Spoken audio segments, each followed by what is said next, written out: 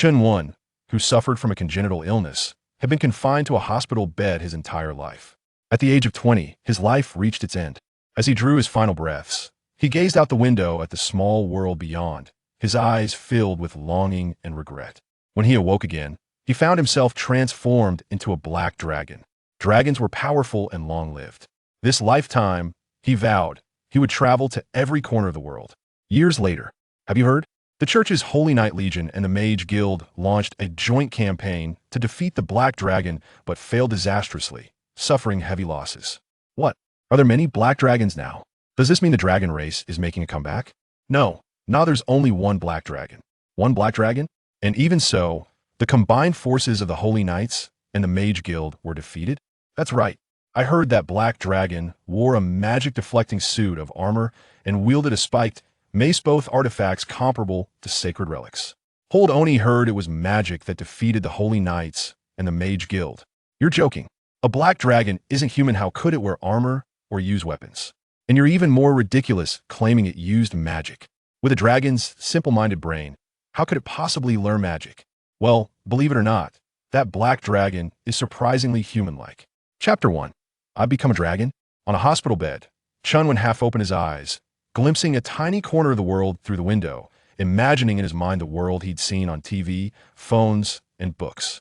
I really want to go out and see it. This simple wish was destined to remain unfulfilled. Born with a congenital disease, he was fated to spend his life confined to a sickbed, but not for much longer. He was extremely weak now. He could clearly feel his life nearing its end. Finally, he could find release, but he felt no joy. There were so many places he longed to visit, so much knowledge from online that he wanted to experience firsthand. But, beep, beep, beep, beep, beep, beep. The medical monitor's beeping grew increasingly rapid, as if urging him to depart. He heard the hurried voices of doctors and nurses. He felt their hands moving over his body, attempting resuscitation. Finally, he heard the monitor emit a long, continuous beep. He sank into utter darkness. After an indeterminate time, his consciousness gradually returned. Am I not dead yet? Did the doctor save me? He opened his eyes. All around was dimness, with only a faint light ahead. It felt like waking up with a blanket pulled over his head. He reached out to push it away. Crack! Something seemed to break. A crack appeared before him, letting in more light. He sensed something was wrong and began clawing at the fissure. The crack widened, revealing a large opening. Beyond wasn't the white ceiling he was tired of seeing, but a blue sky with drifting white clouds. He wasn't in the hospital. He looked down at his hand. Then suddenly his pupils shrank. His hand was pitch black, claw-like, covered in scales. More like a claw than a hand. And in this claw, he held a piece of what looked like eggshell. Must have scraped it off just now. He looked around. He was enclosed within an oval object. I'm inside an egg. Inside it was dark, making it hard to see what he had become. He quickly began scraping off the shell. After some struggle, he finally hatched. He found himself in a valley, with 2 other eggs beside him. He examined his new body left and right. His entire body was covered in black scales, a tail dragged behind his hips, and wings sprouted from his back. Exactly like the dragons from Western fantasy movies. I become a dragon? He couldn't believe it at first, looking himself over repeatedly before finally accepting the truth. Just hatched, his limbs were still weak. But after a short while, he attempted to stand. As he wobbled, trying to rise upright like a human, the sky suddenly darkened above him. Looking up, he saw a massive, flying dragon hovering overhead. Its enormous wings flapped violently, creating strong winds that knocked the already unsteady Chen Wen flat onto his backside. The great dragon was somewhat surprised by Chen Wen, especially since he was attempting to stand like a human. Chen Wen, seeing such a huge dragon, didn't feel fear. Instead, he felt a sense of kinship. His bloodline instincts told him this was his mother in this lifetime. Roar, he let out a growl, sort of a greeting. The mother dragon thought he was hungry and dropped the prey she held in her claws. She tore off a large chunk of meat and tried to stuff it into Chen Wen's mouth. Seeing a bloody, fur-covered hunk of meat rushing toward his mouth, Chen Wen quickly dodged.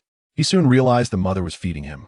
Hunger pangs struck him, but faced with the raw, bloody meat still covered in fur, he simply couldn't bring himself to eat it. The mother dragon was puzzled that he had dodged the meal. This was her first time being a mother. She hadn't thought too deeply about it. She tossed the meat at his feet and then carried the rest of the prey away to eat alone. Chen Wen stared at the bloody meat, troubled. He wished he had fire. Suddenly, he remembered a video on friction fire making he'd watched in his previous life. He'd always wanted to try it, but back then, confined to his sickbed, he'd never had the chance. He ran to a tree, gathered some dry grass and deadwood, and started tinkering according to memory. After a while, he realized his claws weren't dexterous enough to handle the task well. The mother dragon, seeing him refusing food and fiddling around, wondered if there was something wrong with her child. After a moment, she figured out this kid was actually trying to make fire by rubbing wood. Where did he learn that? And you're a dragon, what are you rubbing wood for? Just breathe fire instead. She growled lowly and exhaled a burst of flame toward the pile of kindling Chen when it collected. Chen Wen felt a wave of heat and quickly dodged. After breathing the fire, the mother dragon went back to eating, ignoring him. Meanwhile, Chen Wen's mind was in turmoil. The mother dragon could breathe, foray so surely he could too. He tried exhaling several times, but no flames came out.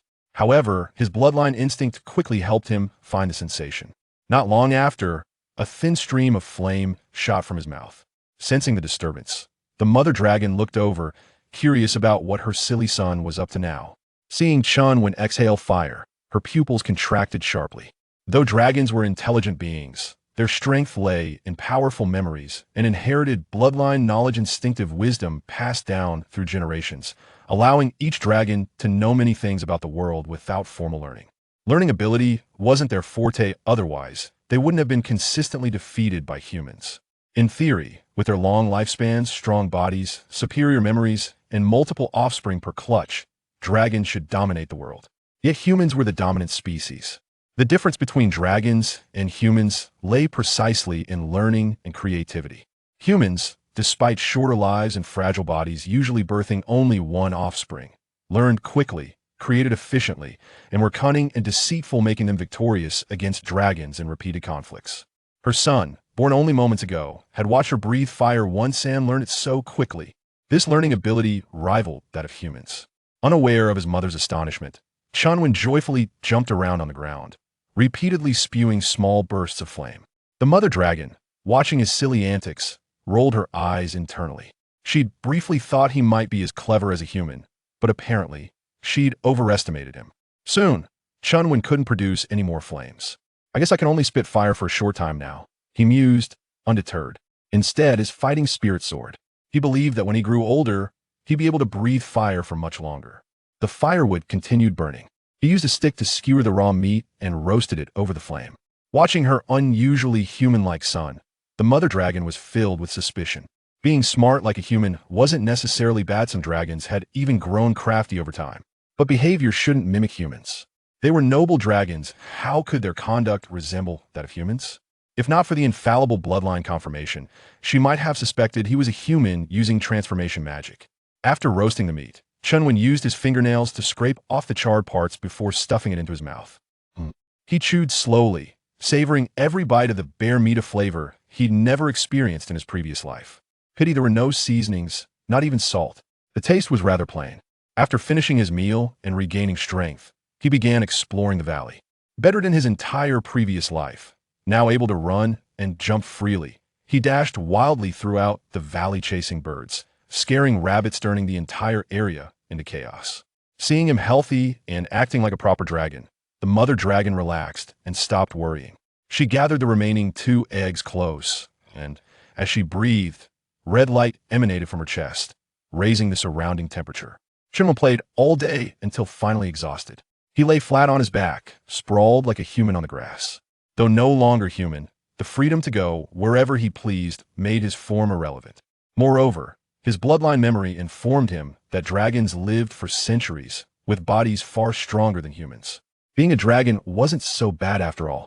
Gazing at the blue sky and white clouds, occasionally watching birds fly by.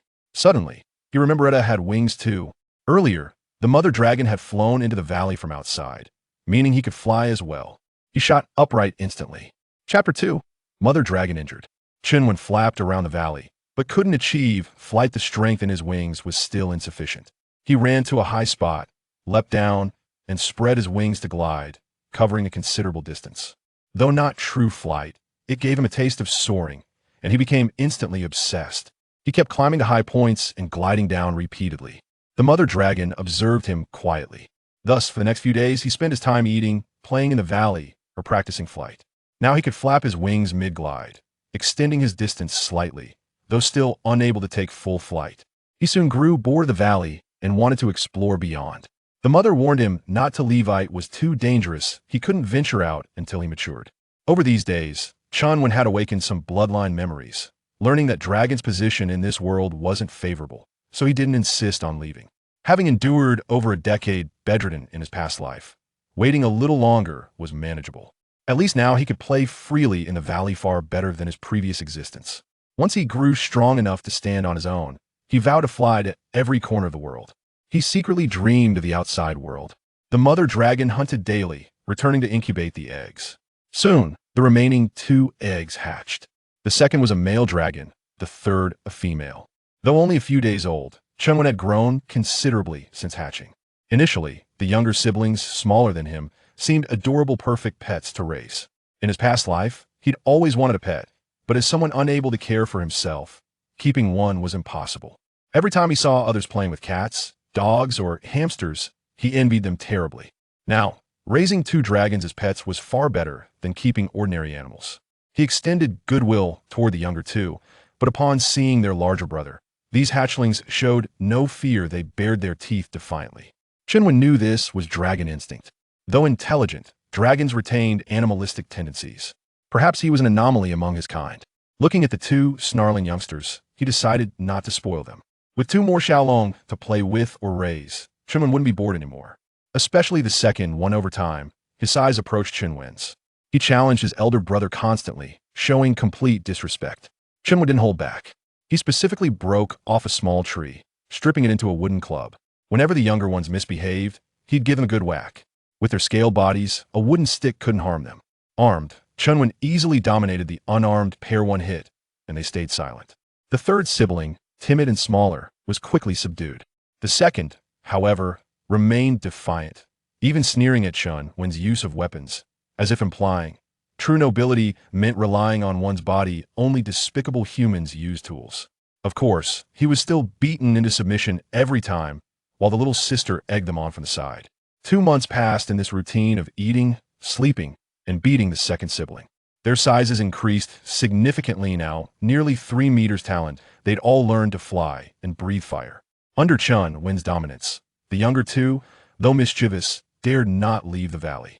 This eased the mother dragon's burden. However, as the young dragons grew, their food requirements increased. The mother's hunting trips grew longer and longer, until one day, she hadn't returned even as the sun set. Chen Wen grew uneasy. This area was his mother's territory. With no other powerful predators, she shouldn't be this late. When full night fell, the mother still hadn't returned. The younger 2 also grew restless. Chen Wen comforted them, then flew out of the valley to search for his mother. Black in color, he blended well in darkness. He took to the air, scanning from above for his mother's presence. About 2 hours later, he finally detected a faint trace of her scent. But at that moment, a sharp cry pierced the air. Li, the call of an eagle? Such a loud cry. How enormous must this eagle be? From his bloodline memory, he recalled this cry belonged to a species called the red-feathered giant eagle. These eagles were massive adults reaching about 1/5 the size of a full-grown dragon. They traveled in flocks, usually at least a dozen, hunting together, sometimes dozens. Frequent rivals with dragons over territory, they were mortal enemies. Their vision was excellent during the day, but poor at night. Why were they here at this hour? Were they searching for something importanter, perhaps? An enemy? Had his mother encountered them? He accelerated his flight. Flying past several mountain peaks, he finally spotted broken trees, as if smashed by some force. He flew closer, discovering over 100 meters of forest flattened, with a deep trench plowed into the ground. At the end of the trench lay a massive black dragon, his mother. He rushed over. In the darkness, he sensed her life force was very weak. Her scales peeled away in many places, exposing bloody flesh and bone. Chen Wen softly called for a long time before the mother dragon slowly regained consciousness. Seeing it was Chen Wen, she sighed, "Why did you come? Hurry back." Chen Wen couldn't speak yet, only emitting low roars to convey his intent. Then he tried to drag the mother dragon. But as a 2-month-old juvenile, he couldn't move a full-grown adult dragon. The mother urged him to leave. Deep down, Chen Wen still considered himself human, thinking in human ways. For 2 months, he'd relied entirely on his mother's care, and had come to accept her as his true mother. How could he abandon her here? He knew he couldn't. Panish needed to stay calm and think. This was a habit formed in his past life. Confined to bed, panicking was useless, so he'd cultivated this temperament. Seeing the vast area of fallen trees, he suddenly had an idea. He gathered the fallen timber. First, he bit off a relatively round-looking tree trunk, carefully gnawing it into 2 cylindrical blocks. Then, with his claws, he hollowed out the center of each block, creating 2 crude wheels. Next, after much effort, he fashioned various rough parts from wood. Then, assembling them and binding with vines, he constructed a crude, rudimentary cart. Watching her son painstakingly build the cart piece by piece, the mother dragon was speechless. Wasn't this exactly the tool-making ability unique to humans? Earlier, using a wooden stick to discipline the younger hatchlings was forgivable simple tools. Many highly intelligent creatures used them, though most disdained doing so, as sticks were weaker than claws and teeth, useful only for intimidating juveniles, not combat. But this cart was different. Crude and rough as it was, it still counted as a complex tool. Only humans and demi-humans could create such things. Never did she imagine her human-like son would spontaneously invent such a contraption. If not for the infallible bloodline confirmation, she'd truly doubt whether this creature was her biological offspring. Unaware of his mother's thoughts, Chen Wen nodded, feeling immense satisfaction with his handmade creation. In his past life, idle boredom led him to assemble kits bought from stores, just putting pre-made parts together. The sense of achievement was nothing compared to building this cart entirely from scratch now. He happily gestured for his mother to move onto the cart. Chapter 3. Capturing the sheep. The mother dragon, alive and unwilling to seek death, was determined to persevere. Being a dragon, she was not one to indulge in frivolities. With great effort, she managed to shift onto the wooden cart. Once Chen Wen saw her completely aboard, he felt a surge of confidence and attempted to pull the cart. Indeed, the cart moved, yet Chen Wen exerted all his strength, and the wooden vehicle progressed at a painfully slow pace. At this rate, hauling the mother dragon back to the valley would take an eternity, and it was clear his stamina would not suffice. Thus, adhering to the principle of shared hardship, he dashed back to the valley to fetch his younger brothers to assist as laborers. With laborers at his disposal, there was no need for him to suffer alone. Naturally, his brothers had no concept of familial bonds. They attempted to flee, but soon complied after Chen Wen delivered a sound thrashing. The 3 young dragons toiled mightily and, at dawn, finally managed to pull the mother dragon back to the valley. Having gone an entire day without food and toiling through the night, the 2 younger dragons collapsed on the ground, utterly exhausted. Chen Wen's stomach growled in hunger. It was the first time since his arrival in this world that he felt the pangs of starvation. With the mother dragon injured and unable to hunt, he would have to fend for himself. Grabbing the wooden stick he had previously used to discipline his brothers, he prepared to leave the valley in search of prey. "Thank you, my child," the mother dragon said weakly. The dragonkin lacked the notion of familial affection. Her nurturing of her young was merely instinctual, with the intent of driving them away once they matured. She had not anticipated her son would return to rescue her in her time of peril. Chen Wen let out a roar in response before departing the valley. The mother dragon watched him leave with her profound, piercing gaze. At the site where the mother dragon had fallen, several red-feathered eagles circled above, surveying the devastated forest below. "Bully, the black dragon is missing," one eagle remarked. "I am not blind," replied the largest eagle. With that, he descended to the spot where the mother dragon had lain, observing the deep ruts left by the cart. His expression grave. "She was dragged away by the cart," declared Bully. "Could she have been tamed by the humans?" inquired another eagle. Bully followed the cart tracks for some distance. "There are no signs of humans, only the footprints of 3 young dragons," he stated. "Then let us pursue. That black dragon must be slain. She has already taken so many of our warriors," the eagles clamored. "Yes, eliminate her, and this territory will belong to us." Bully soared into the air and commanded, "Do not rush. She is injured and cannot flee far. She must be nearby. First, we need to ascertain whether the black dragon has any ties to the humans. Jick, take a team of warriors to drive off any nearby prey, leaving no food for the black dragon. The rest of us will follow the direction of the cart tracks to locate her lair. If found, observe first before acting." The eagles were wary of the humans. Until they confirmed that the black dragon was unrelated to them, they dared not act hastily. If they inadvertently attracted the humans' wrath, it would be a disastrous outcome. As daylight broke, the air was filled with the cries of the red-feathered eagles. Chen Wen, cloaked in black, stood out conspicuously in the daylight. He dared not take to the skies in search of prey, and instead navigated through the forest. He wandered through the woods for half the day without spotting a single prey, reluctantly deciding to venture further out. As darkness enveloped the surroundings, he still had not encountered any game. Just as he contemplated returning, he noticed a flicker of light beyond the mountains, accompanied by distant sounds of merriment. Intrigued, he hurried over to investigate and discovered a human village, realizing how far he had strayed.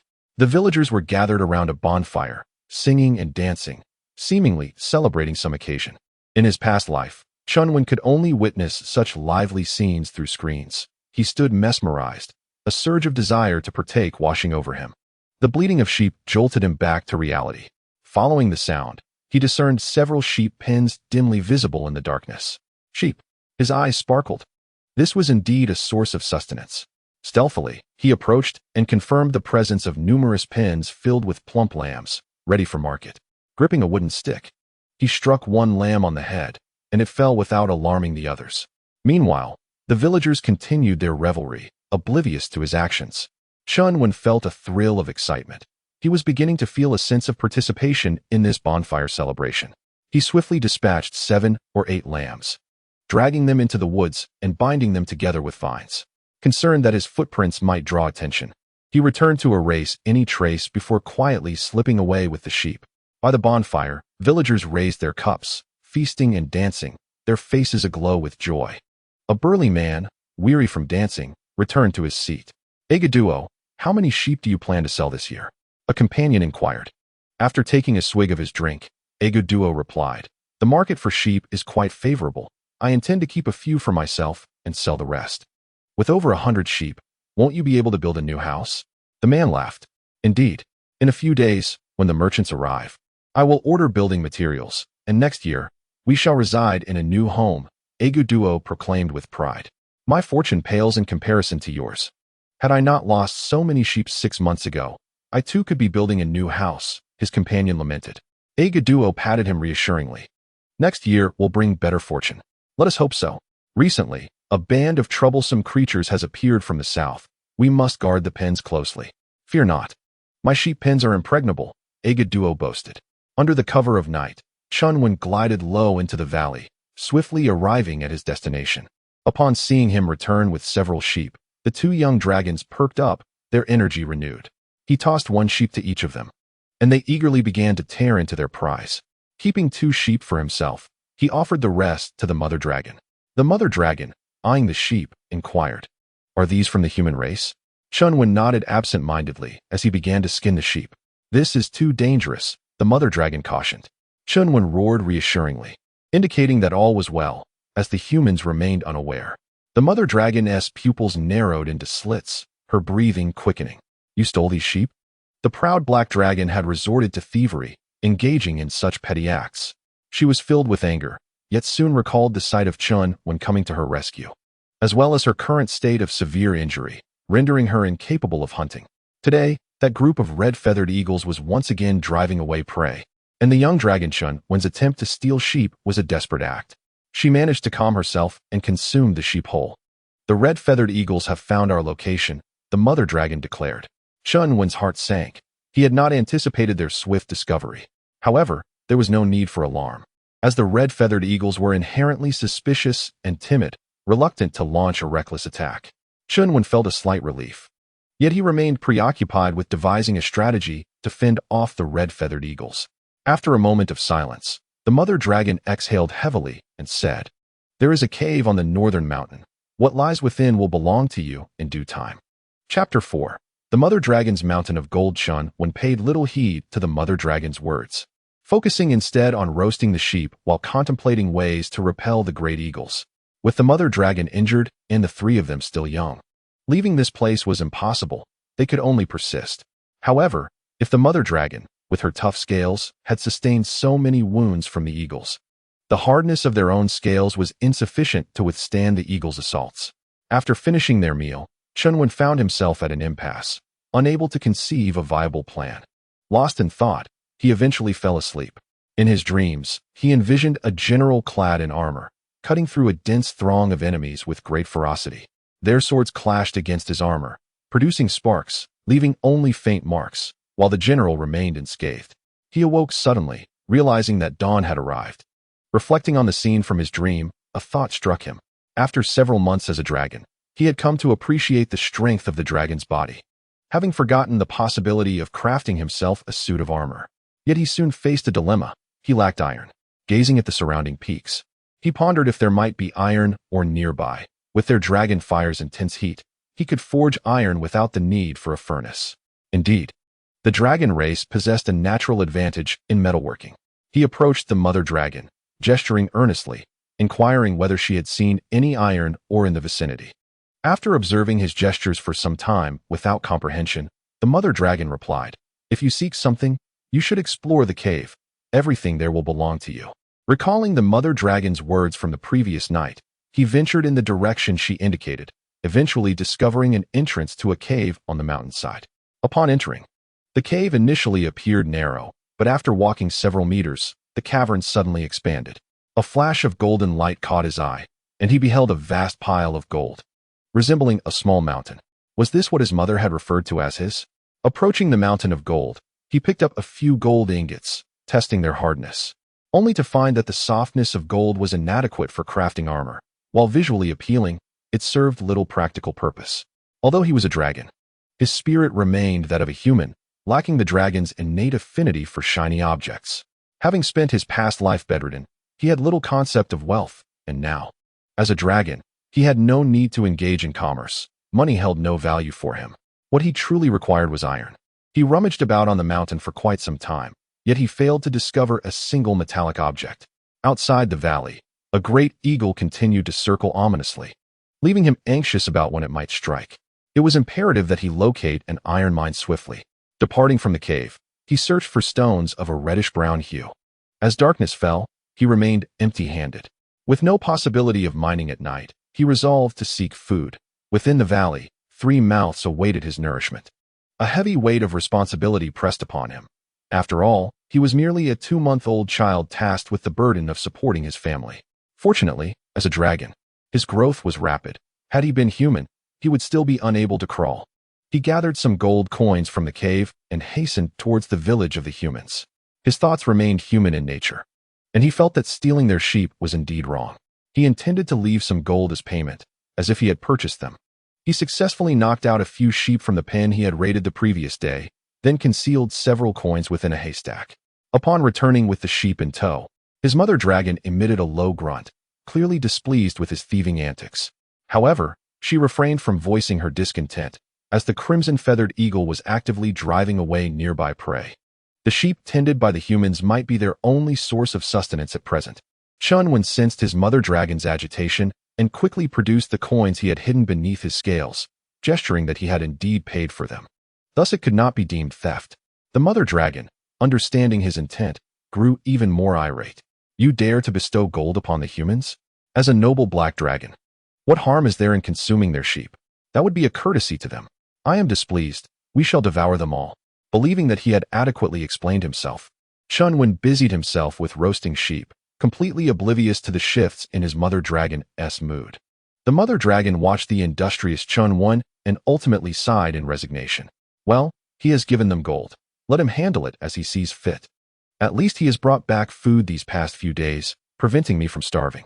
Outside, the crimson-feathered eagle remained vigilant. She needed to recover swiftly, for now was not the time to dwell on such details. The following morning in the human village, Egudo had not yet noticed the absence of his sheep. Humming a cheerful tune, he wielded a pitchfork to load the dry hay onto a cart.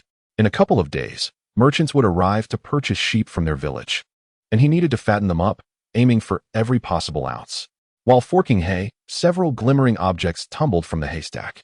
Instinctively, he sensed they were gold, yet he questioned whether he was imagining things. The haystack had been assembled by them, so how could there possibly be gold? Turning his gaze, he beheld a few round coins resting on the ground. In disbelief, he rubbed his eyes. Upon confirming the reality of his sight, he swiftly snatched the coins and tucked them into his pocket. After hastily feeding the sheep, he hurried home. Only once safely inside did he dare to examine the coins closely, discovering they were indeed genuine gold. He concealed the coins, then nonchalantly ventured outside. Over the next 2 days, he continued to unearth gold within his own haystack. On this particular day, a merchant caravan arrived in their village, there to procure sheep. The villagers warmly welcomed them at the home of the village chief. Mr. Tai Lin, weary from his long journey, was greeted by the village chief, a jovial man in his 50s, who smiled at a portly middle-aged gentleman before him. The middle-aged man, dressed extravagantly, held a handkerchief to his nose, displaying a clear, disdainful expression. Chief Aki, the market conditions in the capital have recently deteriorated, resulting in lower prices for sheep than before, Tai Lin stated without engaging in pleasantries. The chief furrowed his brow. He had not been informed of any such developments in the capital. Selling sheep was their primary source of income, and a decline in price would significantly impact them. Naturally, he was opposed to such terms. The two engaged in a back and forth of negotiations. Yet they could not reach a consensus. No matter how he articulated his stance, Tai Lin insisted on reducing the price of the sheep to half its original value. Such a price was unacceptable to them. With no agreement in sight, Tai Lin showed little intention of lingering and promptly took his leave. Before departing, he smiled and remarked, "Chief Aki, on my way here, I noticed a number of red-feathered eagles in the area. You must remain vigilant." He added, "When I return in a few days, I hope to finalize a deal, though the price may be even lower by then." With a self-satisfied chuckle, he departed. It dawned on Chief Aki that the market conditions in the capital were not the issue. Rather, Tai Lin had seen the eagles and believed they posed a threat to their livestock, prompting him to pressure for a swift sale at reduced prices. "What a shameless and greedy merchant," Chief Aki muttered. Upon witnessing Tai Lin's abrupt exit, the villagers rushed to the chief's home to inquire about the situation. The chief recounted the events in detail. The villagers were incensed, some cursing Tai Lin, while others lamented the eagles above. However, Egudo was unconcerned. He had discovered a significant amount of gold in the haystack over the past few days, and even if the sheep remained unsold, he would still have money to spare. With indifference, he returned to his sheepfold to tend to his sheep. Chapter 5. The discovery of iron. Today, Egudo once again found gold in the haystack. Hastily collecting it before nonchalantly tending to the sheep. While feeding them, he finally noticed a troubling issue. It appeared that several sheep were missing from his flock. Upon careful counting, he realized that about 20 to 30 sheep had vanished, leaving him astounded. Could it be that the recent arrival of the red-feathered eagles had driven the wild beasts from the mountains? He quickly examined his sheepfold for any signs of damage. Just a few days ago, he had boasted about the impenetrability of his sheepfold. How quickly had that confidence proven misguided? One should never speak so boastfully. After surveying the area, he discovered that the sheepfold was intact, yet the sheep were indeed gone, leaving him perplexed and unable to fathom how they had disappeared. That night, armed with a pitchfork, he stealthily concealed himself behind the haystack, eager to uncover which beast was stealing his sheep. Meanwhile, Chen Wen had been searching for iron ore in the mountains during the day, but regrettably, he had yet to find any. By nightfall, he would head to the village to buy sheep, or at least, that was his belief. The sheep in the village had become his stable source of sustenance. Hidden behind a haystack, Egudo heard a commotion outside and instantly became alert. Gripping his iron fork tightly, he shouted and rushed out. "Ah, you sheep-stealing scoundrel." But before he could finish his sentence, his throat felt as if it were constricted by some unseen force, and his body froze in place. Before him stood a colossal figure, and he swallowed hard, paralyzed with fear. Chen Wen was startled by his sudden appearance and swung his stick at him. Fortunately, upon realizing it was a person, he abruptly halted his strike. Assuming this was the owner of the sheep pen, he produced a few gold coins and placed them at Egudo's feet, then turned to the flock, knocking several sheep unconscious with swift blows and binding them with vine to carry away. Egudo remained motionless, watching in astonishment as this creature, resembling a man, incapacitated his sheep with a wooden club and bound them with vines. It was less accurate to call him a dragon than to refer to him as a human. After Chen Wen had departed for quite some time, Egudo finally dared to move. He felt disoriented, as if all that had transpired was merely a figment of his imagination. "Am I going mad?" He slapped himself hard. Yet the few gold coins beneath his feet confirmed the reality of the events. He recalled the gold coins he had discovered in the haystack over the past few days. Could they have been placed there by this dragon? In a state of bewilderment, he returned home. The following day, the village chief convened a meeting with the villagers to discuss the sale of sheep. A price cut of 50% is absolutely unacceptable. It won't even cover costs, let alone sustain us, he declared. Indeed, such a low price cannot be accepted. The villagers voiced their disapproval of Tai Lin's proposed price. "There is a merchant named Gowei from the duchy with a good reputation," Perhaps we should reach out to her, suggested the chief. Tylin is a merchant from the royal capital. Do you think the duchy's merchants would dare to compete with him? Someone inquired. The villagers of Sheep Hill belonged to the territory of the Weichel Duchy, which was a vassal of the Kaer kingdom. Tylene's ability to conduct business in the royal capital suggested he had some influential backing. The merchants from the duchy might not dare to offend him. With a sigh, the chief remarked, I have heard that Lady Gawaii has a rather unique disposition. She enjoys undertaking ventures that others shy away from. Perhaps she would be willing to take on this business. The villagers murmured amongst themselves, and eventually, with no other options, they decided to send someone to the duchy to approach Lady Gawaii. Agudo was burdened with thoughts and remained silent throughout the meeting. After much hesitation, as the noise subsided somewhat, he resolved to disclose the incident of the black dragon stealing his sheep and the gold he had found. He recounted the events in their entirety. The room erupted in laughter, the villagers disbelieving his tale. Reluctantly, he produced the gold coins. Upon seeing the substantial number of coins, dozens of them, the villagers' eyes widened in shock. The room fell silent for a moment, then erupted into chaos as they rushed outside, hurrying to their respective sheep pens.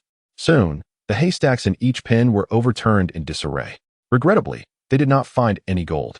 Agudo, did you really discover those coins in the haystack? A villager asked.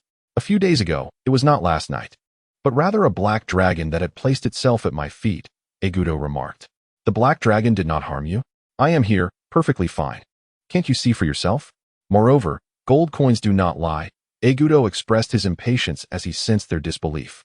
At that moment, the village chief stepped forward, feeling somewhat disheartened as his own haystack had yielded no gold coins either. Ahem. Whether what Agudo says is true or not, we shall find out tonight, the village chief declared.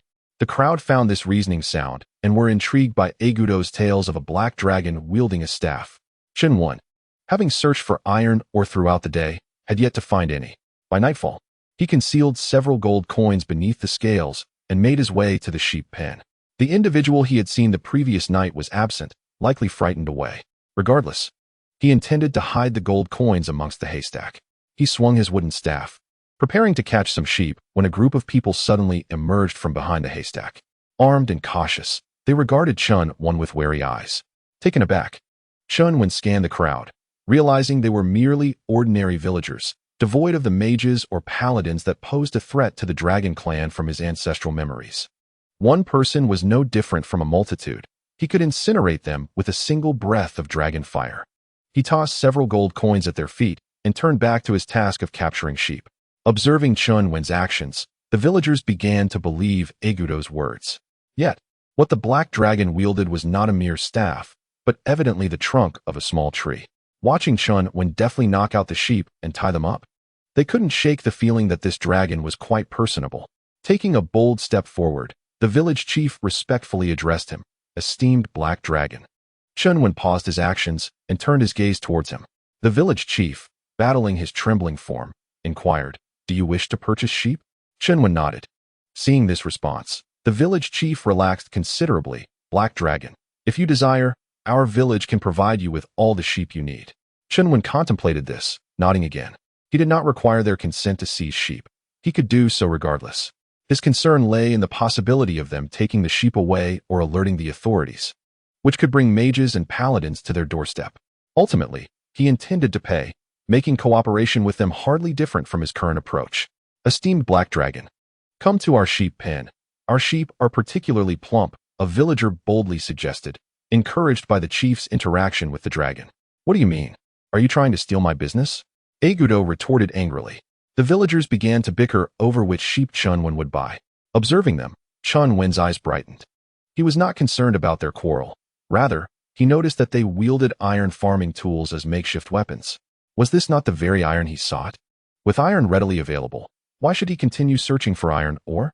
Chapter 6. Merchant Gao. He let out a low growl, drawing everyone's attention towards himself. He pointed at an axe held by one of the villagers. Do you desire the axe? The village chief inquired.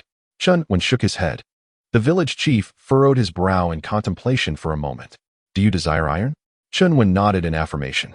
How much do you require? Chen Wen gestured, indicating that he needed a considerable quantity. The chief appeared somewhat troubled. Although the nobility governed the populace through sorcerers and paladins, and thus imposed no restrictions on iron. They seldom stockpiled excessive amounts. Mr. Black Dragon, the quantity you seek is too vast. We cannot muster that much iron at present. Would it be possible to wait a few days? The chief inquired. They had initially intended to seek out the merchant Gawei in the duchy, and if they could present an order for iron, it might increase Gawei's willingness to come to the village to purchase sheep. Chen Wen had no objections, as he had not located any iron mines himself. Once the deal was finalized, the chief felt elated. Observing that Chen Wen had tied the sheep with vines rather clumsily, he summoned someone to fetch hemp ropes to properly retie the sheep. After Chen Wen departed, the chief gathered everyone back to his home. Chief, can we sell the sheep to Mr. Black Dragon now, or shall we still seek out that merchant named Gawei? The chief replied, of course we must seek him out. Mr. Black Dragon requires several at once. With so many sheep, he cannot purchase them all at once. We cannot afford to wait that long.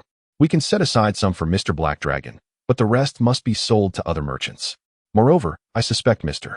Black Dragon is purchasing sheep because the recent appearance of the red-feathered eagle has left him with insufficient prey. Once the eagle departs, he will no longer need to buy sheep. Upon hearing the chief's analysis, the earlier excitement of the group was somewhat dampened. Indeed, Mr. Black Dragon must ordinarily hunt for himself. How could he consistently rely on us for sheep? This particular Black Dragon was exceedingly unique, and if the duchy and kingdom became aware of its existence, they would undoubtedly dispatch individuals to capture it. Should an army arrive, the turmoil in the vicinity would be unimaginable. Therefore, we must keep the matter of the Black Dragon confidential, understood? The chief stated with gravity. The group, sensing the weight of the situation, nodded in agreement. The following day, Chen Wen did not go in search of iron mines. Instead, he lay on the ground, pondering how to deal with the flock of red-feathered eagles above. He recalled the military strategies he had learned in his previous life, ultimately realizing that without soldiers at his disposal, even the finest strategies were futile. Feeling bored, he began to play with the hemp rope he had used to tie the sheep the night before. As he watched the rope twirl around his fingers, thoughts of electric fans and helicopters came to mind. He allowed his mind to drift, letting various images he had encountered in his previous life surface in his consciousness.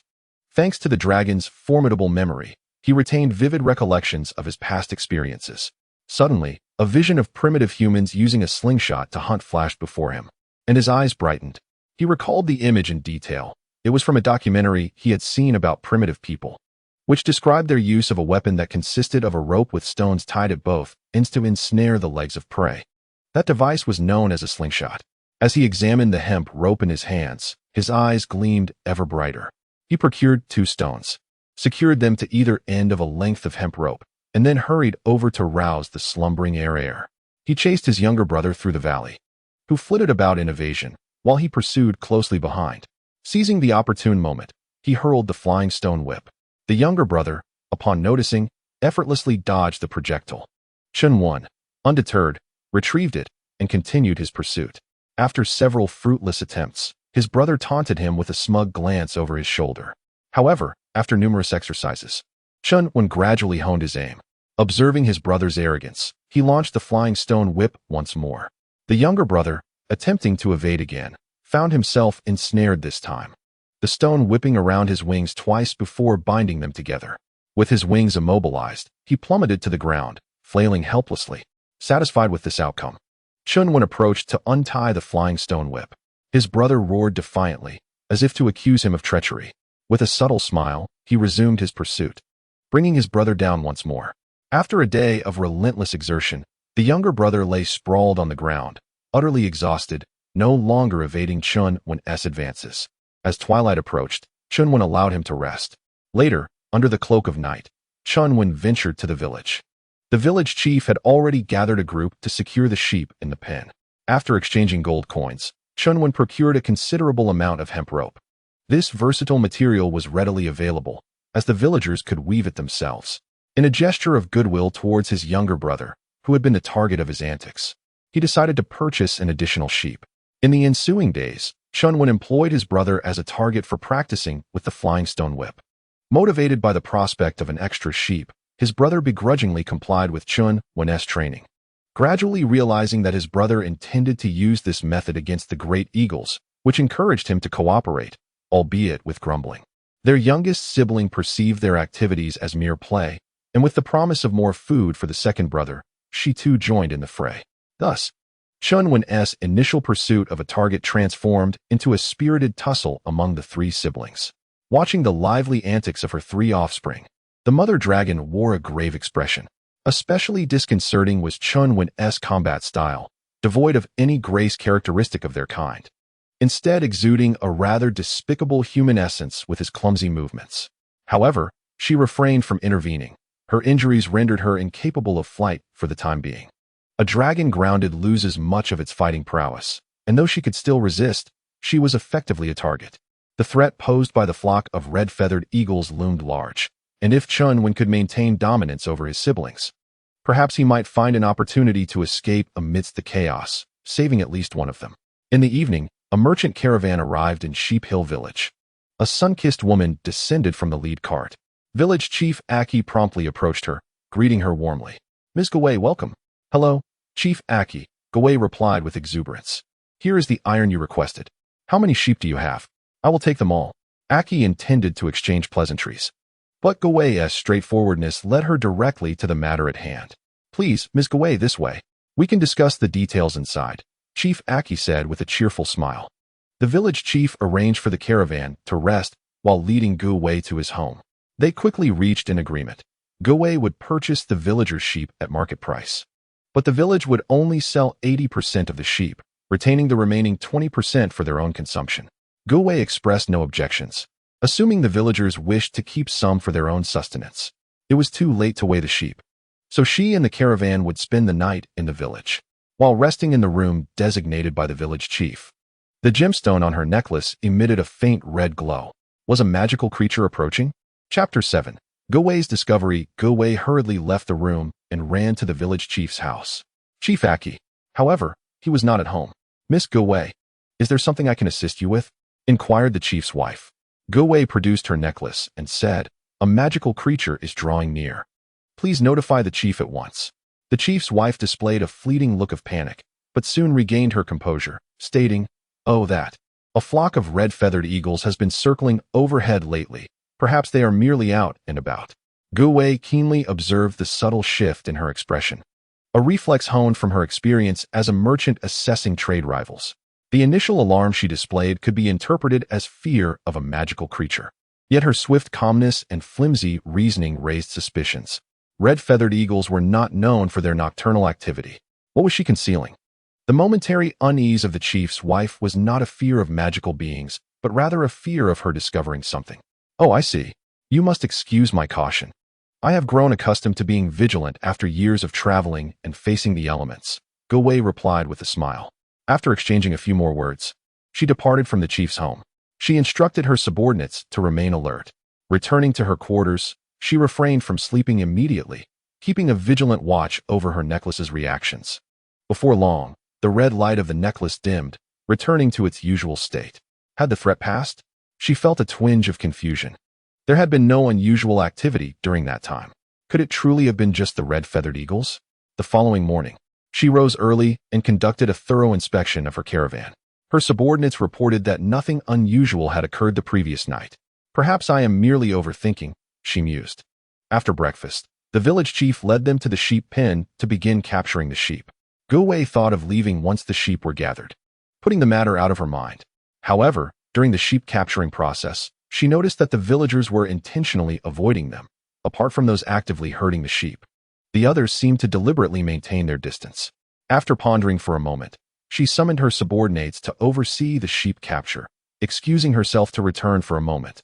The chief encouraged her to go without worry, assuring her they would not misreport the weight.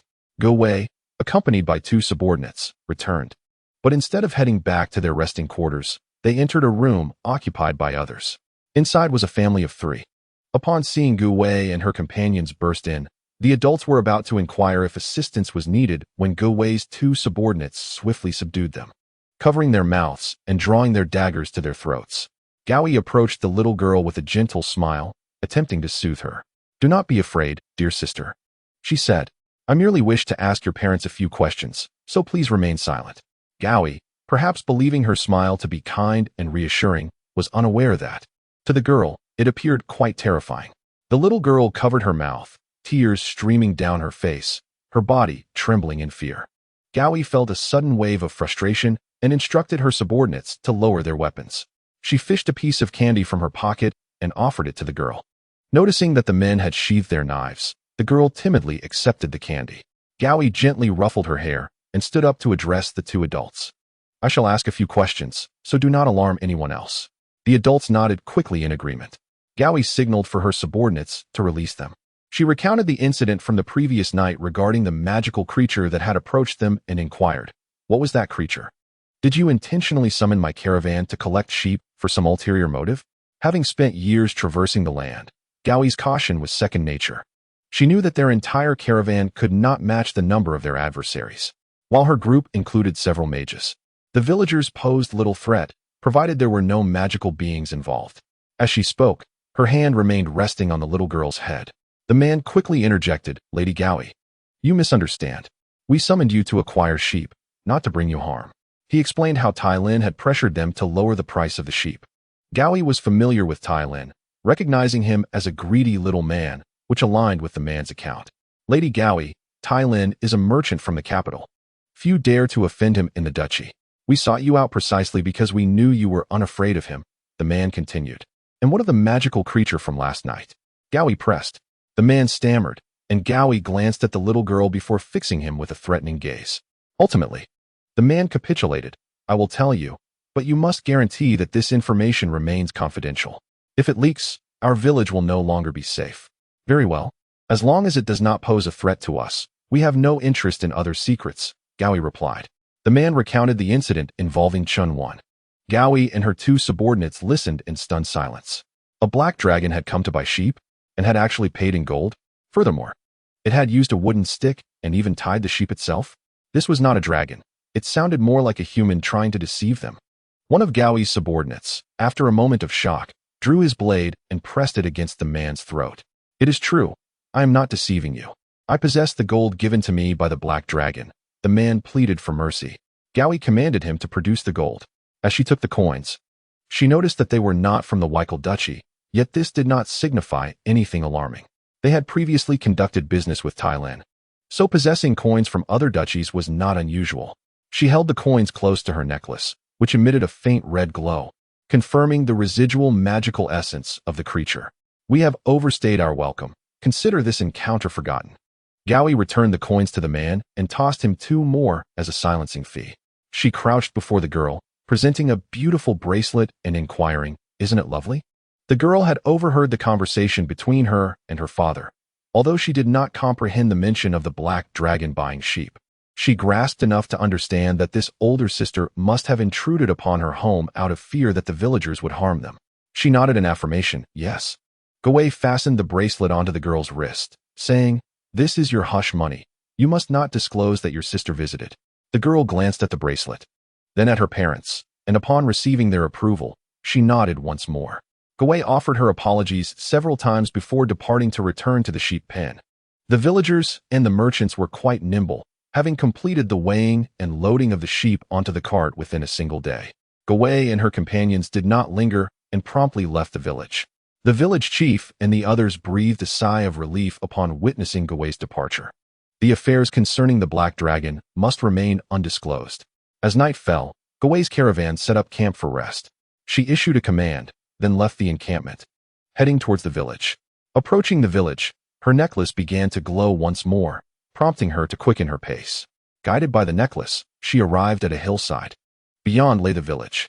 The necklace's crimson light had intensified, indicating that the magical creatures were drawing near. She crouched down, tucking the necklace into her bosom to avoid detection. Chapter 8. The great eagle begins its assault in the dim light. She discerned several figures, each tethered to a few sheep. Among them stood the village chief, Achi. Soon, sounds emerged from the forest, and a black dragon emerged, clutching a wooden stick in one of its claws. Judging by its size, it appeared to stand 3 meters tall. The black dragon conversed with the village chief, who soon directed several villagers to bring forth a cart laden with dark objects. Gaoi recognized the items as the iron ingots she had sold to them. Subsequently, the black dragon extracted numerous gold coins from its scales and handed them to the chief before departing with the sheep and the ingots. Gaoi marveled at the scene. Though she had partially believed the man's words earlier that day, witnessing it firsthand was profoundly striking. Chen Wen had acquired the iron, which bolstered his confidence. After returning to the valley and finishing his meal, he took the ingots into the cave. The quantity of iron was sufficient for him to forge a suit of armor and weaponry. Throughout the night, the cave echoed with the sounds of clanging metal. Chen Wen dedicated the entire evening to crafting an iron sheet and a hammer. The following day, as dawn broke, he summoned his second brother to serve as a laborer, instructing him to breathe fire to smelt the iron, essentially acting as a furnace. Although the second brother was reluctant, the pressure of Chen Wen's authority and the allure of an additional sheep compelled him to labor with considerable effort. In the ensuing days, Chen Wen consistently sacrificed sleep to forge iron, causing the second brother to eventually falter, leading to the third brother being enlisted. With the diligent cooperation of the second and third brothers, Chen Wen swiftly fashioned an iron rod, and he had completed half of the armor. The headpiece and backplate were crafted, albeit in a rudimentary manner lacking in aesthetic appeal, yet they boasted commendable defensive capabilities. Now, all that remained was to complete the belly and leg plates, and he would be finished. As Chen Wen contemplated the shape of his abdominal armor, a piercing eagle cry echoed through the valley. Had the red-feathered eagles commenced their assault? They hurried outside to witness the scene, and indeed, a flock of red-feathered eagles was approaching the valley, while the mother dragon stood ready for battle. Although she could not yet take flight, her injuries had considerably healed, rendering her incapable of inaction. Having observed the valley for several days, the eagles deduced that the black dragon was not domesticated by the human race. All the surrounding prey had been driven away, and even if the mother dragon was still alive, she would be severely weakened from hunger. Thus, they initiated their attack. The two young dragons, terrified by the sight of dozens of large eagles soaring toward the valley, retreated into their cave. Chen Wen bellowed for their assistance in donning his armor. The two young dragons, despite their clumsiness compared to Chen Wen's dexterity, fumbled for some time before finally securing the armor on him. By then, a battle had already erupted in the valley, accompanied by the mother dragon's anguished cries. Chen Wen shouted several times, instructing them to remain hidden in the cave and not to emerge. He then grasped an iron rod, slung a hefty bundle of sling stones around his neck, and charged toward the valley. Ascending to the heights, he folded his wings and dove down, utilizing the speed of his descent to swing the sling stones, and targeted a large eagle, launching them forth. The eagles, focused on attacking the mother dragon, were taken aback to discover that the black dragon was not only far from weak, but had also made significant recoveries. They had no choice but to press on with their assault. With their attention fixated on the mother dragon, they failed to notice the incoming sling stones. One eagle was struck directly, its wings ensnared, plummeting to the ground. It struggled in midair but could not free itself from the sling, crashing down violently. Outnumbered, Chen Wen refrained from recklessly charging in, instead opting to launch sling stones from the periphery. Before long, 5 or 6 eagles were brought down. The efficiency of his attack surpassed that of the mother dragon. Deprived of mobility, the mother dragon could only breathe fire from the ground, while the red-feathered eagles advanced from her blind spots, causing her considerable frustration.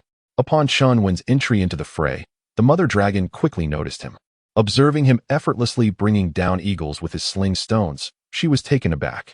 She had been aware of his use of the sling to bully his younger siblings in previous days, and while she had harbored some suspicions, she had not anticipated his application of this weapon against the eagles with such remarkable results.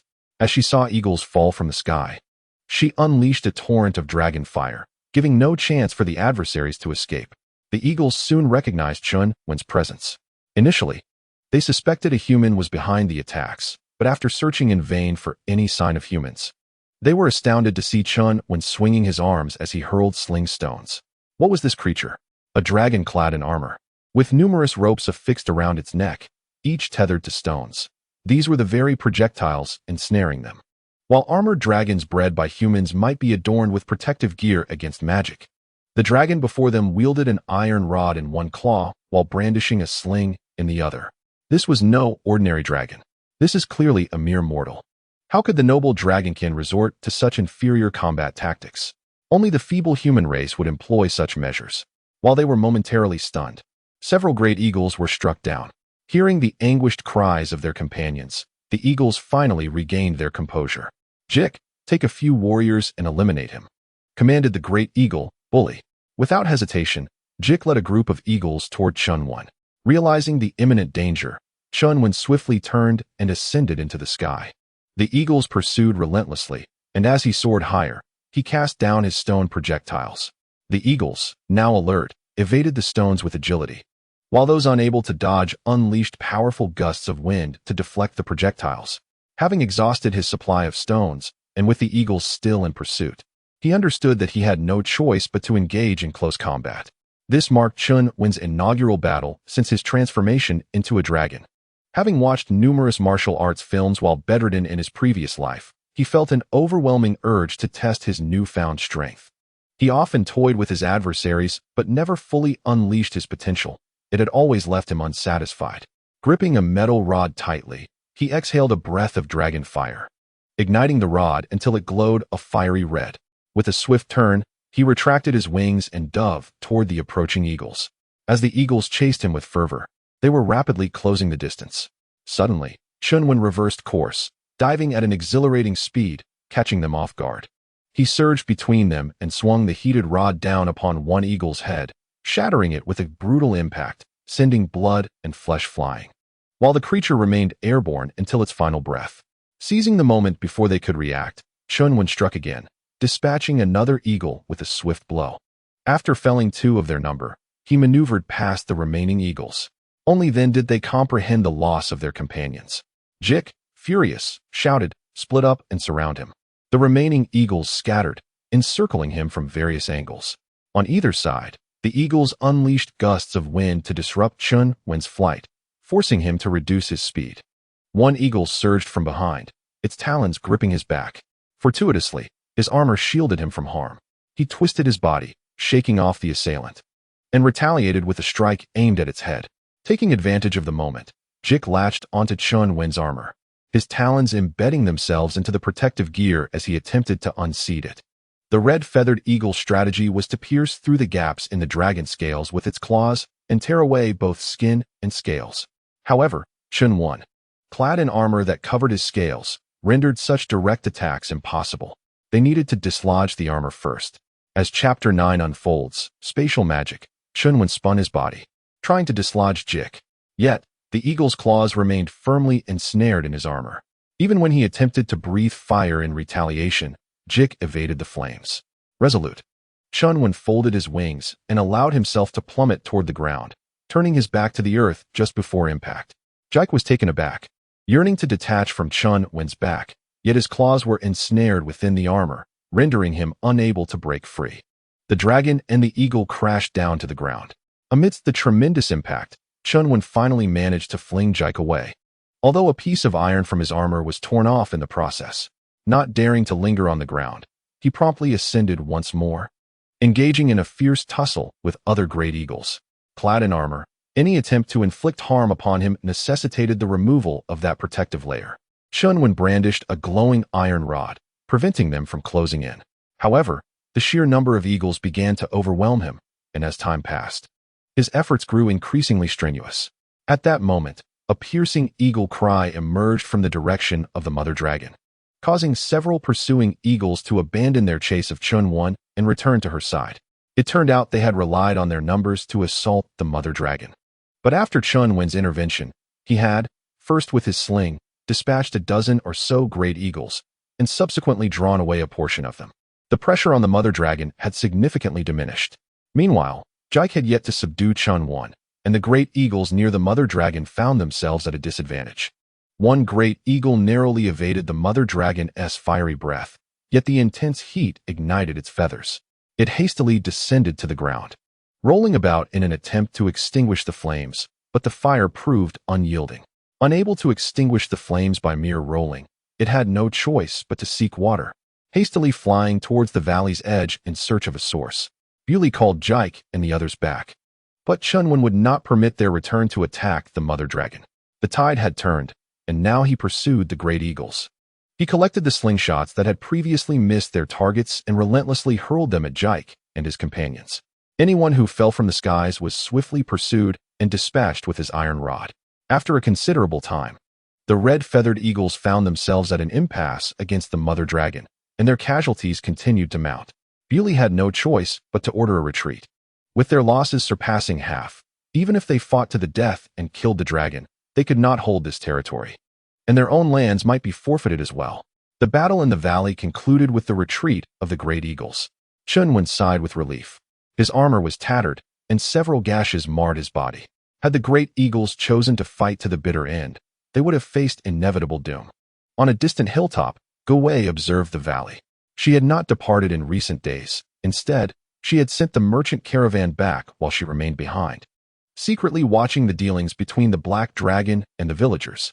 After several days of observation, she had ascertained that the black dragon possessed a gentle temperament and stable emotions, having never harmed the villagers nor displayed any intent to attack.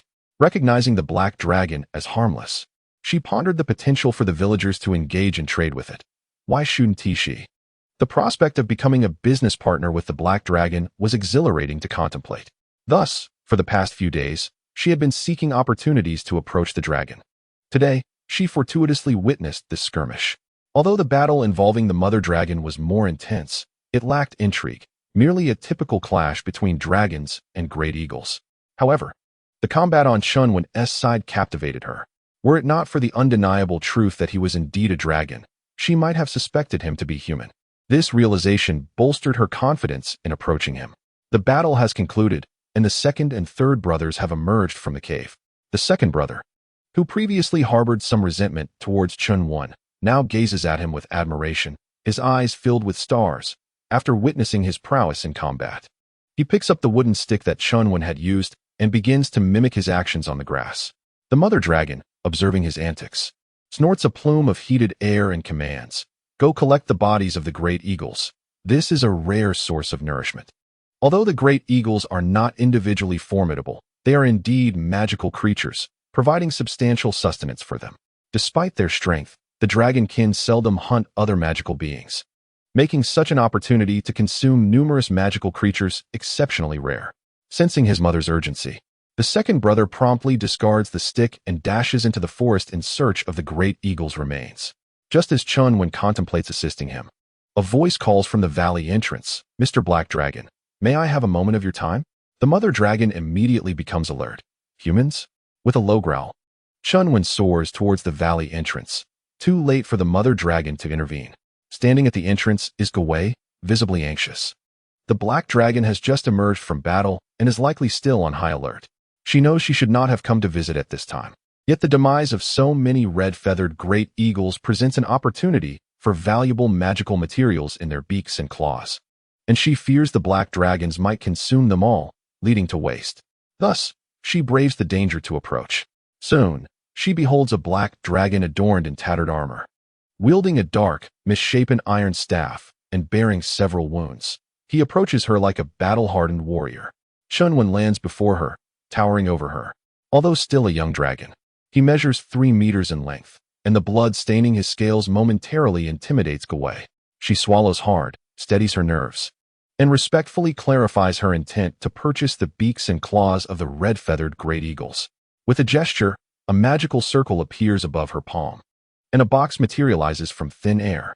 Gowei receives the box and opens it to reveal a trove of gleaming gold coins.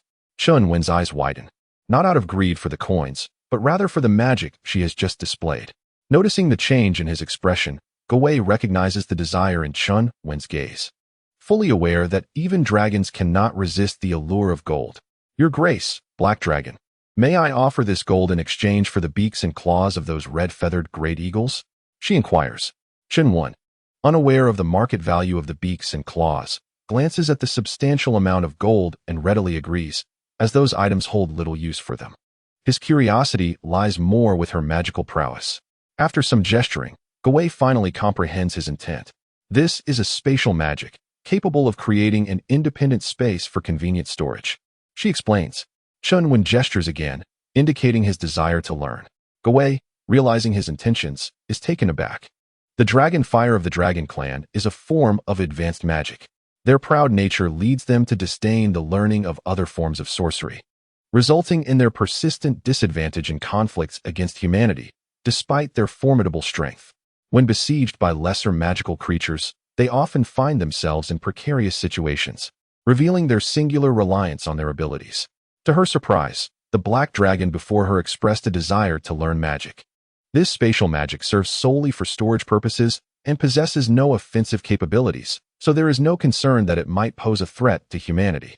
Furthermore, the dragons are generally haughty, and few would lower themselves to study human magic. In fact, this black dragon appears to be the only exception. If she could impart this knowledge, she would become the sole teacher of the black dragon, a unique position indeed. Resolute, Guvei inquired, "My lord Black Dragon, do you wish to learn this magic?" Chen Wen nodded in affirmation. "No problem, my lord Black Dragon. In gratitude for the opportunity to collaborate with you, I shall teach you this magic," Guvei replied with a bow. Chapter 10. News: the great eagle has been driven away, allowing Chen Wen to venture out during the day. The valley is unsuitable for human habitation, and the mother dragon would never consent to a human residing among them. Thus, they agreed to meet near the village for their studies, and Guvei could take temporary refuge in the village. Chen Wen returned to the valley with a chest of gold. Upon learning that this gold was intended for purchasing the beaks and claws of the red-feathered great eagle from the humans, the mother dragon felt displeased. It was beneath the dignity of dragons to engage in commerce with humans. However, considering the gold, she reluctantly acquiesced, stipulating that Chen Wen must give her half of the gold, having previously given away all her treasures to Chen Wen. She felt a pang of regret as she watched him barter with the glimmering gold for sheep. Yet, as a proud dragon, she could not reclaim what had been given. The majority of those great eagles had been slain by her, and she believed it courteous to take only half. Chen Wen had no objections. He even distributed a few gold coins to his younger siblings who assisted in processing the eagle corpses. They treasured their newfound wealth, playing with the coins for a while before hiding them beneath the scales of their dragon. After acquiring the beak and claws of the great eagle, Guvei returned to the village. The villagers were astonished to see her back. Learning that Guvei was aware of their dealings with the black dragon made them uneasy. Guvei shared the details of her transaction with the black dragon and presented the evidence, the beak and claws, asserting her allegiance to them. She intended to stay in the village for a while, and if the villagers continued to regard her with suspicion, it could lead to unnecessary conflict. She directly informed them that they were now allies, hoping to alleviate their apprehension. Once she assured them that she would not interfere with their trade with the black dragon, they felt relieved. The following day, Chen Wen sought Guvei to learn magic. The human and the dragon convened in a nearby forest not far from the village for their lessons. Although Guvei's spatial storage magic was a basic form of sorcery, all magic involving space is inherently complex. Even though the affinity for magic among dragons is relatively high, mastering it cannot be accomplished in a fleeting moment. However, Chen Wen diligently applies himself. In his previous life, constrained in his actions, he sought solace in the pursuit of diverse knowledge, immersing himself in the vast ocean of information to momentarily forget his sorrows. Thus, learning is not a burdensome endeavor for Chen Wen. He is able to calm his mind and delve into even the most intricate subjects. Observing his earnest dedication, Guvei feels a sense of surprise. Spatial magic is exceedingly complex, filled with esoteric knowledge that could daunt even the most gifted wizards. Yet within the dragon's gaze, she perceives a profound thirst for magical understanding. At that moment, a commotion arises from the direction of the village, resembling a dispute. Guvei instructs Chen Wen to continue his practice while she investigates. Upon arriving in the village, she witnesses a group of individuals clashing with the villagers, among whom is a portly man adorned in opulent attire. "Is that not the unscrupulous businessman, Tylin? I will take the remaining sheep," Tylin asserts arrogantly. "No, we cannot sell them. We have already increased the price." "Why refuse to sell? What increase? Wasn't this the original price? Our other sheep are priced similarly. Enough with the pretense. You are merely holding on to these sheep to sell them to me, fearing that selling them all would offend me. Am I wrong? We will not sell these sheep. Is it not your intention to sell at a higher price? I can offer you a modest increase, but no more than that. We are not selling these sheep. I must acquire them today." Tensions rise between both sides. Guvei approaches a villager to inquire about the situation. It turns out that Tylin had ventured to neighboring villages to gather sheep, but due to the harassment from the crimson-feathered eagle, numerous wild beasts invaded the human settlements, causing substantial damage and leading to the loss of livestock. Tylin was unable to collect a significant number of animals and returned to this village only to discover that most of the sheep had already been sold. Enraged and humiliated, he confronted the villagers. The villagers held their ground, justified in their actions. They had initially intended to sell to him, but his excessive price manipulation had driven them to seek other merchants. Aware of his own shortcomings, Tai Lin, in dire need of the remaining sheep to fulfill his obligations, attempted to forcefully purchase them. However, the villagers intended to reserve these sheep for the Black Dragon. Thus they could not sell to him but were unable to reveal the truth, opting instead for vague denials. Having grasped the fundamental context, Ge Wei steps forward. "Ah, is this not Mr. Tai Lin?" Tai Lin glances at Ge Wei, momentarily taken aback, and inquires, "Lady Ge Wei, what brings you here?" "I am merely observing your sheep," she replies. Tai Lin narrows his eyes. "Did you not take away your sheep?" He is displeased with Ge Wei for purchasing the village's sheep. Had it not been for her, he would have secured enough livestock and been able to lower their prices. Ge Wei, aware of his annoyance, smiles gently. "But look, there are still so many here. Have you purchased these sheep?" "Indeed. All the money has been given. You may inquire with Village Chief Achi," said Ge Wei. Village Chief Achi understood Ge Wei's intent and nodded repeatedly, affirming, "Indeed, indeed. Ms. Ge Wei has provided the funds." "Then why didn't you say so earlier?" Tai Lin retorted angrily. Village Chief Achi, appearing innocent, replied, "I must have been a bit muddled. Please forgive me, Mr. Tai Lin. I am of advanced years." With the village chief acknowledging the receipt of the money, the sheep rightfully belonged to Ge Wei, and he could no longer insist on purchasing them. However, the thought of returning without a satisfactory report cast a shadow over his expression. While it was not a grave matter, it was precisely the trivialities that proved difficult. Failing to manage even such a minor task would surely invite doubts about his capabilities. Gritting his teeth, he proposed, "Ms. Ge Wei, might you consider parting with the sheep for me? I shall offer a 10% increase in price." "I'm afraid I cannot part with these sheep. I have need of them," Ge Wei resolutely declined. Tai Lin remained undeterred, presenting several conditions in succession. Yet none could persuade Ge Wei to relent, ultimately forcing him to leave in frustration. "That wretched woman. Just wait until I find an opportunity. I shall make you pay dearly." He cursed under his breath, envisioning countless scenarios in which he could torment Ge Wei. As his convoy traversed a hollow in the mountains, a rustling emerged from the woods.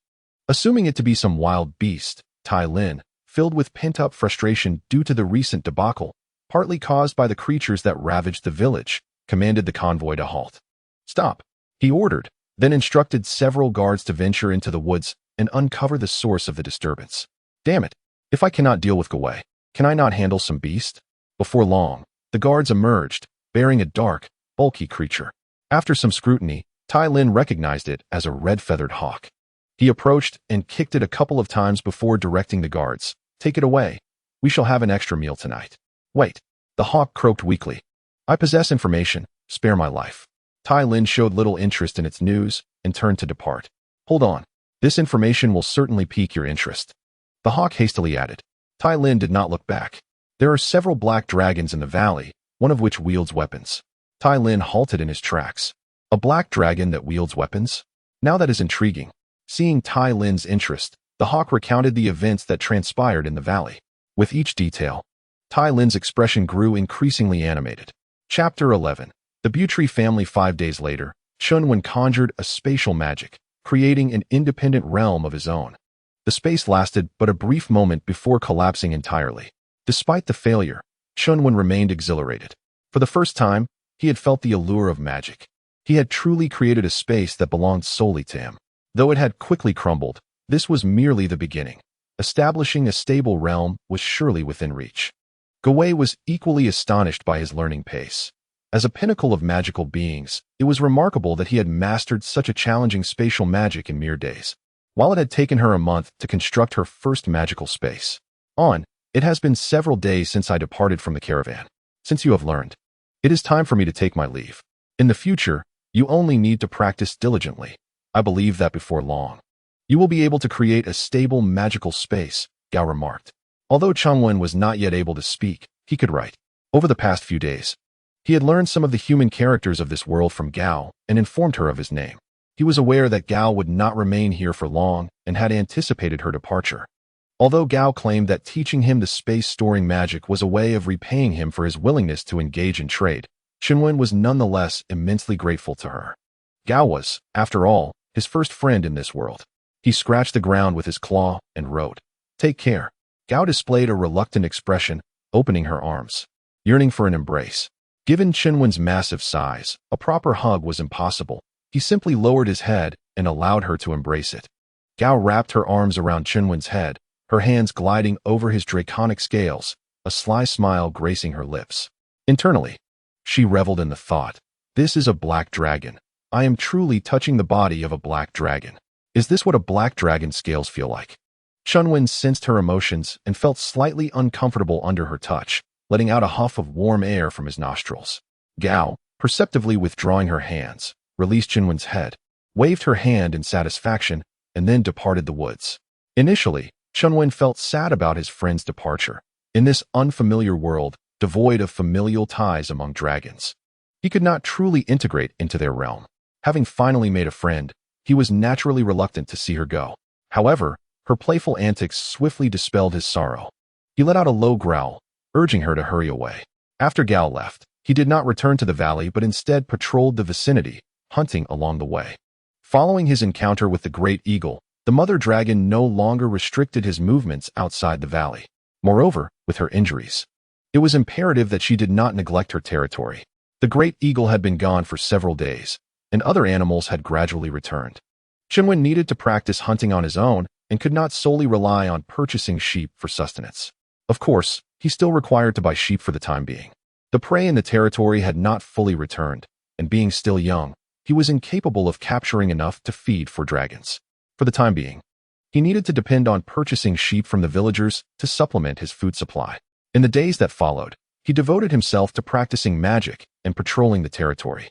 Patrolling was his favorite activity, allowing him to soar through the skies and wander wherever he pleased, albeit limited to the mother dragon's domain, which sufficed for him at this stage. Time flew by, and 7 or 8 days passed. The mother dragon's wounds gradually healed. Dragons possess formidable vitality, and with ample food, recovery is swift. She was now nearly fully healed. With Chen Wen patrolling the territory and bringing back food, she was in no rush to venture out, remaining in the valley to recuperate. While Chen Wen roamed freely in the territory each day, a piece of news quietly spread from 200 miles away in Weichel City. Butler Castle. Duke Casey Butler stood by the window, gazing down at the square where his youngest son was rallying troops, his expression inscrutable. Beside him stood a handsome youth, his eldest son, Dare Butler. Dare furrowed his brow as he observed his brother's spirited demeanor and remarked, "Father, are you truly going to let him go? The black dragon is not to be trifled with." Duke Casey shot him a sidelong glance and replied, "Are you worried about him? He is my brother. Of course, I worry about him." Dare retorted, "Are you concerned for his safety, or for the possibility that he might capture that peculiar black dragon, successfully woo Princess Lola, and become the heir to the dukedom?" Duke Casey inquired. Dare smiled slightly. "Naturally, I am concerned for his safety. You may fret about him usurping the title of duke." "No, father, I genuinely worry for his safety," Dare said with a wry smile. Casey scrutinized him, noting the seriousness in his demeanor, and spoke tersely. "Dare, you disappoint me." "I apologize, father," Dare replied. "Do not apologize to me. If you truly feel remorseful, then act like the heir you are meant to be. None of you are a source of comfort, believing in the existence of a weapon-wielding black dragon." "A fool," Casey exclaimed, glaring at his youngest son below. "While a weapon-wielding black dragon surely does not exist, a typical black dragon may indeed be real. If father does not permit him to go, he might think that the black dragon is easily dealt with. He is so naive. Yet, should an unfortunate event occur, it would be his life at stake. With so many soldiers, as well as paladins and mages, just a few hundred soldiers, the paladins and mages are not ours. If they perish, they perish." Casey turned away from the window and strode towards the door. "As a leader, one cannot be overly compassionate. There is much you must learn. I am weary. The matters on the table require your attention." With that, Casey vanished through the doorway. Dare sighed, casting his gaze over the hundreds of soldiers. Filled with reluctance, "Cannot be too kind-hearted? This is precisely why I detest this position." Despite his aversion, he assumed his father's role and began to address the day's affairs. In the square, Enki Butler donned silver magical armor, standing with spirited resolve before the amassed troops. This was the largest force he could muster, including 5 mages, 5 paladins, 100 knights, with the remainder being ordinary soldiers. Beside him stood a portly figure in splendid attire, Talon.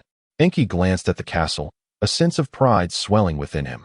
His father had truly endorsed his pursuit of Princess Lola's hand, indicating support for his contest with his elder brother for the title of heir. "Let us depart," he commanded, mounting his noble steed and leading the charge towards the city gates. Talon hurried to keep pace, resembling a troublesome shadow, accompanied by several others pulling a cart laden with a dark mass of a red-feathered eagle. The army followed closely behind. Chapter 12. The departure of the Mother Dragon. A day later, Gove returned to Wickle City. She arrived at Butler Castle. "Miss Gove, have you gleaned any insights from your recent journey?" Dare inquired.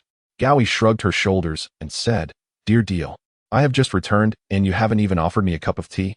"My apologies, Miss Gowie. It was indeed impolite of me," Deal replied as he poured her a cup of tea, his gaze fixed intently upon her while he produced paper and pen. Observing his earnest expression, Gowie couldn't help but chuckle. "You truly are something else." She recounted her recent adventures in trade to Deal, who listened with rapt attention, his eyes shimmering with longing. His dream was to become a free-spirited bard, crafting the most exquisite poetry. However, as the heir to the territory, he had been burdened with the study of various disciplines and etiquette from a young age, eventually compelled to assist his father in managing the estate, leaving him no opportunity to venture out into the world. Thus, he relied on Gowie's tales to vicariously experience the wonders she encountered. Gowie shared her journey's tales, but omitted the incident involving Chen Wen. Their conversation meandered for quite some time, leaving Deal with a lingering sense of unfulfillment. They then transitioned to other topics, but Gowie sensed an undercurrent of melancholy in his demeanor, as if he bore a hidden concern. She inquired about it, and Deal confided that his brother had taken troops to hunt the Black Dragon, and he harbored worries for his brother's safety. Gowie was taken aback. She had not anticipated that the unscrupulous merchant Tylin would inadvertently stumble upon a red-feathered great eagle that escaped from the valley, thus becoming aware of Chen Wen's existence. There was a mature female dragon residing in the valley, and she did not truly believe that Enki could capture Chen Wen. Rather, her greater concern lay in the possibility of Enki being slain by the female dragon, which would surely incite Duke Casey to seek vengeance against Chen Wen and his companions. That would spell trouble. Furthermore, should this news spread, it would attract more individuals interested in Chen Wen, leading to an influx of hunters. "Miss Gowie, what troubles you? Your complexion appears rather pallid," Deal inquired. Realizing her momentary lapse, Gowie feigned a rub of her forehead in complaint. "What else could it be? I have just returned and spent so long recounting my experiences, I'm utterly exhausted." Deal chuckled heartily. "I appreciate your efforts, Miss Gowie. I happen to possess some exquisite wine from the capital. I hope you won't mind." With that, he summoned someone to fetch the wine. Upon hearing the mention of wine, Gowie's eyes sparkled, and she seized the opportunity to take her leave. Returning to her carriage, she discovered a large barrel of wine already placed atop it. Quite generous indeed. After departing from Butler Castle, she returned to her caravan, changed her attire, and discreetly left Wickle City. A few miles outside the city, she produced a copper whistle and blew into it. Approximately an hour later, two dark figures swiftly approached from the horizon. Moments later, two winged figures hovered above Gowie. They were clad in simple linen garments and identified themselves as angels, yet were, in truth, members of the eagle-winged subrace. "Little Sister Gowie, what brings you to us?" one of them inquired. Gowie refrained from contesting their term of endearment, expressing her intention to seek Chen Wen in the valley and requesting their assistance in guiding her there. Upon hearing her desire to pursue the Black Dragon, their expressions instantly shifted to one of alarm. Aware of their trepidation, Gowie endeavored to reassure them, but despite her explanations, they remained visibly troubled. In the end, with no other recourse, Gui was compelled to unleash her trump card, offering a 20% discount on her wares during their next visit to her tribe. The two immediately acquiesced, for their poverty was evident. They lacked the strength of the dragon clan and the cunning of the human race. Unable to compete in theft or entrepreneurship, they found themselves at a disadvantage. Moreover, should they acquire wealth, they would be vulnerable to dual plundering by both humans and dragons, humans driven by greed and dragons drawn to gleaming treasures. Thus, their destitution inadvertently served as a shield. They took turns cradling Gui as they soared towards the valley. Meanwhile, Chen Wen was pursuing a deer when he suddenly sensed something hurtling towards him. Ascending into the sky to gain a strategic vantage point, he soon discerned two winged figures approaching. Angels? His pupils narrowed. As they drew near, he realized they were carrying Gui. He had not anticipated encountering her again in such a manner. The two winged beings, upon seeing the massive Chen Wen gazing at them, were gripped by a cold sweat, frozen in place. Come down. I have something to discuss with you, Wei called out. The two winged beings, and one dragon, landed in a clearing. Observing Gui's ability to converse with the black dragon, the winged beings relaxed considerably. Gui recounted the concerns regarding Enki's attempt to capture him. Chen Wen, too, sensed the gravity of the situation. Although the mother dragon was nearly healed and no longer posed a risk of defeat, Gui's fears were valid. If confrontations persisted, their tranquility would be shattered, and hunting would become problematic. He dismissed thoughts of the two winged beings, returning to the valley to inform the mother dragon of the developments. Upon hearing his account, the mother dragon scoffed at the notion of 5 mere mages and 5 paladins seeking their demise. However, the ensuing troubles were indeed somewhat daunting. She glanced at Chen Wen, who appeared somewhat sheepish, aware that this predicament stemmed from him. Yet, he had no choice. Without forging armor and weapons, he could not partake in the battle. And the mother dragon would surely perish under the talons of the great red feather eagle. Consequently, their 3 younglings would also be doomed. The mother dragon then observed her second and third offspring playing in the distance. The third seemed relatively normal, but the second exhibited troubling behavior, wielding the very stick Chen Wen had once used to discipline him. If left unchecked, this child would surely be led astray. One peculiar offspring was already a cause for concern. She could not permit another to emerge, lest she lose face among her kin. It was imperative to separate Chen Wen from the younger dragons. Should she expel him? Yet, he had saved her. As a noble dragon, she held disdain for acts of ingratitude. Thus, she resolved to depart herself, taking the second and third with her and relinquishing the territory to Chen Wen. This had been her contemplation for some time, explaining why she had sent him to survey the land. However, she hesitated to act, as Chen Wen was still less than 3 months old, and it seemed premature to part ways. But with the current circumstances unfolding, she found herself compelled to leave. She must propagate the rumor that the black dragon has departed from this place, even leaving the territory of the Duchy of Wicker. For only then can the human race divert their attention from the valley. She instructed Gui and the others to leave, subsequently revealing her plan to Chen Wen and his companions. Chen Wen was momentarily taken aback. Although he was aware that their separation was inevitable, he had not anticipated it would occur so swiftly. The second and third brothers appeared somewhat despondent, gazing at Chen Wen with reluctance.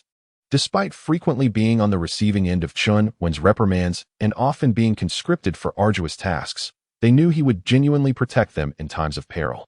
Although the dragon kin lacked a sense of familial bonds, they possessed a hierarchical consciousness, and in their eyes, Chen Wen held the esteemed position of their leader rather than a brother.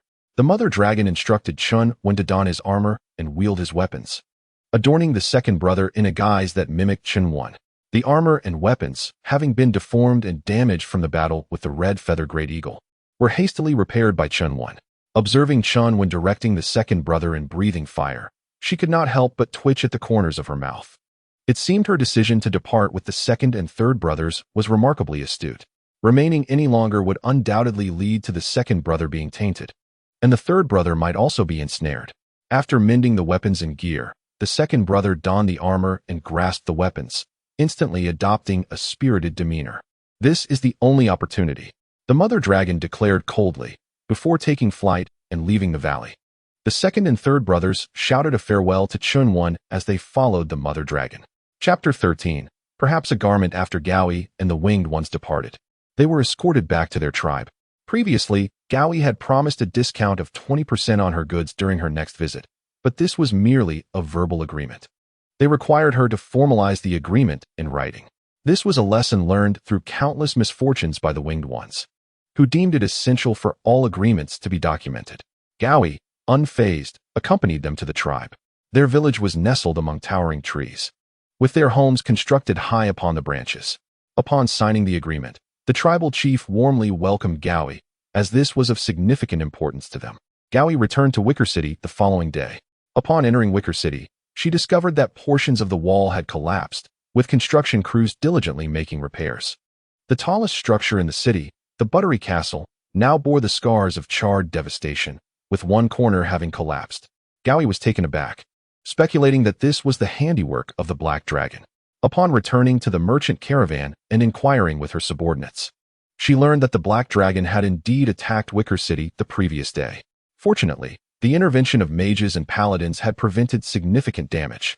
President, it was a pity you weren't here yesterday. There was a black dragon clad in armor, wielding a weapon, thrashing the soldiers with a metal rod, they recounted. Indeed, the rumors circulating in the city a few days prior were true. Alas, they flew northward, and the pursuing mages reported that they have already left the territory of the Duchy of Wicker. Otherwise, you would have witnessed it as well. A shadow of disappointment crossed Gowie's heart. Had they truly departed? After so much effort to befriend a dragon, she had hoped for future business dealings. Yet they had left so abruptly. It seemed that such encounters would be rare in the future. Upon regaining her composure, Gawaii instructed, "Who claims I was absent yesterday?" Her subordinate momentarily hesitated before swiftly realizing that the president had indeed changed attire before departing. He chastised himself. Yes, the president was present all along. Gawaii donned her usual attire and proceeded to the Butry Castle to see Dill. Dill was overseeing servants repairing the walls, with an iron rod resting on his desk. Upon noticing the rod, Gawaii recognized it as Chen Wen's weapon. A flicker of unease crossed her eyes, but she quickly averted her gaze. "Dill, are you well?" she inquired. Dill turned to see her arrival, and a pained expression transformed into a faint smile. "Miss Gawaii, I am well." He gestured for her to take a seat. "Is everything all right with your guild?" "The guild is fine," Dill sighed, gazing at the massive iron rod on the table. "Do you think there truly are dragonkin that wield weapons in this world? Have you not seen it yourself?" Gawaii replied. The presence of Chen Wen's weapon here indicated he must have encountered Chen Wen. "I still find it hard to believe. The dragonkin are so proud, so confident in their own strength. How could they resort to using foreign objects as weapons?" Dill pondered. "Perhaps they have suffered greatly and come to understand," Gawaii suggested. Her words struck a chord with Dill. He furrowed his brow in contemplation for a long while before responding. If that is the case, it could spell trouble. Should the dragonkin shed their pride and begin to learn from humanity, it would be perilous for us. Gawaii was taken aback. She had not expected her casual remark to provoke such profound thoughts from someone typically disinterested in political matters. "The troubles of humanity are the concerns of the kingdom and the church. You need not burden yourself with them," she reassured him. Dill relaxed, acknowledging, "Indeed, it is the kingdom and the church that should worry about such matters. Look at me, worrying unnecessarily. After all, there are only 3 dragons. And the one that wields a weapon is merely a youngling. It shouldn't stir much trouble in the short term." Gawaii caught a different nuance in his words. 3 dragons? I thought there were 4. It seemed she would need to revisit the valley soon. After a brief conversation, Gawaii took her leave. On her way, she encountered a distraught Tai Lin and inquired with the guiding maidservant. Knowing he was a close friend of Dill, the maidservant revealed the truth. It turned out that Enki had led troops to capture a black dragon, only to encounter one along the way, resulting in the loss of half his soldiers to the dragon's fiery breath. Several mages and holy knights also suffered casualties. Enki himself had sustained injuries, while Tai Lin had miraculously escaped unscathed. However, Enki was not inclined to let Tai Lin off easily, claiming there was only one wounded mother dragon and a young dragon that wielded weapons. The mother dragon was unharmed, and there were actually 2 younglings. Enki felt humiliated before his father and elder brother, directing his ire towards Tai Lin, demanding retribution for the misleading information. Yet, as Tai Lin was associated with the kingdom, it was deemed unwise to act too harshly. The Duke intervened, advising that Tai Lin pay a small sum and be released. Certainly, this sum of money is significant for the Duke. Tai Lin compensated Enki for the profits earned from this trade, including all associated costs, which constituted a substantial portion of his wealth. Gawaii paid him no mind and returned to her merchant guild. After the departure of the mother dragon and her 2 younger siblings, only Chen Wen remained in the valley. He felt no sadness. Perhaps the dragon kin lacked the concept of familial bonds, and he did not consider himself one of them. It could also be that he had grown accustomed to solitude. After all, in his previous life, he was often surrounded solely by various medical instruments upon opening his eyes. Every day, he soared freely within his territory, hunting for prey to roast in the valley whenever hunger struck. He even made a special trip to purchase spices from the villagers of Yanqiu, leading a rather pleasant life. A few days later, Gawaii visited Yanqiu village and learned from the villagers that Chen Wen was still in the valley, which brought her great joy. She arrived at the valley, but Chen Wen was not there, as he was patrolling his territory. By evening, he returned with his catch. Seeing Gawaii waiting for him in the valley brought him happiness, as it had felt somewhat lonely in the absence of company. Upon entering the valley together, Guvei's eyes brightened at the sight of various animal skins piled by Chen Wen. Although many of the skins were sheep pelts, there were also several from fierce beasts.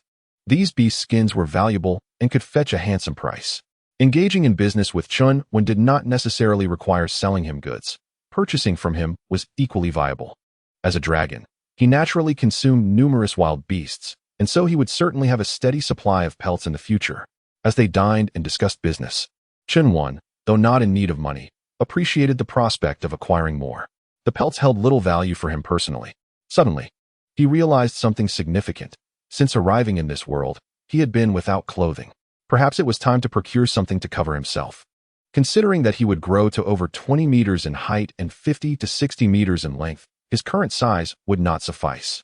Thus, he placed an order with Guvei for a set of garments suitable for his adult size. Guvei was initially astonished at the idea of a dragon wearing clothes. However, upon reflecting on Chen Wen, she became more understanding. Crafting such large garments would require a considerable amount of fabric and would be a substantial undertaking. Moreover, creating clothing of that size could arouse suspicion. Therefore, it would be prudent to enlist the help of the Eagle Wing people, who were already aware of Chen Wen's existence. Importantly, Guvei had a good relationship with the Eagle Wing people and deemed them trustworthy. She also harbored a personal interest, as the Eagle Wing people were quite impoverished, and she wished to provide them with some income. After finalizing the details, Chen Wen paid a deposit, and Guvei returned to the village to rest for the night. The next day, she sent for the two Eagle Wing individuals who had previously assisted her to accompany her to their tribe and discuss the clothing project. The Eagle Wing people were delighted to receive the deposit and assured her they would craft the garments with care while safeguarding Chen Wen's secret. Chapter 14. The predicament of the Duchy of Wicker. Time passed swiftly, and 6 months had elapsed. Chen Wen had grown to a height of 7 to 8 meters. Over this period, Guvei frequently visited him, and he had learned quite a bit of magic from her, of course, compensating her for his education. At this moment, he grasped a staff, wielding lightning magic to strike down a bear below. The creature, after dodging amidst the trees for a brief while, was ultimately struck by a bolt of lightning, collapsing in a cloud of smoke.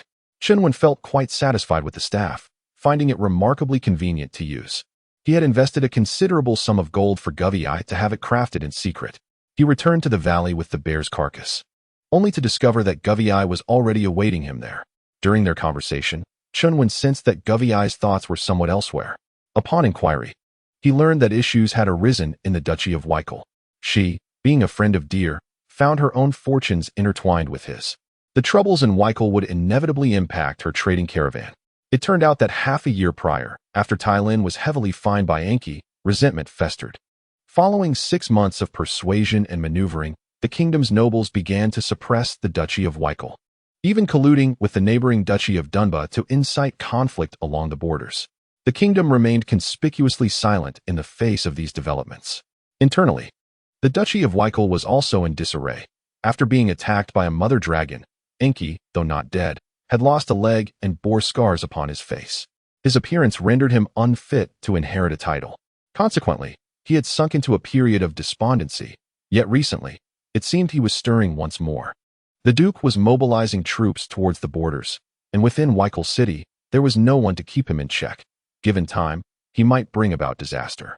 Guvei had brought her own wine, consuming meat and drinking to drown her sorrows. Should chaos erupt in the Duchy of Wikel, her caravan would struggle to sustain itself. Leaving the duchy, she had no roots elsewhere, and Deer was a dear friend who had provided substantial support for her enterprise. She would not abandon him at this juncture. Although she felt powerless to assist, having a friend by his side was comforting. She gazed at Chen Wen, letting out a sigh. It must be wonderful to be a dragon. Chen Wen gestured that being a dragon also came with its own set of troubles. After a moment of contemplation, he attempted to conjure a concern, yet found himself unable to do so. The dragon race, inherently powerful, required no reliance on others.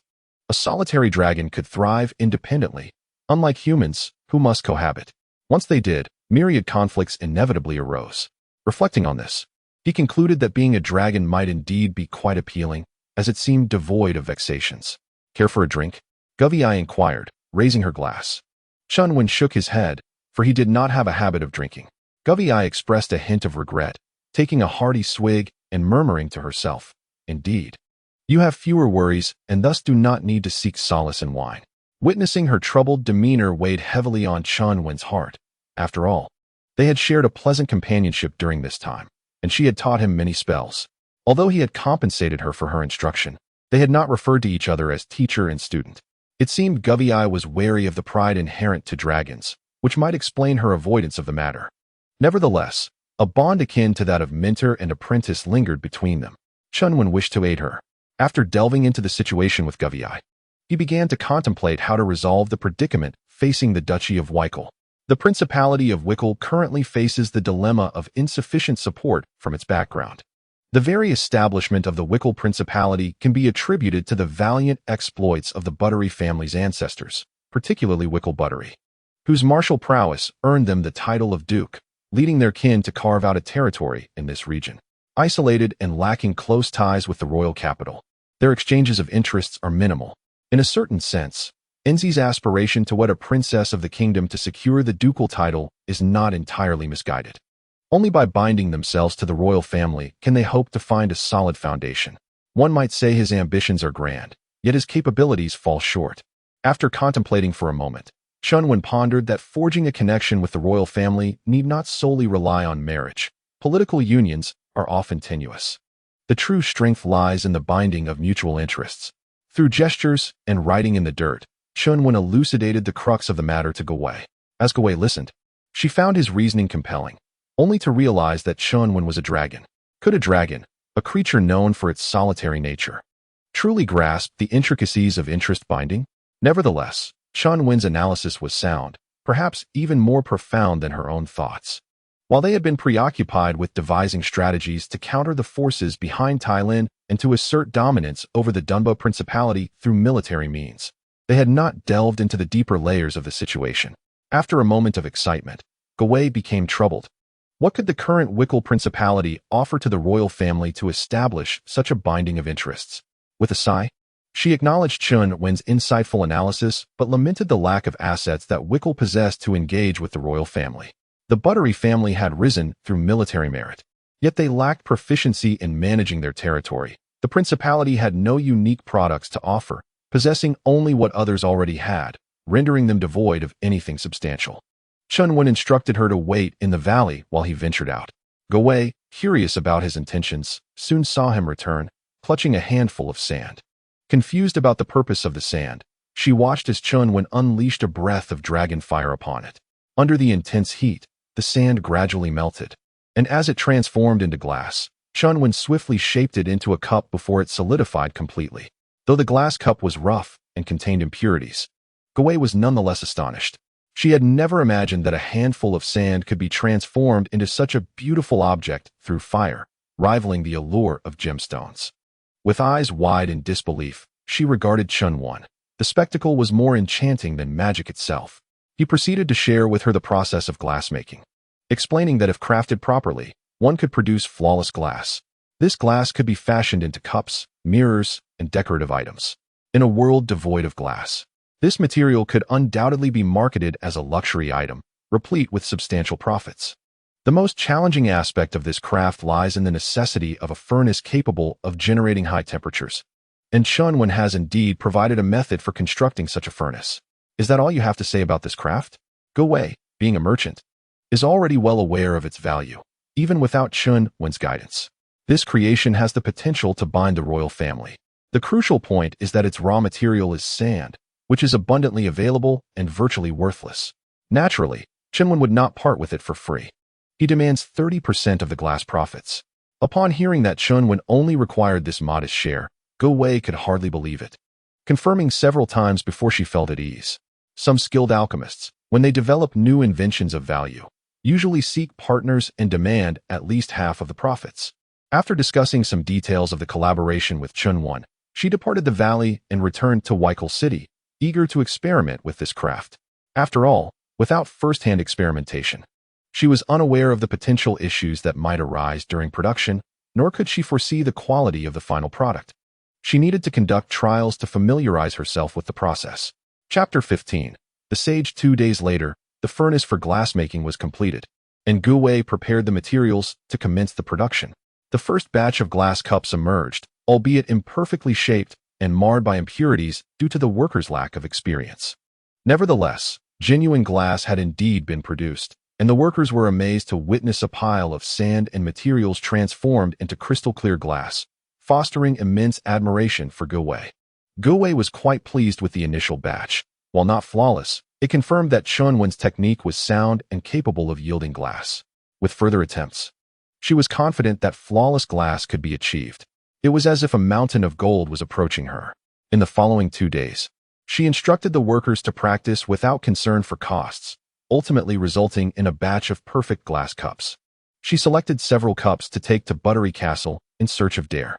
Dare was absorbed in a map, seemingly troubled. "Come in, take a seat," he said, not lifting his head, oblivious to the box Guwei was carrying. Guwei placed the box on his desk. "What are you busy with?" "I have something wonderful to show you." "What could it be?"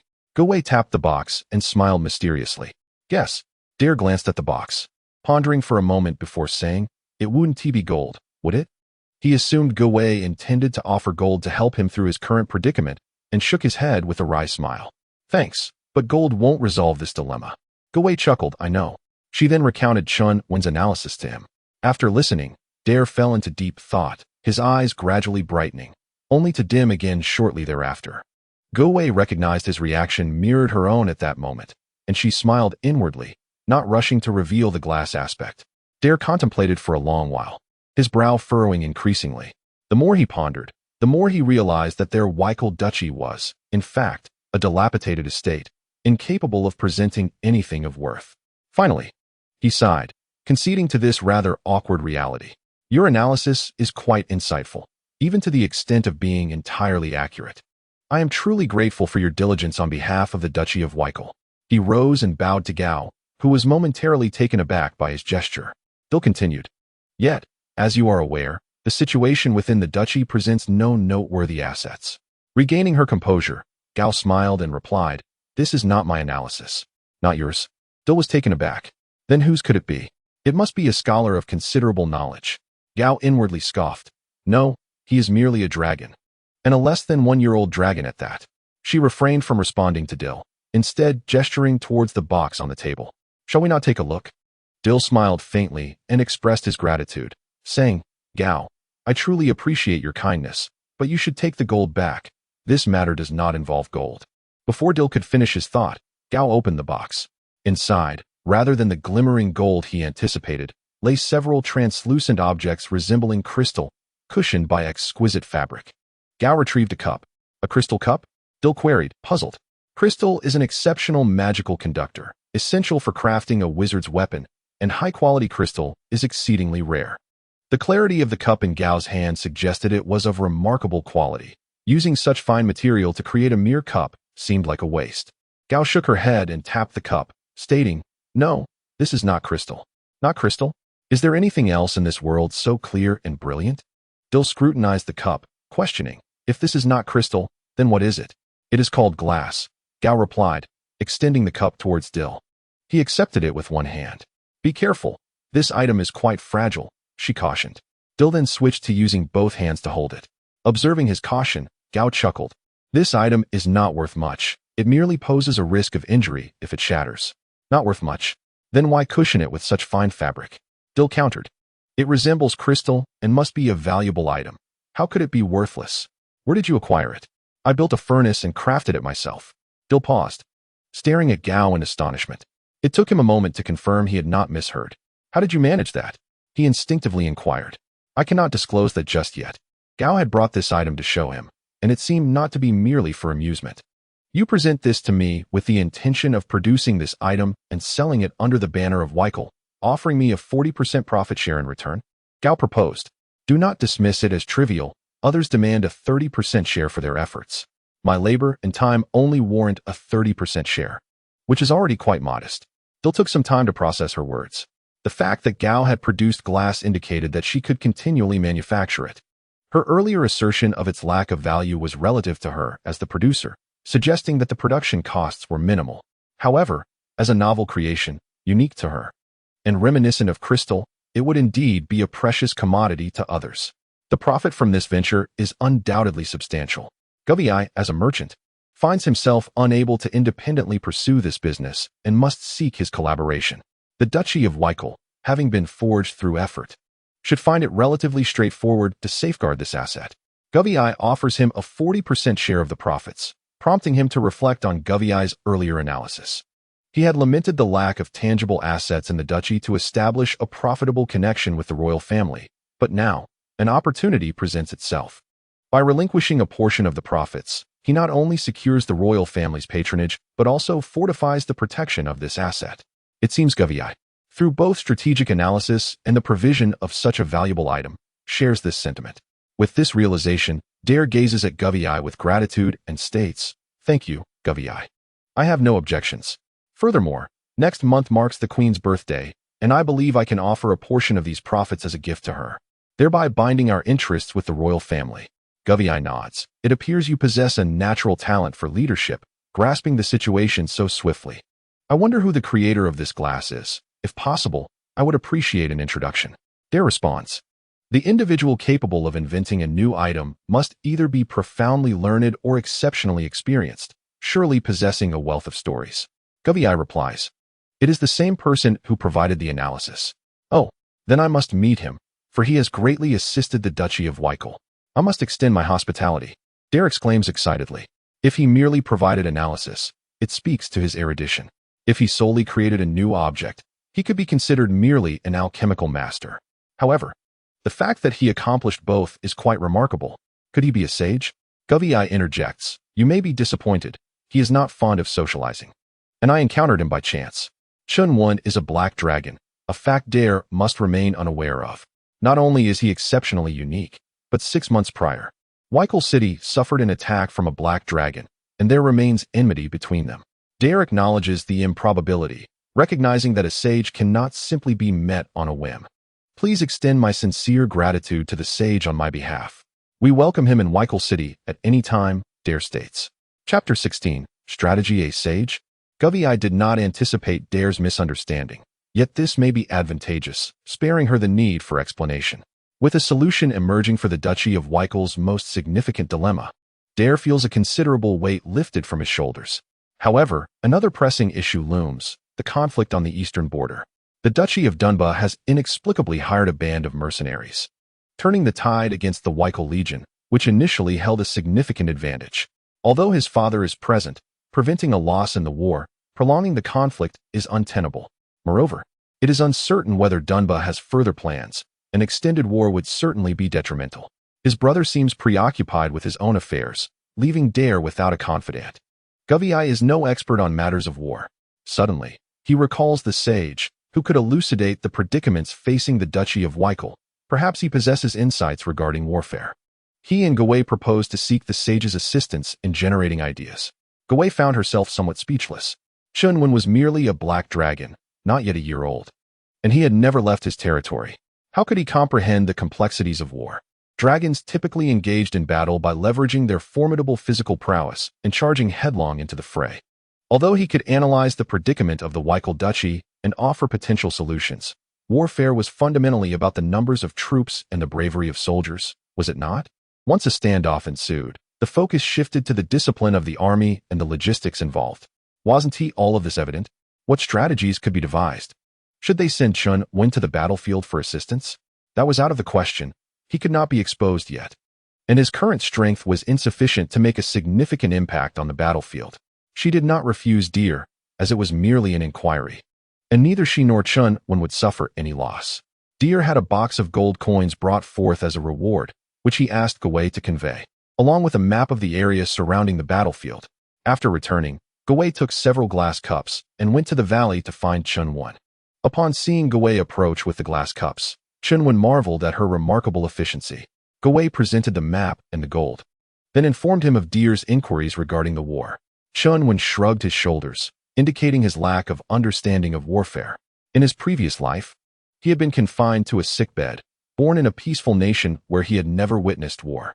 He had seen it on television and read numerous military treatises. But warfare required tactical arrangements based on the specific circumstances at the front lines. It was not as simple as mere words. Lives were at stake, and if mishandled, a nation could be lost. Gawei inwardly sighed, realizing that it was indeed impossible for him to know everything. However, returning empty-handed would not satisfy Deer, so she began to study the map with Chen Wen, determined to make an effort. Chen Wen scrutinized the map and noticed a section near the Wikal army that resembled a pocket, albeit with a gap that suggested the pocket was torn.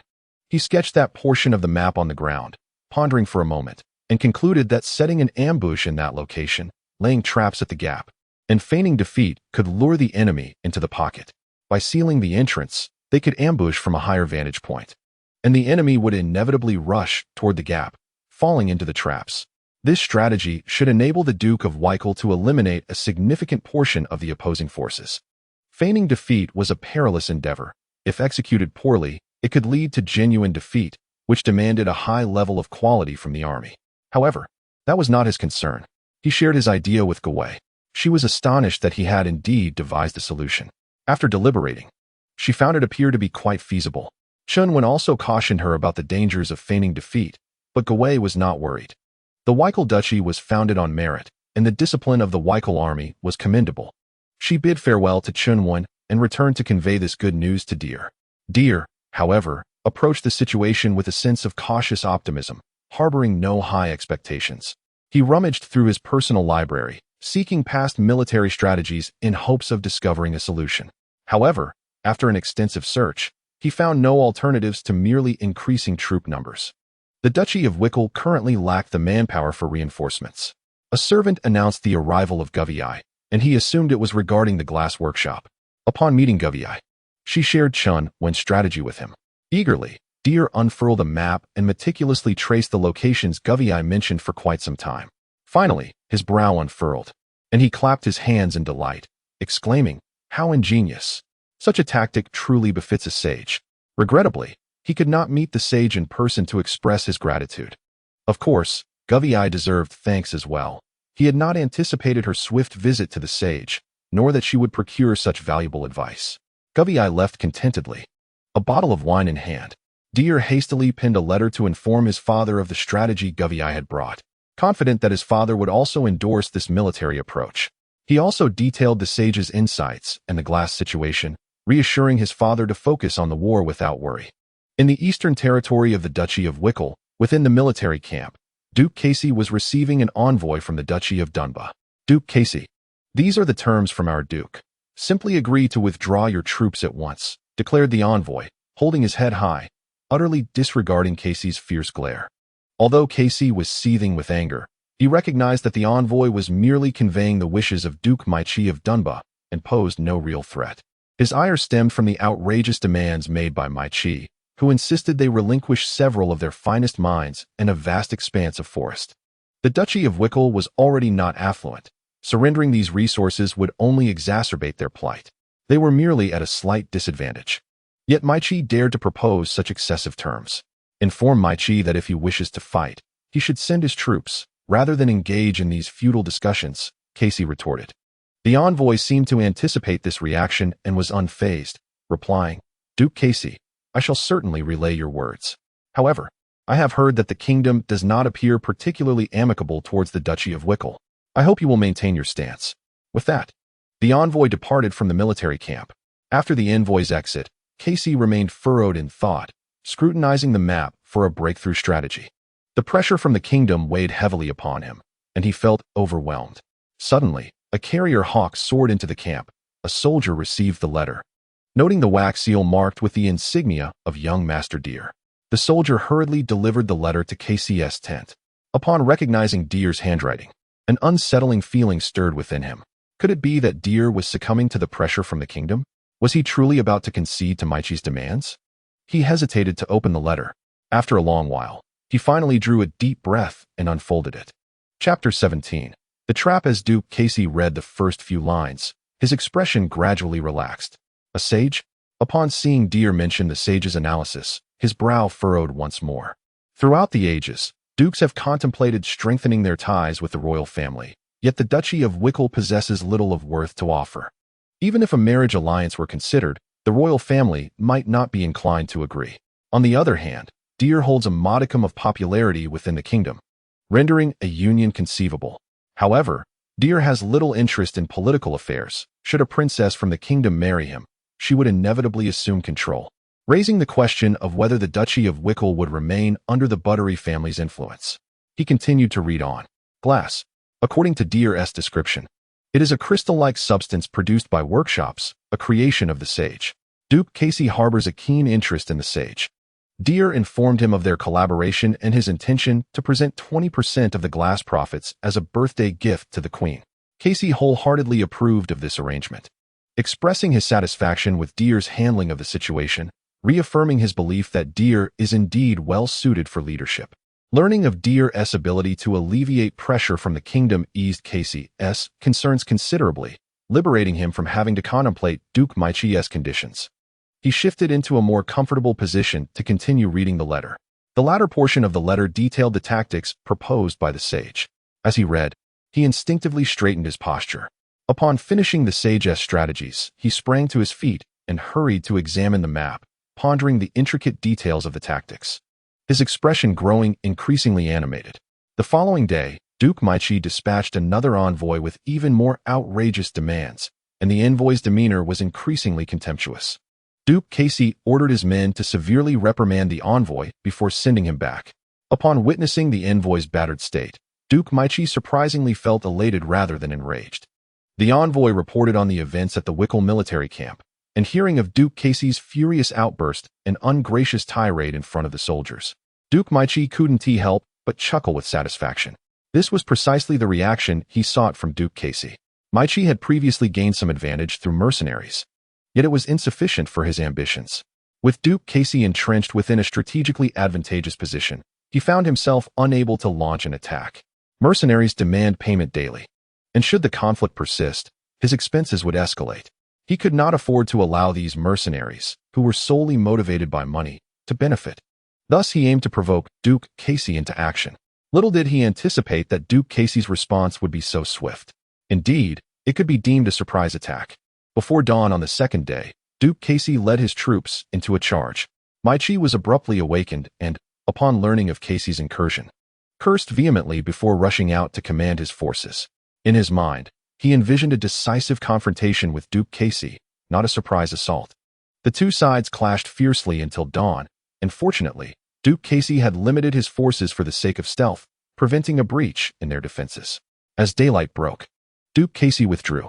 Having successfully lured Casey into the open, Maichi could not let such a golden opportunity slip away. He immediately commanded a portion of his soldiers to block Duke Casey's return to camp while he led the pursuit to hunt down Duke Casey.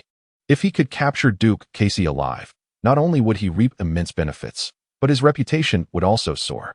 The mere thought of being revered by others in the future fueled his determination to seize Duke Casey. He pursued Duke Casey relentlessly, reassured by the knowledge that the Duke had not fled to the military camp. Suddenly, Duke Casey came to a halt, his soldiers dwindling around him.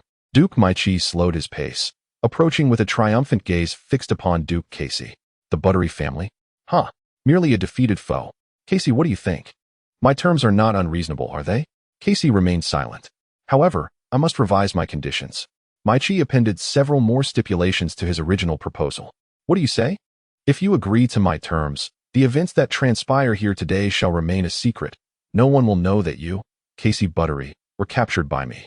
You shall not bring shame upon the Buttery family, which will continue to stand proud. Though he spoke thus, Maichi had no true intention of maintaining secrecy. Once he obtained what he desired, any inadvertent leak of the information would leave Casey powerless to retaliate. Upon hearing his words, Casey erupted into laughter. Maichi, the glory of the Buttery family does not require your concern. You should focus on your own affairs. With that, he led his men toward the mountain. Just as Maichi intended to pursue, the air erupted with battle cries, and a hail of arrows and stones cascaded down from the heights. Maichi's forces were thrown into chaos, leaving him astonished and momentarily disoriented. By the time he regained his composure, his troops had suffered significant losses, and Duke Casey had vanished without a trace. He commanded a reformation of their ranks, but the disarray rendered his orders ineffective. To make matters worse, a fresh army charged in from behind. It was the Wickle forces. How could they have arrived so swiftly? Maichi suddenly considered a possibility. They must have been nearby all along. A chill ran down his spine. Was Casey's retreat and feigned escape merely a ruse to lure him here? Impossible. Such a strategy could not have originated from Casey. As he lost himself in thought, the Weichel army collided with his own, and a brutal clash ensued. Mai Chi's forces struggled against the onslaught of the Weichel troops. The mercenaries, sensing the tide turning, hastily sought an escape route. Mai Chi, witnessing his crumbling army, felt a surge of panic. If captured, Duke Casey would surely refrain from executing him. Yet he would demand exorbitant concessions. More critically, if news of his capture spread, it would irreparably tarnish his illustrious name, leaving him unable to hold his head high before other dukes. The very scenario he had envisioned for Duke Casey was now poised to unfold upon himself. While Duke Casey would inherit all that he had imagined for his own future. No, he must not be captured.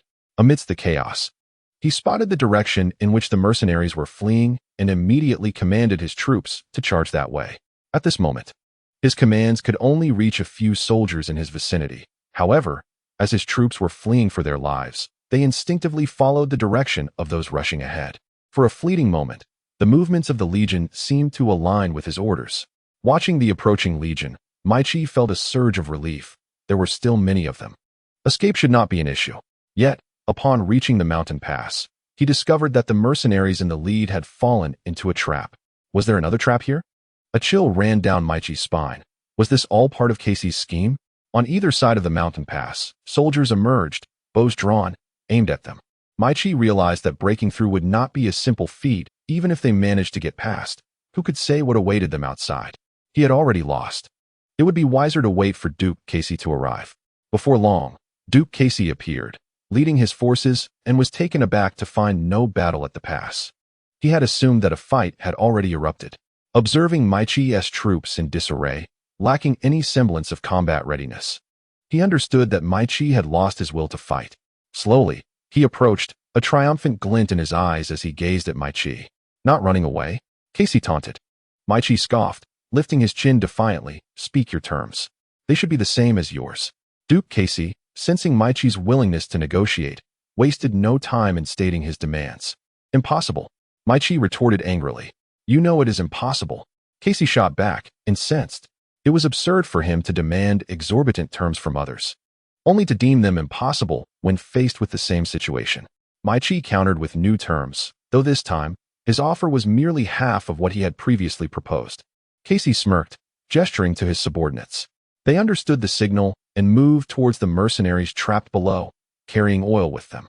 As they watched the mercenaries struggle in the pit, they poured the oil over them and set it ablaze. Their loathing for these mercenaries was profound. They had initially held the advantage, but the arrival of these individuals had disrupted their plans and left them at a disadvantage. As proud members of the Weichel Legion, they could not tolerate such an affront. Witnessing the mercenaries being consumed by flames in the pit sent chills through Mai Chi's soldiers.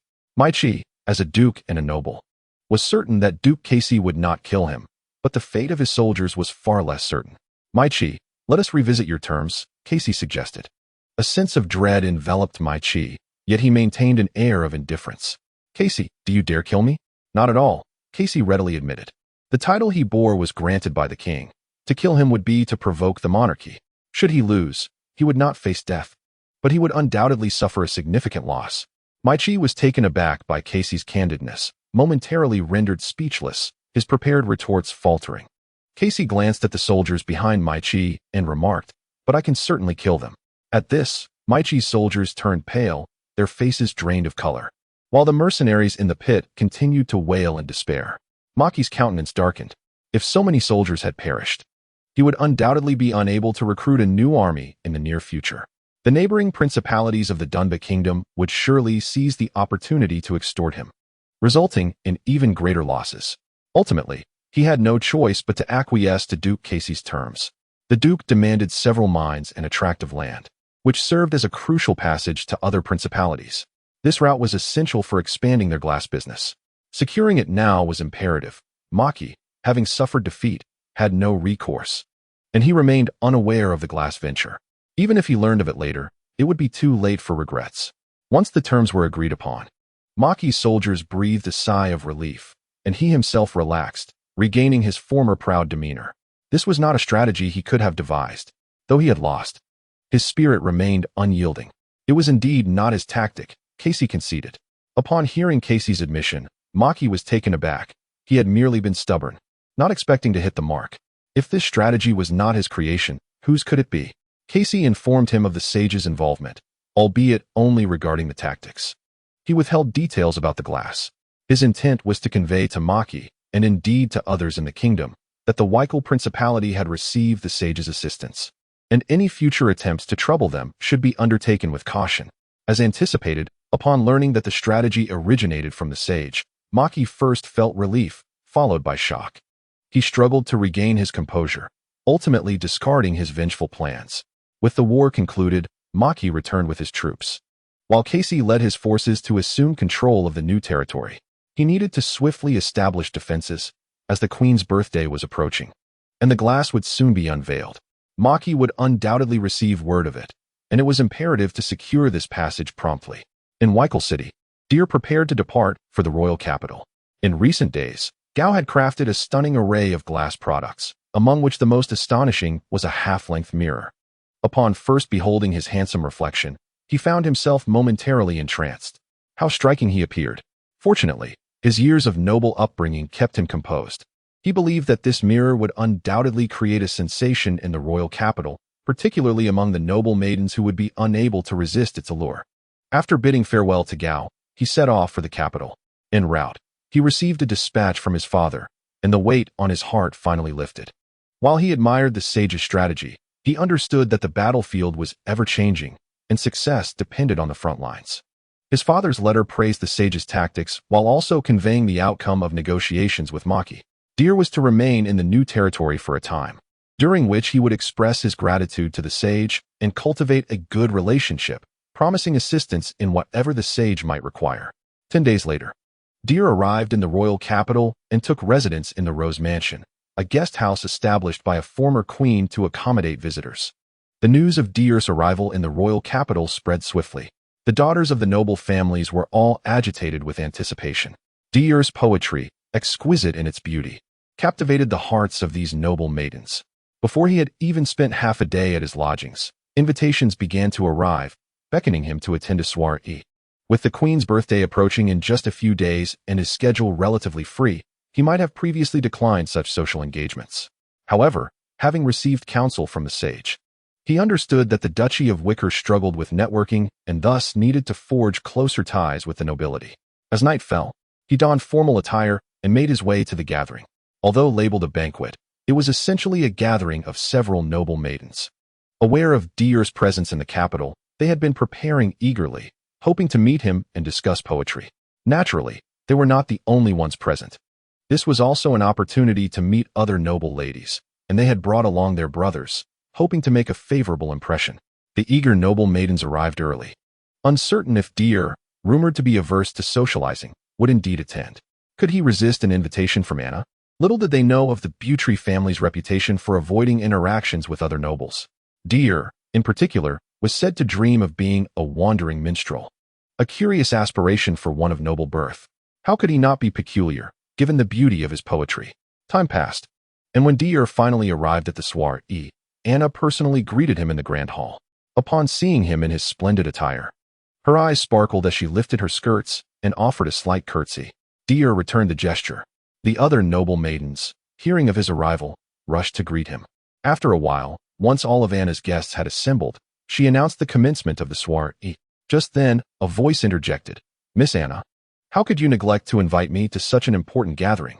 Everyone turned to see a golden-haired young man in a white suit entering the room. Lai Duo-Wei-Chi. What brings him here instead of indulging in revelry? Anna thought, her mind filled with suspicion, yet she maintained her composure and offered a curtsy. "Welcome, Lord Lai. This is merely a gathering of my sisters, and we had not extended an invitation to you, but I shall be sure to include you next time." "Sisters? Is he truly one of the sisters?" Lai Duo remarked, casting a glance at Deer with a smirk. Though it appeared jesting, the words were sharp to the ears. Anna frowned, displeased. Deer was the guest she had specifically invited, and this soirée had been arranged in his honor.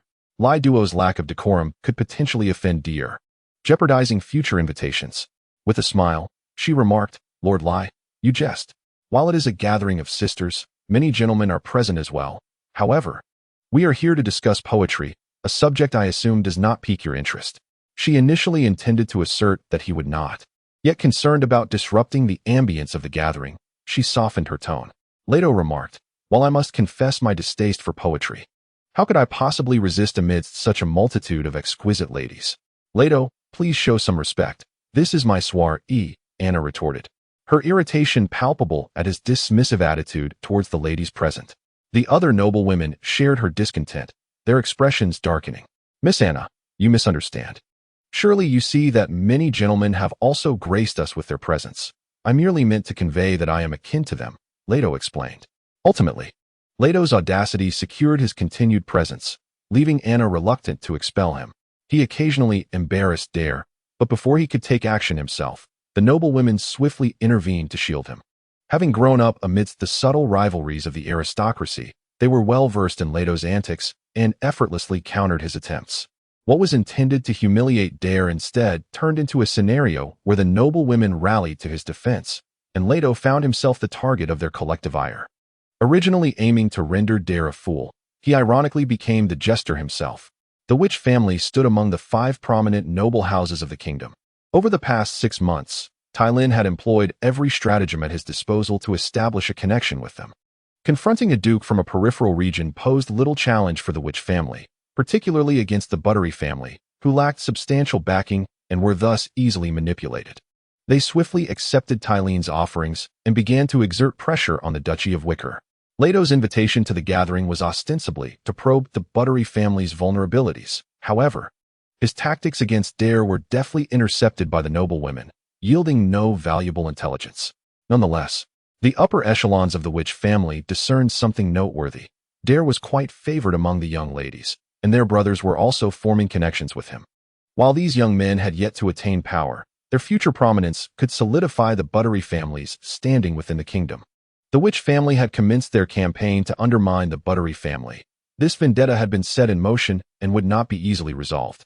Naturally, they deemed it beneath them to pursue reconciliation with a mere noble from a remote region. Even if the Buttery family established some connections within the kingdom, they posed no real threat to the Witch family. Before long, the day of the Queen's birthday arrived. The celebration was held at her private estate, lavishly adorned, with all the cutlery fashioned from silver. Nobles from various locales arrived in succession. Dare, lacking acquaintances in the capital, was accompanied by Anna. Upon their arrival, the other noble women gathered around them, sparing Dare from the discomfort of solitude. As a throng of noble ladies congregated, several young noblemen approached as well. In an instant, Dare became the focal point of the gathering. Some inquisitive elder nobles began to inquire about his identity, and upon learning he was from the Buttery family, they were taken aback. When had those brash individuals become so adept at socializing? Before long, the Queen and King arrived, announcing the commencement of the festivities. Nobles presented an array of exquisite gifts to celebrate the Queen's birthday. It was now Dare's turn, and he summoned attendants to bring forth a chest alongside a towering object. The spectators, intrigued by the concealed treasures, gazed curiously in his direction. The Buttery family extended their felicitations to the Queen. Dare opened the chest to reveal a collection of crystalline items. He extracted one, and the crowd marveled. Crystal? A whole chest of such opulence. It appeared the Buttery family had indeed invested heavily. Recently, whispers of the Witch family exerting pressure on the Butteries had reached their ears, and it seemed the Duchy of Dunbar was stirring trouble at the borders. Clearly, they were under considerable strain. However, to rely on these crystals to secure royal favor was rather naive. Dare surveyed the gathering and proclaimed, "This is not crystal." "Not crystal?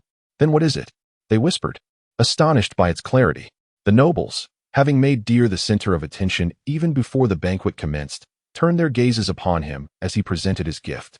"This is glass, a novel creation from the workshop." "Glass? I have never heard of it. So, it can be produced in abundance?" one queried. Using such a material for the Queen's birthday gift seems somewhat trivial. Initially enamored by the glass, the Queen's interest waned upon hearing this. If it could be mass-produced, its value diminished significantly. Dare continued, "Though it is crafted in a workshop, achieving such perfection in glass-making is immensely challenging. I shall not conceal from you all that it took a full month to create these pieces." He then unveiled a cloth covering a mirror, revealing a half-length mirror that instantly captivated the audience's attention. The Queen rose and approached the mirror, marveling at her reflection adorned in shimmering beauty. The details rendered with remarkable clarity. She instantly fell in love with the mirror. Deer produced several shards of broken glass, leading the audience to anticipate another gift. With a gentle tap, he shattered the glass. This glass is exceedingly fragile. Producing a piece of this size is no simple feat. One may not even succeed in crafting a single piece within a month. Witnessing the glass break so easily in Deer's hands made the queen's heart race. Should the mirror suffer a similar fate, it would undoubtedly shatter. It must be protected with the utmost care. The queen's affection for the mirror grew, yet she feared its fragility. She was thoroughly pleased with Deer's gift. "Lord Deer, I am immensely grateful for your offering," the queen declared. The assembly gasped. The queen had addressed a younger noble with such honorifics, indicating her genuine satisfaction. The faces of the Witch family nobles darkened. Should the Buttery family forge a connection with the queen, complications would ensue. They might disregard other nobles, but the queen was a matter of concern. However, what astonished everyone further were the words that followed from Deer. "Your Majesty, these are not yet the true gifts intended for you," Deer remarked. Chapter 20. The Sage of Wickle. The queen was momentarily taken aback. "If they are not meant for me, why have you brought them?" While aware of the Buttery family's reclusive nature, she found this behavior utterly unreasonable. The noble ladies, Anna among them, had initially envied the queen for possessing such a flawless mirror, but Deer's words left them astonished. The other nobles appeared to relish the spectacle unfolding before them. Deer elaborated on the economic prospects of the glass and presented the sage as a testament to its worth. A sage? The noble attendees gasped in surprise. That the Duchy of Wickle had garnered the favor of a sage was indeed remarkable, making the creation of such glass less surprising. According to Deer, the glass was fragile and challenging to produce, which elevated its value significantly, especially in the form of such a large mirror, the worth of which was incalculable. Nobility is not merely defined by wealth, it is characterized by the rarity of their possessions. To distinguish themselves from commoners, they must possess items of scarcity. This glass, both aesthetically pleasing and difficult to manufacture, now boasted the endorsement of a sage, thereby enhancing its value. Crucially, its fragility ensured that ordinary people would hesitate to utilize it, perfectly aligning with the identity of the nobility. They foresaw that the Duchy of Wickle was on the verge of a monumental windfall, and their envy was palpable. The queen, absorbing Deer's insights, recognized the potential for immense wealth, yet wondered what it had to do with her, as it belonged to the Duchy of Wickle, not her. Once the attendees processed his statements, Deer revealed a bombshell. His true gift was 2% of the profits from this glass enterprise, intended for the queen personally. The hall erupted in astonishment. The wealth generated by this glass was unfathomable, and the Buttery family was offering a portion to the queen. Momentarily stunned, the queen contemplated the prospect of receiving such profits effortlessly in the future. Her admiration for Deer grew. The nobles, now realizing the implications of Wickle's current predicament, understood that the Buttery family was seeking a strategic alliance. Rather than aligning with other nobles, they had approached the royal family directly, forging a profound bond with the queen. Such substantial benefits would ensure her unwavering support for the Buttery family. Who would dare to offend them now? Those who deemed the Buttery family as mere brutes, lacking social grace, were mistaken. The ingenuity behind this strategy was nothing short of genius. Anna and her companions, regaining their composure, breathed a sigh of relief. Their envy of the queen intensifying, for maintaining a noble lifestyle required considerable funds. The attitude of the assembled nobles towards Deer softened. At that moment, a noble broached the topic of the conflict between Wickle and Dunbar. The queen recalled this matter, realizing that they typically remained indifferent to the disputes among the duchies, as whoever became the lord would ultimately owe allegiance to the kingdom. Upon hearing the nobles present remark that Dunbar had gained a certain advantage through mercenaries, the queen reassured Deer, stating she would promptly send someone to demand the withdrawal of troops from the Duchy of Dunbar. After expressing his gratitude, Deer recounted his father's dispatch, particularly highlighting its intricate details. To everyone's astonishment, Wickle had emerged victorious, reaping numerous benefits, including the establishment of a direct trade route, notably employing tactics that could only be described as genius, crafted by Casey. The gathered nobles were initially skeptical of Casey's ability to devise such strategies. Deer informed them that these tactics were provided by a sage, intentionally revealing that the Duchy of Wickle had the support of a sage. With the revelation that the strategies originated from a sage, the nobles felt a sense of relief, their respect for the Duchy of Wickle deepening. Now, not only were they allied with the royal family, but they also had the backing of a sage, elevating their status significantly. It was also revealed that the method for producing glass was provided by the sage. Wickle's fortuitous alliance with the sage incited both envy and admiration among them. In the crowd, a noble from the Duchy of Dunbar fainted, prompting laughter from the onlookers. They realized they were faring far better in comparison, as they had not suffered any losses. The Duchy of Dunbar, on the other hand, had not only lost a significant portion of its territory, but had also relinquished a trade route. If this trade route were under their control, they could merely collect tolls and wake up laughing from their dreams. According to Deer, the Duchy of Dunbar had lost nearly half of its soldiers, causing the neighboring nobles to ponder how they might capitalize on Dunbar's plight. The queen felt elated, as this was the finest gift she had received in many years. She conversed with Deer for quite some time, though it was unfortunate that Deer possessed limited knowledge about the sage. This was no fault of Deer's. A being of the sage's caliber was not someone a duke's heir could easily meet. Even she, in the presence of a sage, would have to show utmost respect. Ultimately, she penned a letter for Deer to deliver to the sage, expressing her profound admiration. She also instructed Deer to cater to the sage's needs as much as possible and to seek her assistance if any difficulties arose, cautioning him not to let the church or the mage guild seize this opportunity. Unbeknownst to Chen Wen, his casual analyses with Gu Wei of two matters had sparked such a significant commotion within the kingdom of Koil, even altering the fate of the Duchy of Wickle. He remained oblivious to the fact that he now bore the title of a sage. Each day, he continued to roam freely within his territory, immersing himself in the allure of magic, though the creatures within his domain were suffering as a result. In the capital, Tylin had been expelled from the royal city by the Weiqi family, barred from associating with other nobles. His foundation in the capital was abruptly shattered. He felt bitter, as the empire he had painstakingly built over the years had crumbled. With resentment, he departed from the capital. After the queen's birthday banquet, Deer was retained for several additional days. Each time she gazed into the mirror at her own beauty, she marveled at the mirror's enchantment. Delighted with Deer, she recognized his exceptional talent for poetry, which captivated many young women. She frequently invited him over, often accompanied by royal maidens, seeking to cultivate closer ties with him, as he was destined to become a lucrative asset in her future endeavors. Anna and her companions also yearned to seek Deer's company, yet his frequent absences left them disheartened. It was only before Deer departed the capital that he managed to gather with them once. Aware of their envy towards the Queen's mirror, he promised to gift each of them a smaller version, clarifying that mirrors of the Queen's magnitude would no longer be produced, thereby emphasizing her uniqueness. With Deer's assurance, the noble young ladies were content and joyfully bid him farewell from the capital. The Wake family, one of the kingdom's 5 prominent families, came to see him off, presenting an array of valuable gifts. Their intentions were unmistakable. They sought reconciliation with the Buttery family. Given Deer's aspirations for revenge against their previous pressures, he recognized his current strength was insufficient, even under the Queen's protection.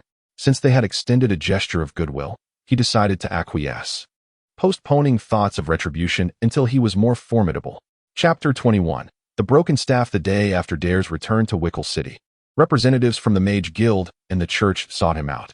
"Young Master Deer, we hope you can inform us of the sage's whereabouts," proclaimed a woman clad in a crimson robe, her demeanor haughty. Beside her sat a middle-aged man adorned in white clerical garments. Deer regarded the pair with a tinge of exasperation. Having just returned, he had scarcely rested before they arrived. Although he had anticipated the Mage Guild and church would dispatch inquiries regarding the sage, he had not expected them to arrive so promptly. Clearly, he had underestimated the sage's allure. He had answered their inquiries several times, professing ignorance of the sage's location, yet they persisted relentlessly. The high status of these two individuals made it difficult for him to offend them. "Miss Vils, Bishop Corrido, I truly do not know where the sage is. He only contacts us when he requires something." Deer fabricated a plausible excuse befitting the sage's character. The sage was known for eccentricities, making such behavior entirely plausible, thus allowing him to extricate himself from the situation. Even if he had known the sage's whereabouts, he would not divulge that information, especially since he genuinely did not know. Upon realizing that Deer would not yield any information, Vils and Corrido rose to take their leave. Once outside the Buttery Castle, Vils remarked, "Do you believe he truly is unaware?" "Indeed," Vils continued, "his demeanor evidently suggests he fears we might lure the sage away." "Indeed." Vils glared at Corrido and stated, "Bishop Corrido, we share a common objective. Whether the sage ultimately aligns with the church or the mage guild, we must allow him the freedom to choose. For now, we must unite our efforts. Karido fell silent for a moment before responding. Very well. The two conferred briefly and resolved to begin their investigation with those who had the most contact with deer. Meanwhile, Chen Wen brandished his staff while pursuing a leopard. A sudden bolt of lightning struck down, but the leopard, swift as the wind, evaded it, causing the lightning to blast a large crater into the ground. Chen Wen lamented the missed opportunity. He raised his staff once more to cast a spell, channeling the immense magical energy within him into the staff. The crystal orb embedded in the staff erupted with a brilliant blue radiance. Suddenly, a sharp crack echoed, and the glowing crystal dimmed rapidly. Soon after, the entire staff became riddled with fissures, and within moments, it shattered into fragments. This unexpected turn of events left Chen Wen astonished. He had invested a considerable sum of gold in crafting this staff, and it had scarcely been used before meeting its demise. He collected the shards of the staff and returned to the valley, then proceeded to Yangqiu village to summon Gu Wei. Gu Wei arrived the following day. Chen Wen recounted the incident of the staff's destruction. Gu Wei examined the fragments thoughtfully. She had commissioned the staff from a trusted acquaintance. While he might be unreliable in other matters, his craftsmanship in magical artifacts was impeccable. Surely, he would not have sold her a defective item. If the staff was sound, then the issue must lie with Chen Wen himself. His magic had been self-taught and should be without fault. Could it be a matter of excessive magical power? As a dragon, Chen Wen was inherently a magical creature, endowed with a high affinity for magic, and being among the apex of magical beings, his potential was indeed considerable. It was conceivable that his overwhelming magical force had caused the staff to explode. She produced a crystal orb designed to test magical intensity and instructed him to measure his power. Following Gu Wei's guidance, he infused the orb with his magic, which immediately radiated a vibrant purple light. Gu Wei stared in awe at the glowing orb. This indicated that Chen Wen's current magical intensity rivaled that of the grand sorcerers among humanity. There were only a handful of such grand sorcerers in existence. At less than a year old, he possessed such formidable magical strength. What would he be capable of upon reaching maturity? It was no wonder dragons held themselves in such high esteem. With their extraordinary magical prowess, they hardly needed to learn spells. Indeed, their very attacks could be regarded as magic itself. They truly exemplified the pinnacle of magical beings. Although some humans might attempt to tame dragons, those that were domesticated were invariably sealed, rendering their true magical strength indiscernible. Hence, humanity recognized dragons as formidable, yet lacked a clear understanding of their true power. Perhaps this was also a reflection of human arrogance. After all, throughout the history of conflict between humans and dragons, humanity had consistently held the upper hand, leading to a lack of in-depth research into dragonkind. Gu Wei composed herself and conveyed the results to Chen Wen. It dawned on him that it was indeed his excessive magical intensity that had caused the staff to shatter. This realization left him feeling somewhat embarrassed. Would he still require a wand in the future? This particular wand would not endure for long. Was he to acquire a multitude of wands, using one until it succumbed to wear before retrieving another? Gao informed him of the possibility of crafting a more advanced wand, alleviating the concern of it breaking under strain. Given that his future magical prowess would undoubtedly increase, it would be prudent for the wand's shaft to be fashioned from the branches of an enchanted tree.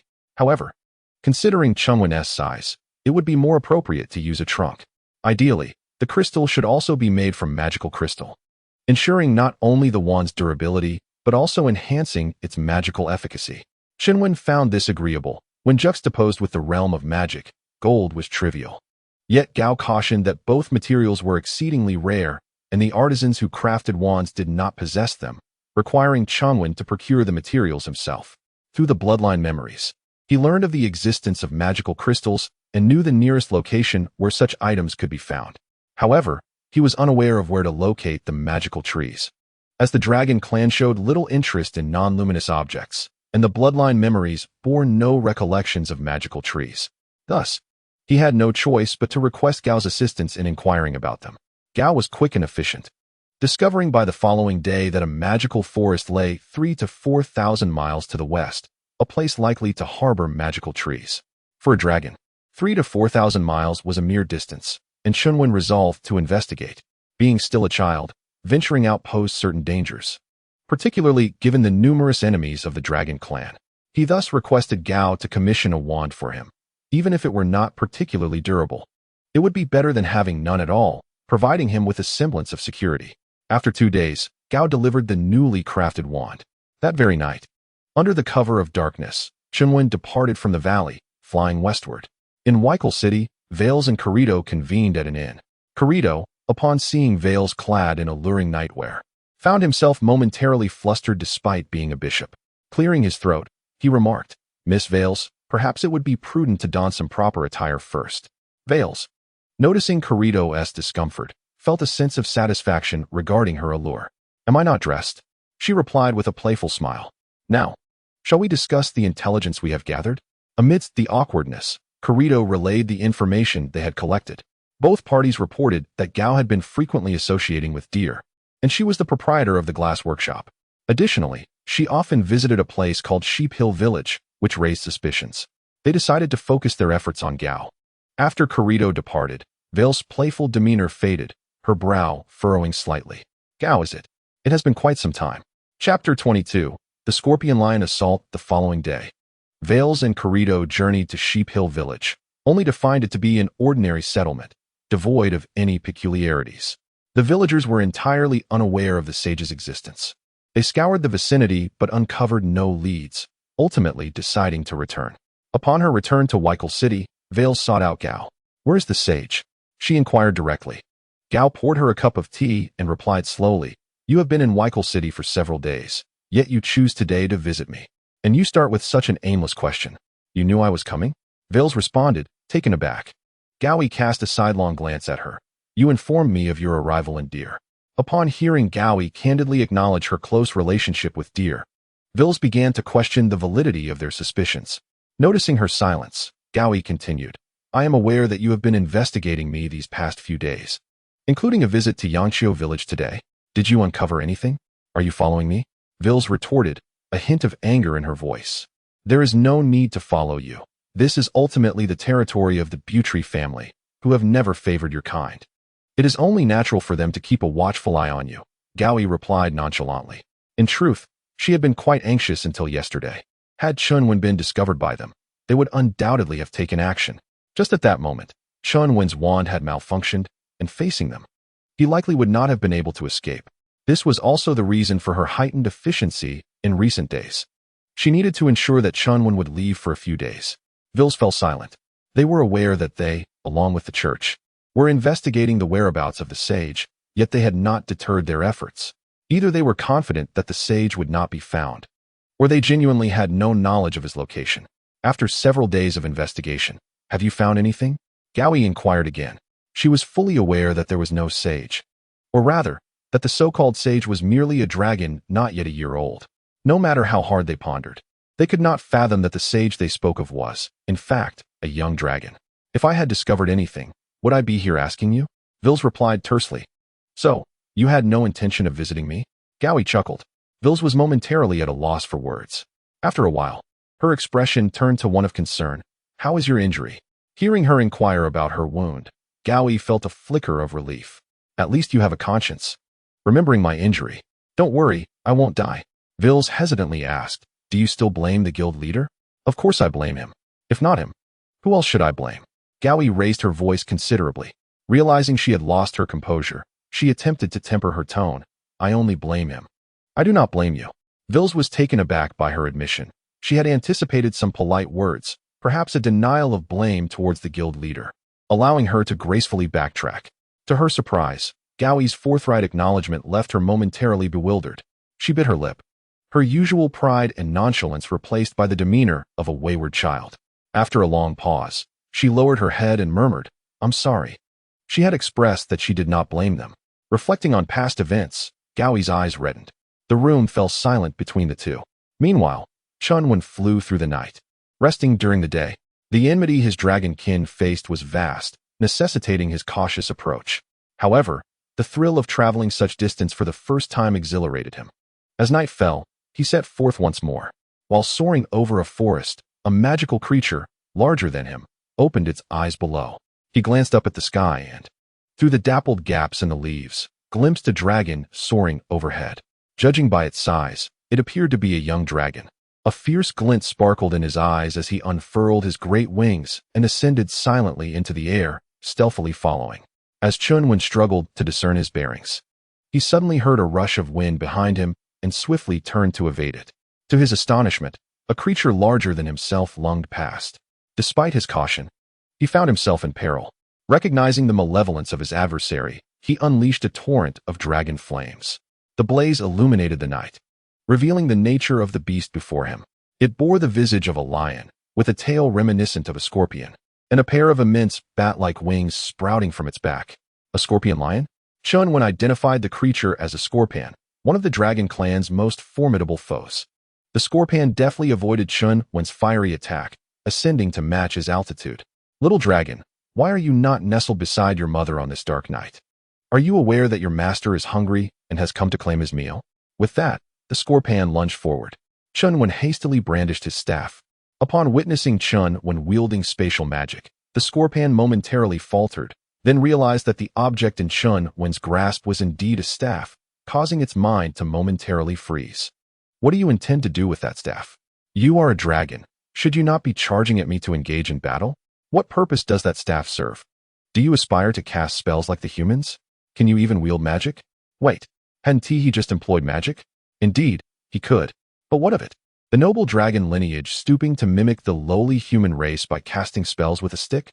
The scorpion found this utterly ludicrous. It relished feasting upon human mages. Go meet your fate in my belly. Confinement. Chen Wen pointed his staff, and a magical array materialized, encasing the scorpion within a cube of confinement. Trapped.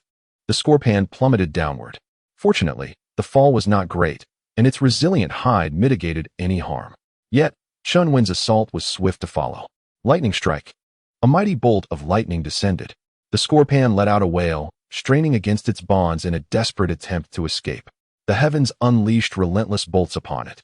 Stunned by the electric fury, the scorpion, despite its agony, broke free from the confinement. You little wretch, you are a dragon. Can't you exhibit some semblance of dragonhood instead of imitating humans? The scorpion seethed, glaring at Chen Wen, who was above wielding his staff and casting spells. With renewed vigor, the beast leapt, its scorpion-like tail poised to pierce Chen Wen. Confinement. Another barrier formed, and the scorpion again plummeted.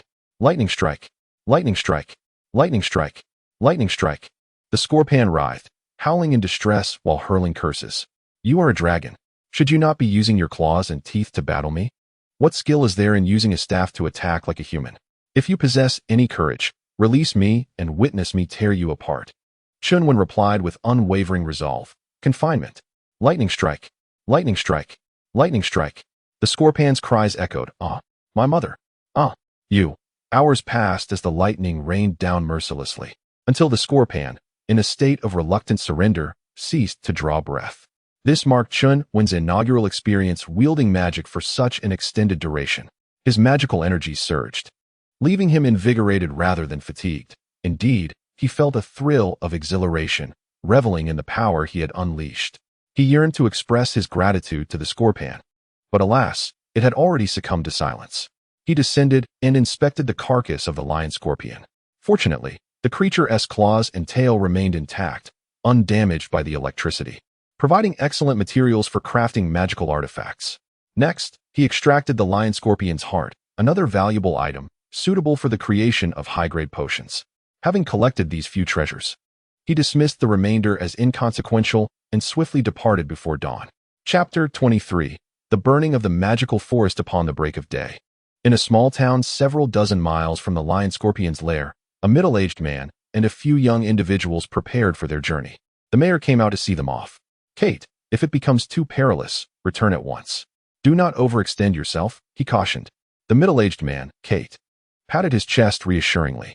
Rest assured, Mayor. Even should I perish, I will ensure their safe return. What nonsense. Should you die, how could you possibly bring anyone back? The mayor retorted.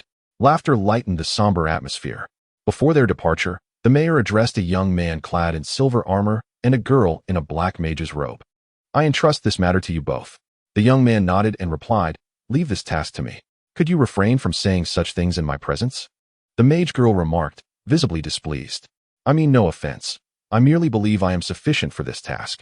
That is a lion scorpion, a fully grown one. Are you truly going to deliver it a meal all by yourself? I am a third-tier paladin now. What?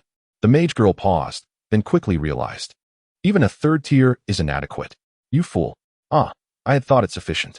It seems I must strive harder to earn the favor of the god of light and receive greater power, he said, folding his hands in reverence over his chest.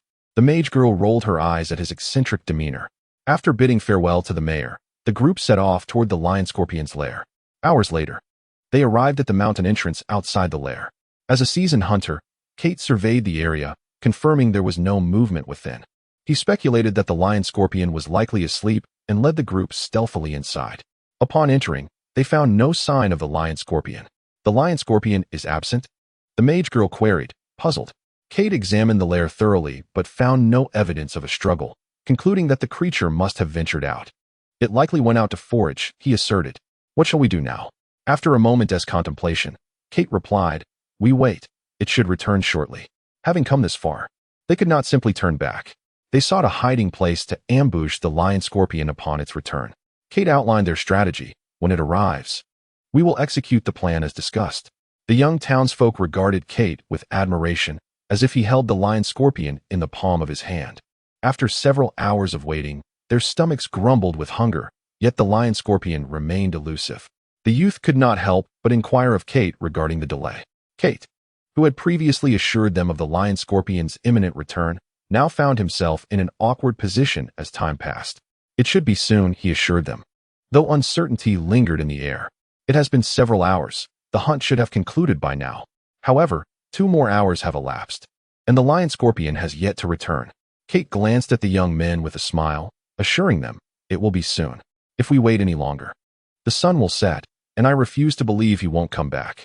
Before long, the sun dipped behind the mountains, and darkness swiftly enveloped the sky. If they lingered much longer, night would truly fall, which would be disadvantageous for them. Miss Leah, could you please ascend and ascertain the situation? Kate requested. The sorceress nodded, mounting her staff to soar into the air. The young townsfolk watched enviously as she departed. Ender, observing their rapt attention towards Leah's retreating figure, scoffed softly and summoned the power of holy light within him, illuminating his form. The young men turned to him, their eyes filled with admiration at his radiant appearance. Ender felt a sense of satisfaction, yet Kate promptly urged him to extinguish his light, fearing exposure if the lion scorpion returned. Reluctantly, Ender dimmed his glow. Leah returned shortly after. What did you find? Kate inquired. There are signs of a struggle not far ahead, but I did not dare approach too closely, Leah replied. The group looked to Kate, awaiting his decision. Having waited an entire day without a trace of the lion scorpion, and now with darkness looming, something felt amiss. Could it be linked to the signs of battle Leah had mentioned? Let us investigate, Kate commanded. The group departed from the lion scorpion's lair and approached the location Leah had indicated. They did not rush forward. Instead, Leah cast a small fireball to illuminate the area. In the glow, they discerned a dark mass. Seeing that it remained still, they cautiously approached. However, Leah's fireball could not sustain itself for long, and with the fading light, it became difficult to discern the object. They all turned their gazes to Ender, who once again illuminated himself. As they encircled the mass, they soon realized it was indeed the lion scorpion they sought. Is this the lion scorpion? Kate exclaimed, astonished. What has happened to him? Leah scanned the surroundings, noting that aside from this spot, there were no signs of battle. The ground, stones, and vegetation retained traces of lightning magic elements. This was the work of a sorcerer, who must have overpowered the lion scorpion and killed him. Given the absence of any struggle in the vicinity, it seems the lion scorpion did not move from this location. The opponent must be extraordinarily powerful. Could it be a grand sorcerer? Upon examining the lion scorpion's remains, she discovered that both its claws and tail were missing, and its heart had been extracted. Only the most precious magical materials were taken. It was evident that a grand sorcerer was indeed involved. Leah shared her findings with the group. A sorcerer? I had presumed it was merely scorched by holy light, Ender remarked, his brow furrowing, his luminescence dimming slightly. For Kate, the identity of the one who had slain the lion scorpion was of little consequence. What mattered was the elimination of the threat it posed to their town. Upon learning that a grand sorcerer was responsible for the demise of the lion scorpion, the young men found their admiration for sorcerers only deepening. They possessed a profound illumination and immediately hurried back to the town to share this splendid news with its inhabitants. Chen Wen lingered for an entire day, oblivious to the fact that he had acquired the esteemed title of a grand sorcerer. As darkness enveloped the land, he resumed his journey. Following the coordinates provided by Gu Wei, he anticipated arriving at the enchanted forest before dawn. That night passed uneventfully. Just as the first light began to break, he detected a faint plume of smoke rising in the distance. He quickened his pace towards it. As he drew nearer, the temperature escalated, and the surrounding woods yielded no signs of wildlife, enveloped in a profound silence. Upon rounding a mountain pass, Chen Wen's eyes widened in astonishment at the sight before him. The landscape was one of desolation, the ground covered in charred remains. Although a few tree trunks remained, they too were devoid of life, some still smoldering. Was this indeed the location of the magical forest that Gu Wei had mentioned? Had the enchanted woods been consumed by flames? Chen Wen soared above the scorched earth, hoping to discover any surviving magical trees. Not all trees in the magical forest were endowed with enchantment. Typically, only a handful of them possessed such qualities. The magical trees, rich in arcane elements, were not easily vanquished by fire, and he hoped to find at least one still alive. He circled several times, but found no signs of life. If there were none here, he would have to seek elsewhere. Gu Wei had only informed him of the existence of this magical forest, likely not foreseeing its destruction, thus neglecting to provide the locations of other enchanted woods. It appeared he must return. Just as he prepared to turn back, a commotion erupted below. Chapter 24. The dragon more human than the humanoids. Chen Wen looked down to discover a group of beast folk with the heads of sheep and the bodies of men. He contemplated that perhaps they might know the whereabouts of other magical forests. Thus, he descended towards them. "Run! The dragon is coming!" cried the sheep-headed beings as they scattered in panic.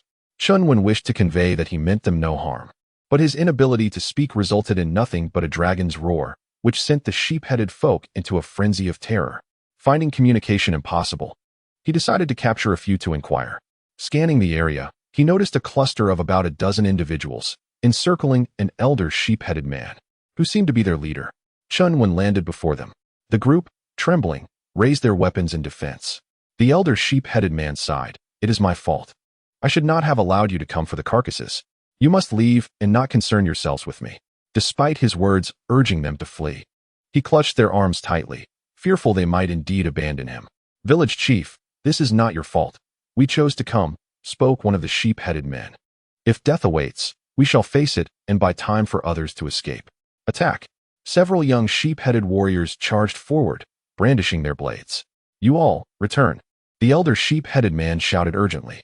Yet, the young warriors paid no heed, roaring as they lunged toward Chen Wen. With a flap of his wings, he summoned a fierce gust of wind that sent them tumbling backward. Several young goat-headed individuals found themselves utterly disoriented.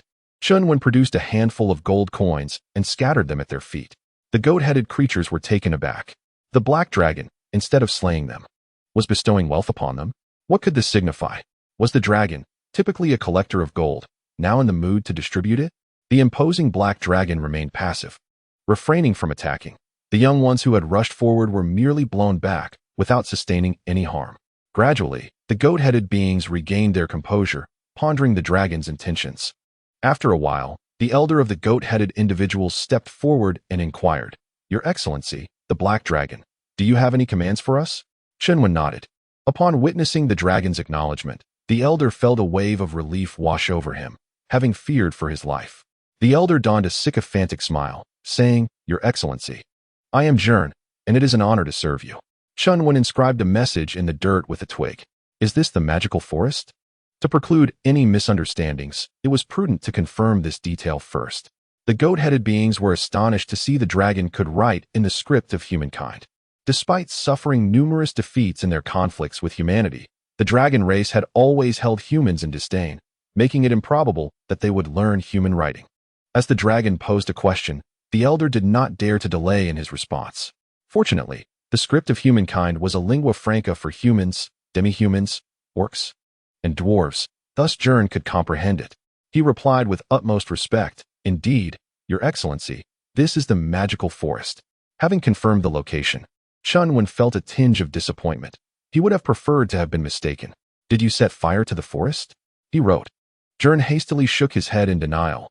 No, it was not us. We rely on the magical forest for our survival. How could we possibly burn it down?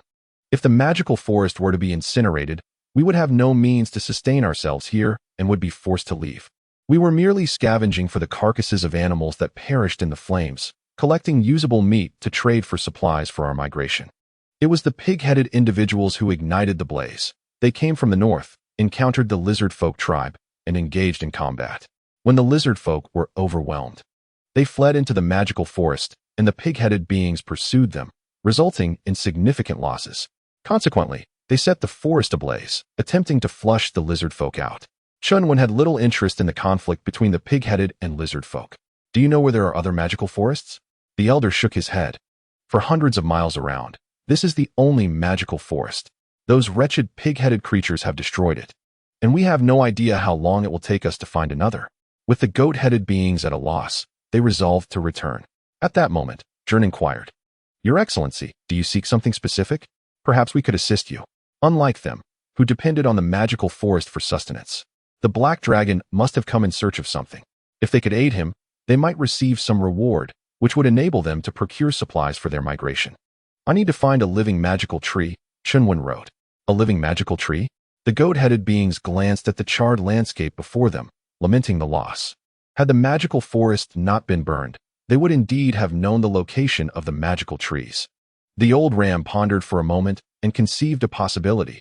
Perhaps there were still living magical trees in this vicinity. The fruits of the magical trees, rich in magical elements, were the most favored delicacy of magical creatures, who would stash away uneaten fruits in caves. Some of these magical beings might have fallen prey to predators, and the seeds left behind from the decaying fruits could potentially take root and sprout into new magical trees, provided they received sunlight.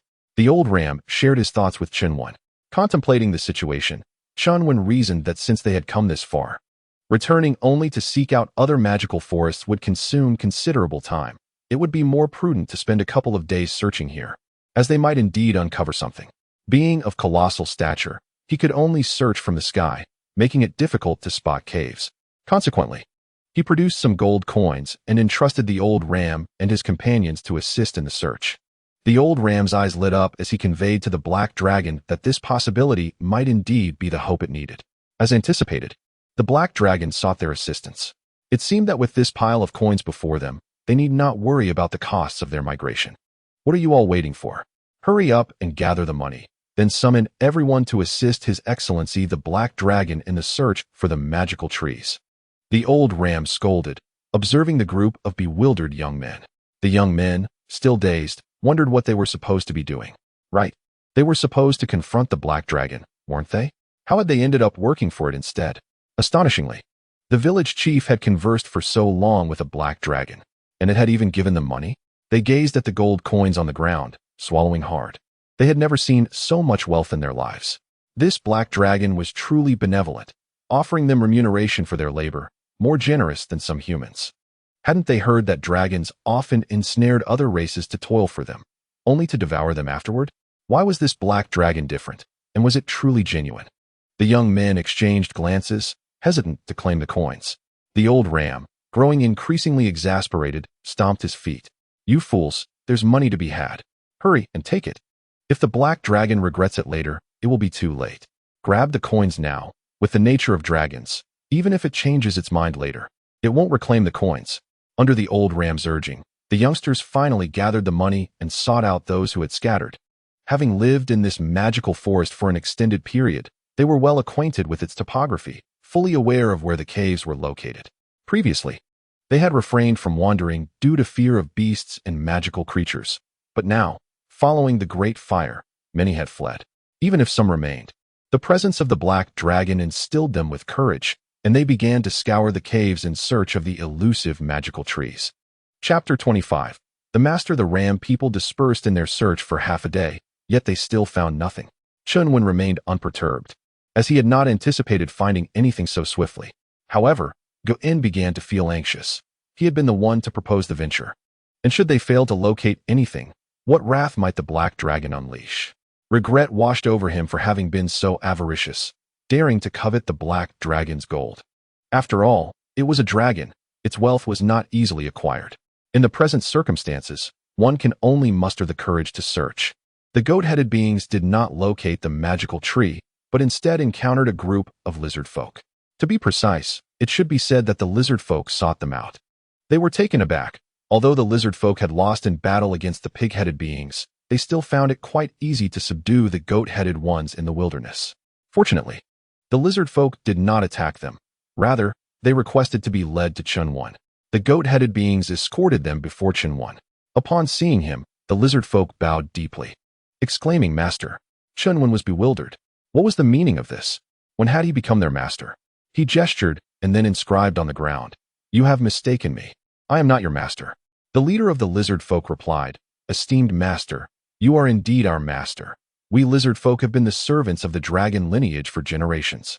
Chen Wen, drawing from his bloodline memories, uncovered some clues. It turned out that the lizard folk had long proclaimed themselves distant relatives of dragons, claiming this based on their somewhat similar appearances. To put it plainly, the lizard folk were shamelessly attempting to forge a connection, seeking a paternal figure. Despite the undeniable fact that dragons and lizards are entirely distinct species, the lizard folk were self-aware enough not to dare truly acknowledge dragons as their fathers, instead settling for recognizing them as masters, considering themselves as humble servants, hoping for acceptance and protection from the dragon lineage. However, very few dragons paid them any heed. In the eyes of dragons, these creatures were mere weaklings, offering no advantage, their flesh scarcely worth the effort of consumption. Only a handful of playful dragons would take them in. Naturally, Chen Wen had no interest in them and expressed his lack of need for servants. The lizard folk were not so easily deterred. They had learned of Chen Wen's arrival and had waited patiently, observing him for some time. They noted that he had not harmed the goat-headed beings, believing he would not harm them either, especially as they saw the goat-headed ones scurrying about, seeking refuge in caves, seemingly in search of something. They speculated that perhaps by assisting the black dragon, they could earn his favor and truly be accepted. The lizard folk respectfully stated, "Master, although I am unaware of what you have instructed the goat-headed beings to search for, we have lived in this region for many generations and are quite familiar with it. We are willing to lend our assistance." The lizard folk awaited eagerly. Chen Wen, perceiving that an additional group could expedite the search, did not decline their offer, revealing that he was in pursuit of a living magical tree. Upon hearing that the black dragon sought the magical tree, the lizard folk leader cast a furious reprimand at the pig-headed beings for their devastation of the land. Just as he was about to urge the lizard folk to hasten in their assistance, several trembling lizard folk children stepped forward, claiming to know of a place where a living magical tree could be found. The leader of the lizard folk rejoiced. If they could aid the black dragon in locating the living magical tree, it would be a tremendous achievement. "Where is it? Speak quickly, do not dawdle," he urged. The children recounted how, during their previous excursions, they had discovered a deep pit not far from their tribe, where a magical tree grew. The lizard folk leader's expression faltered. The location they spoke of was currently occupied by the pig-headed beings, rendering it impossible for them to assist the black dragon in retrieving the magical tree. Chen Wen inquired about the direction and then took off, soaring toward that destination. The leader of the lizard men was elated, unexpectedly anticipating gains, hoping that the black dragon would drive away the pig-headed men. "Let us proceed as well," the lizard man leader declared. The other lizard men were somewhat apprehensive, for they had previously been chased by the pig-headed men. "What is there to fear? With our master present, those pig-headed men cannot last long," the leader asserted as he hastened toward the tribe. It was then that the lizard men regained their composure and followed their leader. Shortly thereafter, Chen Wen arrived at the lizardmen's village. The dwellings of the lizard men were rudimentary structures made of wood and thatch. Within the village, numerous pig-headed men roamed, their bodies covered in bristles and their mouths revealing sharp fangs. Their numbers were at least double that of the lizard men, which explained the lizardmen's inability to prevail. In the lizardmen's village, the pig-headed chief was in a deep slumber when he abruptly sensed something flying overhead, instantly awakening. Soon after, one of the pig-headed men entered to report that a black dragon had flown over them and had landed not far away. After some inquiry, the pig-headed chief discerned that it was a young dragon. "A young dragon dares to venture out alone," he mused, seizing a large battle axe to rest upon his shoulder. "Gather the warriors. We shall hunt the dragon and feast on its flesh tonight." The pig-headed men, wandering about the village, were stirred by the chief's summons, and upon hearing of dragon meat, eagerly seized their weapons and followed. A great throng of pig-headed men marched to the edge of the deep pit, yet did not spot the black dragon. Meanwhile, Chen Wen was beneath the pit, where indeed, magical trees flourished, more than one. Beneath a large magical tree stood several smaller ones, their growth possibly stunted by the larger tree's shade. Chen Wen painstakingly extracted the large magical tree, along with its soil, and placed it into his magical space. Observing the smaller magical trees, he pondered that without the larger tree obstructing sunlight, they should now thrive. Just then, a harsh voice echoed from above, "Little black dragon, come up and meet your demise." Upon glancing upward, Chen Wen realized it was the pig-headed men. He had anticipated they would hide upon seeing the dragon, but unexpectedly, they had pursued him. He leapt upward and soared out of the pit, only to be met by a barrage of chains shooting toward him. The chains ensnared his limbs. Taken by surprise, Chen Wen had not expected the pig-headed men to be so cunning as to strike while he was unguarded. Aren't pig-headed men supposed to lack intelligence? He mused. Indeed, it is merely a small dragon, yet its size suffices for each of us to have a piece of meat, the pig-headed chief chortled. Chen Wen attempted to break free from the chains, but the pig-headed men collectively pulled, drawing him toward them. As he surveyed their numbers, he realized they were densely packed around the pit, numbering in the thousands. Even ants can bring down an elephant in great numbers, he thought, hastily retrieving his staff. A powerful whirlwind, resembling a rapidly spinning sphere, hurtled towards the crowd. Upon its immediate contact, the sphere erupted violently, sending the nearby pig-headed beings flying and clearing a space where one unfortunate individual fell. The leader of the pig-headed beings charged forward, brandishing an axe. With a breath of dragon fire, he severed the chains that bound him, then ascended once more before the pig-headed horde could encircle him. The leader, noticing Chen when wielding a staff, recalled that the creature had just performed magic. A young dragon capable of sorcery? Surely he must be mistaken. This apparition of a black dragon wielding magic was a troubling manifestation of the creature's growing influence over him. Chapter 26. Slaughter of the pig-headed beings high in the sky. Chen Wen considered his options for escape. However, the audacity of their ambush compelled him to retaliate before departing. While he did not possess the arrogance typical of dragonkind, he was indeed a powerful dragon now, and it was inconceivable to endure an attack without striking back. With their intent to consume him, there was no chance of mercy. Surveying the densely packed pig-headed beings, he raised his staff, channeling a formidable surge of magical energy into it. The crystal orb at its tip ignited with a brilliant radiance. An overwhelming aura of oppression descended, instilling fear among the pig-headed beings, who found themselves immobilized.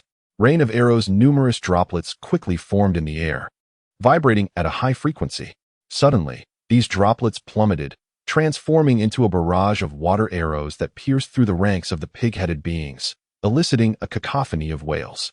As the last of the droplets fell, the ground below was littered with the fallen. There were none left standing. Yet, the leader of the pig-headed beings survived.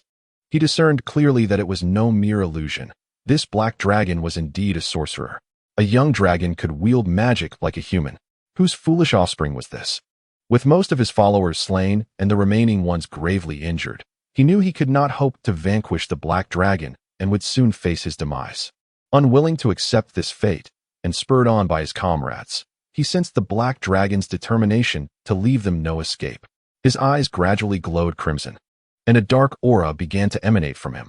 The surrounding pig-headed beings were similarly suffused with this dark energy, converging upon their leader. As he felt the power within him swell, a violent rage began to cloud his mind. Chen Wen observed the unfolding scene below with curiosity, eager to inquire about the transformation occurring within the pig-headed leader once the confrontation had concluded. Confinement, he employed magic to ensnare the leader of the pig-headed beings, preventing any potential escape. As the last remnants of the dark energy ceased to flow towards the leader, he suddenly surged to his feet, swinging his axe at the barrier. To Chen Wen's astonishment, the barrier shattered upon impact, a feat even the mighty scorpion lion could not achieve.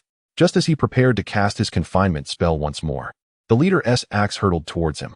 He hastily dodged, only to find that the leader had vanished from sight. Turning to look behind him, he discovered the pig-headed leader fleeing towards his tribe. The pig-headed leader struggled intensely to suppress the violent instincts within him, desperately resisting the urge to confront the black dragon and instead fleeing in a frenzy. His primal instinct for survival momentarily subdued his rage. Upon witnessing his escape, Chen Wen could not allow it to happen. With a powerful flap of his wings, he pursued him relentlessly. The pig-headed leader reacted swiftly, managing to evade the binding spell. Chen Wen cast several more binding spells in vain. Realizing that binding was futile, he decided to strike directly with lightning. The pig-headed leader attempted to evade once more, but this time he was not quick enough and was struck squarely by the bolt. He stumbled, nearly losing his balance, yet miraculously sustained no serious injury.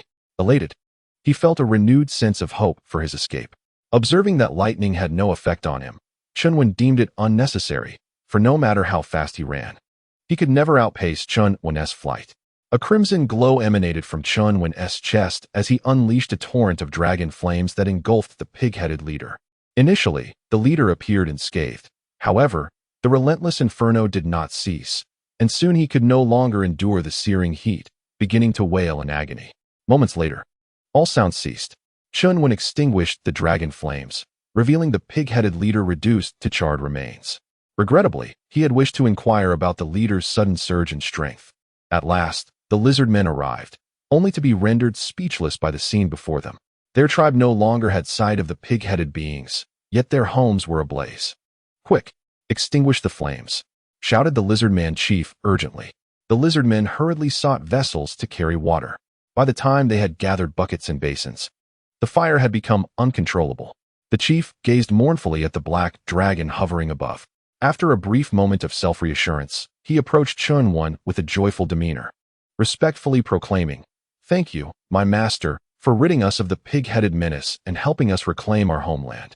We can rebuild our homes, but at least we have regained our territory." Chen Wen, observing the lizard men fervently battling the flames, felt a pang of embarrassment. In his eagerness to prevent the pig-headed leader's escape, he had forgotten that this was the lizard men's territory, and those houses belonged to them. Although he had eradicated the pig-headed beings, thus aiding in the reclamation of the tribe, he felt somewhat remorseful for the destruction of their homes. Noticing that their dwellings were rudimentary huts, an idea struck him. He imparted the knowledge of kiln-fired brick and tile construction to them, along with the techniques for building with these materials. The lizard man chief, initially astonished, was soon moved to tears.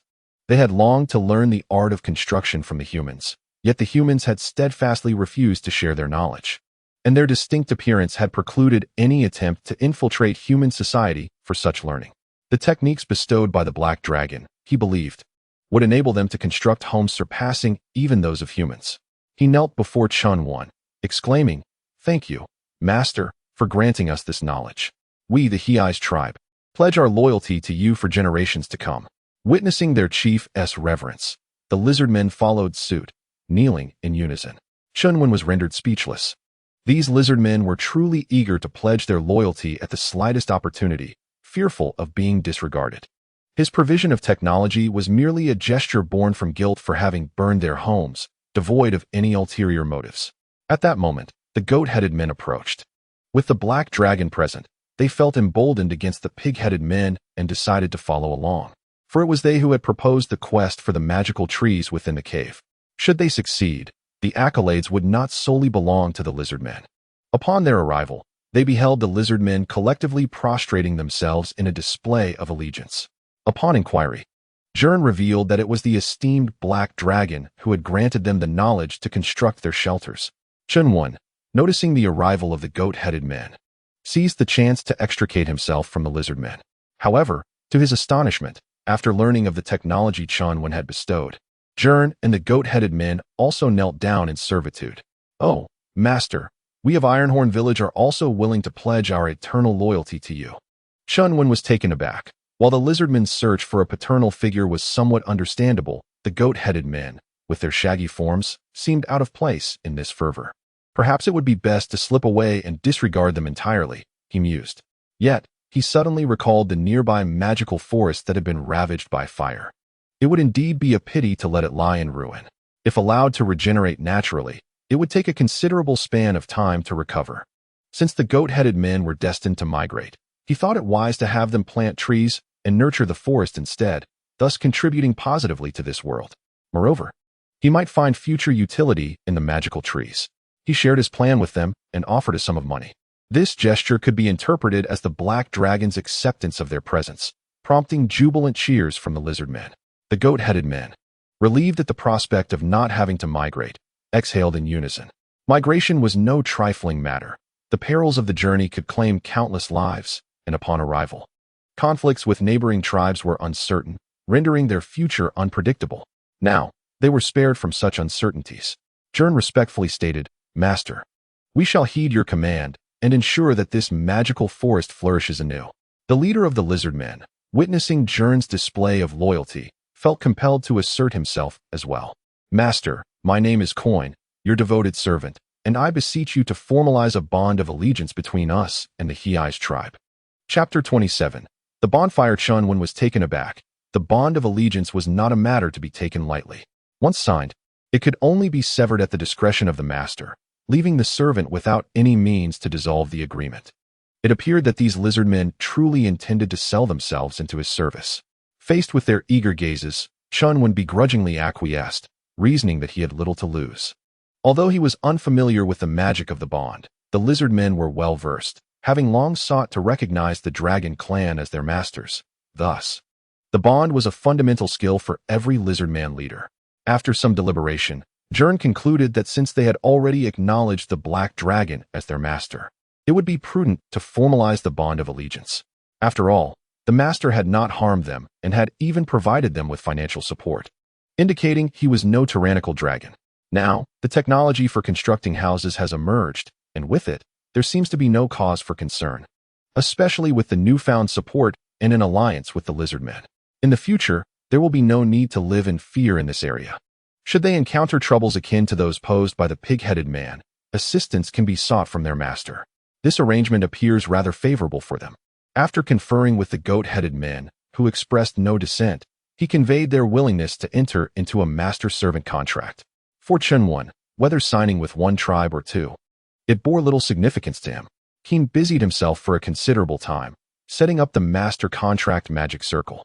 Chen Wen and all present positioned themselves within the magic circle. Keen began to chant the incantation.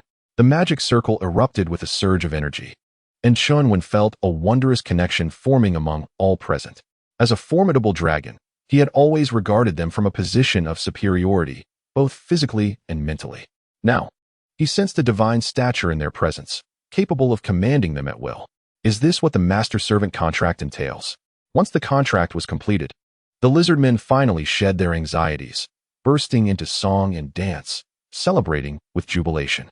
The goat-headed men, too, were swept up in the infectious atmosphere, joining in the cheer. With the contract finalized, Chen Wen intended to depart in search of magical crystals. However, Keen was insistent on expressing his loyalty. Today marked the first day of their servitude, and he was determined to present a sumptuous feast for their master. Observing that the day was still young, Chen Wen chose not to rush away. Keen arranged for the disposal of the pig-headed man's remains while sending others out to hunt. Jern dispatched individuals back to the village to procure food and necessary tools, as the lizard men's homes were still ablaze, leaving scant usable items. By evening, all preparations were complete, and a bonfire feast commenced. With the bonfire itself being the remnants of the lizard men's houses, the lizard men appeared unfazed, armed with the technology bestowed by Chen Wen. They had no further need for such dilapidated structures, relishing the flames instead. Chen Wen reveled in the lively atmosphere of the bonfire celebration, feeling a sense of contentment. In his previous life, he had languished in a hospital bed, never experiencing such vibrant festivities. Though family and friends would gather annually to celebrate his birthday, he ultimately felt out of place among them. In this new world, despite his limited interactions with the villagers of Goat Hill, he remained distinctly non-human and unable to fully integrate. Yet, the warmth emanating from the lizard men and goat-headed men before him enveloped him in comfort. Perhaps it was the influence of the contract, but he felt a genuine connection to their joy. The bonfire revelry lasted well into the night before concluding. Chen Wen prepared to depart, needing to seek the magical crystals. The lizard men bid him farewell, their tears streaming down their faces, which left Chen Wen initially reluctant to leave. Feeling quite exasperated, it was best to take flight swiftly, as he could hardly endure their emotional display. He spread his wings and soared into the distance. The lizard men knelt on the ground, weeping as if they had lost their parents, leaving the goat-headed men uncertain whether to mimic their behavior. Chen Wen continued his nocturnal journey. Resting by day, after 2 days of travel, he finally arrived at a location where magical crystals might be found. It was a canyon that appeared to have been cleaved by a colossal axe. He soared into the abyss, enveloped by a potent aura of magic. Such a dense magical atmosphere was intolerable for both humans and magical creatures alike. Yet, it was within such a realm that magical crystals could thrive. As he ventured deeper into the canyon, he noted that while the magical essence was beneficial for magical beings, it was only the more diluted varieties, such as the gentle emanations from magical trees, that were truly favored. The raw, unrefined magical energy saturating the canyon was discomforting even to the dragons. Chen Wen, though able to endure this level of unease for the moment, was uncertain how long he could withstand it. He quickened his pace and, upon reaching the depths of the canyon, found nothing but a scattering of erratic footprints on the ground. No magical crystals? The tracks appeared to belong to dragons, indicating that the precious crystals had likely been claimed by them. Chen Wen lamented the loss but did not succumb to despair. He departed the canyon, seeking other locations where magical crystals might flourish. After searching 4 or 5 more sites without success, he found himself cursing the dragons under his breath. After all, magical crystals were not sustenance, and the dragons had no need for them. Why hoard so many? Fortunately, not long after, he discovered a sizable magical crystal nestled within a vast cavern. This crystal was substantial enough to serve as an excellent component for his staff. After extracting the crystal, he exited the cave, having secured both the magical tree and the crystal, leaving the remainder to be handled by Go Wei. On his journey back, he traveled by night and rested by day. The first day passed without incident. On the second day, while he was curled up in a mountain hollow, a thunderous roar pierced the air. "Shameless thief, halt!" A booming voice resonated from above. It was the voice of a dragon, seemingly in pursuit of something. Chen Wen cautiously emerged to observe the source of the commotion. He beheld a massive red dragon in hot pursuit of a human sorcerer. Judging by the dragon's size, it was clearly an adult. Realizing he could not escape, the sorcerer turned to confront the red dragon. The clash between a human magician and an adult dragon was a rare opportunity for observation. Chen Wen stealthily watched their duel unfold. But soon the two combatants drifted farther apart. He had no choice but to take to the skies, following at a distance. In a solo confrontation, it would be challenging for a human to gain the upper hand against a dragon. Although this particular sorcerer exhibited remarkable prowess, showcasing a myriad of spells, he struggled against the dragon's brute force and formidable resilience. "Achika, we were once friends. You need not fight so desperately," the human sorcerer pleaded, attempting to appeal to their shared history. "Friends? You despicable thief, who has pilfered so much gold from me. How dare you call yourself a friend? Die, wretched human!" The red dragon roared, intensifying its assault. The human sorcerer fought valiantly to defend himself, but ultimately sustained significant injuries. "Stop, stop, stop! I shall return the gold to you," proclaimed the human mage. The red dragon ceased its assault, fixing its gaze upon the mage, demanding, "Quickly, surrender the gold." Here it comes," replied the human mage, invoking spatial magic, causing a cascade of gold coins to descend from above. The red dragon, with its tough hide, was largely unscathed by the falling treasure. However, upon witnessing the deluge of coins, a sense of alarm gripped its heart, prompting it to extend its claws in an attempt to grasp the riches. Yet, with dragon-like claws resembling those of a chicken, it could only capture a meager portion. As the majority of the gold tumbled away, the red dragon hurriedly descended to salvage what it could, while the human mage, with a sly smile, took flight. The dragon's sole focus was on the gold, disregarding the mage. Soon, however, it realized something was amiss. The amount of gold was insufficient, barely half of what the human mage had pilfered. "Bridge, you scoundrel!" roared the red dragon into the air. Chen Wen, having witnessed their confrontation, prepared to retreat into hiding once more. At that moment, the dragon's voice echoed, "Little black dragon, I've been watching you for quite some time. Why do you not come over?" Realizing he had been discovered, Chen Wen chose not to flee. He knew that if he wished to escape, he could easily ensnare the red dragon with a binding spell. He glided closer to the dragon. The red dragon scrutinized him and inquired, "What brings such a small child here, running about recklessly?" Chen Wen, still unable to speak, gestured in confusion, questioning, "What do you want from me?" The red dragon brandished 2 gold coins, waving them enticingly. Do you fancy these? Chen Wen rolled his eyes, thinking, I possess countless such coins. Fetch me something to carry these coins, and I shall grant you these too, the red dragon proposed, resembling a man enticing a child to run errands.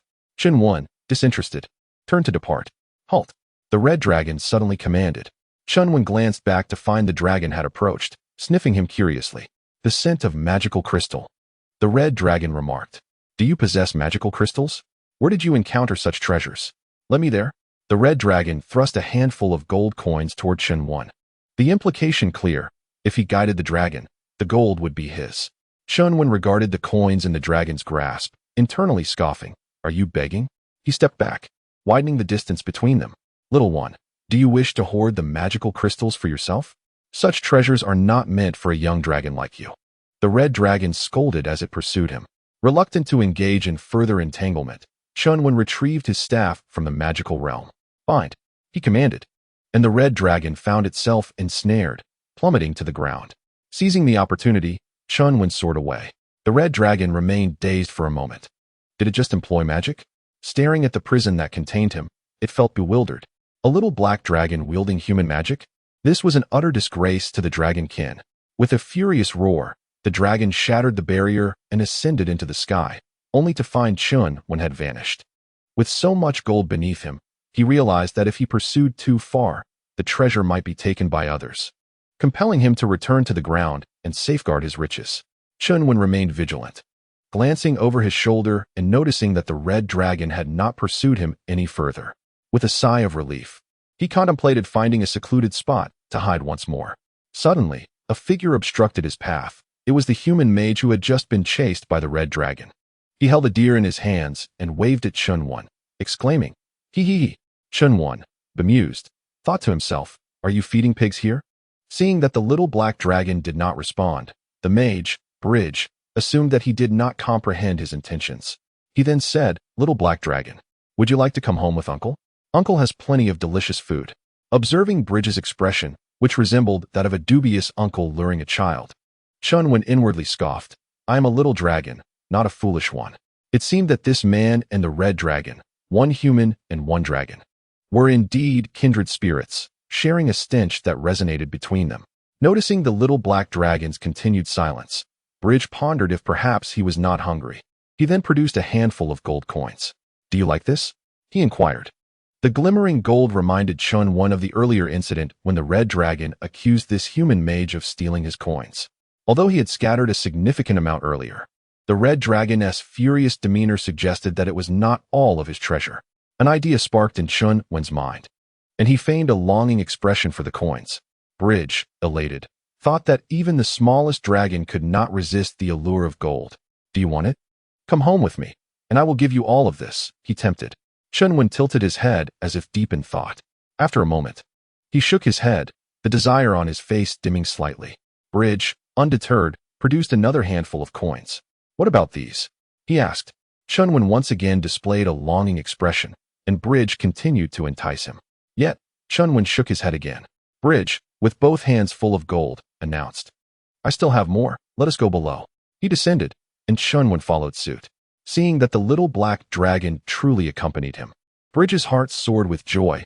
What a spectacle it would be to return home with a black dragon as a mount, captivating countless female mages in the process. He set the coins on the ground, and then retrieved even more. Chen Wen, employing the same ruse, continued to entice Bridge.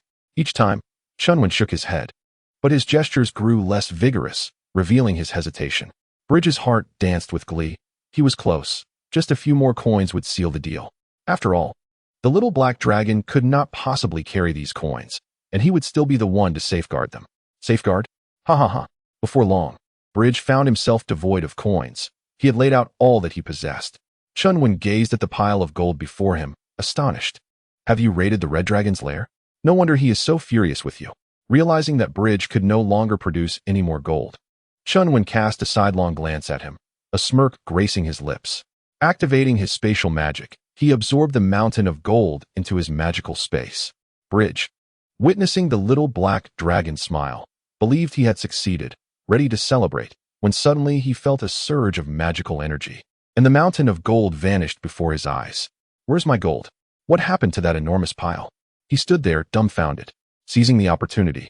Chen Wen drew forth his staff. Imprisoned, he was then swept away with a final strike. As lightning struck, Bridge was sent crashing into a tree by Chen Wen, and he soon felt a bolt of electricity aiming directly at him. Drawing upon his extensive combat experience, he required no further contemplation. His body instinctively moved to evade the lightning. He swiftly retrieved his wand and launched an attack toward the source of the magical assault.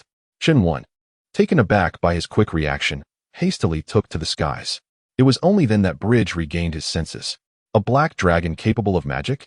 He gazed at the small black dragon wielding a wand in the air, momentarily questioning his own perception. Yet, it quickly became apparent that he was not mistaken. This diminutive dragon indeed possessed the ability to wield magic. As Chen Wen soared into the air, he did not pause, continuing to unleash further assaults upon Bridge. Simultaneously engaged in battle, Bridge struggled to reconcile the shattered remnants of his worldview in his mind. Was he truly exchanging magical blows with a small black dragon? Moreover, did this little dragon's magical prowess rival his own? Wait a moment, if it could use magic, then the disappearance of the gold earlier was also its doing. The coins had been taken by it. Had he been outwitted by a small black dragon? His head buzzed with confusion. After a considerable time, he recollected how the little dragon had methodically deceived him into relinquishing all his gold, and his eyes blazed with fury, a shameless trickster. His attacks suddenly intensified. Coughing, he recalled that he had sustained significant injuries during his previous battle with the red dragon, and his current combat capabilities were far from his peak condition. After a few vigorous strikes, his body could no longer endure, and he swiftly found himself at a disadvantage. In less than half an hour, his magical energy had been depleted, while Chen Wen appeared to possess an endless reserve. Ultimately, he leaned wearily against a tree, gazing up at the small black dragon, his mind racing with a torrent of thoughts. In broad daylight, he had encountered a magical black dragon. Surely, he must be losing his sanity. Chen Wen descended, looking down at him from a height, his gaze seemingly questioning whether he wished for the dragon to accompany him home. Who taught you magic? Bridge paid no heed to the little dragon's mocking expression. He sought to understand who the wretched fool was that had taken it upon themselves to teach a dragon magic. Chen Wen offered no response. Instead, he cast another binding spell, seized Bridge, and flew off in the direction of the red dragon. He intended to acquire even more gold. Chapter 29. Selling humans. Chen Wen arrived at the location of the red dragon, who was still troubled by how to transport such an immense quantity of gold. Upon seeing the return of the little black dragon, the red dragon erupted in fury. You wretched creature, a disgrace to the dragon kin. The red dragon soared into the air, preparing to attack the little black dragon. Chen Wen hastily brandished his wand in defense. The red dragon, noticing that the little black dragon was clutching Bridge, narrowed its eyes. Bridge, you shameless thief. Hand over the remaining gold. Bridge protested. The gold was all taken by the little black dragon. Do you think I'm foolish? Do you presume that the little black dragon cannot speak? The red dragon retorted. You stored the gold in your magical space. How could the little black dragon possibly take it? The red dragon remained skeptical of Bridge's claims. Bridge recounted the entire process of how he had been tricked into surrendering all his money to the little black dragon, leaving the red dragon momentarily stunned. Was this truly a dragon? Can a dragon truly deceive a human? And to such an extent, pilfering an abundance of gold? The red dragon stood in stunned silence for a considerable time, his instinctive disbelief clashing with the realization that the little black dragon wielded magic. He turned to the black dragon with a gaze filled with inquiry. Chen Wen did not conceal the truth. He openly acknowledged that he had taken all of Bridge's money. Upon hearing the black dragon's admission, the red dragon remained silent for a long while before breaking into a grin. Little black dragon, that gold belongs to your uncle. Return it promptly. Chen Wen expressed his confusion, retorting, What gold is yours?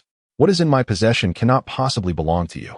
Growing anxious as the little black dragon ignored him, the red dragon urged, You are still young. What need do you have for such wealth? Return it to your uncle, and you may amass gold when you grow older. Chen Wen disregarded him, waving the bridge figuratively, gesturing to the red dragon. Do you want this person? I can sell him to you at a bargain. The red dragon was taken aback, questioning, Why would I buy a human mage? And you, little black dragon, are you already engaging in the trade of selling people? What purpose would I have in purchasing him? The words of Bridge reached the red dragon, and the realization dawned upon him. He was to be sold to the red dragon. You scoundrel, you've robbed me of my money, and now you plan to sell me? Should I thank you for this? He exclaimed, panic rising. You mustn't be so excessive, little black dragon. After all, I am a grand mage. Chen Wen gestured once more. Look, he is a grand mage. He can earn a great deal of money. If you buy him, he can retrieve the gold that was stolen from you. The red dragon's eyes lit up as he pondered over Bridge. Initially relieved that the red dragon showed no interest in purchasing him, Bridge now perceived the unsettling shift in the red dragon's gaze. From his vantage point, he could not see what the black dragon was indicating. He inquired, Achika, what is the black dragon saying? He claims you can earn a substantial amount of gold, and by acquiring you, he can have you help him earn riches, replied the red dragon. What? Bridge had assumed that the little black dragon merely intended to sell him to the red dragon out of spite. Instead, he was being treated as a slave. This is intolerable. He erupted at the little black dragon. However, what further enraged him was the red dragon's offer. The red dragon extended 2 fingers, 2 gold coins. Chen Wen rolled his eyes. Are you purchasing a pig? This is a person, a grand mage, and you offer merely 2 coins. Before Chen Wen could interject, Bridge lashed out at the red dragon. Achika, are you blind? I am a grand mage, worth no less than 2 gold coins. The red dragon contemplated further and raised 1 more finger. This was his final digit, aside from his thumb. Bridge fell silent, resigned to the absurdity, acknowledging that the little black dragon could never sell him for 3 coins. As anticipated, Chen Wen shook his head, pointing to the considerable pile of gold on the ground, signifying that he desired that much. The red dragon's eyes widened in disbelief. Impossible. How can it be impossible? Bridge found Chen Wen's price quite reasonable. Subsequently, without needing Chen Wen to speak, Bridge began to negotiate with the red dragon. Ultimately, they settled on half of the gold pile on the ground. Realizing his folly, Bridge wondered how he had found himself bartering on behalf of others. Had he truly been so flustered by their antics? Chen Wen, having stowed away the gold, gestured emphatically. He is a powerful sorcerer. What if he regains his magic and escapes? Only then did the red dragon consider this possibility. Indeed, why didn't you mention this sooner, little black dragon? Regret washed over the red dragon, and he contemplated dismissing Bridge altogether. Chen Wen probed. Are you certain you wish to part with him? Yes, return my gold. The red dragon insisted. What gold? Chen Wen inquired. Bridge interjected. Akika, see? He is nothing but a petty swindler. He hastily sought to incite conflict, believing that in the ensuing chaos, he could make his escape. As expected, upon realizing Chen Wen would not refund the money, the red dragon snorted 2 plumes of smoke in frustration. Sensing the red dragon's growing anger, Chen Wen suggested, I have a means to ensure he cannot flee. The red dragon, regaining his composure, asked, what is your proposal? Through a master-servant contract, Chen Wen replied. The red dragon found the notion acceptable, yet Bridge vehemently opposed it, declaring, no way. If you attempt a master-servant contract, I shall end my own life. You may seek your gold from that little swindler instead. Bridge's fierce opposition left the red dragon in a quandary. He merely wished for the gold returned. Not for Bridge to meet his demise, but he feared the sorcerer's escape. He turned to the little black dragon for counsel. Chen Wen argued, it is merely the 2 of us dragons here. We cannot possibly venture into human territory. The contract is only to ensure you do not flee. Once you repay the gold, the red dragon can dissolve the contract, and none shall be the wiser. After a moment's contemplation, Bridge recognized the logic in the little black dragon's reasoning. As dragons, they would not be appearing among humans. However, he worried about Akika not releasing the contract afterward. He looked at the red dragon, who assured him, once you return the gold, I shall annul the contract. Dragons are known for their pride, and their promises are not made lightly, which quelled Bridge's concerns. With the terms agreed upon, Bridge was no longer inclined toward self-destruction. His earlier threats had merely been a tactic to intimidate the red dragon. A pressing issue dawned upon him. He did not possess the knowledge of the master-servant contract magic. Although a great sorcerer, such enslavement spells were prohibited by the magical guild. Chen Wen, however, offered his assistance, for a price. What sum do you require? The red dragon inquired. Chen Wen gestured toward the remaining gold on the ground. The red dragon instinctively recoiled, but Chen Wen reasoned, charge all expenses to Bridge. Let him earn it back, and you will not incur any loss. Finding no fault in this logic, the red dragon acquiesced, and handed over the remaining gold to Chen Wen. Bridge wished to protest, but as a captive, he could only seethe inwardly, vowing to avenge himself against the little swindler once he regained his freedom. With the gold accepted, Chen Wen contentedly began to arrange the master-servant contract magic. The contract was soon completed. The red dragon gazed at Bridge, now bound as his servant, feeling less irked about the little black dragon's use of human magic. After all, the dragon race had often faced deception at the hands of humans. The fact that the little black dragon had managed to outwit Bridge was a small victory for dragonkind. After Chen Wen parted ways with the red dragon, the sky had yet to darken. He chose a different spot to conceal himself, awaiting the arrival of night before resuming his journey home. Chapter 30. The desire to learn alchemy. Subsequently, Chen Wen encountered no further unforeseen events and swiftly returned to the valley. Gu Wei, having received word from Yangqiu village and delegated the affairs of the workshop to her subordinates, made her way to the valley. Chen Wen presented her with the magical tree, the magic crystal, and a substantial amount of gold, which served as the production costs. Gu Wei was aware of Chen Wen's generosity, but was still taken aback by his lavishness in offering such a considerable sum at once. The production costs do not require this much. The remnants from such a large magical tree and crystal would suffice to cover the expenses, Gu Wei remarked. Chen Wen reassured her, stating it was of no concern, and that it was merely a gesture of friendship, perhaps for future assistance from that craftsman. He had never been particularly frugal, and having acquired so much gold from the Red Dragon and Bridge, he saw no need to be stingy. This staff held great significance for him. Gu Wei was momentarily taken aback. You seem quite adept at navigating human affairs. Have you forgotten that you are a dragon? However, she was accustomed to such behavior. Since Chen Wen insisted on giving, she accepted it on behalf of the craftsman. Gu Wei inquired about Chen Wen's recent experiences. During this period, she had been preoccupied with the workshop, leaving the trade affairs to her subordinates. She had not ventured beyond Weikel City. Deal had frequently sought her out, urging her to share amusing anecdotes. Yet, she found little of interest, and thus, she wished to gather stories from Chen Wen to satisfy Deal's curiosity. Chen Wen recounted his recent adventures, and it was then that he remembered he possessed materials from the lion scorpion, which could be utilized in crafting magical items and potions. In his past life, whenever illness struck, he would suffer terribly, but the remedies provided by doctors would swiftly alleviate his pain. His curiosity about medicine had always lingered. In his childhood, he often wished that if he could concoct potions, his parents would not have to spend so much, and he could create remedies to heal himself. Of course, that was merely the naive thinking of youth. As he matured, he understood the impossibility of such dreams. Nevertheless, the seed of wanting to create potions remained in his heart. Now, having arrived in this world and transformed into a powerful dragon, he believed that learning the art of potion making should not pose a challenge. Gu Wei observed the lion scorpion's claws, tail, and heart without surprise. Although Chen Wen was still a young dragon, with his level of magical prowess and the spell she had taught him, dealing with a lion scorpion would not be difficult. One could only say that the creature had chosen poorly by targeting this little black dragon adept in magic. While Gu Wei was surprised by Chen Wen's desire to learn potion making, she did not find it peculiar. This endeavor would not be challenging. Though she herself did not know how to concoct potions, she was acquainted with someone who did. Despite that person's eccentric temperament, if informed that a dragon wished to learn potion making, she would undoubtedly rush over with enthusiasm.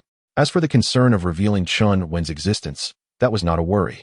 She cherished Chen Wen too much to let that happen. How intriguing it is to teach a black dragon, a task too captivating to allow any disturbances. Gu Wei promised to find him a mentor in potion making. When the topic of the war between the lizard men and the pig-headed men arose, Gu Wei's brow furrowed. According to Chen Wen, the pig-headed men had migrated southward from the north. Although they belonged to the orc race, such a mass migration of an entire tribe is quite unusual, unless they encountered some calamity in the north or their habitat was ravaged, much like the sheep-headed men who relied on the magical forest for survival. Once the forest was destroyed, migration became their only option. However, if their habitat was merely damaged, they could simply relocate to other areas in the north without needing to venture south. While humans can swiftly adapt to unfamiliar environments, other species require considerable time to adjust. Of course, dragons are an exception, as they are largely unaffected by their surroundings, except in places with an overwhelming magical aura. The southward migration of the pig-headed men likely indicates that something significant transpired in the north. It is possible that more races will follow suit and migrate southward. After contemplating for a while, Gawei decided to leave these matters to the prominent figures. It was not her burden to bear. The sky could fall, and the tall ones would support it. There was no need for her to worry. Chen Wen did not inform Gawei about Bridge and the Red Dragon. The journey had been relatively smooth, Gawei remarked. Chen Wen nodded, affirming that not only had it been smooth, but they had also reaped substantial rewards, acquiring materials for crafting a staff and a considerable amount of gold. Although he had little understanding of money, he recognized its potential to procure many things. Gawei did not linger. Even though Vils and Carido had departed, she was confident that the church and the mage guild would persist in their search for the sage. Therefore, once Chen Wen's new staff was completed and delivered to him, she could not visit too frequently. After Gawei's departure, Chen Wen began to reflect on his recent experiences. He had merely provided Gawei with a brief account of the events that transpired. This was his first journey to such a distant place, and he had flown there himself. Regrettably, their travels took place mostly at night. Otherwise, he would have surely relished the scenic beauty along the way. The battles he encountered during this expedition were immensely beneficial for him. He would inevitably venture out into the world in the future, where he would encounter situations that necessitated combat. Previously, within the confines of his territory, he could only bully ordinary animals, which did little to accumulate combat experience. This time, he had engaged in battles with scorpion lions and pig-headed men, as well as a human mage, gaining a certain understanding of the combat styles of these diverse races. He also developed some insights into his own fighting techniques, particularly during the confrontation with Bridge, who was a human capable of battling adult dragons. He demonstrated considerable strength. Although Chen Wen sustained injuries during their bout, Bridge proved to be a formidable opponent. Ultimately, he emerged victorious by depleting Bridge's magical energy through a war of attrition. In the future, when faced with human mages, he resolved to employ a strategy of attrition to wear them down. Having experienced several battles, he has developed a certain understanding of his own abilities. Although he may not yet be able to contend with an adult dragon, he is confident in his ability to escape. At less than a year old, he is quite satisfied with his current prowess. Perhaps he need not wait until adulthood to embark on his journey across the world. Gazing at the sky, he eagerly anticipates the day when he can soar through the heavens, exploring every corner of this realm. In the days that followed, Chen Wen returned to the routine of patrolling his territory and hunting. After a few days, Gawei arrived with a newly crafted staff. Holding the staff made of magical wood and crystals, he could feel its unique vitality. He attempted to cast several spells, finding it vastly superior to his previous staff. Each time he channeled magic into it, he sensed the staff's remarkable resilience, alleviating any worries of it shattering under pressure. He was thoroughly pleased with this staff. Accompanying Gawei was a disheveled woman, dressed as if she were a beggar. This is Chen Wen, Gawei introduced, who can barely be considered a potion master. Had Gawei made such a remark in the past, Chen Wen would have been incensed, eager to argue that she was indeed a legitimate potion master and not merely barely one. However, her attention was wholly consumed by Chen Wen, having just witnessed him wielding human magic with his staff, and he appeared quite proficient. Gawei had not deceived her. There truly was a dragon that possessed human traits. This dragon must have a broken mind, she mused. How could a proud dragon exhibit human-like qualities? Was it not akin to a dog barking incessantly? A flawed dragon mind could surely concoct potions that render others foolish. If he could be made a fool, victory would be hers. She scrutinized Chen Wen closely. His scales were impressive, suitable for crafting defensive potions. His claws were formidable, and his teeth could be utilized in offensive potions. Oh, those eyes are exquisite. They too can be used for fine potions. Her gaze gradually shifted to Chen Wen's chest, where she speculated a strong, powerful heart resided, a dragon's heart, the finest material for potions. Additionally, dragon blood, flesh, and various internal organs would serve as exceptional magical components. She became somewhat entranced by the treasure trove of potion-making materials before her. Feeling uneasy under her intense scrutiny, Chen Wen glanced inquiringly at Gawei, who merely shrugged. All right, don't forget why I called you here, Gawei said. This is On. You will be responsible for teaching him potion-making. Chen Wen finally snapped back to reality, staring at Gawei in confusion, and after a moment, recalled that Gawei had indeed summoned her to instruct a dragon in the art of potion-making. The prospect of teaching a dragon was undeniably intriguing, and she could hardly contain her eagerness to begin. However, her current thoughts wavered. What was the use of learning potion making when I could simply transform you into a potion? Gawei, sensing her contemplation, remarked, "You witnessed his magical prowess just now. Do not entertain any notions of taking advantage of him." Gawei leaned closer to Chen Wen and whispered, "He possesses a wealth of gold. If you teach him well, he may reward you handsomely, allowing you to settle your debts. Wouldn't that be splendid?" Chen Wen glanced at Gawei, then at Chen Wen, pondering what gold could possibly belong to this barely one-year-old black dragon. Just as she was about to voice her skepticism, Gawei produced a glass vial and waved it enticingly before her. "Isn't it beautiful?" Chen Wen's eyes widened, her hand instinctively reaching out to snatch it. Gawei, quick as lightning, withdrew the vial. Chen Wen, her breath slightly uneven, exclaimed, "Is this the glass you are currently working on? The technique taught to you by the sage?" Gawei nodded. "Would you like to know the sage's whereabouts?" Gawei inquired. "The sage's location? I have heard that both the Mage Guild and the church are searching for the sage, yet they have found no trace." She instinctively asked, "Where is he?" Gawei smiled faintly and gestured with her chin towards Chen Wen. Chen Wen turned to look. There was nothing but the small black dragon. Confusion washed over her as she glanced back at Gawei. Gawei wore a knowing smile. Chen Wen, utterly perplexed, turned once more to Chen Wen. "Where is the sage? Did you not see?" "I see nothing here, only a bewildered Chen Wen."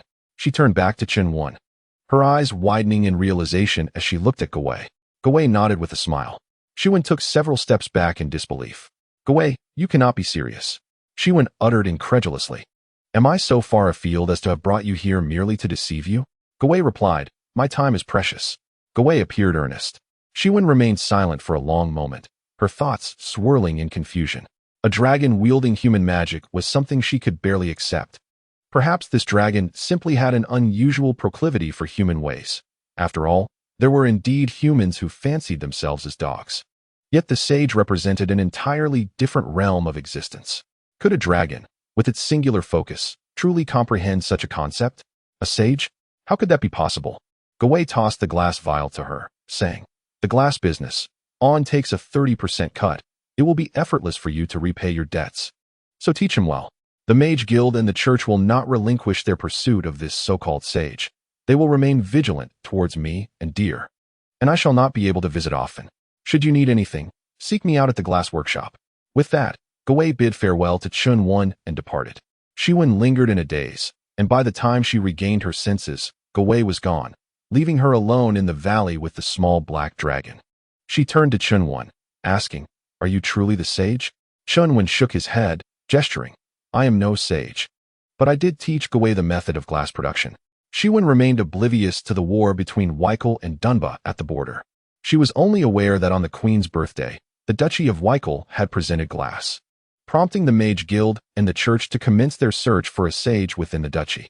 Her interest in this matter stemmed from her admiration for the exquisite glass. She believed her potions deserved to be housed in glass vials, for only glass could complement the essence of her elixirs. If the contribution was merely the technique for producing glass, it fell significantly short of what a sage could offer, a notion she could begrudgingly accept. Although she found it perplexing how a small black dragon could comprehend the intricacies of glassmaking, she chose not to dwell on that matter. Turning to Chen Wen, she inquired, "What motivates your desire to learn potion making?" Chen Wen gestured, "Simply because I enjoy it." Chen Wen contemplated for a moment. Indeed, that was the only plausible reason. Unlike humans, dragons did not engage in economic activities and therefore had no need to learn skills for monetary gain. With their formidable physiques, dragons did not require potions for assistance. In terms of injuries, their recovery was remarkably swift, often surpassing that of potion-assisted humans, as long as they had ample food and breath to sustain themselves. They were, in essence, favored by the heavens, save for their singular-mindedness. The small black dragon had no ulterior motive for pursuing human knowledge. It was purely out of passion. And perhaps that was true of his pursuit of magic as well. Pure enjoyment? That resonated with her. She tidied her hair and, with an air of authority, addressed Chen Wen. "Learning potion making is arduous, and I shall be quite strict. Are you certain you wish to proceed?" Upon witnessing her stern demeanor, Chen Wen was reminded of videos from his previous life, where teachers stood at the lectern imparting knowledge to their students, which filled him with a sense of reverence. He straightened his posture and solemnly nodded. Chen Wen smiled knowingly, extending her palm with a look that conveyed, "Now, let's settle the matter of payment. I shall not teach for free." Chapter 32. Are you truly a dragon? Chen Wen did not perceive any issue with Shi Wen's request for payment. However, he was uncertain of the appropriate amount to offer, so he produced a handful of gold coins, gesturing to inquire, "Is this sufficient?" Shi Wen appeared elated, her expression suggesting that this sum was obligatory, though she harbored her own doubts. Given the nature of dragons, it was customary for them not to part with their riches. She was wagering on the notion that this dragon was an exception. Just as her apprehension mounted, she heard the clinking of numerous gold coins cascading before her. She looked down at the coins, momentarily stunned, realizing that they could easily fill several sacks. Observing Chen Wen's continued gestures, seemingly questioning if it was enough, she stammered, "Yes, yes. It is more than enough." This was exceedingly generous. When she had learned potion making, she had only paid a few dozen gold coins in tuition. The small black dragon's generosity was astonishing, providing several sacks worth. No wonder Gui had remarked on his wealth. How could he, at barely a year old, have amassed such riches? With Chen Wen's lavishness, she felt compelled to reciprocate with diligence, immediately preparing to commence the lesson. She retrieved a ceramic pot and various magical ingredients, setting the pot over the fire to begin. Let us commence with the rudiments of potion making, while I elucidate the relevant knowledge of magical materials alongside the practical application. Shi Wen quickly immersed herself in the task, while Chen Wen attentively observed her maneuvers and absorbed her explanations. Once Shi Wen entered the state of potion creation, she seemed transformed. Despite her disheveled appearance, an air of expertise and proficiency emanated from her. Upon completing her potion, she expressed great satisfaction with her creation. Chen Wen gazed at the dark, murky residue at the bottom of the cauldron, bemused, wondering if it had burned. "This is the laughing potion," Shi Wen proclaimed proudly. "It is designed to elicit laughter from those who are unhappy." Chen Wen remained speechless, pondering the efficacy of laughter in truly alleviating sorrow. Observing Shi Wen's eager anticipation for admiration, he dutifully feigned astonishment, as if to say, "Such prowess! These simple magical ingredients can yield such an impressive potion." Shi Wen, noticing Chen Wen's reaction, basked in her sense of achievement. Yet, there remained a crucial step, an indispensable phase in potion making that must not be overlooked. Shi Wen spoke with gravity. Chen Wen, too, focused his mind, intent on listening. Shi Wen then lifted a long spoon, scooping a portion of the dark potion and bringing it directly to her lips. She swallowed it in one gulp. This was the act of personal trial. A short while after consuming the potion, Shi Wen erupted into laughter. "Ha ha! This potion's effect is undeniably hilarious." For the next few hours, the valley echoed with the sound of her mirth, while Chen Wen observed her incessant giggles with a sense of bewilderment. Eventually, the effects subsided, and Shi Wen collapsed onto the ground, tears of laughter glistening at the corners of her eyes. After a lengthy pause, she rose and exclaimed, "I am so joyous, truly elated." Chen Wen, perplexed, pondered, "Can one truly find happiness in such a manner?" Her demeanor appears genuine. Could this potion indeed induce joy? "On. Now it is your turn to attempt potion making while I observe and guide you," Shi Wen announced jubilantly. However, both of them were momentarily stunned, for the cauldron she had used was perfectly sized for her, yet far too small for Chen Wen. After a moment's contemplation, he soared towards the cave. Soon, the sounds of clinking and clanking resonated from within. Upon his return, Chen Wen grasped a magnificent golden cauldron in one hand and a gleaming golden spoon in the other. Shi Wen was taken aback. Having heard the clattering from the mountainside, she presumed Chen Wen was forging an iron cauldron, only to discover he had fashioned one of gold. What an extravagant use of gold for such a large cauldron, she mused. While Chen Wen had initially intended to use an iron cauldron, he had exhausted his supply of iron and possessed no other metals. Given his abundance of gold, he decided to craft the cauldron and spoon from it instead. As Chen Wen began to set up the fire beneath the cauldron to concoct the potion, Shi Wen watched closely, guiding him. Yet, her attention was perpetually drawn to the resplendent cauldron. Fortunately, Chen Wen approached his studies with utmost seriousness, committing no significant errors. Her minor corrections sufficed for the task at hand. After the potion was concocted, the mixture in the cauldron resembled the dark hue it had during its creation. Chen Wen regarded Shi Wen, his eyes filled with trepidation. "Do I truly have to drink this?" Shi Wen replied, "To become an exceptional potion master, one must test the potions personally to ascertain their effects. If the potion proves ineffective, only then can one identify the source of the flaw." Chen Wen swallowed hard, genuinely apprehensive about consuming the potion. After considerable mental preparation, he finally shut his eyes and gulped down a spoonful of the concoction. Upon tasting it, a foul flavor assailed his senses, nearly causing him to regurgitate. He bravely forced it down. After a while, he felt neither the urge to laugh nor any semblance of joy. He and Chen Wen exchanged wide-eyed glances, waiting in vain for any sensation. Chen Wen, puzzled, remarked, "This is strange. I observed the entire process of your preparation, and there appeared to be no issues. It should yield results." She pondered for a moment, but could not discern the error. "Perhaps you should take another few sips," she suggested. Chen Wen responded, "The last sip nearly made me vomit. Why would I take more?" Chen Wen's gaze was intense, as if conveying that this was a rite of passage for an accomplished potion master. Realizing he could not evade the challenge, he endured the unpleasant taste and drank several more sips. Yet, still, there was no effect. In a moment of desperation, Chen Wen took a spoonful herself. Chen Wen admired her unyielding demeanor as she consumed the potion without hesitation. Not long after, Chen Wen began to laugh exuberantly. This potion is absolutely fine." Yet, several hours later, she lay weakly on the ground. The potion Chen Wen had crafted was indeed sound. The issue lay with him, as it seemed that beginner potions were ineffective for him. Witnessing Chen Wen's prolonged laughter reassured him of his potion-making abilities, bolstering his confidence in mastering the craft. Today, he had not ventured out to hunt, and instead needed to procure sheep from Yanqiu village. It appeared that he would be relying on them for an extended period, so he needed to communicate with them in advance to ensure they had sufficient stock. He gestured for Chen Wen to rest a while longer as he set off to acquire food. "Buying food?" Chen Wen questioned, perplexed. "Aren't dragons supposed to hunt? Who are you buying from?" After a considerable wait, Chen Wen returned, carrying several bundled sheep, clearly bred by humans. Had he ventured to a nearby human village to acquire them? Noticing Chen Wen's gaze fixed on the sheep in his hands, he gestured to indicate that he had paid for them. He then presented her with a portion of food, having only consumed a flatbread at noon. And after laughing for so long, she surely could not sustain herself on such a meager meal.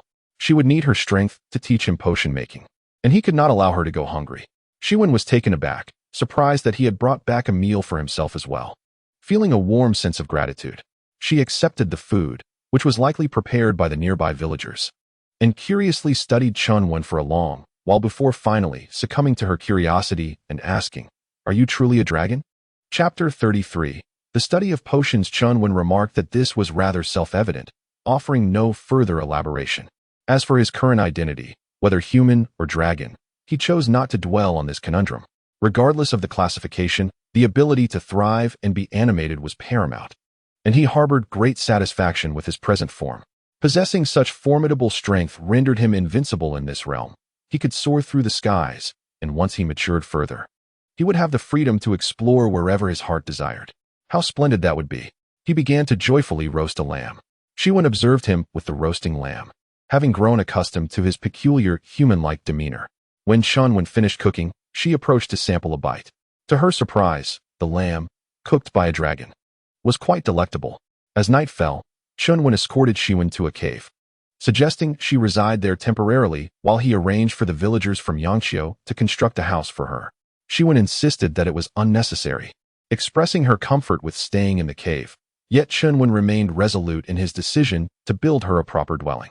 Previously, he had acquired garments crafted by the Eagle Wing people, tailored to fit his adult form, which he now presented to Chen Wen as makeshift bedding. Upon learning these were Chen Wen's clothes, she accepted his human-like appearance, yet the concept of wearing attire struck her as peculiar. The dragon race, adorned in scales, found these to serve as their natural garments. Moreover, they were untroubled by temperature extremes and had no need for clothing, which might even hinder their movements. The following day, Chen Wen sought out village chief Aki to discuss the construction of the house. The chief swiftly organized a team and transported building materials to the valley to commence the project. The generous offerings from Lord Black Dragon necessitated the creation of a splendid abode. Chen Wen and Chen Wen began their studies in potion making on the opposite side of the valley. With remarkable efficiency, Chief Aki and his team completed the house in less than half a month, even assisting in furnishing it adequately. While the structure could not compare to the concrete edifices of Chen Wen's previous life, it was commendable within this world. Though modest, it exuded a warm and inviting aura, and both Chen Wen and Chen Wen were pleased with their new home. However, Chen Wen, appearing rather disheveled, resembled a beggar, which seemed incongruous with the cozy abode. Chen Wen suggested she take a bath and don fresh attire. Having been in the valley for half a month, he was uncertain how frequently she had bathed. Chen Wen revealed she had no garments, having accumulated significant debt prior to arriving in the valley and lacking the funds to purchase new clothes. Fortunately, she now possessed wealth, as Chen Wen had provided her with several sacks of gold coins for her education. She then procured 2 sets of clothing from the villagers to wear. After a refreshing bath, Chen Wen donned the simple attire gifted by the villagers. Although unadorned, the clothing accentuated her remarkable figure. Yet now, Chen Wen observed her with indifference, feeling merely that her newfound cleanliness rendered her more pleasant to behold than before. Moreover, her demeanor now resembled that of a teacher. Chen Wen gazed at her attire, then surveyed the furnishings of the room, and suddenly recalled why she had felt that something was amiss. It was the absence of a mirror. She realized that she could not even see her own pristine reflection. She resolved to ask away for one on another day. Then, her eyes fell upon the soiled garments she had discarded, and she found herself in a quandary. She was incapable of washing clothes. Why not simply throw them away and have Gawei tailor a few exquisite outfits for you? Chen Wen suggested. Chen Wen shook her head, replying, "These were a gift from my teacher at graduation. I cannot discard them. Then perhaps the villagers of Yangqiu can assist you in cleaning them. A little compensation would suffice." They would be more than willing. Still, Chen Wen declined, saying, "I have worn these garments for quite some time, and they are imbued with residual potions. I fear they may pose a danger to them." Chen Wen was at a loss. He, too, was unfamiliar with laundry. In fact, during his previous life, he had never washed a garment himself. The two of them fell into a prolonged silence before Chen Wen suddenly had a thought. Could he utilize potions for this purpose? He envisioned the laundry detergent from his past life, but even that required either a washing machine or manual labor. Perhaps he could concoct a potion that would cleanse the garments directly. Although he was uncertain if such a potion could genuinely be created, it was worth a try. He shared his idea with Chen Wen. She paused for a moment, feeling as though a portal to a new world had swung open before her. Indeed, why not employ potions? She exclaimed. Not only should she endeavor to develop a potion for cleaning clothes, but also for cleansing hair, skin, kitchenware, and floors. A multitude of cleaning needs suddenly flooded her mind. This way, she would not have to expend excessive time on her appearance, which she did not particularly enjoy being unkempt.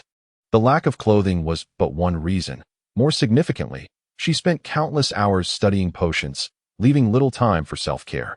Moreover, her prolonged interaction with potions meant that even if she diligently maintained her cleanliness, she would soon become soiled again. Gradually, she ceased to take care of herself, especially since she lived alone. Later, her potion research led her into debt, and the potions she created failed to sell. With no funds to purchase new clothing, her self-care dwindled further. However, upon mentioning the pursuit of new potions, her enthusiasm surged, and she eagerly pulled Chen Wen into her research. As she instructed him on the knowledge of magical materials, she simultaneously searched for those that met her criteria. Before long, she discovered suitable components, although their efficacy remained to be tested, prompting her to prepare numerous backup materials. She encouraged Chen Wen to participate in her research, enabling him to deepen his understanding of magical materials and the potion-making process. Though the endeavor of researching new potions was somewhat premature for Chen Wen, who was still a novice, the materials employed were merely fundamental magical components, making the task more accessible. With her guidance, there were no significant issues. The two of them toiled for several days, experimenting with various formulas, and ultimately succeeded in crafting a rather effective potion. Gazing at the once soiled garment, now rejuvenated by the potion, Zivan was filled with nostalgia. Though the clothing was somewhat worn, it held unique significance for her. She neatly folded it and stored it away with care. Zivan was thoroughly pleased with the results of the potion, which was composed of common magical ingredients. A single set of materials could yield numerous potions, requiring only a small amount for each use, making it affordable for the common folk. She was confident that there would be no shortage of buyers for this potion. Eagerly, she instructed the villagers of Yangqiu to summon Gawei from Weikel City. Chapter 34. The merchant. Upon arriving in the valley, Gawei was surprised to see Zivan, who appeared radiant after her transformation. Well, who is this stunning beauty? Zivan shot her a sidelong glance before tossing a bag of gold to Gawei, asking her to help design several fashionable outfits. Gawei weighed the pouch and replied with a grin, "No problem." Then she inquired, You mentioned showing me a treasure. What kind of treasure do you have? With a mysterious smile, Zivin took out the laundry potion she had developed with Chen Wen and poured a small spoonful onto a deliberately soiled garment. Instantly, the potion emitted a magical aura that enveloped the dirty fabric, and soon after, the magic dissipated, leaving the garment impeccably clean. Gawai's eyes lit up. Was this not the potion version of cleansing magic? While similar spells existed within the realm of magic, practitioners of such arts were few, and only those with a high affinity for magic could master them. Furthermore, a wizard's magical energy was precious and seldom employed for mundane tasks like laundry. Hence, this potion was bound to find a significant market demand. Gawai astutely recognized the business opportunity, with the only remaining concern being the production cost of the potion. If the cost were manageable, it could be widely distributed. Unlike glass products, this potion belonged to the category of everyday consumables and could not be marketed as a luxury item.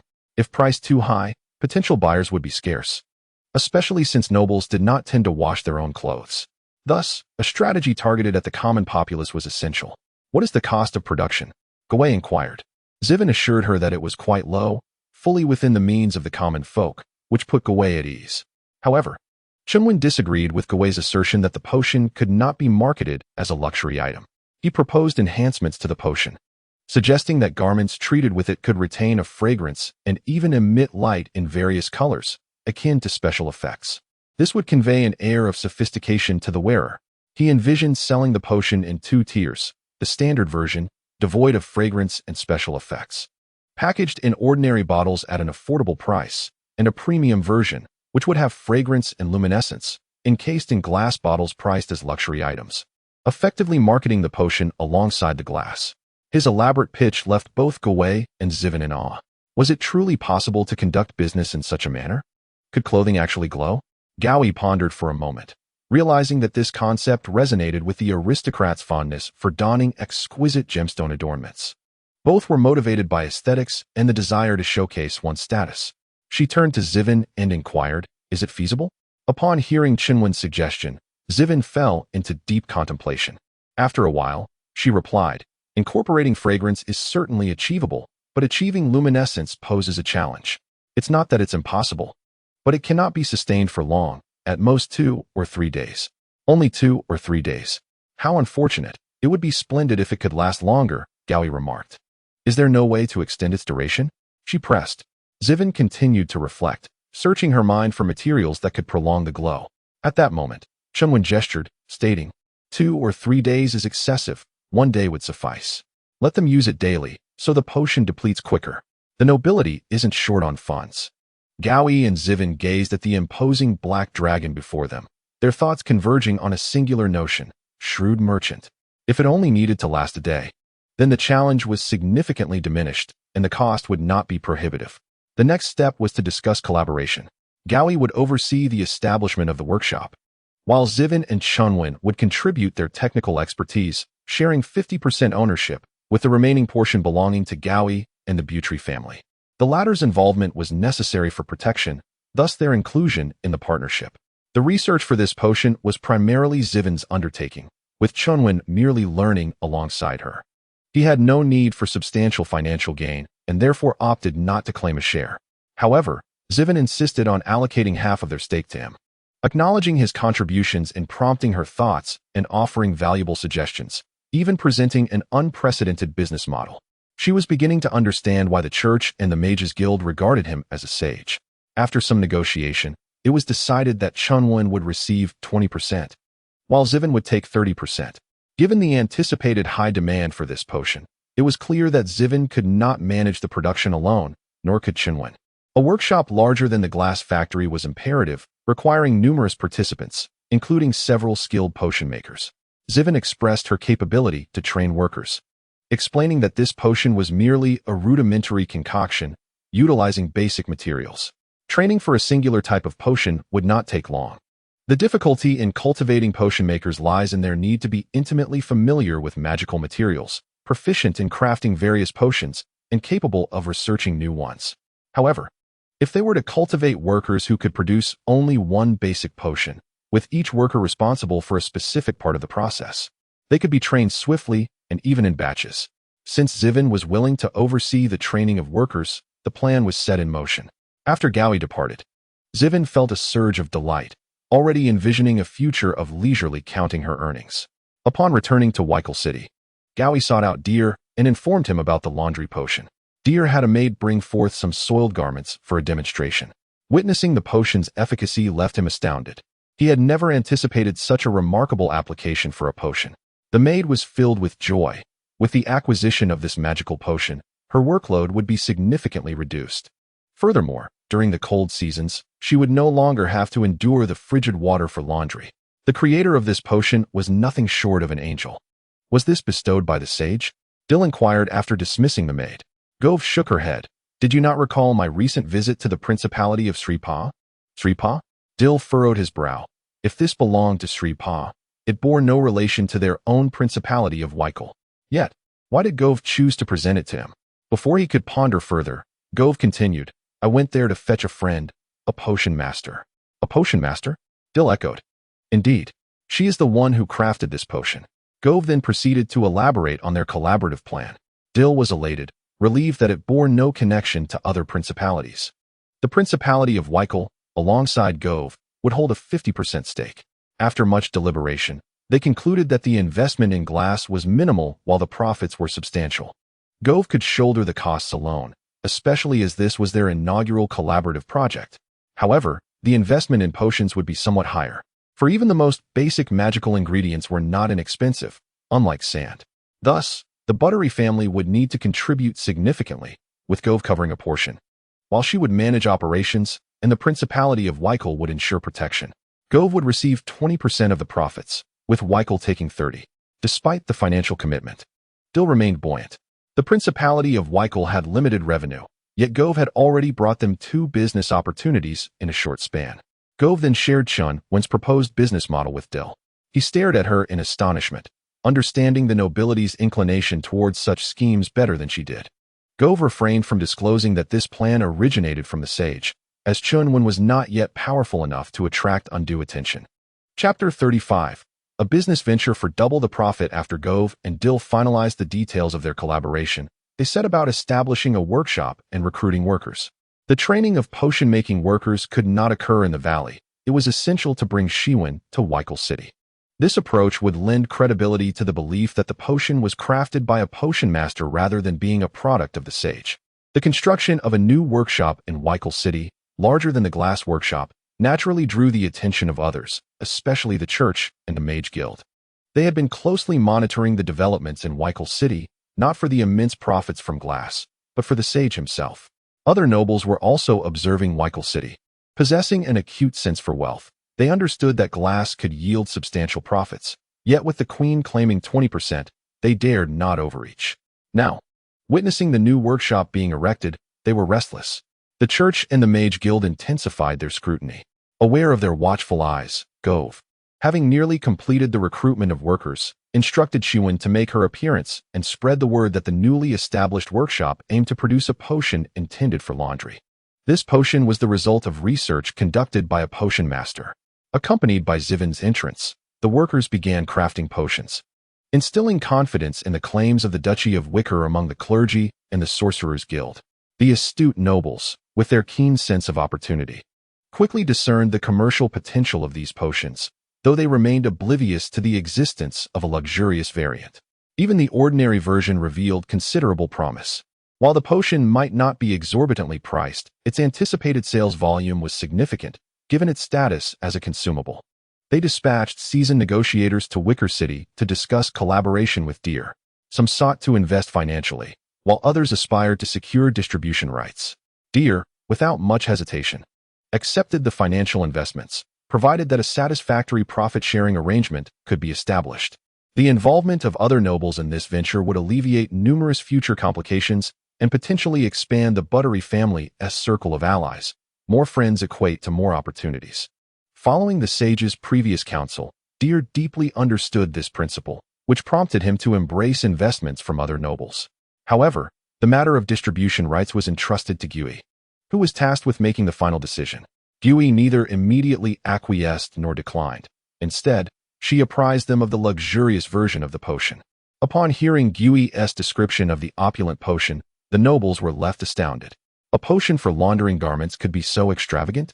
They instinctively sensed that this luxurious variant would be fervently sought after, particularly by women, intensifying their eagerness to obtain distribution rights.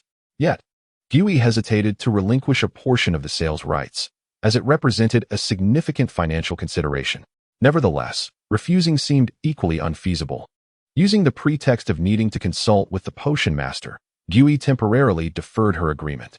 She resolved to seek Chen Wen's counsel, believing he might possess a more astute perspective. Upon reaching the valley, she relayed the situation to Chen Wen. He proposed that distribution rights could indeed be granted, but exclusively for the potion itself, not for its packaging. Should they wish to use glass bottles, they would need to procure those independently. This approach would allow for an additional profit on the glass bottles.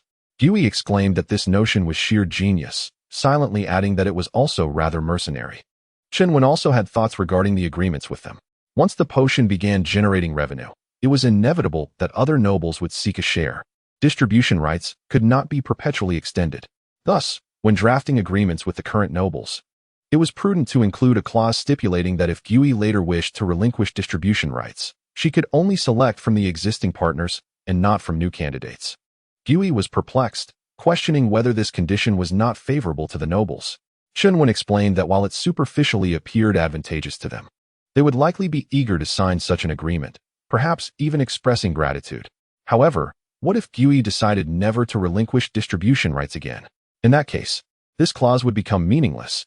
Consequently, should others wish to partake in the profits, they could simply exclude these nobles, leaving them to seek their share independently, thus severing their connection to Gui.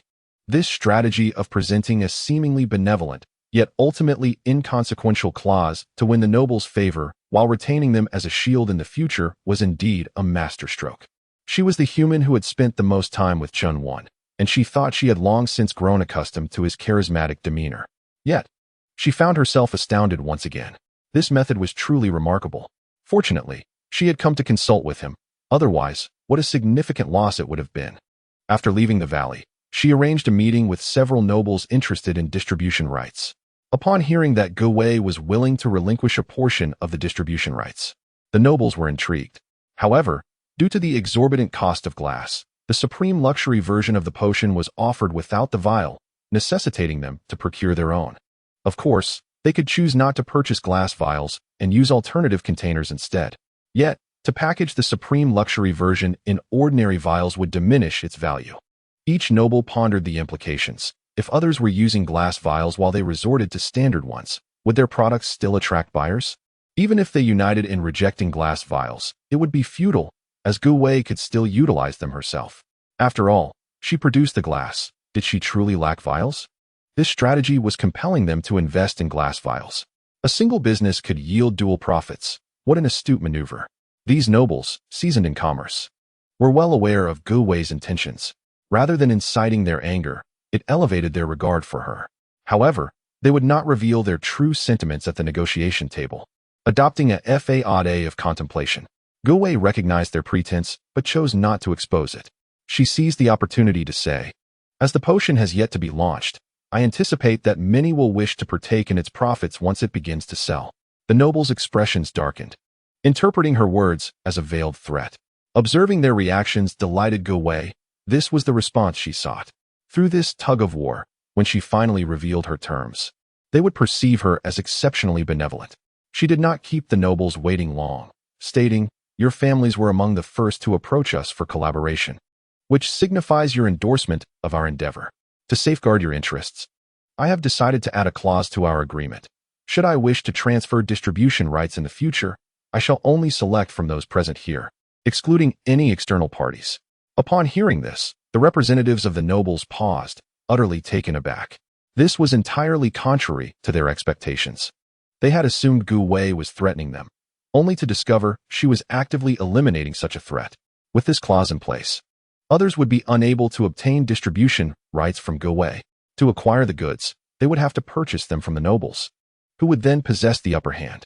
They gazed at Gui in disbelief, repeatedly confirming her words until they finally felt reassured. Miss Gui proved to be remarkably straightforward. They joyfully signed the cooperation agreement.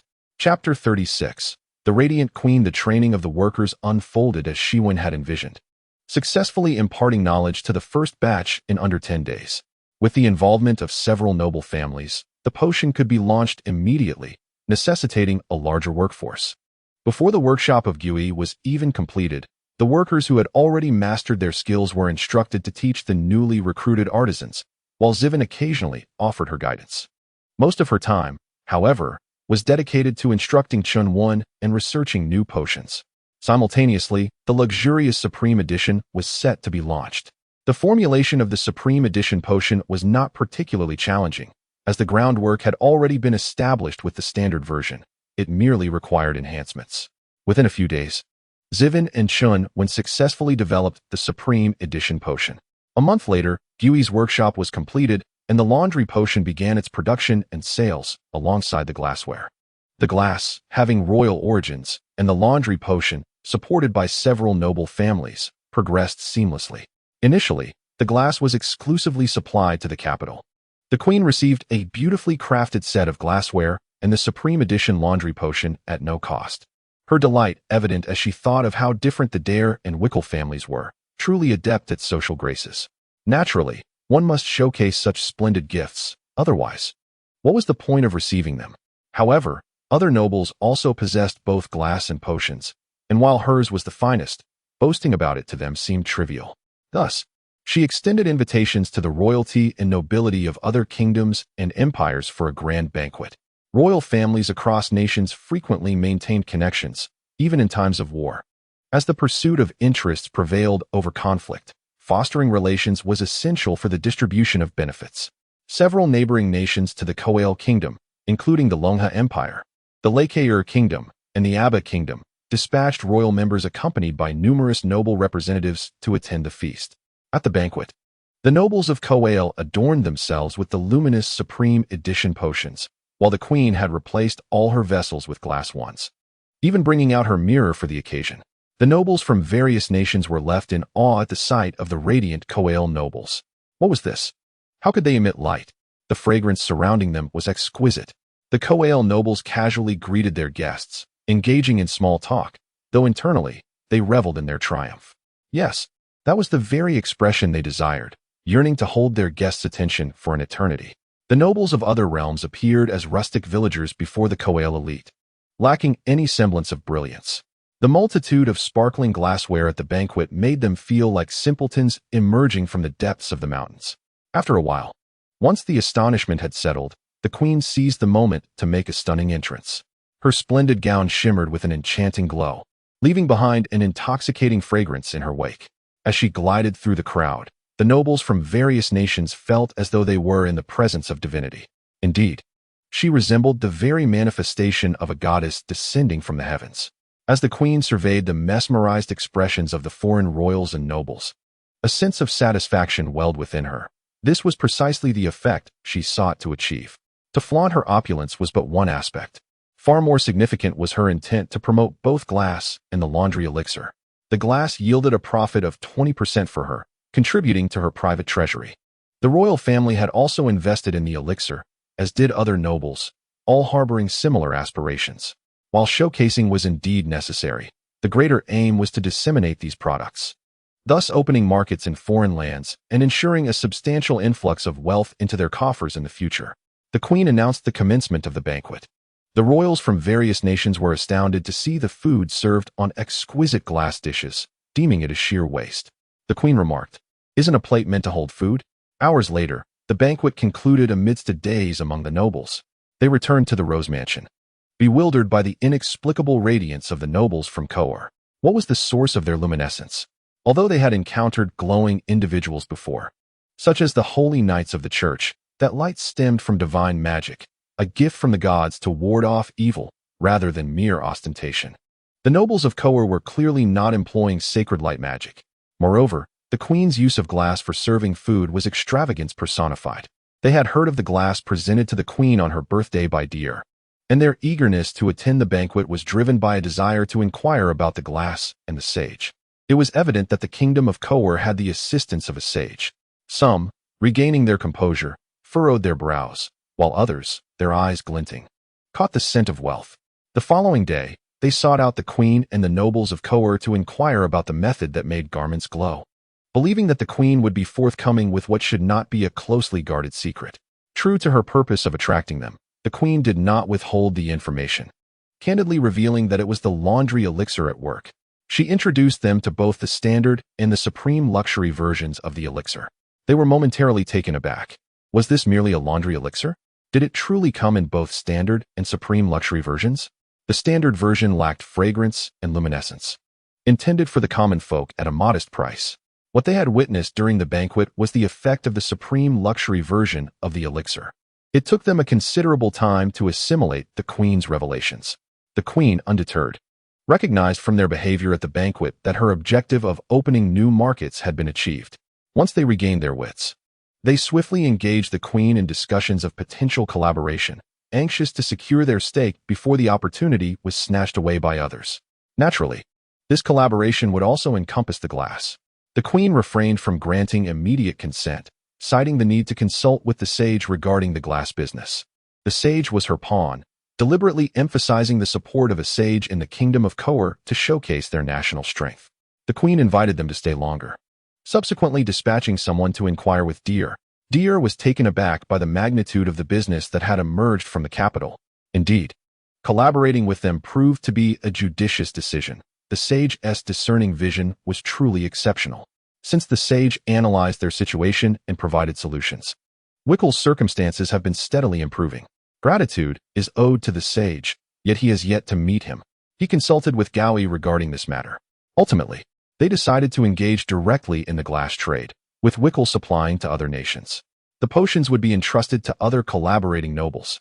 This was partly to avoid monopolizing the business, and partly because they lacked sufficient manpower to manage both enterprises simultaneously. It was essential to offer reasonable concessions, and the exquisite glass vials for the premium potions would still need to be procured from them, ensuring they still profited. Upon receiving responses from Deer and others, the nobles from various nations breathed a sigh of relief. The glass trade was manageable, as it could interface directly with the Duchy of Wickle, allowing them to procure goods straight from the workshop and potentially come into contact with the sage. However, the potion business, which involved liaising with the nobles of the royal capital, raised some eyebrows. They were well aware of the nature of these individuals. When the nobles of the royal capital learned that the Duchy of Wickle was willing to entrust the potion business across several countries to them, disbelief washed over them. They hadn't anticipated the audacity of Lady Gowie. It seemed prudent to foster closer relations with her moving forward. Conversely, the nobles of the Longha Empire found themselves in a quandary. They would rather liaise with the cunning nobles of the royal capital than engage with the Duchy of Wickle, given that the merits of Wickle Butler had been built upon their efforts. The Duchy of Wickle represented their disgrace. Had there been no direct connection, they could have feigned ignorance even if the supplies originated from Wickle. Now, having to engage directly posed a dilemma for them.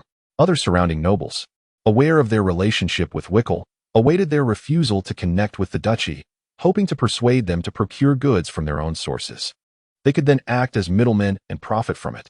Observing the surrounding nobles who regarded them as mere prey, the Longha Empire's nobles gritted their teeth and, without uttering a word, reluctantly accepted the connection with the Duchy of Wickle. The other nobles wore expressions of regret. Chapter 37. Thailand's plan with several nations now requiring supplies. Gowie's workshop operated at full capacity. Chen Wen could not assist in this endeavor and focused on learning potion making in the valley. Chen Wen occasionally visited to guide the newly recruited workers. Once the bustle began, time swiftly passed. 6 months later, Chen Wen had mastered the fundamentals of potion making. Chen Wen conducted an assessment, which he passed with flying colors. During this period, he and Chen Wen developed numerous cleaning agents, all of which received widespread acclaim and yielded impressive sales. The names of the Butler family, Gowie, Chen Wen, and Chen Wen gained considerable recognition across these nations. Gowie included Chen Wen's name alongside Chen Wen's on the list of potion creators. Outsiders only recognized this name, unaware that Chen Wen was the mastermind behind it all, oblivious to his identity as the so-called sage. They merely regarded him as Chen Wen's assistant. This was precisely Gowie's intention. Position him as the alchemist. Should he ever be revealed, he could evade the discovery of being the so-called sage. The strategy he provided to Duke Casey was unprecedented, and in the aftermath of that battle, many lords and generals delved into its study. The more they examined it, the more formidable it appeared. They were not ignorant of tactics, yet the concept of feigned defeat had never crossed their minds. For them, failure was synonymous with disgrace, and retreat was even more so. Thus, the notion of pretending to be defeated or feigning a retreat was utterly foreign and insidious. Should the human race learn that such a stratagem originated from a dragon, they would never tolerate a creature so cunning.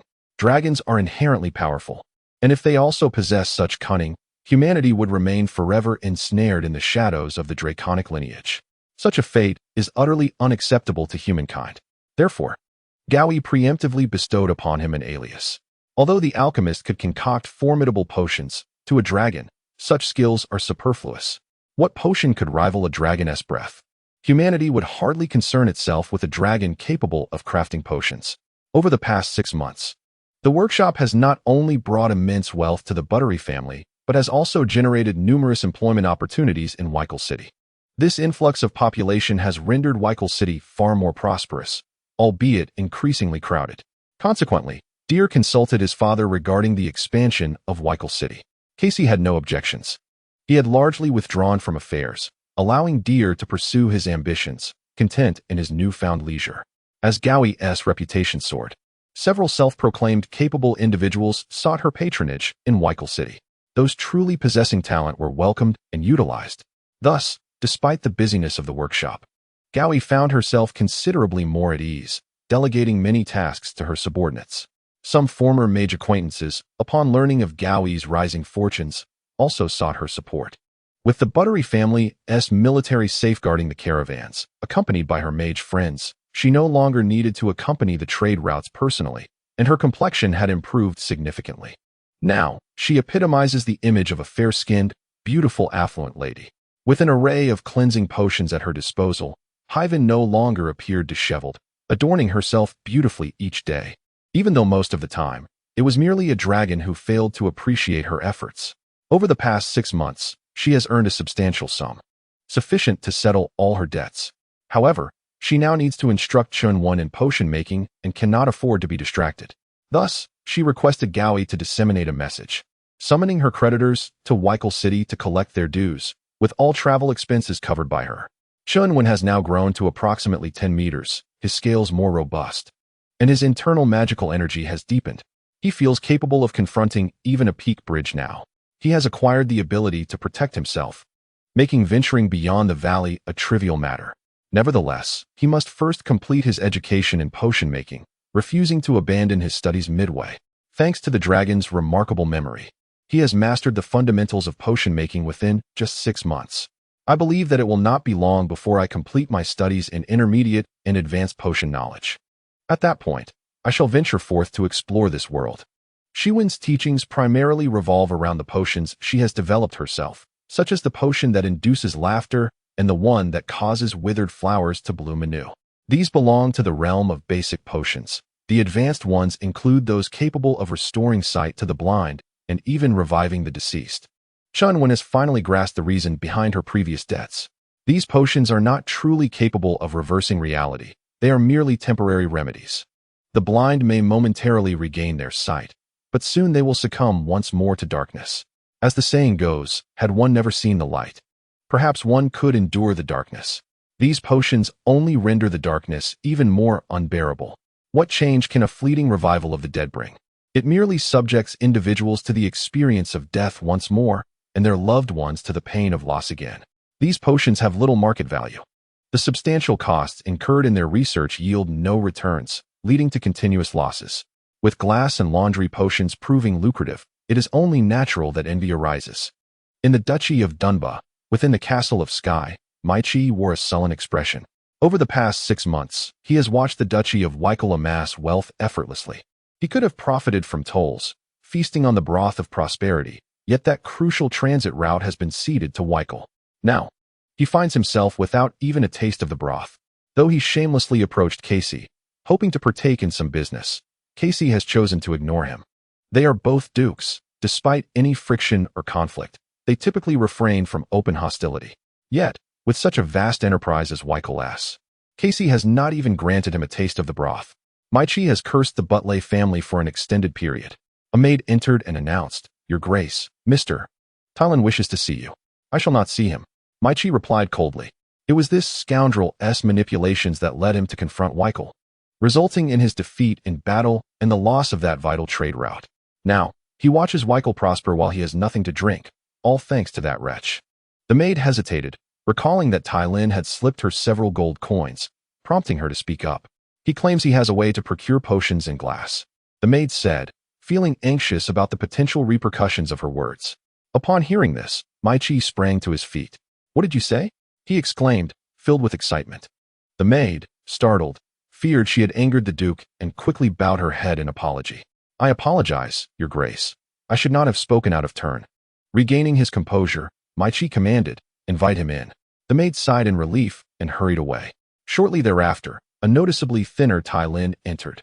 I pay my respects to the esteemed Duke Mai Chi, Tai Lin greeted. Mai Chi scrutinized him, finding him somewhat unfamiliar. How has this fellow lost so much weight? He showed little interest in pleasantries and got straight to the point. You claim to have a way to procure glass and potions? Tai Lin nodded, asserting, not only can I acquire them, but it will be nearly at no cost. Naturally, Mai Chi was skeptical, given his ties with the Buttery family.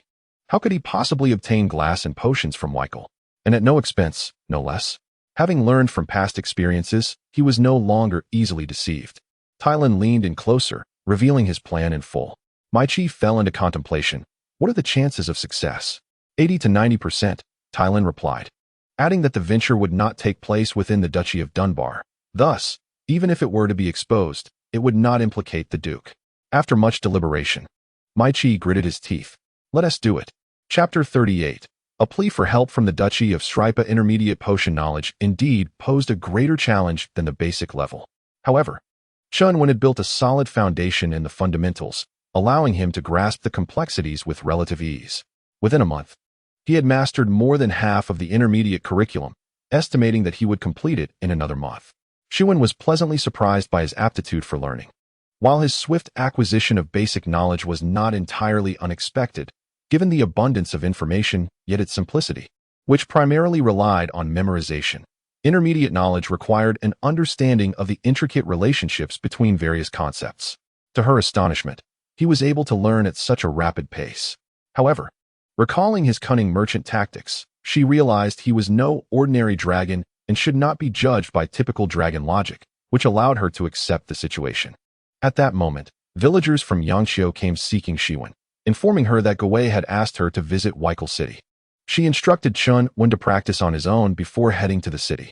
She returned shortly, and Chen Wen assumed it was due to creditors, but was surprised by her swift return. Chen Wen went directly to her house to pack her belongings. Once finished, she informed Chen Wen that she needed to be away for a while, urging him to consolidate the knowledge he had already acquired. Noticing her distressed expression, he inquired about what had transpired. There's an outbreak of a disease in the Duchy of Stripa that spreads rapidly, affecting a significant portion of the population. I must go and assess the situation, Chen Wen explained. Chen Wen recalled that Chen Wen had previously resided in the Duchy of Stripa, a swiftly spreading illness. What if it were a plague? What if she were to contract it? He wished to persuade her against such a reckless venture. Yet, Chen Wen remained resolute. Having received considerable kindness from the local lord during her time there, she felt compelled to respond to their call for help. Even without that sense of obligation, she would have ventured forth upon learning of the situation. Initially, the emergence of the disease in the Duchy of Stripa did not attract significant attention. It was only after it began to spread that the local lord took notice.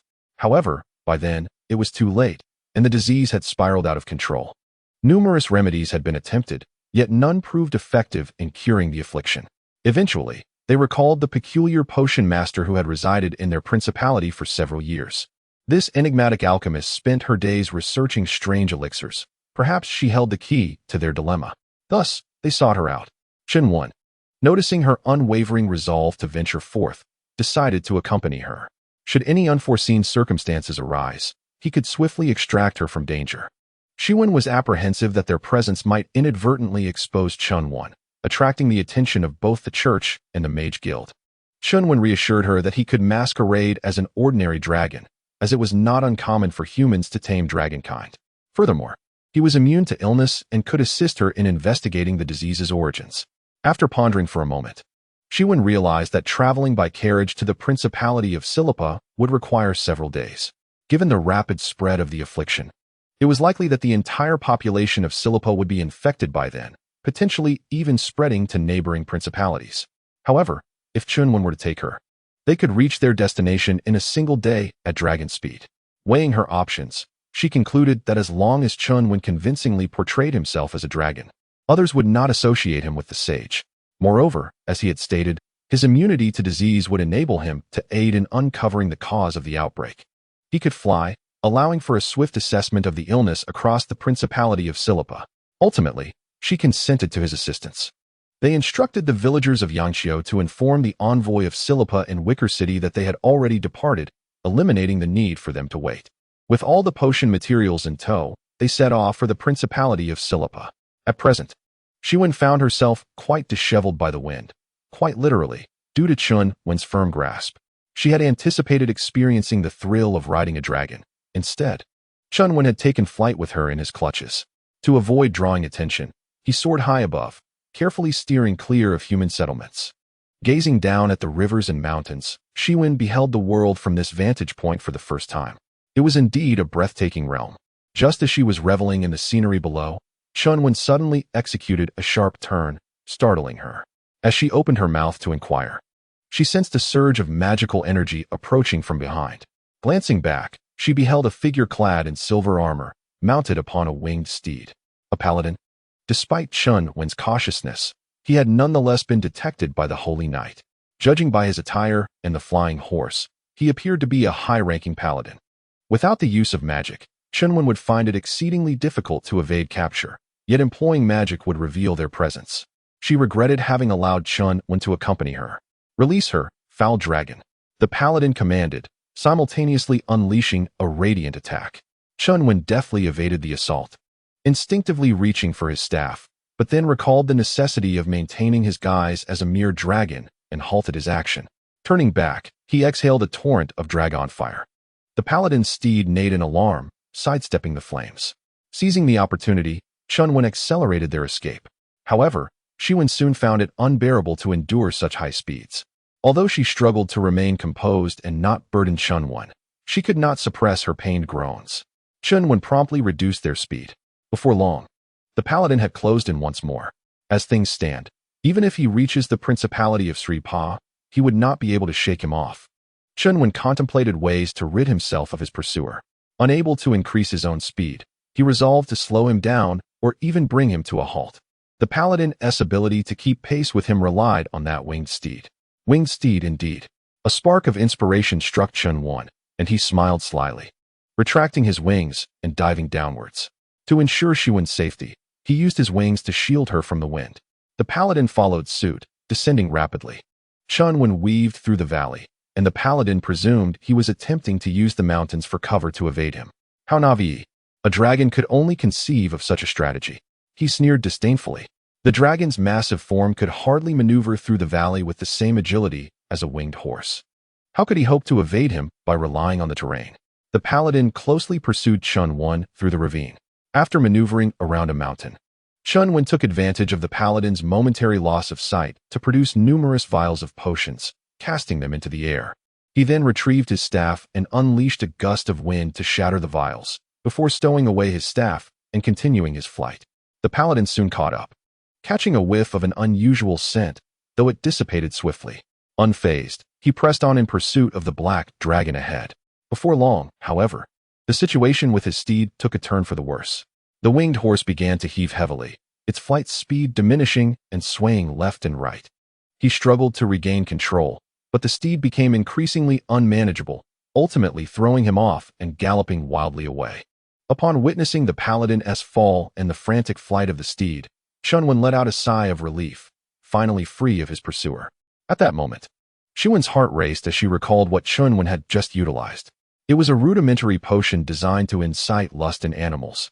The winged horse had succumbed to its effects. She never anticipated that a potion, originally employed by herdsmen to breed livestock, would be wielded in combat. Chapter 39, Viral Infection? The paladin activated his holy shield just in time to avoid injury. Watching the retreating black dragon, he realized that without his steed, he would not be able to catch up. His mount had undergone rigorous training. It was inconceivable for it to behave erratically without cause. Was it that fleeting scent from earlier? He could not fathom what it was, and even under duress, he could never imagine that a dragon would resort to using potions. After a considerable time, the steed returned, weary but intact. Upon inspecting its condition, he noted it appeared merely fatigued, which only deepened his suspicions. He cast a restorative holy spell upon the steed and rode it back to the town. A group of young men clad in silver armor had gathered in the square. Upon seeing the winged horse in the sky, they erupted in joy. "Captain Weir, did you defeat that dragon?" One young man asked excitedly. "Is that even a question? With Captain Weir on the field, victory is assured against that dragon." The young men gazed at Weir with eager eyes. Weir shook his head and replied. An unforeseen incident allowed it to escape. The young men suddenly felt a wave of embarrassment, realizing their flattery had misfired. Will paid no heed to these distractions and stated, "Let us not concern ourselves with that. We have a mission to undertake." As for the human captured by the black dragon, he was helpless in that regard. It was not that he did not wish to rescue him, but he was entirely unaware of the dragon's current whereabouts. He had more pressing matters at hand and could not pursue a dragon whose location was unknown. After freeing himself from the paladin, Chen Wen swiftly soared to the territory of the Principality of Silipa to prevent any misunderstandings that might incite panic. He accompanied Wen to the small town where she had previously resided. Her abode, a modest wooden cottage, was situated on a hillside outside the town. Upon returning to the home she had left over 6 months ago, she frowned at the untidiness that greeted her. Was this truly the environment she had once inhabited? Glancing at her present self and recalling her former appearance, she felt grateful for having departed from this place and for having met Chen Wen. It was through his influence that her life had transformed. Had it not been for his thoughts, she would likely still be living in squalor. With immense gratitude in her heart, she looked at Chen when waiting outside. After a brief tour of the house to tidy up, she utilized a cleansing potion to restore the cleanliness of both the cottage and its contents. Once she had completed her chores, she heard a commotion rising from the hillside below. Stepping outside to investigate, she found a group of individuals confronting Chen Wen with weapons drawn. "Curse that black dragon. We must vacate this place at once," bellowed a burly middle-aged man. The others joined in with shouts of outrage. This was the dwelling of the potion witch. And now a disease was spreading through the town. The Duke had already sent word to summon the potion witch back to save them. What if she returned only to find her home in ruins, refusing to assist them in their plight? Thus, even in fear of the black dragon, they felt compelled to drive it away. Wen approached Chen Wen, causing the crowd to pause in surprise, realizing that there was indeed a human present. Who is she? And why is she with the black dragon? What could her intentions be? Is she here to collect debts? It is said that the potion which owes a considerable sum. The townspeople exchanged worried glances. If she was there to claim what was owed, what would they do? It is only just that debts are repaid, and they could not simply force her away without allowing her to collect. Should they gather some funds to assist the potion witch in settling her debts? Yet, the town was currently grappling with an outbreak of disease and had many financial obligations. Just as they were caught in this dilemma, Wen stepped forward. "Uncle Guy?" She greeted the sturdy middle-aged man. He paused, staring at Wen for a moment before gradually recalling her from years past when she had first arrived. His eyes widened in astonishment. "Is that you, Wen?" She nodded affirmatively.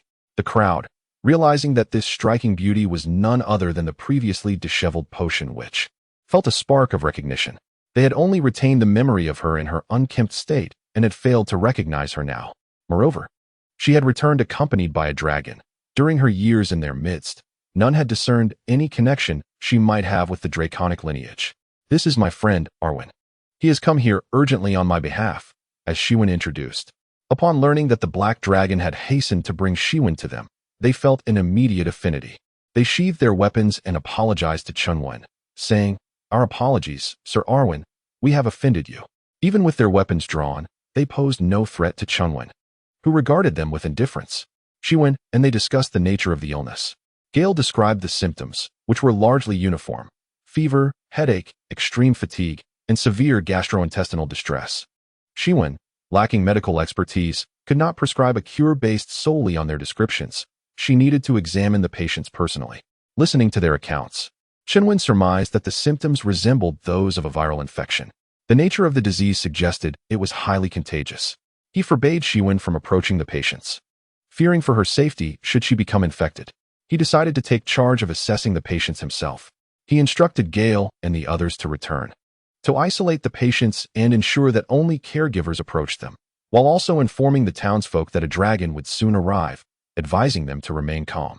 Upon hearing Chen Wen's directives, Chen Wen inquired, "Arwen, do you have any leads?" Chen Wen nodded, indicating he had some ideas but could not ascertain the specifics until he observed the patients. Gale cast a dubious glance at Chen Wen after Chen Wen's orders. Chen Wen reassured him to comply, stating that Arwen was her assistant. Gale and the others were astonished, indeed. The potion which had managed to enlist a dragon as her aide. They returned to the town and promptly disseminated the news. The townspeople rejoiced upon learning that the potion which had returned, feeling a sense of hope for their salvation. Although they were not well acquainted with the solitary which living on the outskirts, her recent acclaim was undeniable. Even the Duke sought her assistance, reinforcing their belief in her potential to rescue them. Having exhausted numerous alternatives, they now placed their hopes squarely on the potion witch. With Gale's mention of her having tamed a black dragon as a subordinate, the townspeople grew even more convinced of her ability to save them. Before long, Chen Wen arrived in the town. Due to prior notice, the townsfolk did not panic. Rather, they emerged with curiosity to catch a glimpse of the black dragon. A rare opportunity indeed.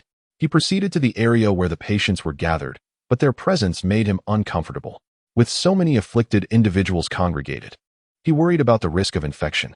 He instructed Gale to disperse the crowd, but they paid him no heed. In desperation, he unleashed a display of dragon authority, which frightened the onlookers into retreating. The patients had been gathered in a single room and unable to see them. Chen Wen ordered them to bring the patients out for closer examination. Chapter 40. The situation is not yet resolved. Chen Wen directed Gale and the others in handling the patients, allowing him a more thorough observation. At this moment, Chen Wen indeed possessed the demeanor of a physician tending to his patients. Gale observed in secret, astonished that this dragon, so imbued with humanity, could truly practice medicine. The onlookers, clandestinely watching from a distance, shared the same thought. After thoroughly examining the patients, Chen Wen concluded that they were afflicted by a viral infection, yet remained uncertain of the exact virus. However, the nature of the virus was of little consequence. This world, steeped in magic, boasted potions far superior to the pharmaceuticals of his previous life. He believed that once the symptoms were identified, the cure would not require excessive effort. The reason the Principality of Sri Pa was at a loss was due to their over-reliance on magic, which left them ill-prepared to study viral infections. Although the Church's radiant magic had some efficacy in suppressing the disease, it merely provided temporary relief, and the affliction would soon resurface.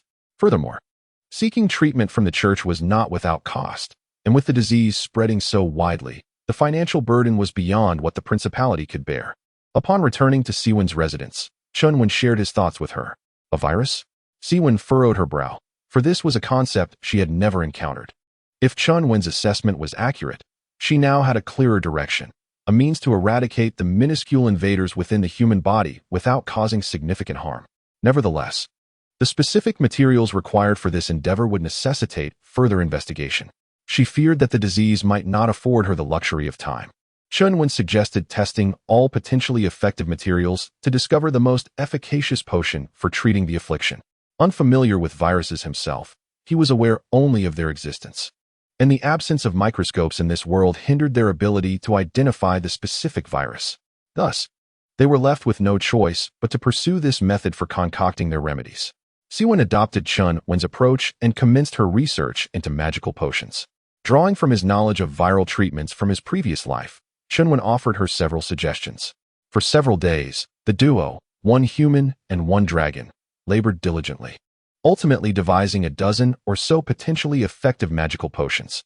Meanwhile, Duke Krasinji of the Principality of Sri Pa received word of Siwen's return and arrived at her abode bearing gifts, hopeful that she could swiftly assist in resolving the crisis. "Greetings, Lord On," the Duke said, wiping the sweat from his brow as he regarded the imposing black dragon before him. Despite having heard prior tales of Siwen's dragon assistant, reputed to be harmless, he felt a twinge of anxiety in the presence of Chen Wen, an authentic black dragon, after all, and quite intimidating even in repose. Chen Wen nodded in acknowledgement. The Duke felt a wave of relief wash over him upon receiving a response from the dragon. Siwen ushered him into her home. After exchanging pleasantries, the Duke presented his gifts and implored, "Miss Siwen, this ailment is rather troublesome. Even the church has been unable to provide a comprehensive solution. You are now our sole hope, and your potions have always yielded surprises. He hesitated for a moment before inquiring. Might I ask when you will be able to commence your research on the magical potions? Duke Clee felt a twinge of anxiety, for he found himself in a position of dependence. He had come to urge action, which felt somewhat impolite. Nevertheless, time was of the essence, as the disease spread relentlessly. He hoped that Miss Chen would not take offense, considering their limited acquaintance. Chen informed the Duke about the progress of the potion. Clee was taken aback for a moment. The potion was ready? It had only been a few days. He confirmed with Chen multiple times before he could truly believe it. Although the efficacy of the various potions remained uncertain, perhaps none would prove effective, Chen's demeanor reassured him. She had already commenced her research on the affliction even before his visit. Even if this batch of potions failed, he trusted she would continue to explore other remedies. He expressed his heartfelt gratitude to Chen and assumed responsibility for overseeing the patient's trials. As the lord of the land, it was fitting that he take on this role, ensuring that any unforeseen incidents could be managed, allowing Chen to focus on her potion research. After several days of trials, to everyone's astonishment, several potions exhibited positive effects. Chen then refined these concoctions, creating even more effective remedies. Once administered, the patients soon experienced alleviation of their symptoms and, within days, were cured. The populace marveled at her prowess, venerating Chen as if she were a deity, far superior to the money-grubbing charlatans of the church. However, Chen was acutely aware that this triumph was not solely her achievement. Without Chen Wen's theoretical insights into the virus and his invaluable suggestions, she would not have been able to develop the appropriate potions so swiftly, perhaps not at all. Observing Chen Wen, who often attracted attention, her curiosity deepened regarding the workings of his mind, which brimmed with such unique ideas. Truly, he was an enigmatic dragon. What exactly occupies your mind?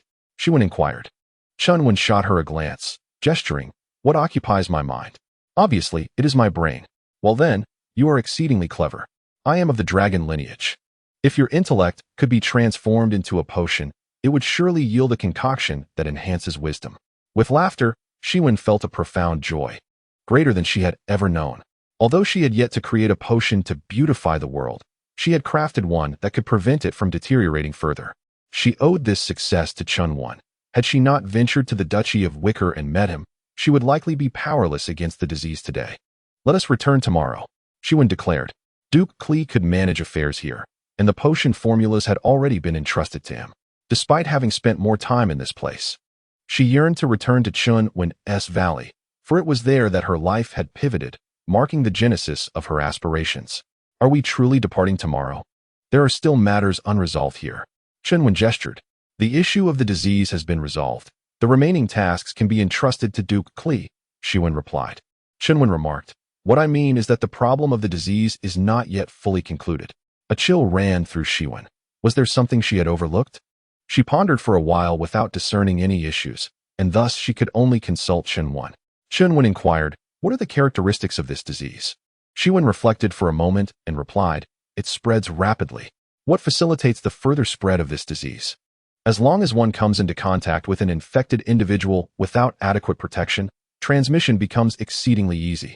Indeed, infection occurs through contact with the ill, or more precisely, with those carrying the virus, and animals may also be involved. Is there a problem with that? If we confine our perspective to a city or a town, there indeed seems to be none. However, the issue lies in the fact that this disease is proliferating swiftly within the Principality of Sripagon. To my knowledge, aside from the frequent comings and goings of merchants, there is not much population movement between the human settlements. In recent days, I have also observed that there are no signs of animal migration. Under normal circumstances, the sudden emergence of a disease in one town and its subsequent spread within that town is expected, but how does it extend to other towns? If merchants were to carry the virus, it would only spread to nearby towns in a short span.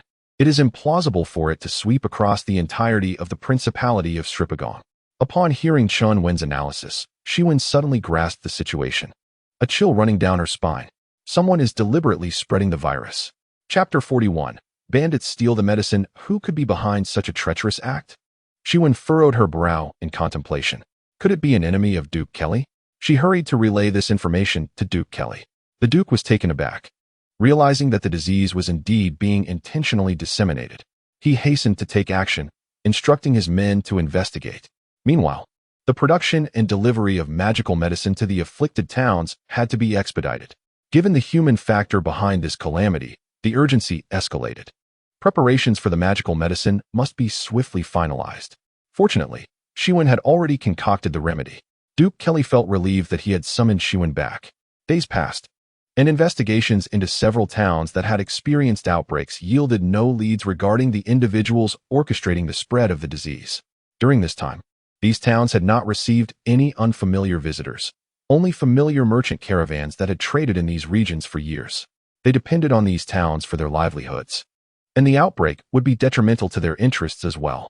Despite this, Duke Kelly proceeded with interrogations of these merchants, but as anticipated, no significant findings emerged. He began to harbor doubts regarding the assumption that the disease was human-induced, wondering if perhaps they were being overly cautious. Just as Duke Kelly contemplated whether to continue the investigation, new intelligence arrived. He was astonished to learn that several towns had inexplicably experienced outbreaks of the disease, almost simultaneously. An outbreak without warning, and nearly concurrently? Duke Kelly murmured. This is highly unusual. It cannot be a natural occurrence. Someone is indeed intentionally spreading the virus. Furthermore, it appears the perpetrator is in haste. The previous outbreaks had disseminated gradually, presenting an illusion of natural spread. Had Chen Wen not alerted them, they might have remained oblivious to the troubling pattern of the disease's transmission. The sudden outbreak of disease in multiple locations is indeed alarming. The opposing party is evidently anxious, likely aware that an antidote has been developed, compelling them to hasten the spread of the affliction. Duke Kelly promptly dispatched individuals to investigate the affected towns, believing that since the disease had just been disseminated, traces could still be uncovered. Chen Wen and Chen Wen remained present, uncertain if those responsible for the contagion might unleash a second virus, and whether the current antidote would prove effective. Each day, Chen Wen guided the townsfolk in concocting the antidote. After several days of treatment, conditions in the nearby towns significantly improved, and the populace began to recover. Though exhausted, Chen Wen felt joy witnessing their restoration.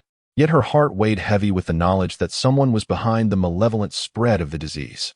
At that moment, Gale approached with urgency, stating the need to expedite the production of another batch of the antidote. Chen Wen was perplexed. The logistics of transporting the antidote were overseen by Duke Kelly himself, and everything was proceeding in an orderly manner. Why the sudden demand for an additional batch? Gale explained that a shipment bound for the south had been ambushed by mountain bandits. Ambushed? Chen Wen exclaimed in astonishment. Could the bandits be involved in the spread of the virus? Has Duke Kelly been informed? Gale assured her that a messenger had been dispatched. The responsibility for the antidote now rested with her, so Chen Wen hastily ordered the production of another batch. Upon hearing the news, Duke Kelly was incensed and immediately rallied troops to eliminate the bandits. He understood that a mere band of outlaws could not singularly orchestrate the widespread dissemination of disease throughout the Principality of Silpa. However, the audacity to ambush an antidote shipment at such a critical juncture could not be overlooked. He had been struggling to find leads on the perpetrators of the contagion, and now they had unwittingly delivered themselves to him. Clearly, they were in a state of desperation. Eradicating bandits was no simple task. They roamed the mountains, making their whereabouts and hideouts exceedingly difficult to ascertain. Moreover, these brigands were ruthless and cunning, posing a formidable challenge. Confidently, Duke Kelly led his forces into the mountains to search for the bandits' lair. Yet, within mere days, they were ambushed and suffered a defeat, forcing them to retreat. The clues were tantalizingly close, yet elusive. It was quite humiliating for a duke to be bested by bandits. Although his family's title and territory were not earned through military prowess as the Butry family had, succumbing to bandits was a blow to his honor. He felt compelled to reclaim his dignity. Realizing he was outmatched due to insufficient troops, he contemplated sending for reinforcements. But the costs and time involved in mobilizing an army were significant. The urgency of the situation left no room for delay. After much deliberation, he struggled to devise a viable plan. At that moment, one of his aides suggested, "Doesn't Miss Chen Wen have the aid of a black dragon?" This remark sparked a glimmer of hope in Duke Kelly. Indeed, if the black dragon could be persuaded to assist us, capturing those bandits would be a mere formality. Some might argue that relying on external forces to vanquish the bandits would not restore his honor. But surely enlisting the help of a dragon was a testament to one's capability. The black dragon, summoned by his own merit, should naturally have the achievements attributed to him, should it not? He engaged in a mental pep talk, donned his gold, and sought out Chen Wen. Chen Wen, concerned about the bandit situation, learned that Duke Kelly was struggling against the brigands. Although somewhat exasperated, she felt a degree of worry for him. Thus, she accompanied Duke Kelly to find Chen Wen, relaying the circumstances to him. Chen Wen, persuaded by the allure of gold and Chen Wen's presence, reluctantly acquiesced. Furthermore, he found himself rather bored during this period. Unable to reveal his true nature as an atypical dragon, he was of no assistance in alchemy. Chen Wen, preoccupied with instructing others in potion making, had no time to impart knowledge to him. Consequently, he could only repetitively review what he had previously learned. However, the dragon race possesses a formidable memory, rendering extensive revision unnecessary. He considered visiting the bandits for amusement, merely to pass the time. Upon hearing of Chen Wen's agreement, Duke Kelly was elated, for few have the opportunity to fight alongside a dragon. This would provide ample fodder for his boasting. He organized his troops and set forth towards the location of his previous defeat. To avoid alarming the enemy, Chen Wen soared high into the clouds. Duke Kelly soon engaged with the bandits. Chen Wen, instead of hastily descending, searched the skies for the bandits' hideout. Before long, he discovered a cluster of rudimentary dwellings nestled in a valley, with numerous individuals bustling about. Indeed, the bandits' lair. Duke Kelly's conflict with the brigands quickly turned unfavorable. The bandits taunted, "Noble lord, did you come to visit without bringing any gold? Are you not the ones who value etiquette? If you desire gold, it's simple enough, bind him, and surely gold will follow." Duke Kelly, sensing Chen Wen's reluctance to intervene, grew anxious. Had he abandoned them? Just then, a roar resonated from above. Duke Kelly hastily commanded his soldiers to retreat. Chapter 42. Chen Wen's assassination. Upon hearing the dragon's roar, the bandits trembled in fear. A dragon? Where did it come from? In a state of panic, they scattered, their earlier bravado evaporated. Yet, their speed was no match for Chen Wen. Before they could escape far, a torrent of dragon fire engulfed them. Duke Kelly, feeling the searing heat wash over him and witnessing the brigands consumed by flames, was profoundly astonished. Is this the might of the dragon race? After unleashing a breath of dragon fire, Chen Wen roared, signaling Duke Kelly and his men to follow, then soared towards the valley. Duke Kelly regained his composure and promptly led his troops in pursuit. Chen Wen flew at such a pace that he soon vanished from sight, leaving Duke Kelly to navigate in that direction. When he finally caught up with Chen Wen, he beheld the wreckage of the bandit hideout. Chen Wen had not exterminated all the brigands. Those remaining quivered before him. Duke Kelly, relieved to find so many alive, feared that a single breath of dragon fire would have obliterated them all, severing any leads. He hurried to bind the remaining bandits and commenced an interrogation on the spot. After a long day, Duke Cleary felt a sense of disappointment. He had originally believed that the bandits were somehow connected to the spread of the disease. To his surprise, they had resorted to pillaging potions not out of malice, but because they too had fallen victim to the affliction. Rumors had circulated that a potion master in a nearby town had developed a remedy, prompting them to descend the mountains in search of the cure. The Duke had hoped to extract information regarding the outbreak of the disease from these brigands, but that too proved futile. The bandits had contracted the illness from their frequent forays into town for supplies and revelry, unwittingly bringing the contagion back with them.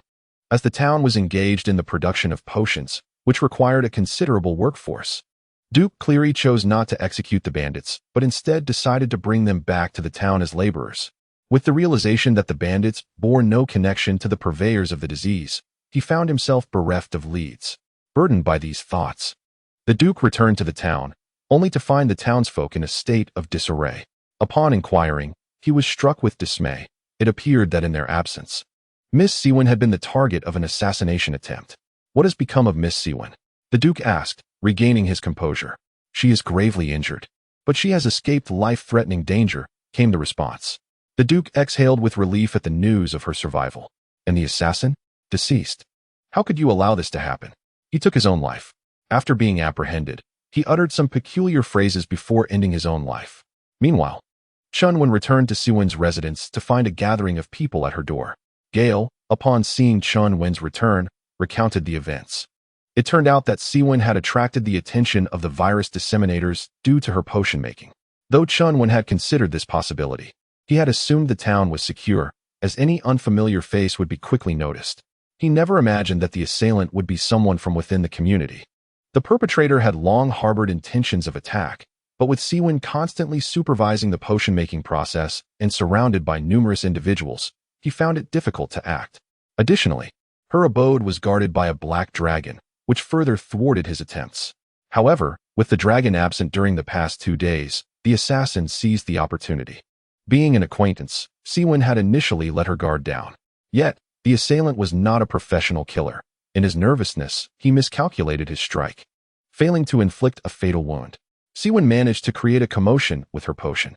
Gale, aware of the black dragon's absence, remained vigilant and rushed to the scene upon hearing the disturbance, successfully subduing the assailant. Regrettably, after being captured, the assassin muttered strange words before taking his own life. What did he say? Chen Wen inquired. Gale replied. He spoke of the deity Adderall descending upon the world to save the lost lambs, and that we would serve as the deity's humble servants, offering sacrifices for the arrival of the divine. What utter nonsense! A charlatan? Chen Wen mused, suddenly struck by a realization that sent a chill through him. Sacrifice? What if the sacrifice referred not just to himself? The disease? Is this affliction a means to offer a sacrifice to that so-called deity? He hesitated to share his thoughts with Gale, for a dragon could conceive far more than they could, and revealing his intentions would be too perilous. The black dragon had returned, and the townsfolk gradually made their way home. Only after the crowd had dispersed did Chen Wen confide in Wen.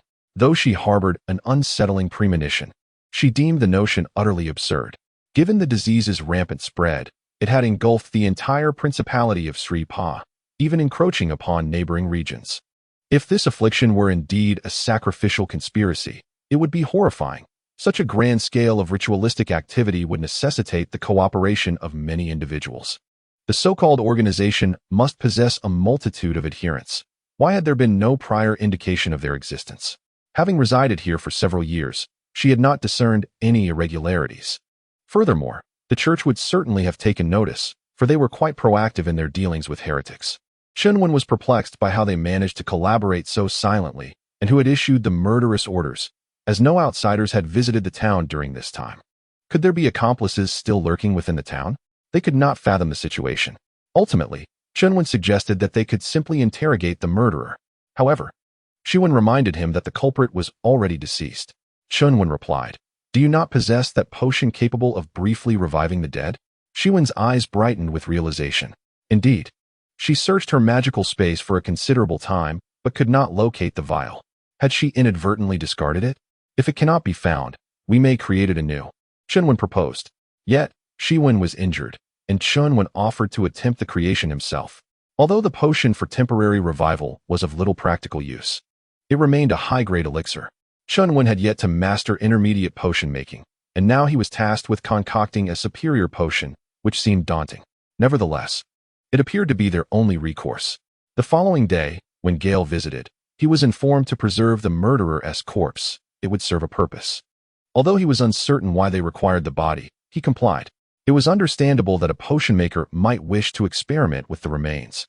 Days passed, and after countless failures, Chen Wen finally succeeded in producing the potion that could briefly revive the dead. Testing it on a wild boar yielded results for approximately 1 hour. On a human, the effect would likely last longer. He then sought out Gale, requesting the transfer of the murderer's body for interrogation. As he could not articulate his thoughts verbally, he resorted to gestures. After much gesturing, he left Gale utterly confused, thinking he had misunderstood him. Interrogating a corpse? Surely that was not his intent. Yet what could his gestures possibly signify? Ultimately, he was compelled to inquire, "Are you suggesting we interrogate the body?" Chen Wen nodded in affirmation. Gale remained perplexed. He had not misinterpreted Chen Wen's intentions. He truly meant to interrogate a corpse. Bewildered, he returned to summon the body. When the townspeople learned that Miss Wen intended to interrogate the corpse, they were filled with curiosity about how she would conduct such an unconventional inquiry. Upon hearing the visitor's request for his presence, Duke Cree was perplexed to learn that Miss Wen intended to interrogate a corpse. Chapter 43, The Cult of Innocence. Wen, injured and unable to move freely, conducted the interrogation at her doorstep. Gale and the others soon brought forth the body of the assailant, and a crowd quickly gathered around Wen's entrance. The corpse, preserved by a magical potion, appeared as though it were merely sleeping. When Duke Cree arrived, Wen presented him with the potion, urging him to conduct the questioning himself. "My lord, this potion has the remarkable ability to briefly revive the deceased," Wen explained. Duke Kree was taken aback. A potion capable of resurrecting the dead? He cradled it in his hands, fearful of its potential loss. This was indeed a novel approach to interrogating the murderer. With this potion, uncovering the organization responsible for spreading disease seemed plausible. Such a precious elixir could not be carelessly squandered. As he prepared to administer the potion to the assailant, he hesitated. Was it not a waste to employ such a valuable potion on a mere commoner, and a criminal at that? This was a potion that could bring the dead back to life. Should they not contemplate alternative strategies regarding the organization? Noticing Duke Kree's reluctance to utilize the potion, Wen smiled gently and instructed Chen Wen to bring forth his grand cauldron. Chen Wen presented a magnificent golden cauldron at Wen's doorstep, leaving onlookers momentarily speechless. To them, it was no mere cauldron, but a grand vessel. A cauldron crafted from gold. Such extravagance. Unbeknownst to them, it was Chen Wen's cauldron, mistakenly attributed to Wen. They had previously heard of her lucrative endeavors with a laundering potion, yet this seemed an ostentatious fortune. Even Duke Kree, the lord of the principality, was taken aback by the resplendent golden cauldron, clearly designed for potion making. Though wealthy, he had yet to indulge in such lavishness. Wen's subsequent words further astonished him. "My lord, there is an entire cauldron filled with this potion, so feel free to use it," she declared. Duke Kree was incredulous. This vast cauldron is filled entirely with a potion that can resurrect the dead? Although the potion only allowed for a temporary revival, he pondered the implications of continuous use. Would an ample supply not enable the dead to persist in existence? Wen, discerning Duke Kree's thoughts, regretfully informed him, "My lord, while this potion does permit a brief resurrection, it cannot restore the vitality of the body nor prevent its decay. Therefore, it does not constitute true revival. Even when combined with preservation potions, it merely results in a living corpse bound by magic." Initially, Wen had aspired to develop a potion capable of fully resurrecting the dead, alleviating the anguish of parting. However, after expending considerable time and resources, she could only produce this temporary revival elixir. It appeared that true resurrection was, regrettably, an unattainable goal. Upon hearing Wen's explanation, Duke Kree silently lamented. It seemed somewhat of a futile endeavor. Thus, he no longer hesitated, pouring the potion directly into the mouth of the murderer. After a brief moment, the murderer abruptly opened his eyes, rising to sit upright, gasping for air. As he realized he had come back to life, a look of sheer ecstasy spread across his face. "The esteemed bishop did not deceive me. Through sufficient devotion to the deity of Adar, one can indeed be ushered into the heavenly realm. Ha! I have truly arrived in paradise." The onlookers observed the once familiar figure seated on the ground in a frenzy, their expressions filled with disbelief. Although they had faith in Wen's words, witnessing the resurrection of a corpse left them utterly astonished. The notion that the dead could return to life was nothing short of miraculous. After a while, Duke Kree regained his composure and addressed the murderer, saying, "I regret to inform you that this is not paradise. This is the principality of Silipa, your homeland." The murderer froze momentarily. Is there someone else here? Could it be another soul who has been brought to paradise? What had he just said? Overcome with excitement, he had failed to catch Duke Kree's words. He turned to regard the Duke, whose face seemed somewhat familiar, though he could not recall where they had met. Gradually, he became aware of the numerous presences around him. He stiffly turned his head to survey the crowd. Familiar faces materialized before him. Were they also in paradise? His sacrifice had indeed borne fruit. The esteemed bishop had not lied. As a divine offering, one could truly be guided to the heavenly realm. Yet, why did they regard him with such peculiar expressions? Just as he contemplated greeting them, Duke Kree inquired, "Who is responsible for the assassination attempt on Miss Wen? Why did you propagate disease in the town? Where is your organization?" The Duke posed a series of questions. The murderer, bewildered, turned his head. Wasn't this man also a sacrifice to the deity? Why was he asking such inquiries?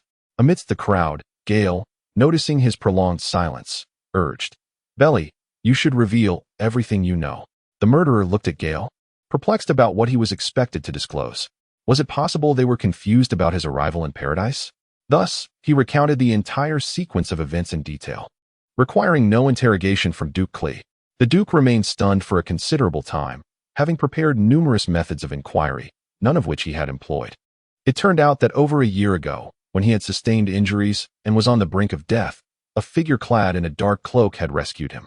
This individual exhibited miraculous abilities that healed his wounds swiftly, far surpassing the efficacy of the church's holy light magic. He claimed to be the bishop of the Immaculate Faith, a follower of the pure deity of Adar.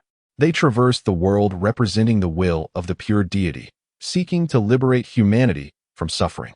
Following a lengthy indoctrination, Belly became a devoted adherent of the Immaculate Faith.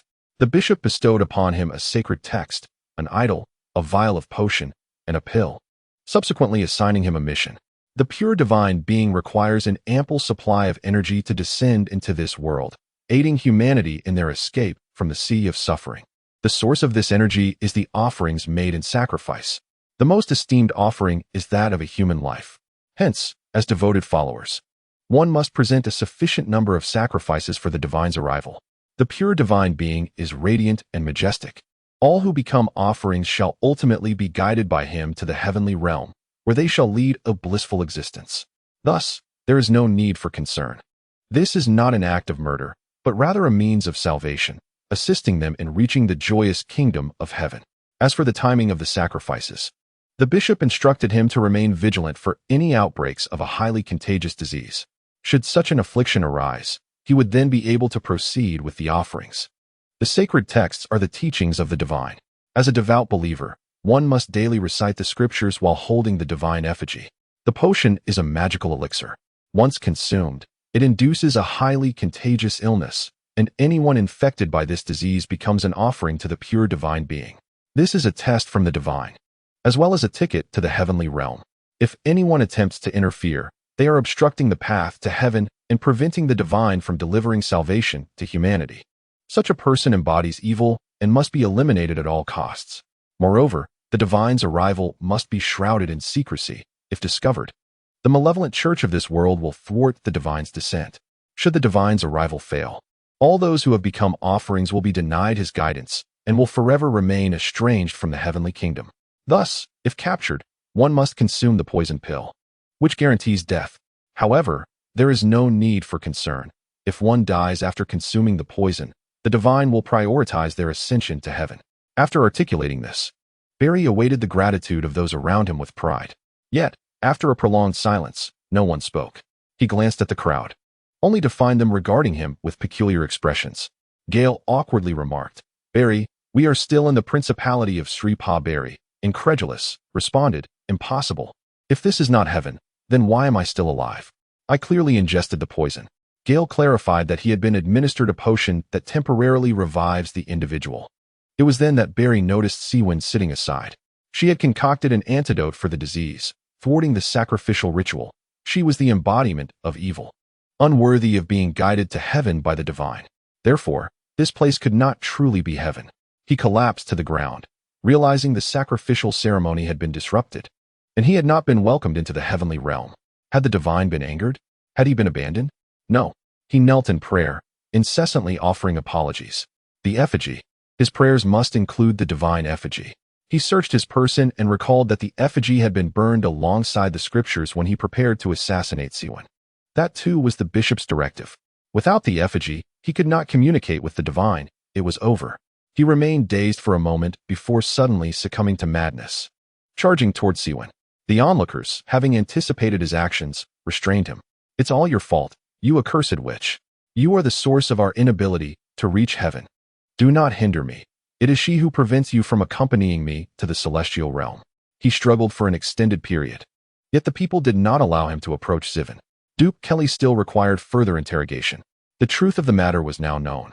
Yet they had been orchestrating their plans for over a year, with no additional contact throughout the process, relying solely on brainwashed followers to accomplish these deeds. Locating the whereabouts of that immaculate sect proved to be somewhat challenging. Presently, the only remnants associated with that sect were the sacred scripture and the idol. However, their search of Barry's residence yielded no scripture or idol. Under interrogation, it was revealed that he had already incinerated them. How exceedingly cautious he was. Nevertheless, the destruction posed no issue, for the adherents of the Immaculate sect could never fathom that they could resurrect the dead. As long as Barry could depict the likeness of the idol and scripture, they could uncover other towns harboring hidden followers of the Immaculate sect. Yet, Barry resolutely refused to draw. He did not wish to betray the Immaculate deity. He continued to pray, hoping for divine forgiveness. The Immaculate deity is merciful, surely. He can hear my prayers, will forgive me, and will guide me to the heavenly kingdom. Regardless of Duke Kelly's relentless interrogation, he remained unyielding, persistently kneeling in prayer. Ultimately, the effects of the potion began to wane. He sensed his life ebbing away, and he was on the verge of death once more. Is it the deity who has come to guide me? Has the divine finally forgiven me? Tears welled in his eyes as he murmured his thanks to the deity. Then he closed his eyes and passed away.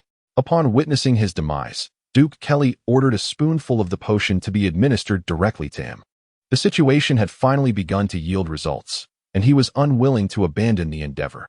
He must ascertain the appearance of the idol and scripture. Barry succumbed to happiness and passed away, but shortly thereafter, he reopened his eyes. He found himself revived. Surely, this time he had truly arrived in the celestial realm. Yet, the familiar scene remained before him. I am sorry, but you cannot yet enter the heavenly kingdom, Duke Kelly declared. The interrogation continued, yet Barry remained unwilling to cooperate. After a protracted stalemate, Barry died several times and revived just as many. You might as well confess. There is still a large vat of this potion, and even if it runs out, more can be concocted. If you do not cooperate, you shall never hope to enter the heavenly kingdom, Duke Kelly asserted. Placing a spoonful of the potion before him, Barry still refused to comply. You claim your deity is merciful. I believe he will surely forgive you. If he cannot pardon you for such a trivial matter, what does that reveal about his mercy? Do you doubt your deity? Gale urged. Barry began to find himself unable to endure the repeated deaths. When he learned that death would not lead him to the divine realm, it transformed into a source of suffering. After Gale's persuasion, those familiar to him also began to counsel him. He found himself wavering, kneeling in prayer for an extended period. He finally agreed to depict the likeness of the scripture and idol. However, at that moment, the potion's effects surged once more, compelling him to face death yet again. Had I known earlier, I would not have prayed for such an extended duration. Upon awakening once more, he hastily sketched the scriptures and the deity's likeness before commencing his prayers. Duke Cree gazed at the illustrations he had created. They were unlike any he had ever encountered. When it comes to other deities and faiths, such matters rightfully belong to the church. Expecting them to investigate the numerous towns for hidden adherents of the cult of purity would be an arduous task. This troublesome affair should be entrusted to the church, which could assist from the sidelines. He immediately dispatched a message to the church's chapel located in the Principality of Stripa. Upon receiving the news, the church officials were taken aback. They were not oblivious to the activities of the heathens. However, that group was exceedingly cautious, and they had yet to uncover any useful leads.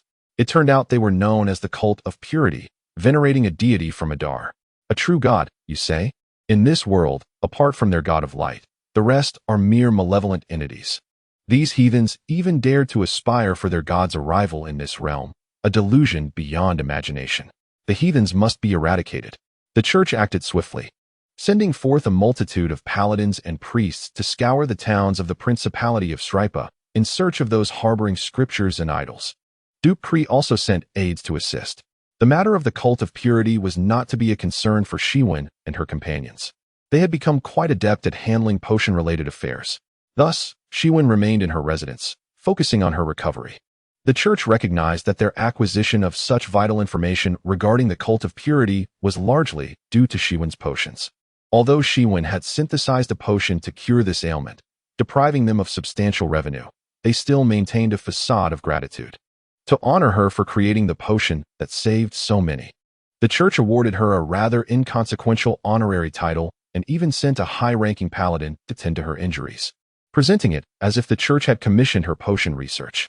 When the paladin arrived at Chen Wen's abode, he was momentarily taken aback by the sight of a black dragon beside the house. Chen Wen also noticed him and immediately entered a state of combat readiness. This was the same paladin who had previously attacked them. Upon seeing the black dragon, Will surmised the situation. He had heard prior to his arrival that this potion maker had an assistant, a black dragon.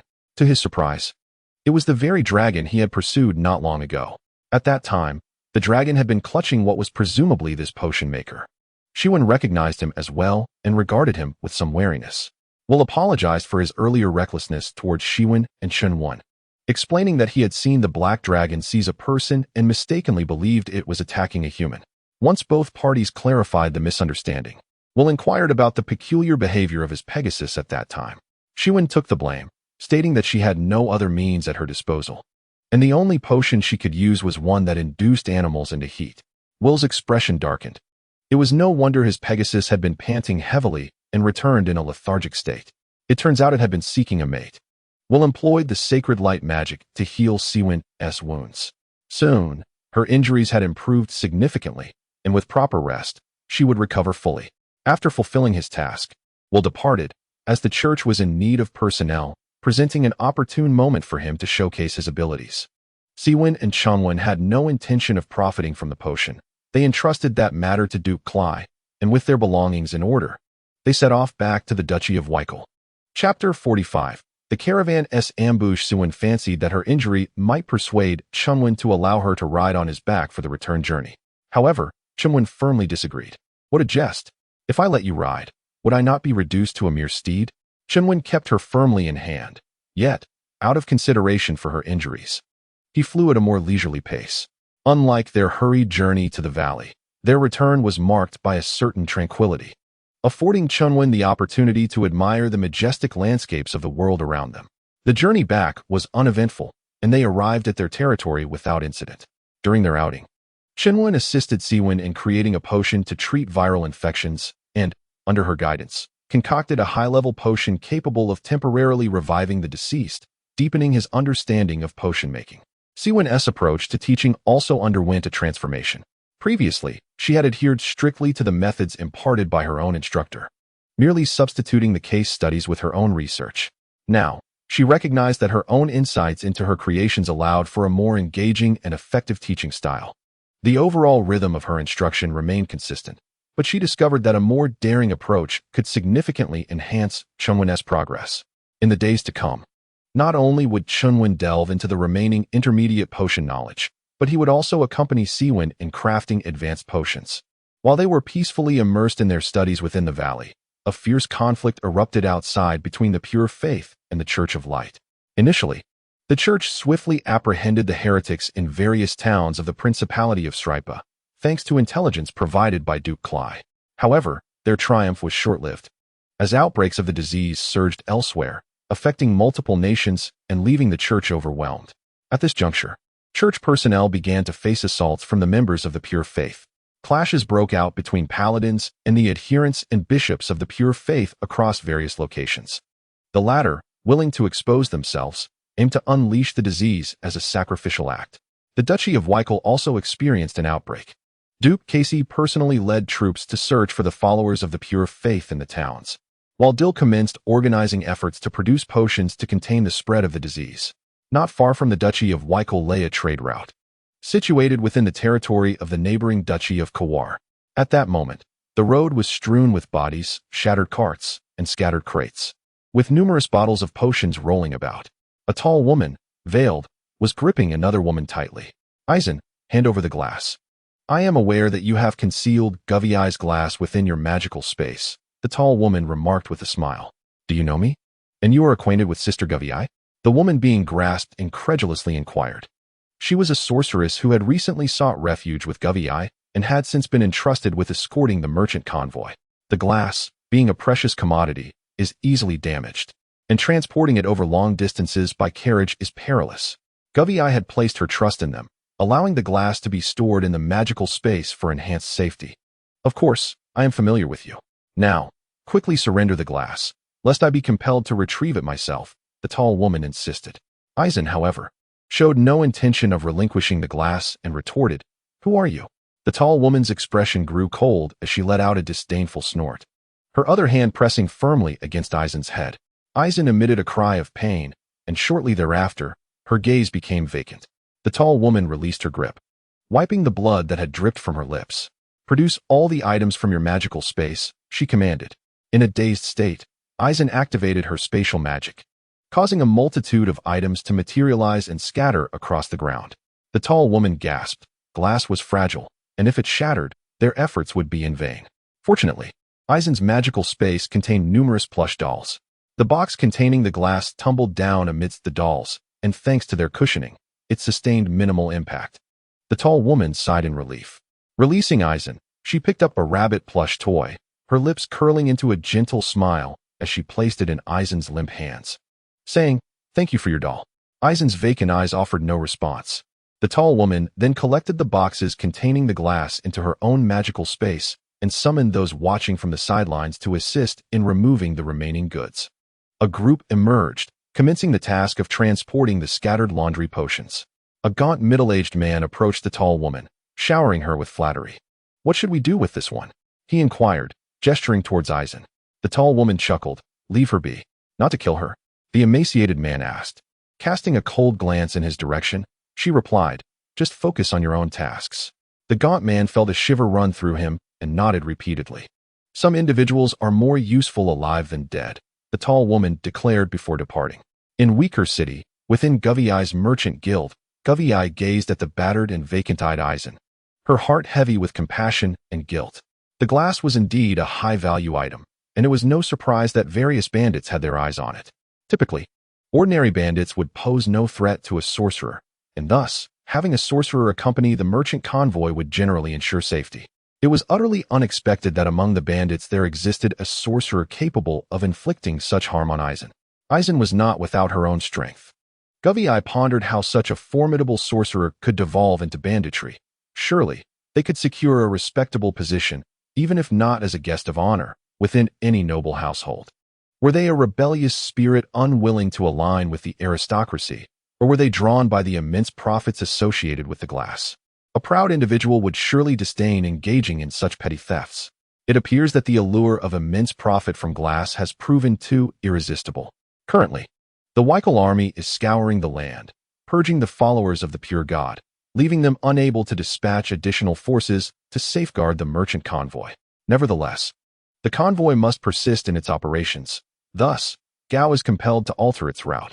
She sends for Chen Wen to inquire if there exists any potion capable of restoring Eisen to her former self, and then returns to devise a new path for the convoy. Days later, the convoy, now on its revised course, falls prey to another ambush. The fate of the accompanying sorcerers mirrors that of Eisen. This new route was meticulously crafted by Gao, with only a handful of individuals within the convoy privy to its details. How then? Could they have been attacked immediately after departing from Weikel City? The assailants must have been informed of their itinerary. Is there a traitor among them? Who could it be? Gao's mind races through familiar faces, all members of the convoy for many years. Even the newly joined sorcerers were once her friends, individuals she trusted implicitly. Yet, with some dead and others wounded, how could they possibly have leaked such critical information?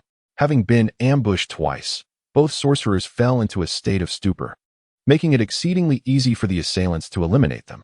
Yet, curiously, the attackers spared their lives.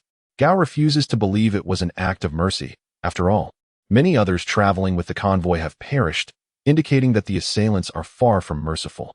Their decision to keep the sorcerers alive must serve a purpose. Chapter 46. The traitor among several trade routes. Only that of the Kawa Duchy has experienced an attack. Could it be the work of the Kawa Duchy? Gao considers this possibility, but it seems unlikely. Both the glass and the laundry potion are of interest to the Weikel Duchy and other nobles of the royal capital, including the queen herself. Not to mention, the Butry family of the Weikel Duchy is not one to be trifled with by the Kawa Duchy, as evidenced by past events in the Dumba Duchy. Out of caution, Gao informs Deer of the situation, urging him to seek an explanation from the Kawa Duchy, for this incident occurred within their territory. It is only then that the Kawa Duchy becomes aware of the assault on the Weikel merchant convoy, which resulted in numerous fatalities, including grievous injuries to the accompanying sorcerers. The lord of the Kawa Duchy, filled with trepidation, assures Gao that this incident bears no relation to them and promises a thorough investigation. Gao promptly suspends the route through the Kawa Duchy to prevent further losses. These sorcerers are her friends. Any misfortune befalling them weighs heavily on her conscience. Chen Wen has also visited, though she is not a healer and is unaware of how Eisen and the others have come to be in such a state, thus unable to concoct a remedy. To create a potion that would heal them, it is imperative to understand how they became afflicted. Wait, these sorcerers are her friends, and the assailants intentionally left them in a state of stupor without killing them. Could it be that their intent was to target Gao herself? To restore Aizen and the others, she must uncover the truth of their transformation and the trials they have endured. Gaoi pondered whether the other party was attempting to guide her towards them. After considerable reflection, the possibility seemed increasingly plausible. Ultimately, the truth would reveal itself through her own journey. Thus, she disseminated the news of her intention to personally traverse the trade route to the Principality of Kawa. In undertaking this endeavor, she also sought to uncover the identity of the individual leaking information about their caravan. Only a select few senior members of the Merchant Guild were privy to the details of this journey and its route. 2 days later, Gaoi set off alone. Without the caravan, she followed the path previously taken by Aizener, traversing the Principality of Kawa without encountering any banditry. Could it be that she had misjudged the situation? Perhaps the adversary merely aimed to plunder goods and had ceased their efforts after sufficient gains? This seemed unlikely, even if they had initially ambushed her. The fact that they could accurately pinpoint her altered route on a subsequent occasion indicated that information had indeed been compromised. If there was indeed a traitor among them, it would be improbable for the adversaries to withdraw so easily. Alternatively, might her discreet departure have gone unnoticed? She had deliberately waited 2 days for the informant to spread the news. Presently, it appeared that the informant was not from their merchant guild. The last-minute alteration of her route had only been known to the upper echelons of her guild and a few individuals from the Butry family. The caravan members were merely followers and were unaware of the specifics. If the informant was not from their guild, it must be a member of the Butry family. Gaoi furrowed her brow deeply. If it were indeed a member of the Butry family, the situation could become quite troublesome. After much contemplation, she resolved to probe once more. Should it truly be a traitor from the Butry family, they would have to handle the matter themselves. As for how they chose to address it, that was their concern. She returned to Weikel City and convened a meeting with the senior members of both the Merchant Guild and the Butry family, informing them of her intention to lead the caravan along the route to the Principality of Kawa, which was the same path Aizener had previously taken. The members of the Butry family expressed their belief that this was far too perilous and suggested waiting for a safer opportunity. With Duke Casey currently unable to protect the caravan, it would be wiser to wait until the issues with the Pure God sect were resolved and then request Duke Casey to deploy additional troops to escort that route. Gaoi was taken aback by such sentiments. Could it be they were not the traitors? Just as her doubts surfaced, Enki spoke up. Miss Gaoi, are you certain you wish to proceed along this route? It was recently targeted by bandits. Gaoi narrowed her eyes and replied, Does Master Enki believe we should avoid this path? Indeed, given the recent banditry, it would be too dangerous to traverse this route again. I suggest we consider alternative paths. Enki stated. He did not outright oppose her. Gaoi responded again, I suspect the bandits share this line of thought. They would likely assume we would not return to this route, thus making it safer than the others. Enki smirked internally. He feigned hesitation, contemplating for a prolonged moment before finally inquiring, Miss Gaoi, is it truly necessary to reopen the trade route to the Principality of Kawa so swiftly? Gaoi deliberately sighed and remarked, The goods are rather scarce at present. We have been robbed twice in succession, and our clients are persistently urging for their supplies. Without a restart, we find ourselves at an impasse. Enki feigned contemplation for a moment before finally nodding in agreement with Gaoi's decision to pursue this course of action. The other members of the Butley family, upon witnessing Master Enki's consent, fell silent, refraining from further commentary. During this period of heightened activity, Duke Casey and young Master Dr were quite occupied, thus delegating certain business matters to Enki, who represented the Butley family, while the others merely provided auxiliary support. With all matters settled, Gaoi commenced preparations for the goods. The caravan members, upon learning that they were to traverse the road that had been plundered twice, exhibited not a trace of fear. Rather, they were filled with a fervent sense of purpose. Many of those who had been slain or injured were their kin and friends, and they had long yearned for the opportunity to exact vengeance. Furthermore, having prospered during their association with Gaoi, they wished to contribute to the Merchant Guild's efforts. Observing their eager demeanor, Gaoi admonished, If you encounter any danger, run as swiftly as you can. At her reprimand, they nodded in unison, too intimidated to retaliate. Yet their thoughts belied their outward compliance. The following day, Gaoi set forth on her journey. Shortly after her departure, Enki retreated to a secluded corner to release a messenger hawk, which soared towards the Dunbar Principality. At Sky Castle, a tall woman clad in light attire sat on the terrace engrossed in a book. Suddenly sensing something, she lifted her gaze to the sky, where a messenger hawk descended, alighting upon the railing beside her. The tall woman seized the hawk, retrieving the note from its leg. Upon reading its contents, a sultry smile graced her lips. As expected of Gaui, she has already discerned the situation. I thought it would take several more robberies for her to catch on. She set aside her book, retreated to her chamber to change her attire, preparing to embark on a quest to find Gaui. Just as she had discarded her nightgown and was about to don her clothes, the door was abruptly flung open. A portly middle-aged man burst in. "Miss Ellie, I spotted Enki Butley's messenger hawk arriving. Could it be news regarding Gaui's caravan?" He was Tylin, who had persuaded Enki to act as a traitor and had suggested enlisting the aid of the sorceress Ellie to assist in plundering Gaui's caravan in the Kawa Principality. Following the previous 2 successful robberies, he had tasted triumph but desired more. Upon seeing Enki's messenger hawk approach, he hurriedly rushed over. However, as he spoke, he took in the scene before him and was momentarily entranced. How lovely, he mused, though marred by a significant scar from a burn on her back. Ellie furrowed her brow, a glint of coldness in her gaze. She summoned her wand, which floated into her hand, and cast a spell upon Tylin. Suddenly, he felt an intense heat radiating from his eyes, as if they were about to burst, prompting him to clutch his face and roll on the ground in agony. Unperturbed, Ellie donned her garments and exited. As she passed by Tylin, she discarded the note Enki had sent, coldly instructing, "Quickly arrange for personnel to follow. We shall proceed first." Upon stepping out of the door, a thought crossed her mind, and she remarked, "And there's that fool, Enki Butry, who has already exposed himself." In the corridor, a man with a scarred face awaited her.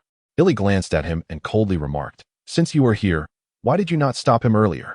He was too swift. He replied, "Humph, conceal that hideous visage of yours. It pales in comparison to your back. Do you wish to die?" "Indeed," the scarred man replied indifferently, "but first, I must eliminate Guvii." Chapter 47. The unusual Guvii. Guvii had traveled along Aizen's previous route with the merchant caravan for 2 days. Arriving at the site of their recent battle, the group gazed at the remnants of the conflict on the ground, their hearts filled with astonishment, and they became alert, scanning their surroundings. Soon, a tall woman approached them at a leisurely pace. Though she wore a veil, Guvii recognized her instantly. "Illy?" Guvii's pupils constricted. Illy, with a faint smile, approached slowly, halting 100 meters from the caravan. Guvii signaled for the caravan to stop and moved forward. "President." The members of the caravan attempted to follow. "Do not approach. She is a sorceress, and your presence would be futile. Stay back when the fighting ensues," Guvii instructed. However, the others felt regretful for being unable to assist at such a crucial moment. "Ensure the safety of the carriage," Guvii commanded, then walked toward Illy. The group understood their inability to interfere in a sorceress's duel and reluctantly dispersed around the carriage to guard against any underlings attempting to seize it. "It has been a long time." Illy smiled and addressed her, Vice President. Guvii remained silent, drawing forth her staff, her gaze icy as she regarded Illy. Upon seeing the familiar staff, Illy's brow furrowed slightly, yet she maintained a forced smile. "The Vice President remains as fierce as ever." Guvii raised her staff, confinement, lightning strike. She unleashed both spells simultaneously. Illy, having anticipated this, also brandished her staff, shattering the confinement barrier with a direct attack and evading the lightning strike. The Vice President has become quite unsociable. After so many years apart, is there no opportunity for a pleasant reunion? Illy laughed as she dodged Guvii's onslaught. Guvii continued her relentless assault, stating, "I have no words for traitors." While evading Guvii's strikes and counterattacking, Illy was caught off guard by one of Guvii's spells, but fortunately activated her defensive magic in time. Observing that Guvii's strikes failed to breach her defenses, Illy felt a surge of pride. "It seems the Vice President's strength has diminished." "That will suffice," Guvii retorted. "Is that so? Do you believe I have not progressed over these years?" As if to demonstrate her prowess, Illy intensified her offensive. Guvii began to struggle in her defense. "Have you ascended to the rank of Grand Sorceress?" Guvii inquired. "How about it? Have I met your expectations, Guvii sister?" Illy replied with a triumphant smile, even altering her address to Guvii. Guvii snorted, neither affirming nor denying.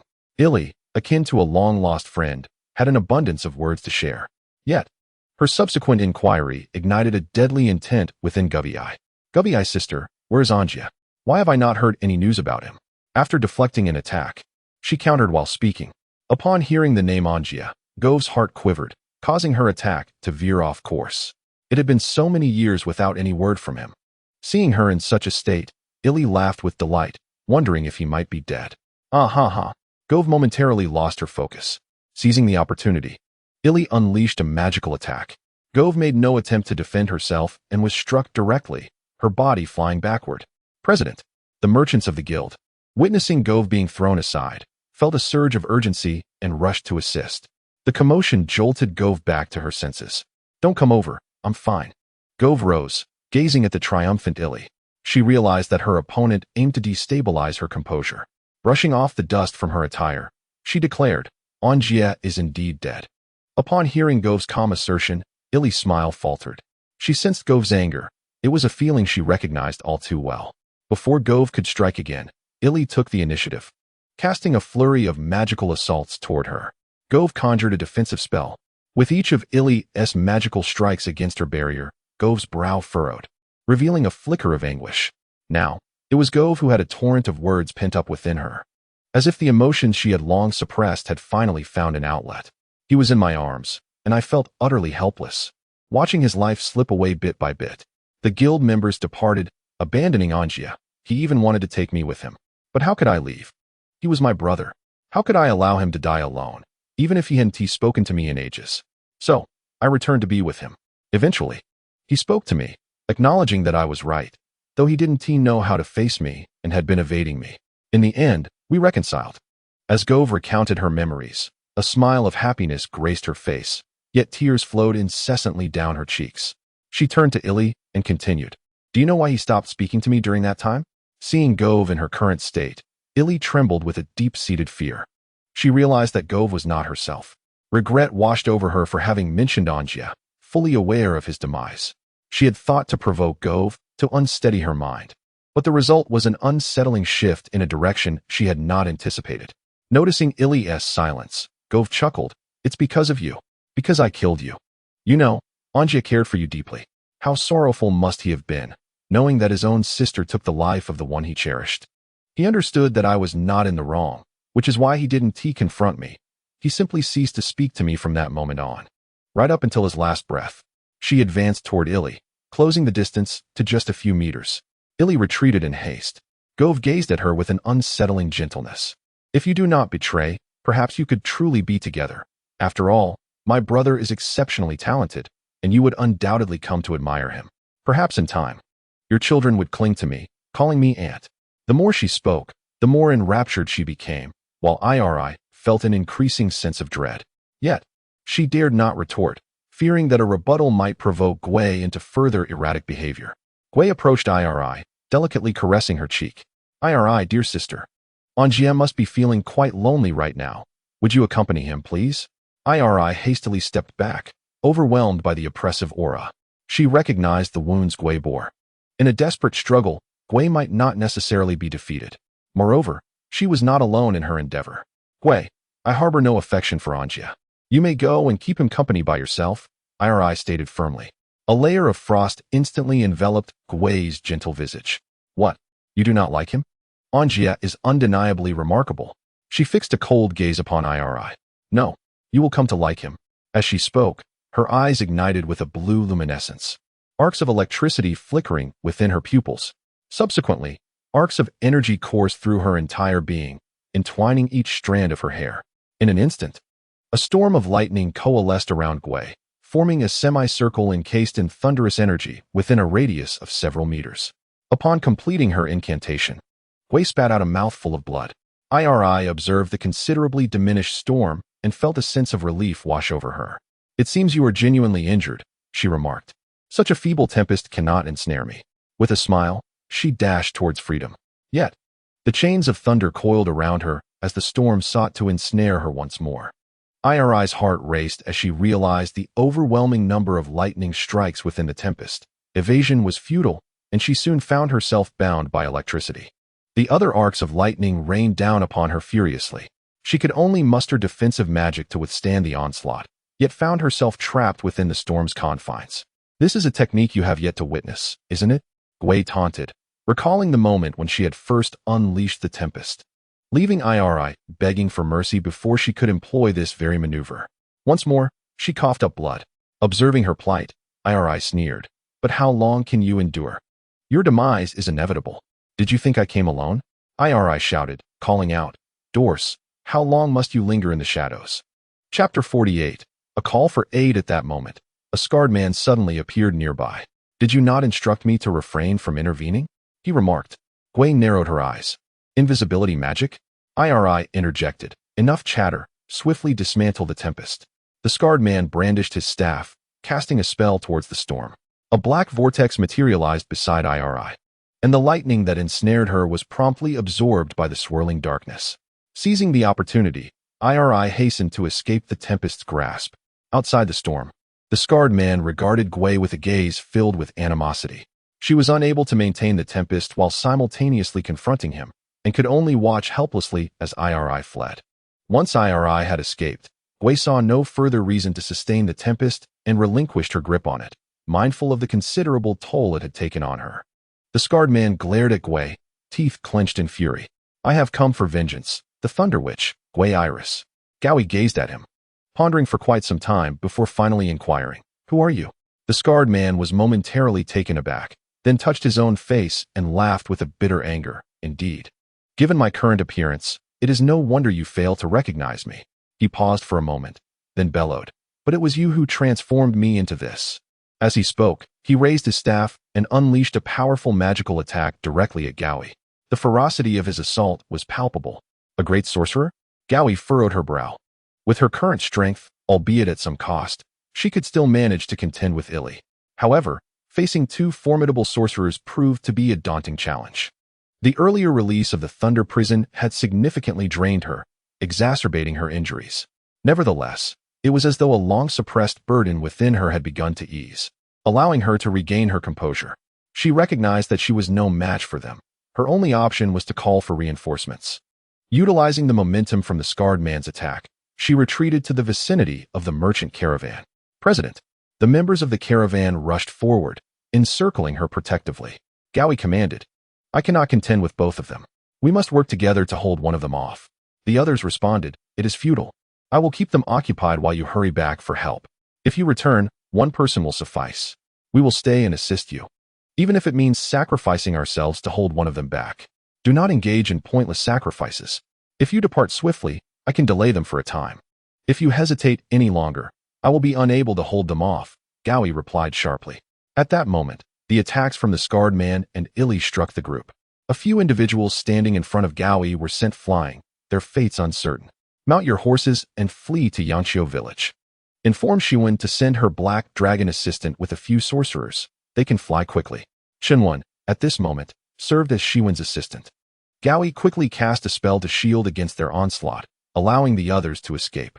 Witnessing their companions being hurled away, they acutely realized that their presence would be futile. They could not even restrain one of their adversaries. They hastily unhitched the horses from the cart, mounted, and made their retreat. With their inability to assist, they could only return to fetch sorcerers to combat sorcery. Be wary of inquisibutry, Gui warned in parting. The targets of the scarred man and Illy were solely Gui. As long as she remained, the lesser minions mattered little to them. They anticipated that these individuals might return with reinforcements, but the distance to Weikel City was considerable. Without the aid of a swift eagle, it would take a significant amount of time to reach there by horse. By then, Gui's lifeless body would undoubtedly be cold. Moreover, Illy had already instructed Tai Lin to notify inquisibutry of their exposure. That fool should certainly understand what actions to take at this juncture.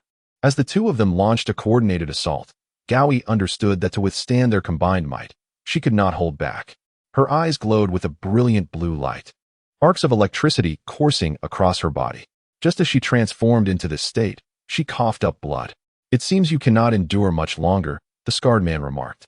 Gui wiped the blood from her lips, choosing not to engage in verbal sparring with her adversaries, but instead launched a counteroffensive.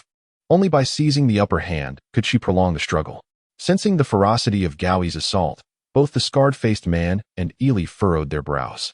The scarred man scoffed, declaring it merely a desperate struggle. He then unleashed a fierce attack on Gui. The members of the merchant guild felt the thunderous roar of magic clashing behind them, a stark reminder of their own impotence. Departing was the prudent choice, for they would not become a burden to their leader. They resolutely decided to hasten their return to Waikel City in search of reinforcements to aid their leader. Every moment they could save was of utmost importance. They relentlessly whipped their horses, urging them to gallop faster. The horses, having traveled slowly with the carriage, took 2 days to reach their destination. Now racing back, they entered the territory of the Waikel Duchy in less than half a day, and in just a few hours, they would return to Waikel City. Shortly after entering the duchy's domain, they spotted a patrol nearby, and from a distance, the figure at the forefront was none other than Enki Butilai. Before their departure, their leader had warned them to be cautious of Enki Butilai. There must have been a reason behind such caution. Enki was certainly suspect. As seasoned members of the guild, they were well acquainted with one another, and a glance was enough for them to understand each other's thoughts. They nodded in agreement, and, together, slipped into the woods. After a brief interlude, they emerged, having lost several horses and a few members. The horses, originally meant for 2, were now burdened with 3 riders each. Struggling to keep pace, they urged their steeds toward Enki. Upon seeing the approaching group, Enki scrutinized them closely and recognized them as members of Gowie's convoy. He immediately commanded his soldiers to draw their weapons. The arriving guild members, upon spotting Enki, shouted with joy from a distance, "Young Master Enki." Enki, perplexed, wondered why they were so enthusiastic when it had been said that he was exposed. He instructed his soldiers to sheath their weapons. The guild members reined in their horses and hurriedly dismounted, exclaiming, "This is dire, young Master Enki." Enki inquired, "What has transpired?" The guild members briefly recounted their ambush during the journey. Enki feigned concern, asking, "Where is Guild Master Gowie?" They replied, "The guild master stayed behind to hold off 2 sorcerers, allowing us to return with news. Young Master Enki, you must act swiftly to rescue the guild master." Enki sighed with relief. It seemed Gowie would not return. These guild members were likely unaware of his betrayal regarding their convoy's information. Otherwise, they would not be seeking his assistance. Thus, if Gowie were to perish, his secret would remain undiscovered. "Is it just you lot returning?" Enki inquired. The guild members thought to themselves that he was indeed suspicious. At this moment, instead of rushing to save their leader, he was preoccupied with the number of them that had returned. In our desperate attempt to evade pursuit, we divided our forces into 3 paths, with our group taking the central route, while the other 2 ventured south and north respectively. We remained unaware of their fate, but for now, our priority was to devise a plan to rescue the chairman, who could not endure much longer. Enki pondered. It would be best if she did not hold on for too long. He addressed the members of the guild, assuring them, "Do not worry. We will return and find a solution." However, while speaking of returning to strategize, his actions belied his words as he led his troops northward and dispatched another squad southward. Once they had ventured far enough, a few individuals concealed within the woods emerged. They hastily mounted their steeds and galloped towards Waikel City and Yangqiu Village. Chapter 49. Arrival. Chen Wen followed Chen Wen as they crafted advanced potions. He learned swiftly and had already mastered the art of creating various high-level elixirs. This attested to the efficacy of Chen Wen's teaching methods. It was only a matter of time before he would graduate.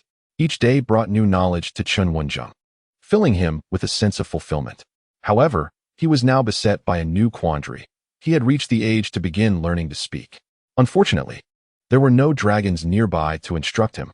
The human race was unable to teach dragons the art of speech. Thus he had to seek out a dragon on his own. The whereabouts of the mother dragon were unknown, making his search all the more challenging. The only dragon he was acquainted with was the red dragon, a chica, whom he had encountered during his quest for the magical crystal. It seemed he would have to seek him out. In Yangqiu Village, Agudo rushed into the valley in a state of urgency. "This is bad. Miss Gao has encountered trouble," he exclaimed, breathless. Chen Wen and the others were taken aback. "Miss Gao is in trouble? What has happened?" Chen Wen inquired anxiously. Agudo quickly recounted the news brought by Gao's caravan to their village. Miss Gao sent Lord Black Dragon to Waikel City to fetch several mages for assistance, Agudo explained. Chen Wen contemplated for a moment. The mages from Gao's guild were merely high-level mages, and it would be challenging to contend with 2 grand mages.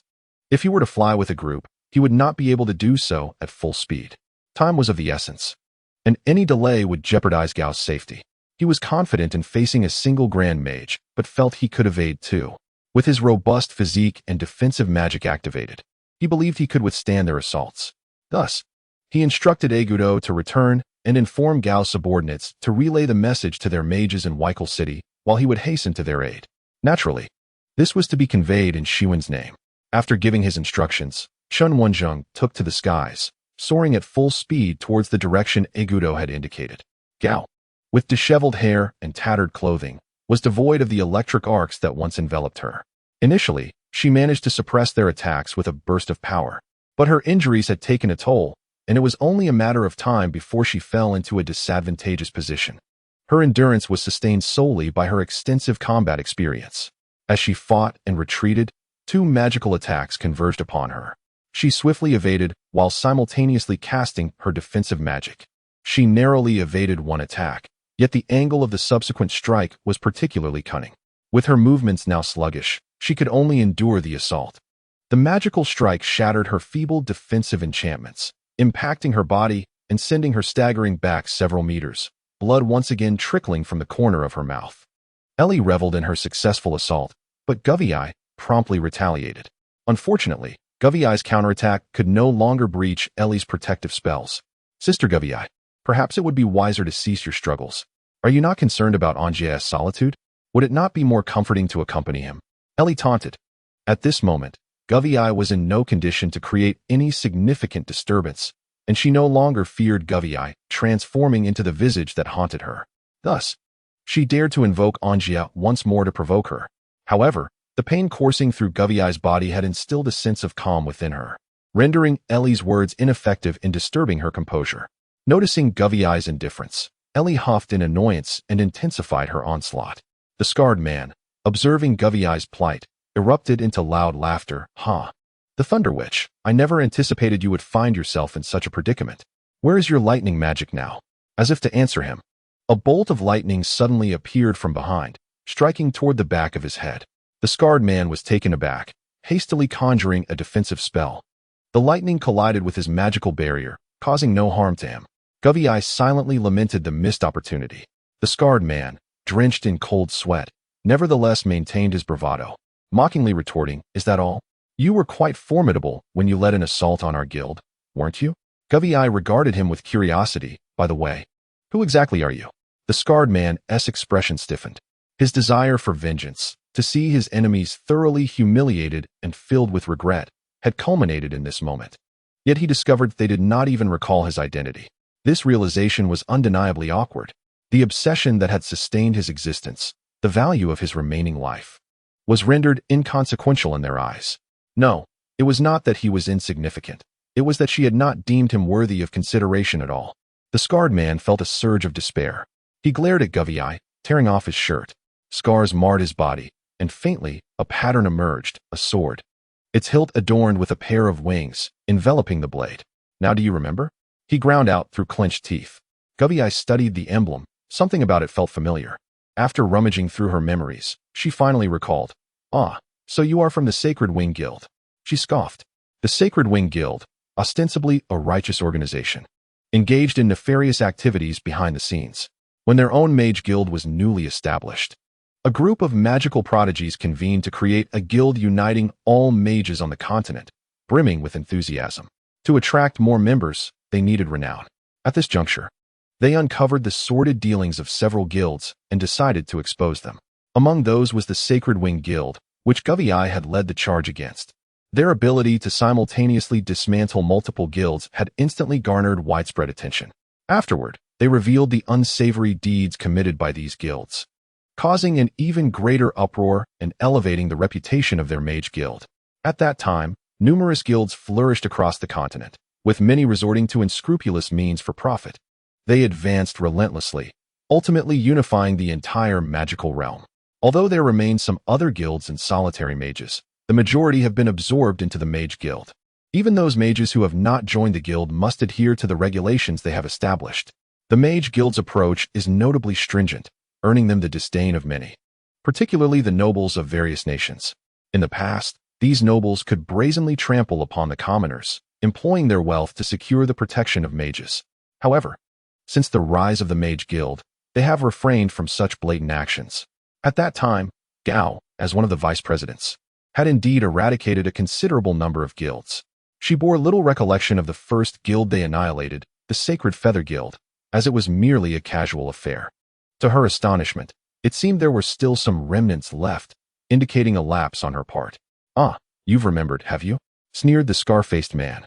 "Ah, I recall now, my sincerest apologies. It took me a while to jog my memory. After all, I have extinguished quite a few guilds, and at that time, my efforts were rather minimal, leading to your guild's swift demise. I had no inkling there were still survivors. Had I known, I would have exerted a bit more effort," Gao retorted with disdain. The scar-faced man's veins bulged with fury as he bellowed. "All that's left for you now is bravado." He gathered his energy and unleashed a powerful spell. "Go to the afterlife with my brothers." Simultaneously, Ellie cast a high-level spell. "Farewell, Sister Gao. Go find peace with Anjia." Faced with the dual onslaught of these advanced spells, Gao found herself bereft of the strength to evade or defend. Yet, she smiled and replied, "I'm sorry, but I cannot leave just yet." No sooner had she spoken than a massive shadow descended behind her, causing the ground to tremble violently. The shadow was none other than Chen Wen. Upon landing, he swiftly enveloped Gao with his wings, shielding her from the two high-level magical attacks. With a fierce breath of dragon fire, he swept toward both adversaries. Startled by this sudden turn of events, Ellie and the scar-faced man quickly retreated, erecting defensive spells. With them repelled, Chen Wen seized Gao and soared into the sky, casting a commanding gaze upon them. The heavens were the true domain of the dragon clan. Gao noticed no other mages approaching. Only Chen Wen had come to her aid. Why did you come alone? Those two are grand mages. You cannot defeat them. Take advantage of their momentary surprise and flee." Gao implored weakly. Chen Wen replied, "I arrived faster on my own. The others are on their way." At this moment, Chen Wen felt fully capable of facing a grand mage alone, possessing a certain level of self-preservation. He had resolved to depart soon, to explore the world. An ambition carried over from his previous life. He knew that failing to experience it would leave him with a lingering regret. Moreover, he now embodied a dragon, the sovereign of the skies, and he ought not to be confined to a single locale. Observing the two sorcerers before him, he realized that if he wished to depart, it would be a trivial matter, although burdened with Guviai. Evading them might prove challenging. However, if he soared towards Weichel and rendezvoused with Guviai's subordinates, he could easily escape. Yet, he hesitated to flee, partly due to the innate pride of dragons, albeit he possessed little of it, and partly because he yearned to test his mettle against the two formidable wizards. Should he triumph, he would no longer need to mask his presence when venturing forth. Noticing Chen Wen's reluctance to depart, Guviai urged him once more. Chen Wen reassured her, indicating his resolve. Guviai understood that he intended to employ magic. Yet such an act would reveal his position. "Do not use magic. If you cannot vanquish them, your identity will be exposed," Guviai cautioned. Chen Wen responded, "Let it be revealed, it matters not." Guviai perceptively grasped the crucial implication. He was unafraid of exposure. Did that signify his desire to leave? Guviai's expression dimmed, and her spirits sank. Chen Wen did not linger in conversation with Guviai, but instead lunged towards the two adversaries. After being forced back, Ely and the scarred man finally discerned that the shadow before them was a dragon. As the dragon charged at them, they could only evade its advance. Their astonishment grew upon seeing Guviai ensnared by the black dragon. They had not anticipated her ability to command a dragon, albeit a seemingly juvenile one. Truly, Guviai is remarkable, capable of taming even a dragon. "But do you believe a mere young dragon can save you?" Ely remarked. Guviai, roused from her despondence, gazed at Chen Wen. "Yes, he is a dragon. He should not be confined within the diminutive Weichel Duchy." "I have not tamed him," Guviai asserted. "You have not tamed him. He will come to your rescue?" Ely steadied herself and launched an attack. Guviai chuckled, "Because, like you, he has learned magic from me. If he so desires, he may even call me sister." Ely paused, momentarily bewildered. Chen Wen swept aside Ely's magical assault with his tail, conveying to Guviai that he had paid his dues, and quite generously at that. Guviai, amused by his demeanor, chuckled. Such was the pride of dragons, unwilling even to utter the term sister. The scarred man, fearing the black dragon might take flight, directed an attack at Chen Wen. Observing Ely's hesitance, he urged, "Ely, what are you doing? Strike together. Do not let him escape." Ely, now regaining her focus, still struggled to comprehend Guviai's earlier statement. Just then, as she prepared to assault the black dragon, The meaning of Guviai's words dawned upon her. She witnessed the black dragon conjuring an enormous staff from thin air. Space magic? This dragon could wield magic? The scarred man was momentarily taken aback as he saw Chen Wen brandishing the staff.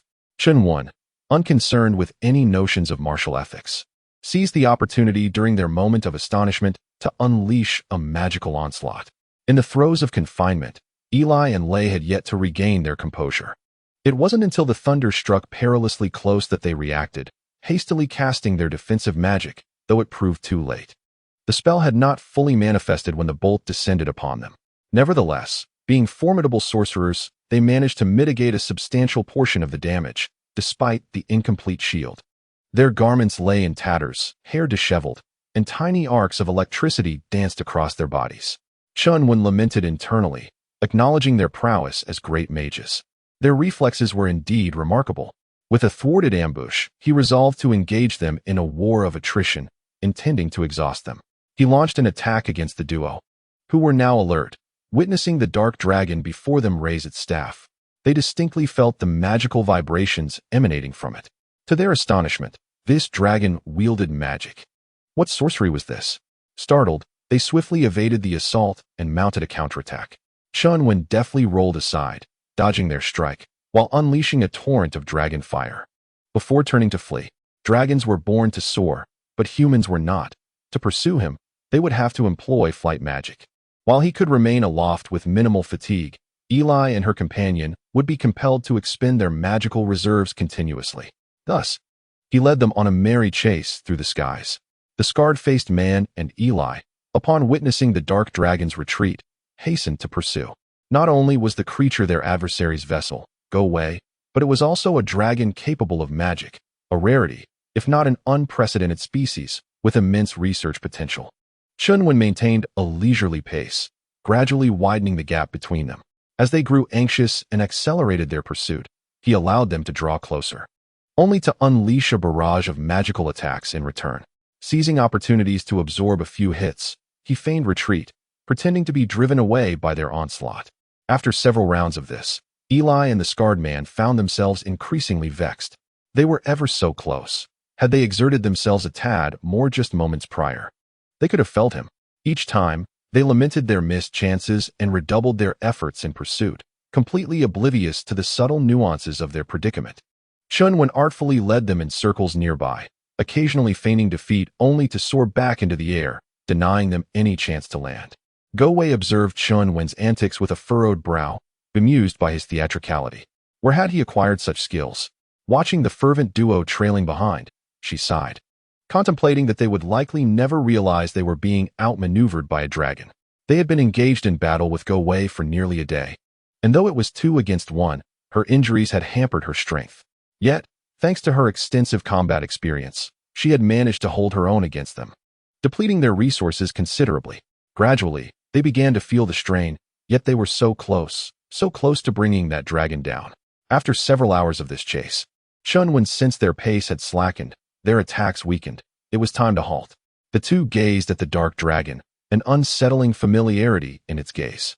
It was not a mere disdain of the dragon race towards humanity, but rather a gaze steeped in amusement, as if observing a fool ensnared in their own folly. This was the look they reserved for those they toyed with. They recalled the dragons as the pinnacle of magical beings, endowed with immense power. And flying was an innate skill, consuming little of their strength. In essence, this black dragon was in a state of near prime. Conversely, their own magical energies were all but depleted. Even though they were formidable sorcerers, a clever artisan cannot craft without materials. Devoid of magic, they were but lambs awaiting slaughter. Flee, while there remains a shred of magical energy. Naturally, Chen Wen would not permit them the luxury of escape. The Thunder Prison, centered around Chen Wen, enveloped an area of approximately 200 meters in crackling lightning. Chapter 51. Swinging the staff like a baseball bat, Eli stared in astonishment at the Thunder Prison, which was several times larger than that of Go Wei. She had not anticipated that Go Wei would impart this spell to the Black Dragon, a privilege he had previously withheld from them. Once the Thunder Prison was established, Chen Wen pursued them. Split up, the scar-faced man declared. After uttering this, he cast a spell, conjuring a black vortex in his path that absorbed the surrounding lightning, thus creating a route of escape. Initially, Ely thought it wise to heed his suggestion to separate, but upon witnessing the safe passage he forged, she altered her decision. She promptly turned to chase after the scar-faced man. Seeing her follow, the scar-faced man grew anxious. "What are you doing? The black dragon is upon us. We 1T escape together." Ely huffed disdainfully, "Splitting up 1T save me either. This is not the time for internal strife." Reluctantly, the scar-faced man swallowed his irritation. With the black vortex clearing their path, Chen Wen's thunderous chains were swiftly absorbed. Chen Wen was left with no choice but to employ binding magic to hinder their speed. They were already at their limits, and now the scar-faced man had to move while casting spells to forge away, while Ely endeavored to break free from the bindings. Their pace slowed even further. Before long, Chen Wen closed the distance, unleashing a torrent of dragon fire. Ely hurriedly attempted to defend herself, but her protective magic shattered upon contact, prompting her to retreat hastily. Noticing her struggle, the scar-faced man quickly turned to shield her. Seizing this opportunity, Chen Wen soared ahead, sweeping his tail to send them crashing back into the heart of the Thunder Prison.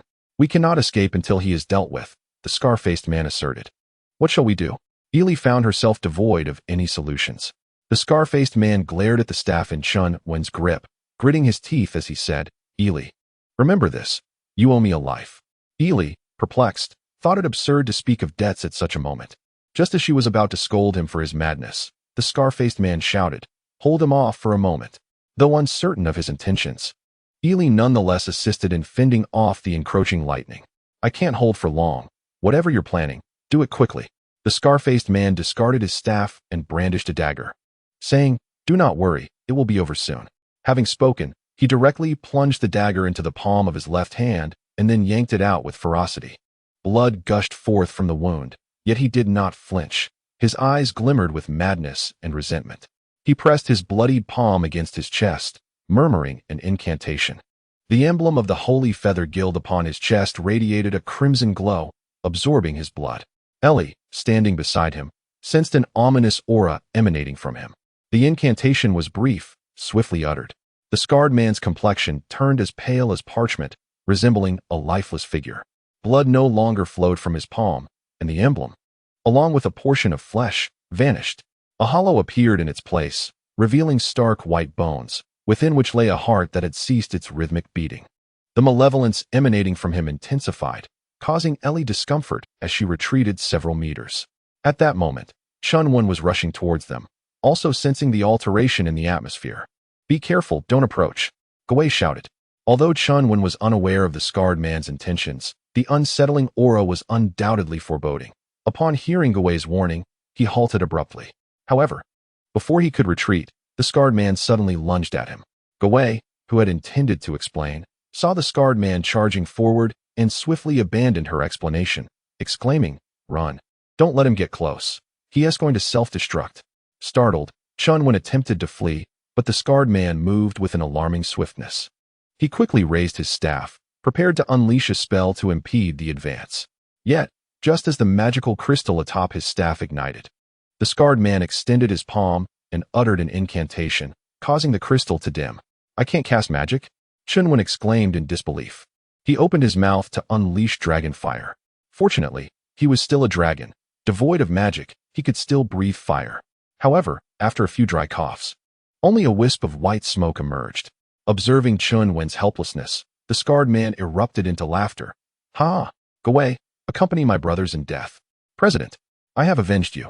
Tears of blood streamed from his eyes, while a terrifying energy surged within him. "Die, lightning sorceress!"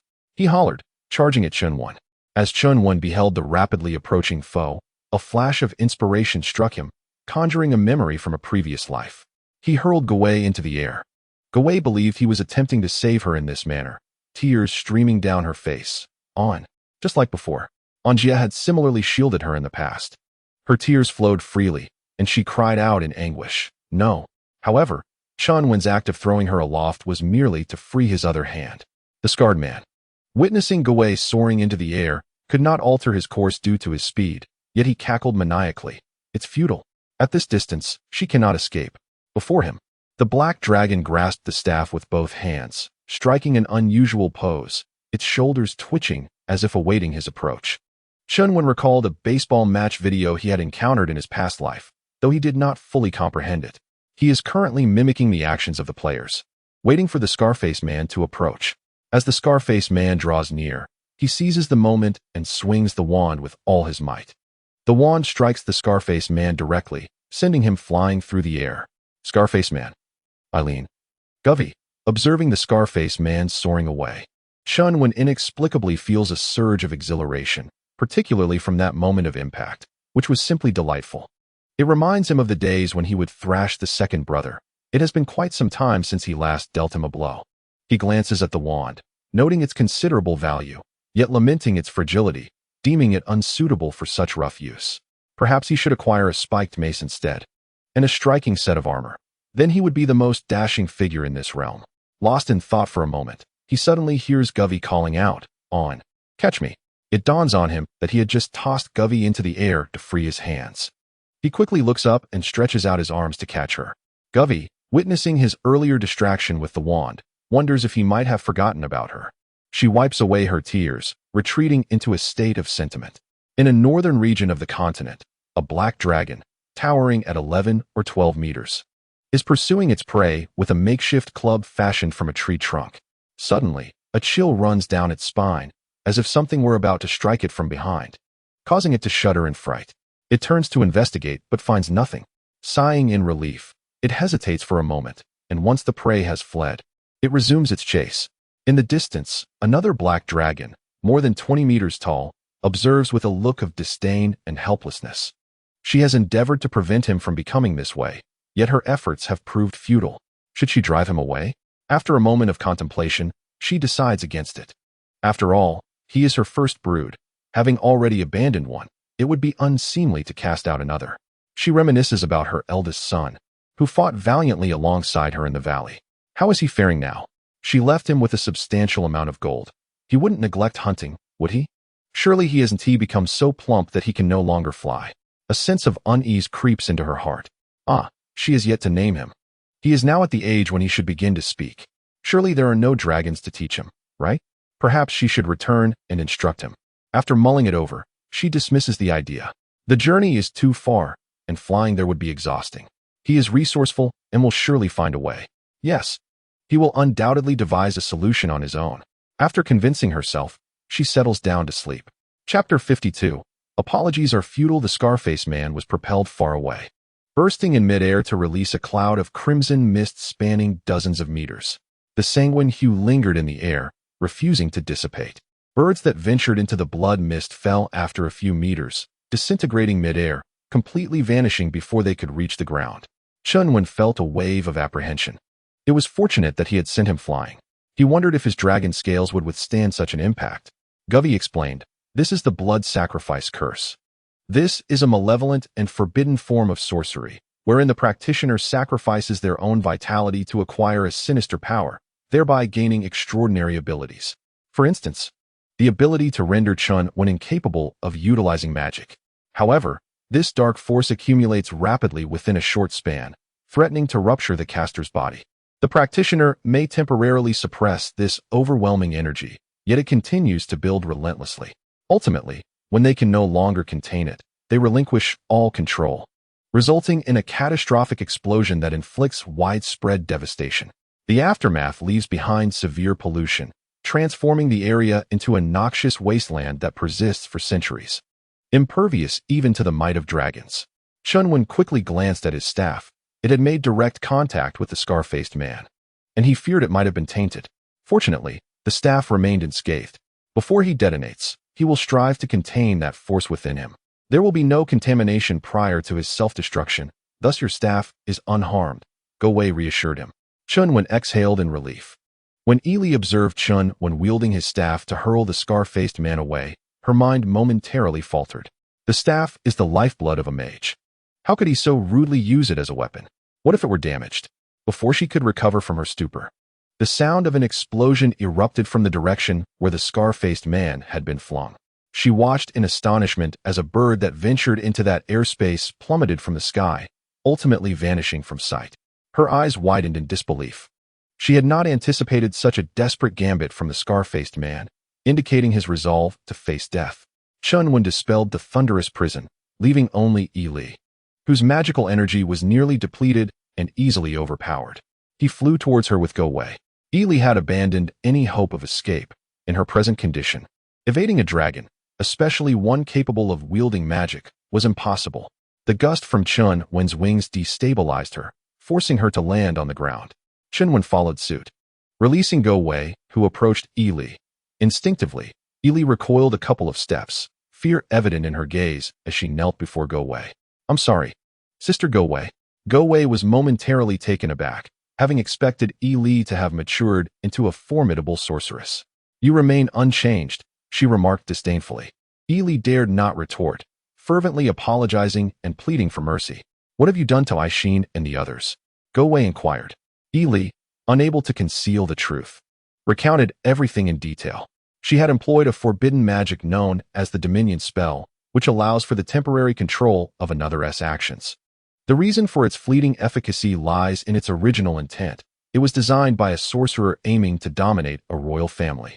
But the spell was incomplete when its creator was executed, and the magic was destined for destruction. Yet, some with nefarious intentions concealed it, ultimately leading to Li acquiring it by chance. This magic remains an unfinished incantation. As it remained unfinished, no solution had yet been uncovered. Upon hearing that Aizen and the others could not be restored, Gui seized Li by the throat, hoisting her up. Li, paralyzed by fear, dared not resist and could only plead, "Sister Gui, please don't kill me. I can control not caring for them. I can continue my research on this magic. Once perfected, they can revert to their original forms. Do you still wish to live?" Gui tightened her grip. "Sister Gui, grant me some time. I can save them." Li sobbed in desperation. Gui, however, paid no heed to her pleas, recalling how her previous hesitation had allowed Li to escape, leading to the calamity that now unfolded. She summoned the last remnants of her magical energy. Her eyes glowed with a cerulean light, and arcs of electricity danced across her body. "No, please, Sister Gui," Li cried out, but Gui showed no signs of relenting as the electric arcs surged towards Li. After what felt like an eternity, Li finally fell silent, her hands limp at her sides. Gui released her grip, and Li slumped to the ground, her eyes wide and streaked with tears. Gui returned to her normal state, her legs giving way, and she wavered unsteadily. Chen Wen hurried to support her. Staring at the lifeless Li, Gui murmured, "Aizen and the others will be cared for by us. As for that mind-controlling magic, is it not merely the development of a spell? We require no assistance from you." Gui was indeed one of the founders of the Mage Guild and served as the vice president. To hold such a position among a consortium of prodigies was a testament to her own exceptional talent. Yet, due to her grievances concerning Anjia, she had distanced herself from the guild. Eventually, she turned to commerce, though her true calling was in magic. Despite her injuries having diminished her strength significantly, her intellect remained intact, enabling her to continue her magical studies. No sooner had Gui rested than 3 mages approached from the distance. Upon seeing Gui unharmed, they exhaled in relief. However, their relief turned to shock as they beheld Li's corpse on the ground. Li, they all recognized her. Was she not already dead? They exclaimed in disbelief. They cast inquiring glances at Gui. She escaped back then, Gui replied after a moment of silence. It was her doing that transformed Aizen and the others. The group fell silent for a moment before their faces twisted in anger, hurling curses at Li's lifeless form. After a spell of this, they recalled the report from the messenger, mentioning 2 powerful mages. Were there not supposed to be 2 formidable mages? They asked.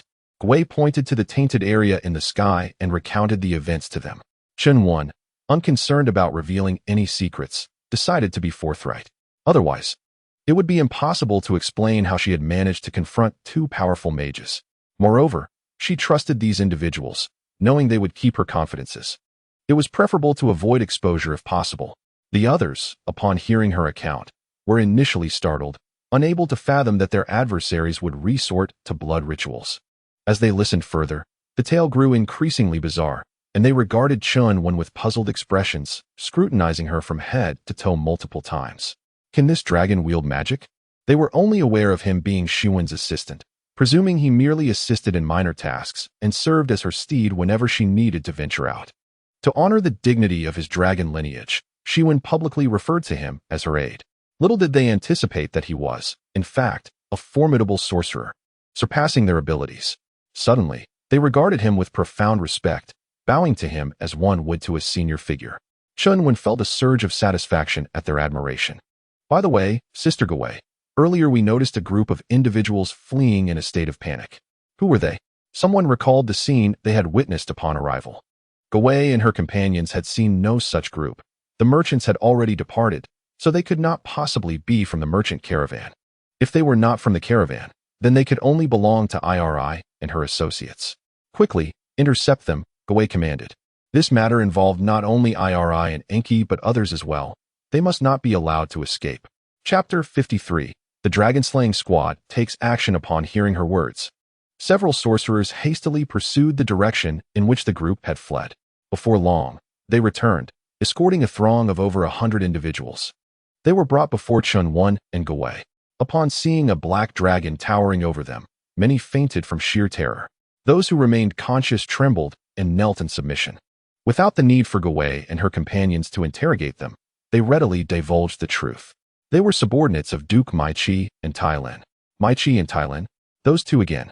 The last time, it was Tai-Lin who incited the border conflict with Weichel. After suffering such a significant loss, they still had not learned their lesson and dared to return. Although Mai-Chi was a duke, ordinary people found it difficult to confront him, unless they wished to sever ties with the Kai'er kingdom. Yet, what audacity did Tai-Lin possess to act so recklessly? The relations with the kingdom had already soured. Was he courting disaster? Gawei sighed. She had no desire to involve herself in this affair. After all, the looted glass and laundry potions had involved the queen and the nobles of the capital as well. Let them handle Mai-Chi and Tai-Lin. Take them back to the Butlery family for resolution, Gawei instructed her companions.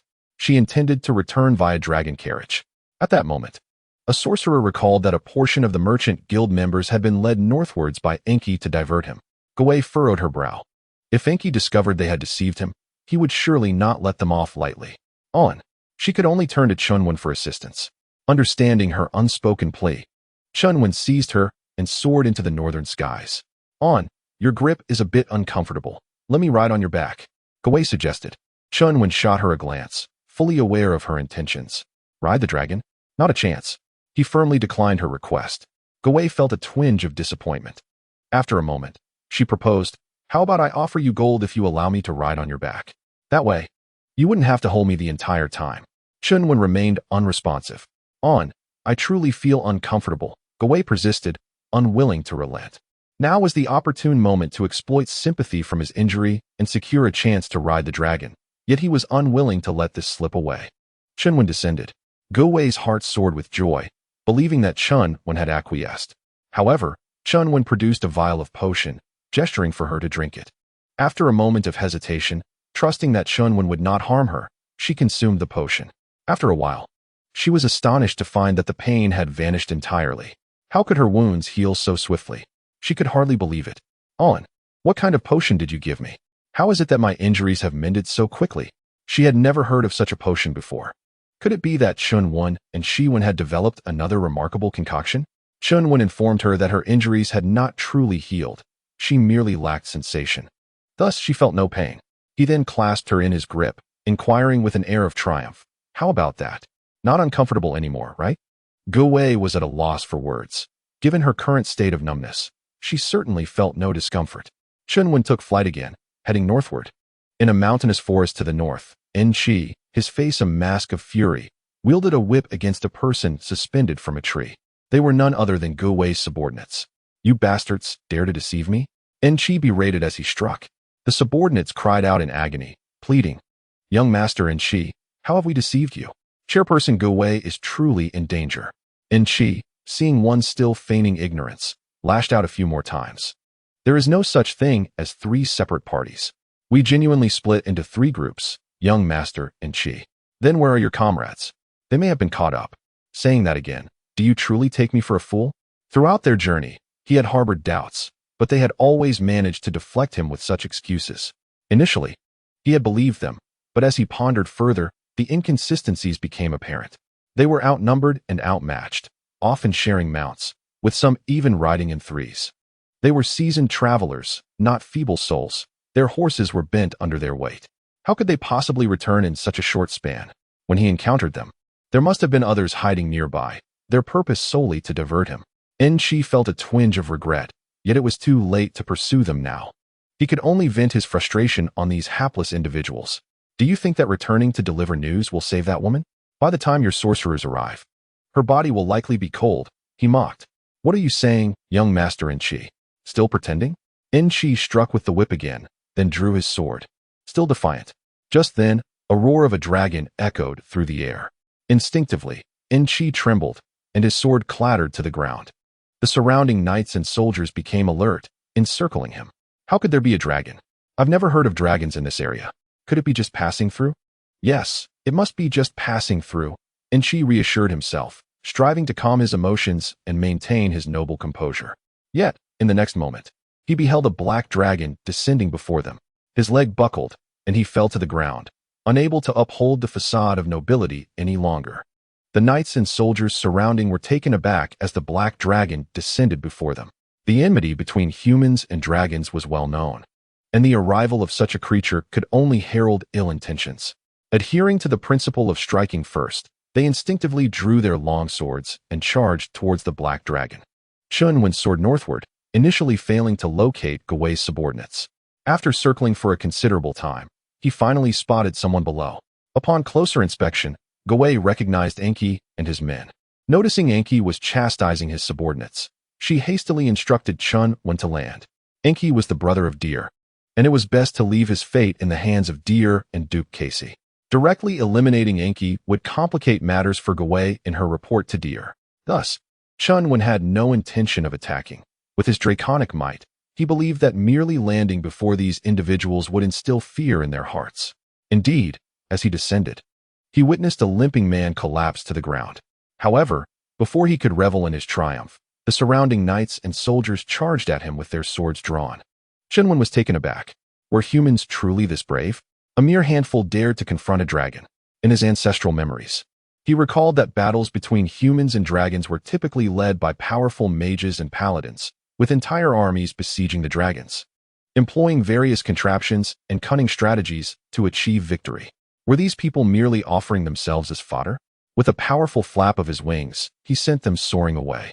The knights and soldiers crashed to the ground, fearing they were about to meet their demise. To their astonishment, they discovered they had sustained little harm. This dragon was weak. The realization emerged simultaneously among them. They exchanged glances, each seeing resolve and a hint of fervor in the other's eyes. This dragon was feeble. Perhaps they could slay him. The glory of dragon slaying awaited them. Whether it be honor, status, or wealth, all would be within their grasp. They sprang to their feet, tightened their grips on their weapons, and charged once more at Chen Wen. 100-man dragon-slaying squadron, advancing. For the glory of the Weikel Knights. For the honor of the Weikel Legion. The knights and soldiers roared as they charged towards the black dragon. Chen Wen responded by once again sweeping them away with a single wing. The knights and soldiers, after being flung aside, rose once more and charged ahead. Enki observed his men relentlessly advancing towards the black dragon, oblivious to their true thoughts, believing they fought for their own protection, for the glory of the Weikel Knights, for the honor of the Weikel Legion. These slogans echoed incessantly in his mind. Glory? He glanced at the Butler family emblem embroidered on his attire, and then at his half-missing leg. He touched the scar on his face, recalling the moment the black dragon had soared overhead and unleashed a torrent of flames. The black dragon. Once again, the black dragon. Resentment began to swell within him. It was all because of that dragon that he had lost his claim to the title of Duke's heir. His gaze hardened with determination. For the glory of the Weikel Knights. For the glory of the Wickler Legion. The knights and soldiers continued their charge. A fervor to fight for honor gradually ignited within him. Indeed, I am of noble lineage. I am a member of the Butry family. He picked up the long sword from the ground, gazing at the formidable black dragon before him. A resolute spirit surged within him. He was determined to fight, to exact revenge, to cleanse his shame. For the glory of the Butry family. He shouted fiercely and lunged at the black dragon. After Chen Wen had sent the knights and soldiers flying, he noticed yet another individual charging forward, extending a hand with fingers curled, then snapping them. Enki, who had just rushed in, saw the dragon's claw hurtling towards him and swiftly swung his sword. Yet, how could his strength compare to that of a dragon? His weapon barely left a mark upon the dragon's talon. Enki was sent flying, crashing against a tree, letting out a muffled groan as his breath caught. Once he regained his composure, he felt neither disheartened nor fearful. I struck the dragon. His eyes shone with exhilaration. He laughed maniacally, feeling an unparalleled euphoria, surpassing even the joy of being recognized by his father as the heir to the dukedom. To hell with that recognition. I no longer require anyone's approval. I shall fight for the glory of the Butry family. With a fierce roar, he charged once more, only to be sent flying again. Ha ha! He laughed wildly and charged ahead again. Chen Wen, somewhat exasperated by their antics, took out his staff and prepared to cast a spell. Confinement. He instinctively caught the fall. No, no, no. Go away. Watching Enki's relentless charges, was momentarily stunned. Is this Enki? Has he become this brave? As she marveled, she saw Chen Wen preparing to unleash a thunderbolt, causing her to shudder in fright. If Enki were to be struck down by Chen Wen, how could she explain it to Deer? She quickly shouted to stop him. Chen Wen, snapping back to reality, hastily retracted the spell. The knights and soldiers watched in bewilderment as the black dragon conjured a staff and began casting magic upon them. Their minds momentarily blank. They wondered, can this dragon wield magic? But before they could process it, a wave of energy surged above them, prompting them to look up. Their faces paling in terror. Thunder roared down towards them. Just as they thought their end was nigh, the lightning vanished. They collectively exhaled in relief. Go away. Witnessing the thunder not striking, also breathed a sigh of relief. Chen Wen looked at her with an innocent expression, as if to say, I did not intend for this. It's a habit, and you taught me so. Gawei bore no resentment towards Chen Wen and allowed him to release her. Enki stood there, dumbfounded, gazing at the black dragon wielding a staff. He recalled the armored little black dragon from over a year ago.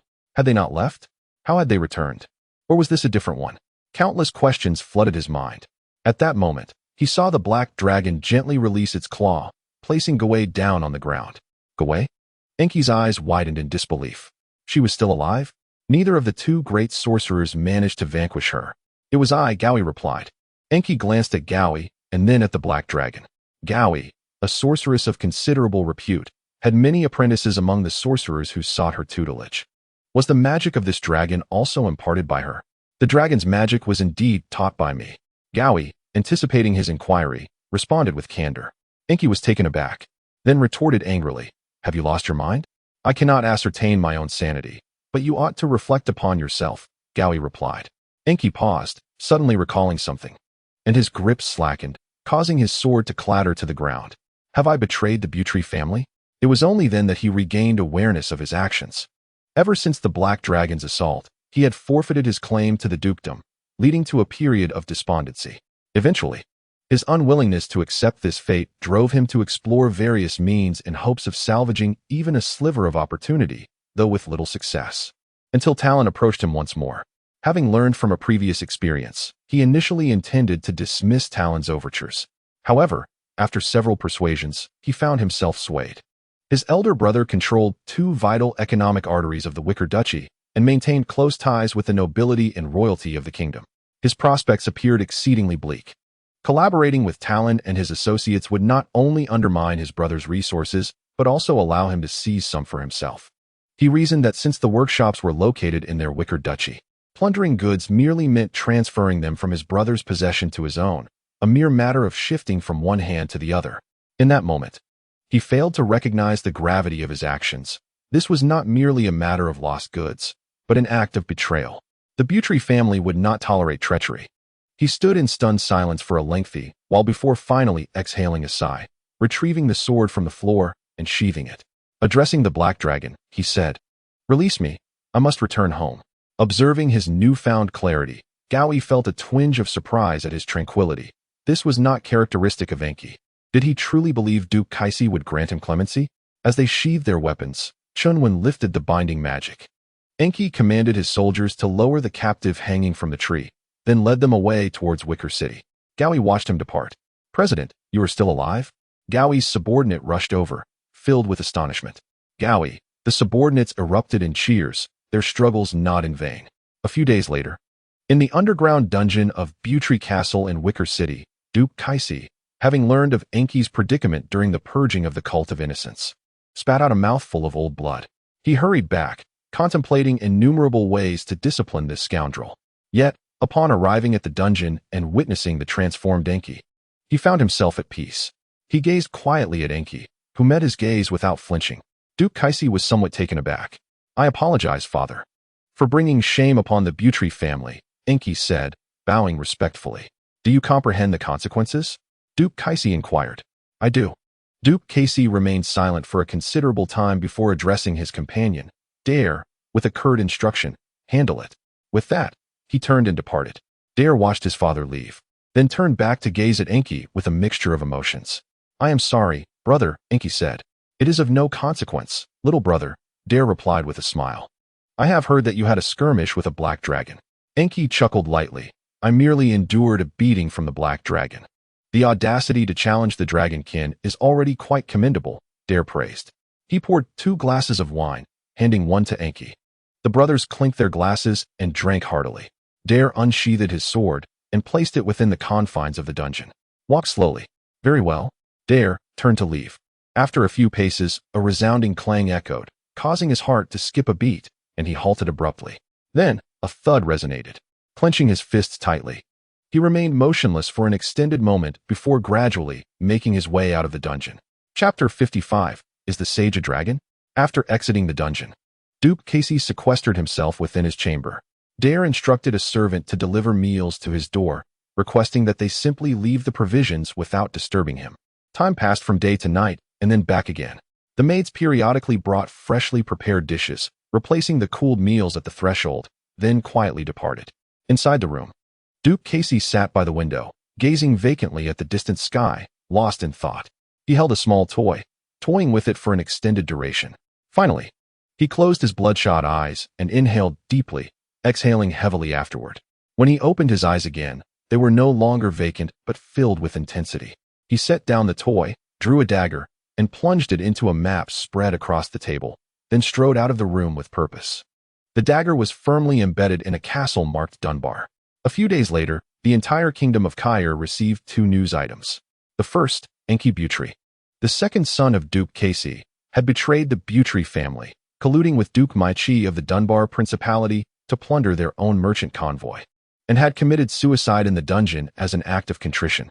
The second, Duke Kaisi had withdrawn a significant portion of his military forces to the Dunbar Principality. Following the dissemination of these news items, the capital remained eerily tranquil, seemingly unaffected by the revelations. Duke Maichi, however, was in a frenzy within his castle. The truth had indeed been exposed. He sensed something amiss when Illy and the others had been away for 2 days without return, and none of his dispatched agents had come back. Fearing exposure, he hastily spent a significant portion of his wealth to appease the nobility in the capital, hoping that they, especially the royal family, would not lay blame at his feet. Though he had anticipated this outcome, the confirmation of the news still drenched him in cold sweat. Fortunately, his preemptive measures had yielded silence from the capital. Yet, what was Duke Kaisi's intention? Could it be that he was attributing his son's death to me? What relevance do I have in this matter? Was it not the Butri family's own rules that led to his demise? Is it not the case that such matters could simply be overlooked? Must it escalate to the point of death, only to be laid at my doorstep? The capital has remained silent, clearly indicating its indifference, much like during the last incursion into the borders of Weikel. This time, however, the interests of the capital have been infringed upon. It would be a stroke of fortune if they were to refrain from laying blame at my feet. Expecting them to intervene against Duke Kaisi is an impossibility. He hastily approached the map, pondering which territory could be ceded. After scrutinizing the map for an extended period, the thought of relinquishing any territory brought him discomfort. Damn it, all of this is the fault of that scoundrel Talon. The mere thought of Talon ignited his ire. Having betrayed him twice already, this was intolerable. He needed to vent his frustration. He summoned someone to fetch Talon. Soon, a servant arrived with the news that Talon had already fled. MYCH was struck as if by lightning. This rascal dares to escape? He immediately ordered a manhunt. Talon, waiting for his men for days without any news, began to feel an unsettling anxiety. Should this incident come to light, Duke MYCH would undoubtedly not spare him. Thus, he seized an opportunity to flee. Yet, he had barely escaped the Duchy of Dunba before being captured and brought back. MYCH, gazing at the bound Talon, was consumed by rage and unleashed a flurry of blows upon him. Only after his fury had somewhat subsided did he cease. Looking at Talon, whose visage had become unrecognizable. He remarked, "This time, the wrath of that old wretch Casey will not be easily quelled. Unless there is significant bloodshed, this matter will not simply pass." Talon, groaning, expressed his willingness to offer all his wealth. This somewhat placated MYCH, for Talon was indeed a plump target. At the very least, he could recoup some of his losses. However, Talon was not one to resign himself so easily. He proposed seeking mercenaries, which could enhance their bargaining position, ensuring that even if conflict arose, they would not be at a complete disadvantage. Moreover, since they had previously slain numerous mercenaries, the enmity between Weichel and the mercenary corps had been firmly established, making them eager to dispatch reinforcements. MYCH pondered for a moment. Although Talon had betrayed him twice, the ideas presented were fundamentally sound, with the real issues lying elsewhere. He conceded that Talon had a point. Thus, he dispatched someone to contact the mercenary corps. After 2 days, he received a response. The mercenary corps was unable to take their contract, as their headquarters had been located by the Mages Guild, with a vice president leading an assault on them. All their forces were being redirected to defend their headquarters, leaving no surplus manpower to accept this contract. MYCH felt as though the sky had fallen. It was over. This time, he would truly incur great losses. He examined the map of his territory, deep in thought. After a while, an idea struck him. He ordered Talon to be bound. He then commanded his legion to prepare to meet with Casey. "My apologies, Mr. Talon, but without mercenaries to leverage, I shall have to borrow you for a time." Meanwhile, the disturbances outside had not affected Chen Wen. He diligently continued his studies of the final potion knowledge alongside Wen. However, today his studies were interrupted by the arrival of a new guest in the valley, Direbutry. He learned from returning soldiers that Zivin's assistant possessed the ability to wield magic, which brought to mind the small black dragon that had once hurled iron rods into his window over a year ago. Could it be the same creature? Gowie had frequently traveled to Sheep Hill Village. The black dragon had originated from that very direction over a year prior. As a magician, Gowie might have summoned the dragon specifically to aid him. Was it possible that the dragon had learned magic from Gowie? Reflecting on Gowie's actions over the past year, he pondered this perplexing revelation. Instinctively, he grasped a glass cup to quench his thirst. As he gazed at the crystalline transparency of the glass, he became momentarily entranced. He had visited the glass workshop and knew that glass required intense heat for its creation. Intense heat? That was hardly a challenge for dragons. Could it truly be? He stared in astonishment at the glass cup in his hand. After a while, another question struck him. While dragons could generate high temperatures, the furnace used in Gowie's workshop was constructed through conventional means, surely not derived from the dragon's influence. Unable to make sense of it, he decided to seek out Gowie. Gowie anticipated his inquiry, knowing he would eventually come to her with this matter. Since Chen Wen was leaving, she thought it harmless to share the details of her encounters with him. Thus, she recounted the events from the time they first met until now. It was then that Dai realized there had been 4 dragons at that time, 3 of which had departed, leaving one behind. His suspicions were confirmed. The glass had indeed been crafted by that dragon, and the furnace's construction methods had been provided by it as well. Just as he was grappling with these revelations, Gowie further divulged that the deceptive strategy employed to lure Duke Kaisher into a trap had also originated from the dragon. Dai's mind reeled, nearly overwhelmed by the implications. If that were the case, then the sage was indeed the dragon. This spelled disaster for humanity. A sage had emerged from the dragon race. Yet, Gowie was not finished. She revealed that the marketing strategies for glass and laundry potions had also been devised by that black dragon. Dai felt numbed by the weight of this information. After a prolonged silence, he came to the startling realization that the sage they had been searching for was, in fact, a dragon. No wonder Gowie had consistently prevented him from meeting the sage.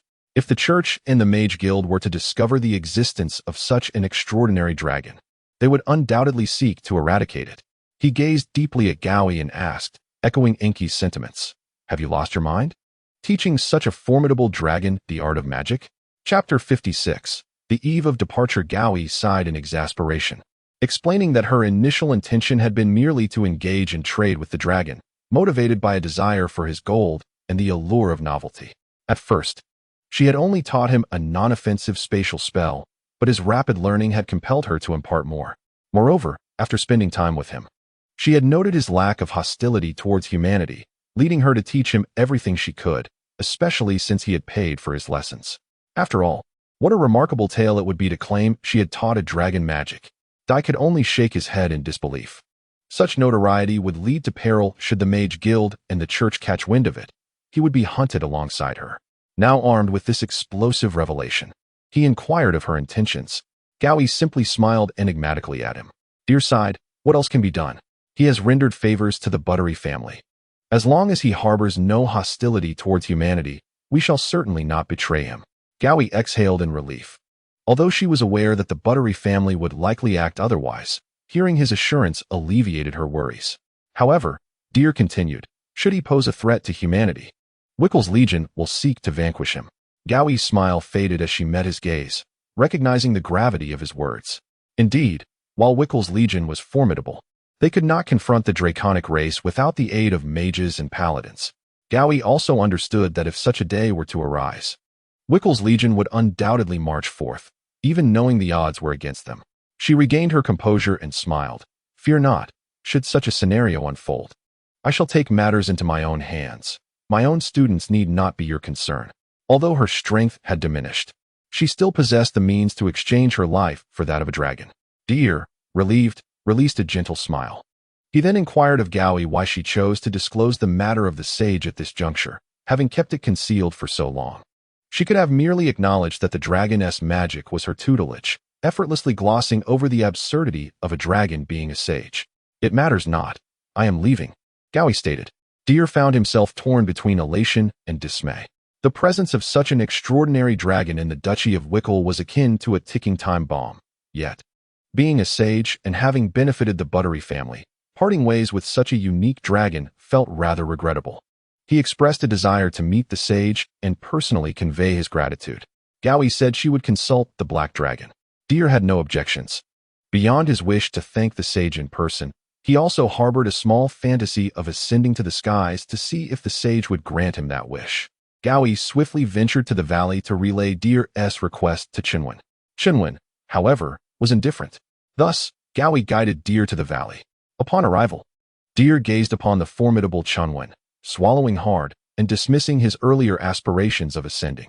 He solemnly bowed. I am immensely grateful for your assistance, Lord On.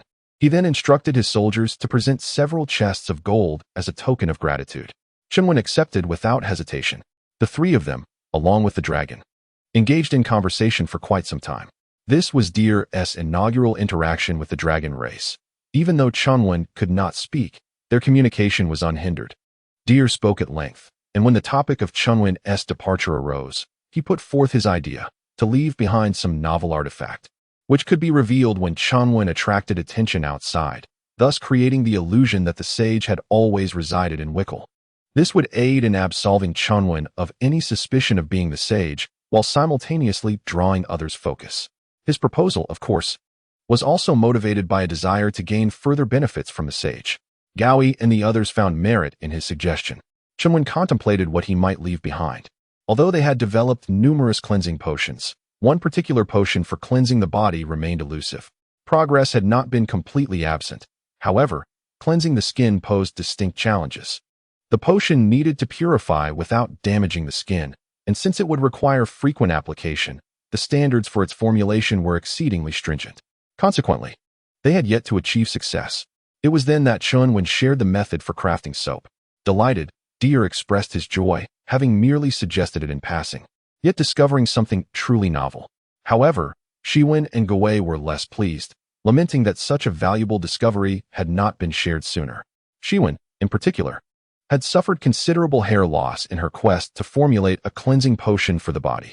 Chen Wen explained that he had been engrossed in studying potion knowledge, dedicating nearly all his energy to it, and had simply overlooked this particular item, especially since he personally had no need for bathing. The process of making soap yielded glycerin as a byproduct, and to avoid wastage, he also mentioned the creation of perfume. Perfume too?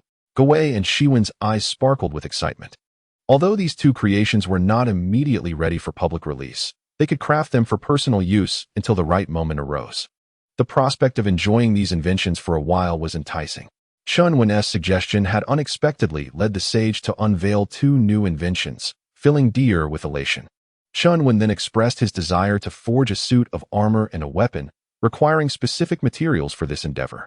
They surmised that he might encounter sorcerers or paladins in the future, rendering ordinary metal armor inadequate. The optimal choice would be white mithril or black gold. The latter being too conspicuous during the day led Chen Wen to opt for white mithril. Given his current physique, a substantial quantity was necessary, and if Gawei were to procure it, it might raise suspicions. Thus, Deer proposed to acquire it under the auspices of the Duchy of Weichel.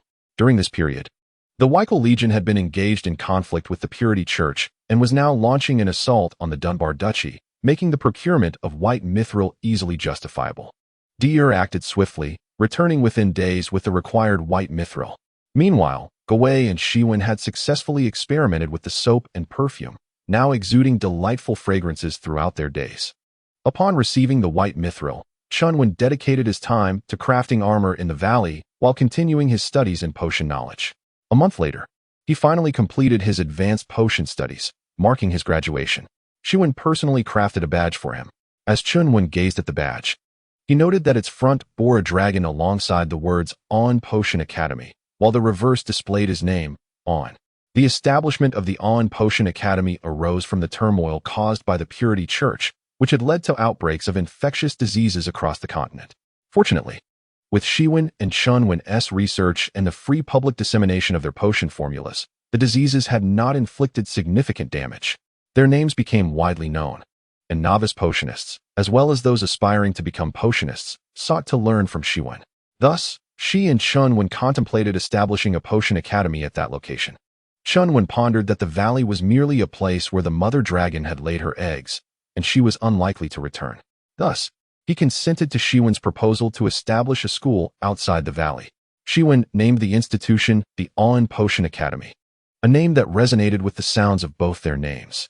Furthermore, Chen Wen had significantly inspired her in the realm of potions, and it was he who had provided the theoretical foundation for the potion that treated viral infections. Additionally, there was a hint of personal ambition. Chen Wen would likely face conflicts with humanity in the future, and she hoped the academy would cultivate more potion experts, leading to the creation of more potions beneficial to humankind. When the time came for such confrontations, she wished to credit Chen Wen for the academy's achievements, thereby potentially mitigating any hostility from humanity towards him.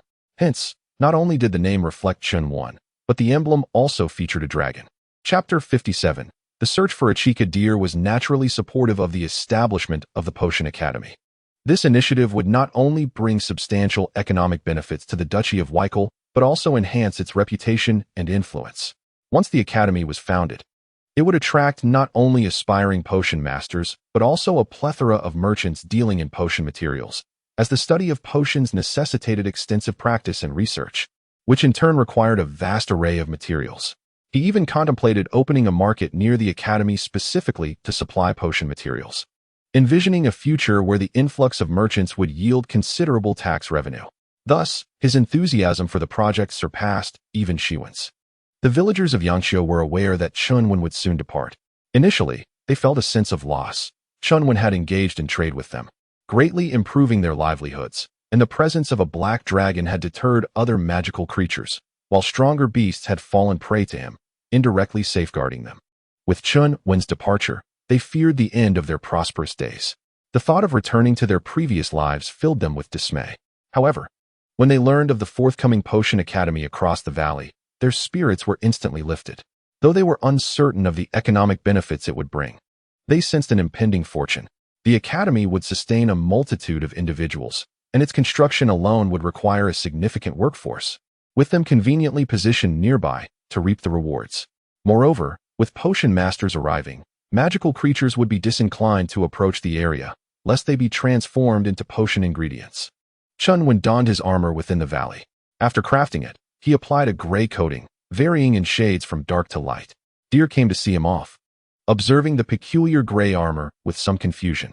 Armor forged from white fine iron typically exhibited a silvery sheen, which was quite appealing. He wondered why it had been painted thus. Chen Wen offered no further explanation. Gawei and Wen, reluctant to part ways, clung to him, showering him with various instructions and cautions, until Chen Wen's ears felt overwhelmed. He decided it was time to slip away. He swiftly took to the skies, roaring a farewell before soaring westward. Gawei and Wen gazed at the empty expanse above, their hearts heavy with a sense of loss. as if a piece of them had vanished. Surely, he would return. He must. It felt as though there were words left unspoken. I, too, seemed to have unfinished thoughts. Never mind. I shall wait until he returns to express them. At that moment, Dare observed them thoughtfully and recited a sorrowful poem. As the verses flowed, tears welled up in the eyes of Gawei and Chen Wen. After a considerable time, they regained their composure and shot a glare at Dare. He was merely gone, not deceased. Unperturbed, Dare continued his recitation. Gawei and her companion hastily departed.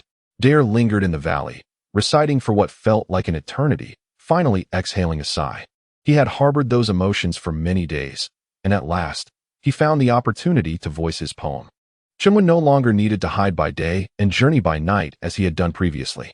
The armor forged from white mithril not only defended against magical assaults, but also concealed the wearer's magical essence, rendering detection by magical sensing tools significantly more challenging. He flew to the location where he had previously encountered the red dragon Arkika and Bridge. Uncertain of Arkika's territory, he resorted to a rudimentary approach. Of course, he was not lying in wait, but rather searching the vicinity in ever-widening circles. Days later, he indeed discovered signs of a dragon's habitation. Could this be Arkika's lair? Chen Wen pondered, having already intruded upon the dragon's domain and directly entered its nest, yet still, the dragon had not appeared. He waited there for an entire day, but no dragon returned. Had it departed? Not wishing to linger any longer, he set his course towards the enchanted forest. Before long, he arrived at the lizardman's tribe.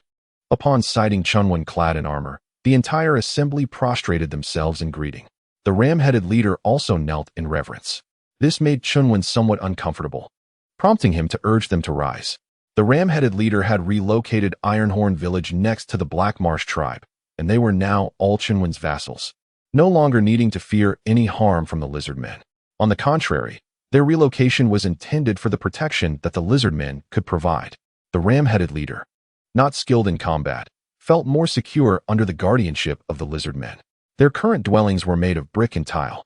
Thanks to the gold Chen Wen had previously bestowed upon them, their lives had improved considerably, and the small magical trees from the deep pit had been transplanted into the enchanted forest. The lizardmen journeyed great distances to procure saplings of magical trees from nearby tribes. Those tribes were more than willing to sell the saplings to them, as the magical trees were originally wild. Ku and his companions sought to purchase from nearby tribes rather than intrude to dig themselves, for that was another's territory. And those tribes relied on that patch of enchanted forest for their livelihood. If they were to dig for magical trees themselves, it would amount to an invasion. If anyone were to come to their land and attempt to excavate magical trees, they would undoubtedly retaliate. Though the ground of the enchanted forest remains dark and sparse with only a few lowly plants, the diligent efforts of the lizardmen and goat-headed ones have led to a substantial increase in the magical trees since the devastation of the fire. In due course, this area will once again flourish into a new and denser magical forest. Although Chen Wen did not personally engage in the planting, he nonetheless felt a profound sense of accomplishment. Upon inspecting their brick kiln, Chen Wen found their construction to be commendable, primarily due to the contributions of the goat-headed ones. While their combat skills may be lacking, they possess a notable aptitude for cultivation and construction. However, a towering pile of bricks, some of which were already covered in moss, loomed near the kiln. With their homes completed, why was there still such an abundance of bricks? Why not sell them? He inquired with Ku-in and Gu-in. Gu-in mentioned that he had previously suggested firing bricks for sale, especially since the gold coins provided by their master were limited. With the magical forest having been ravaged by fire, their income had vanished, and they could not afford to squander their resources. Yet, Ku-in vehemently disagreed, insisting that they should only fire the bricks and not sell them, claiming it was a gift from their master that others were unworthy to enjoy. As a result, the lizardmen spent their days firing bricks and stacking them in reverence. Chen Wen felt a wave of frustration. Fortunately, he had provided them with ample funds, and he was grateful to have arrived in time. Had he not come, would they have been left to starve amidst a pile of useless bricks once their money was exhausted? He hastily advised Ku-in to sell the bricks in the future. Upon receiving Chen Wen's directive, Ku-in ceased his opposition, and Gu-in sighed in relief. Chen Wen's arrival invigorated the entire lizardman tribe, armed with weapons. They set out to hunt. That evening, the lizardmen and goat-headed ones held a bonfire celebration together. However, Chen Wen found himself at a loss as he watched the flames. and Gu-in appeared equally perplexed, for the lizard men had set their own homes ablaze. Chapter 58. Another red dragon. Their current dwellings were brick houses, and in order to ignite them, the lizard men had piled copious amounts of wood inside. Initially, Chen Wen was puzzled by their actions, wondering why they were bringing so much wood into their homes. It turned out they intended to burn their own houses. Their rationale was that their master favored it. Chen Wen thought, what do I favor about this? The last time I set a fire was to chase the pig-headed ones. As Gu-in gazed upon the blazing lizardman village, he hesitated, contemplating whether he should also send people to set fire to Ironhorn village. After a moment of deliberation, he resolved to dispatch individuals to ignite the houses. Chen Wen quickly intervened, asserting that one group of lunatics was sufficient and urging him not to drive the goat-headed ones to madness as well. He instructed Gu-in that next time, there should be no burning of houses, just a proper bonfire would suffice. Gu-in, without a hint of doubt regarding Chen Wen's command, promptly agreed. Chen Wen then shared his intentions of seeking information about the dragon kin, hoping they could assist him in gathering intelligence on their whereabouts. The lizard men were elated. Their master had entrusted them with another task. It appeared they were becoming increasingly significant in their master's eyes, and they immediately expressed a desire to send individuals to inquire among the other tribes outside. Chen Wen halted him, as such a lively bonfire gathering was a rare occurrence, and it was pitch dark outside. They could wait until tomorrow. The following day, the lizard men dispatched numerous individuals to gather information regarding the dragon clan. Meanwhile, the goat-headed beings began to reach out to the nearby tribal villages, informing them that bricks and tiles were available for sale. Some neighboring tribes, having discovered the quality of their constructed houses, expressed interest in purchasing bricks and tiles, yet Gu-in remained reluctant to sell. Upon learning this news, the nearby tribal villages joyfully sent representatives to negotiate. While Gu-in engaged in business discussions with them, he also requested their assistance in seeking information about the dragon clan, offering a discount on bricks and tiles should any pertinent news arise.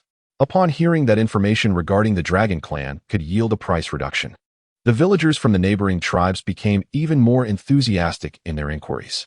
Chen Wen felt quite pleased with Gu-in's approach. The goat-headed beings were markedly different from the lizard men.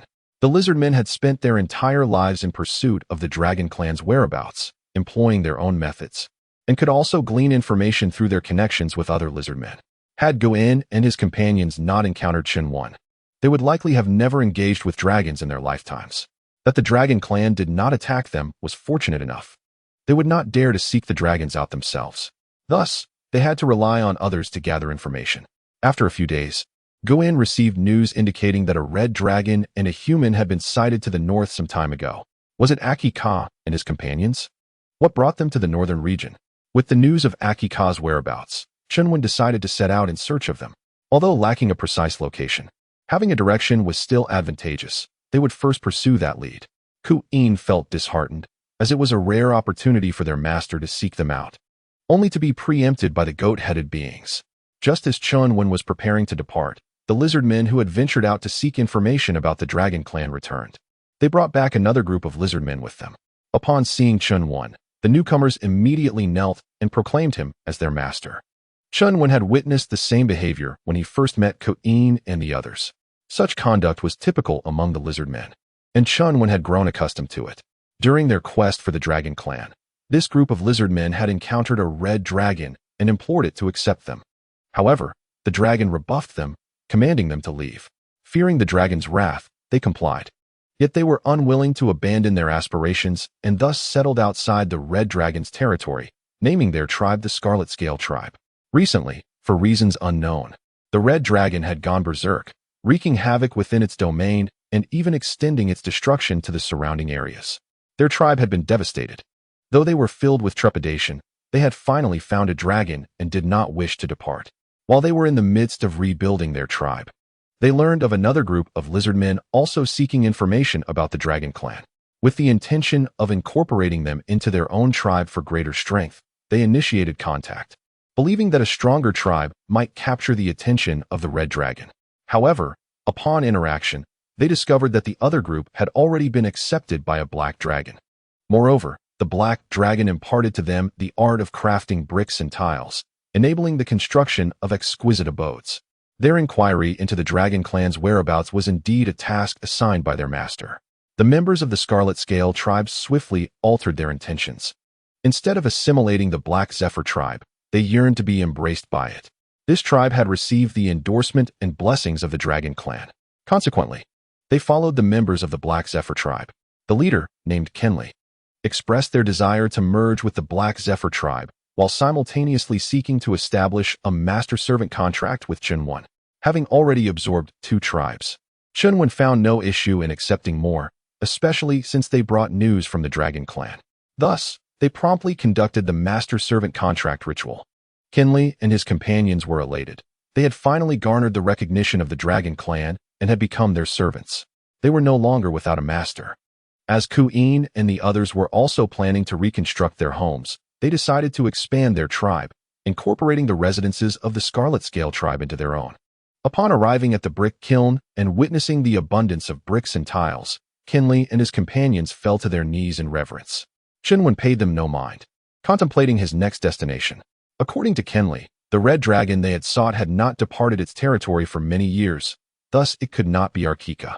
Although he was acquainted with Arkika, facilitating communication was challenging due to his uncertain whereabouts. However, Kenley provided precise coordinates for another red dragon, located within a mountain range to the west, which he had marked clearly for easy navigation. Yet, as this dragon was unfamiliar to him and had recently exhibited erratic behavior, communication could prove difficult. After deliberation, Chen Wen resolved to pursue the dragon at the accurate location first. Should communication fail, he would then seek out Arkika to the north. Upon learning of Chen Wen's departure, Kenley lamented his absence with a mournful farewell, prompting Chen Wen to hastily depart. Before long, Chen Wen arrived at the site indicated by Kenley. The area was strewn with shattered stones, blocked rivers, and scattered trees, the ground marred by numerous excavated pits. Observing the desolate terrain, Chen Wen felt a twinge of unease. What calamity had befallen this place, leading to such devastation? Following the traces of the dragon's aura, he discovered a cave, where he could faintly discern red scales. It appeared the dragon was nestled within. Chen Wen soared towards the entrance and landed silently. The dragon remained oblivious to his arrival, likely due to the effects of his enchanted armor, which concealed his magical presence. He let out a low growl, attempting to rouse the slumbering red dragon. The dragon stirred, abruptly opening its eyes, and unleashed a torrent of dragon fire towards the cave entrance. Chapter 59.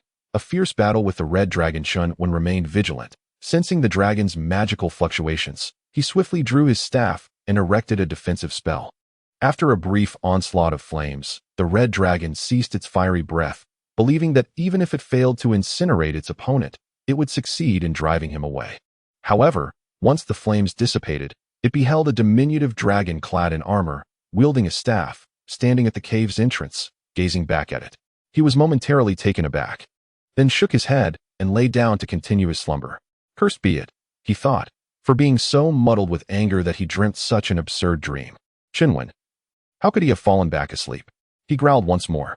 The red dragon raised its head again, staring intently at Chen Wen at the cave's entrance for a considerable time. As it felt the agony coursing through its body, it realized this was not a dream. A small dragon truly stood at its cave entrance, clad in armor. The dragonkin scales served as the finest defensive armor. Yet this one had taken to wearing armor like the human race. Suddenly, an idea struck him. His eyes transformed into slits, and he opened his massive jaws to lunge at Chen Wen. Just as Chen Wen was about to clarify his intentions, he saw the dragon's impending bite. The cave entrance was too confined for such a strike, so he promptly retreated. The red dragon, missing its mark, pursued him relentlessly. The shame of the dragonkin. Chen Wen, how have I become the disgrace of the dragonkin once more? Last time, Akika had scolded him similarly for merely employing a spell. The red dragon continued its relentless assault, leaving Chen Wen with no opportunity to explain. As the dragon became increasingly frenzied, rendering communication impossible, Chen Wen resolved to first calm it down. He stowed away his staff and drew forth a spiked club. The red dragon, unfazed by the change of weapon, unleashed another breath of dragon fire. Chen Wen charged directly into the oncoming flames. Though he had yet to reach maturity and his scales were not as formidable as the red dragon's, he bore armor for protection and pressed forward. The red dragon, taken aback by the audacity of the small dragon charging through the flames, instinctively attempted to sidestep. Realizing he could easily evade the approaching dragon, It began to plot how it might stomp the little dragon down as it rushed past. However, just as it made a move, a sudden weight pressed down on its head, as if something had struck it. Clang! Chen Wen had gauged the distance and swung his club with all his might. The red dragon halted its fire, curious to discover what had collided with it. It beheld the small dragon before it, poised to strike with a gleaming silver club. Chen Wen recognized that the red dragon was an adult, its hide tough and resilient. The previous strike would not inflict significant harm. He swung the spiked club again. The red dragon, seeing the club descend, quickly dodged while extending its claw to swipe at Chen Wen.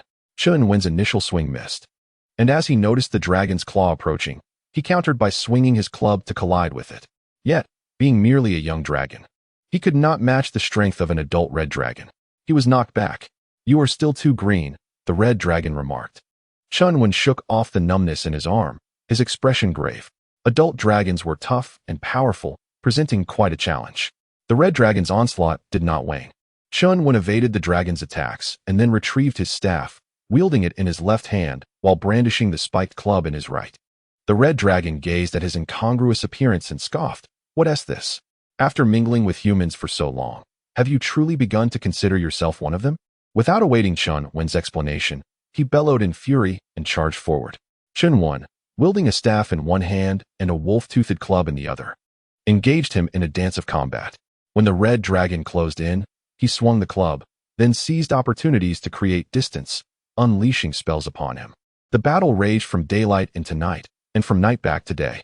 Eventually, both dragons realized that neither could gain the upper hand. The red dragon was astonished. This juvenile dragon was indeed a formidable opponent.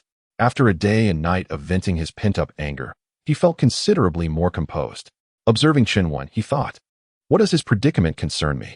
His submissiveness to the humans does not affect me." With a roar, he bellowed, "Get lost," and turned to retreat to his cave. Noticing the dragon had calmed somewhat, Chen Wen sheathed his staff and club, gesturing to explain his intentions. "What are you gesturing about? Are you mute?" The red dragon retorted angrily. Chen Wen nodded, then shook his head, gesturing again to indicate he had yet to learn the art of speech. The red dragon, perplexed, noted that given his size, he was of an age where he should be able to speak. "Has your master not found a dragon to teach you?" he inquired. Typically, those who raised dragons were of notable status and would certainly be able to procure an adult dragon capable of teaching a youngling to speak. "What master?" Chen Wen asked, realizing the misunderstanding.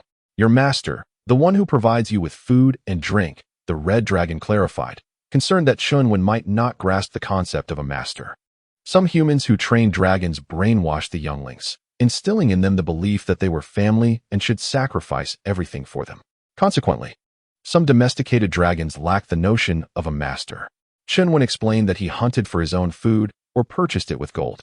He had never been fed by anyone and thus had no master. The red dragon understood the hunting aspect, but was baffled by the notion of purchasing food with gold. "No master? Then where did your armor come from?" he questioned. "I forged it myself," Chen Wen replied. "What legitimate dragon would forge its own armor?" The red dragon pondered for a moment, then decided not to dwell on the matter, nor did he intend to teach him to speak. "Get lost quickly. If it weren't for my injuries, I would have devoured you long ago," the red dragon declared. Chen Wen responded, "I've heard you haven't left your territory in years. How could you be injured?" A dragon's recuperative abilities were formidable, with sufficient food. Even on the brink of death, they could recover. Given that the red dragon had not ventured beyond his territory for years, he should have healed long ago. Even if injured, the red dragon, unwilling to engage in further banter, turned his back and headed toward the cave. Chen Wen, however, was not ready to concede so easily. He had ample gold to offer. Uncertain of the exact whereabouts of Aki Ka and the others, he felt that a conversation with the red dragon would likely bear fruit. At that moment, he noticed a sword lodged between the scales on the dragon's back. It appeared to be of human design, with only the hilt visible. Without a careful inspection, it was indeed difficult to discern its presence. Could it be that his injury was caused by this sword? Yet, this sword is so diminutive. How could it possibly affect the red dragon? Are you suggesting that the injury was indeed due to that sword behind him? Chen Wen circled to the front of the red dragon, gesturing animatedly. The red dragon's pupils constricted, and he bellowed in anger, "Silence! That is his shame. A proud dragon clan has been wounded by a mere human." The mere mention of that sword ignited a fierce desire within him to devour that man whole. Observing the dragon's fury, Chen Wen realized his suspicions were correct and continued gesturing. I can help you extract it, but you must teach me to speak. Chapter 60. Bargaining. The red dragon contemplated for a moment and deemed the exchange acceptable. After all, the young dragon had already witnessed it, so there was no need for concealment. Thus, he acquiesced to Chen Wen's request. Chen Wen approached the dragon's rear, gazing at the sword, and extended his claw to grasp the hilt. He could sense a surge of magical energy emanating from the blade. No wonder such a small sword could injure the red dragon. He made a gentle attempt to pull it out, expecting ease, but to his surprise, it would not budge. The red dragon let out a pained cry as Chen Wen tugged at it. This is the sword of a holy knight from the Church of Light. It is a sacred artifact that requires some force to extract, the dragon explained. Consequently, Chen Wen exerted more strength, and the sword began to loosen slightly. Yet it remained stubbornly in place. Chen Wen placed a foot on the red dragon's back, gripping the hilt with both hands. However, the hilt was too small for his grasp. The difference between using one hand and two was negligible. After tremendous effort, he finally managed to pull the sword free. The red dragon roared in response. After a considerable while, he paused, panting heavily. This sword had tormented him for years, and he was finally liberated. A wave of relief washed over him. His gaze sharpened. Once he healed, he would surely tear that despicable knight to shreds. With the sword no longer a burden, he felt emboldened before Chen Wen. Looking down from his height, he addressed Chen Wen. Listen, teaching a dragon to speak is typically the responsibility of a mother dragon. I have no obligation to instruct you, but in gratitude for your assistance in removing this wretched sword, I shall impart my knowledge. However, he added, your help in extracting the sword merely makes me willing to teach you, but I cannot do so without compensation. A chill flickered through Chen Wen's mind, and he promptly feigned ignorance of the dragon's implication. The red dragon declared, you must pay. An additional fee? Chen Wen pretended to ponder for a moment before casting a spatial magic. Gold coins cascaded into existence, falling before the red dragon and quickly forming a small mountain of wealth upon the ground. The red dragon's eyes widened in astonishment. Such a young dragon possessed an abundance of gold. He hurriedly bent down to collect the coins, and Chen Wen seized the opportunity to circle around him, reinserting the sword into its original position and twisting it as one would turn a key. Just as the red dragon was gleefully gathering the gold, he suddenly felt a sharp pain in his back, that familiar sensation returning. He let out a pained howl and turned to find that the young dragon had reinserted the sword. What are you doing? The red dragon angrily demanded. Chen Wen remained silent, walking before him and, in his presence, utilizing spatial magic to reclaim all the gold. The gold, my gold. Return it to me. The crimson dragon glared fiercely at Chen Wen, poised to attack him. Yet, Chen Wen did not so much as blink. They had fought before. Return my gold. The dragon hissed through clenched teeth. What gold is yours? That treasure is undeniably mine, Chen Wen retorted. Wasn't that meant for your tuition? No. I merely displayed it for you to see. Chen Wen proposed. Let us revert to our previous arrangement. I shall assist you in extracting the sword, and you will teach me to speak. No additional conditions. Absolutely not. I cannot teach you without compensation. Having aided you in unsheathing the sword hardly counts as free instruction. Merely unsheathing the sword is insufficient. If you refuse to teach, then I demand more gold. Whether you teach or not, there are plenty of dragons eager to instruct. Chen Wen feigned an intent to leave, prompting the dragon to call out to him urgently. Fine. You assist me in drawing the sword, and I shall teach you to speak, the dragon conceded. Having endured torment from the sword for years, the dragon had only just experienced relief, and now it was thrust back into him. Perhaps it was a mere psychological effect, but he felt an intensified pain compared to before. Chen Wen was not genuinely departing. Upon hearing the dragon's agreement, he paused. Hurry and extract the sword, the dragon urged. Not until you teach me to speak first. I am well aware of your character, Chen Wen replied, knowing he could not help the dragon beforehand. The dragon was on the verge of cursing again, but realized that only this young dragon could assist him. Previously, a band of lizard men had sought refuge with him. He regretted not enlisting their help to extract the sword then. Although the sword was difficult to draw, the lizard men, with their numbers, could have accomplished it together. After having vented his frustrations in his territory, he wondered if he had frightened them away. They seemed to be lurking outside. He glanced at Chen Wen and said, Wait a moment. He dashed outside his territory, with Chen Wen following closely behind. They arrived at a ravaged village. The dragon circled the vicinity for quite some time, but no lizardmen appeared, leaving him disappointed. It seemed he had indeed frightened them off. Thus, the small dragon would benefit from this situation. Chen Wen surveyed the dilapidated village, noting that the architectural style was reminiscent of the impoverished Hei's tribe, devoid of brick homes. It was likely the village of Kenley and his kin. Did he expect to rely on the lizardmen to extract the sword? Chen Wen pondered. However, it was too late. The lizardmen had already pledged allegiance to him. He refrained from disclosing this information to the dragon, fearing it would provoke him. The dragon had agreed to teach Chen Wen to speak before drawing the sword. Together, they returned to the cave. Chen Wen examined the cave, which could only be described as barren. Do dragons not have an affinity for collecting gold and other shimmering treasures? Earlier, the dragon's eyes had gleamed at the sight of gold. He was not indifferent to it. How could there be not a single coin in his lair? The dragon, noticing Chen Wen's scrutiny, understood his thoughts. He cleared his throat awkwardly and said, "My uncle once possessed much gold." He then boasted of how he had acquired his wealth. Finally, he bitterly lamented, "But recently, all my gold was stolen."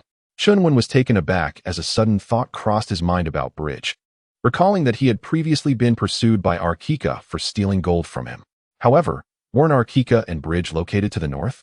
Moreover, Bridge had signed a master-servant contract with Arkika and was likely being forced to hunt magical creatures to earn money for him. Surely, he wouldn't have time to steal gold. The audacity to abscond with all the gold from the dragon's lair must have involved spatial magic. Could there be another powerful sorcerer who had a penchant for pilfering dragon gold?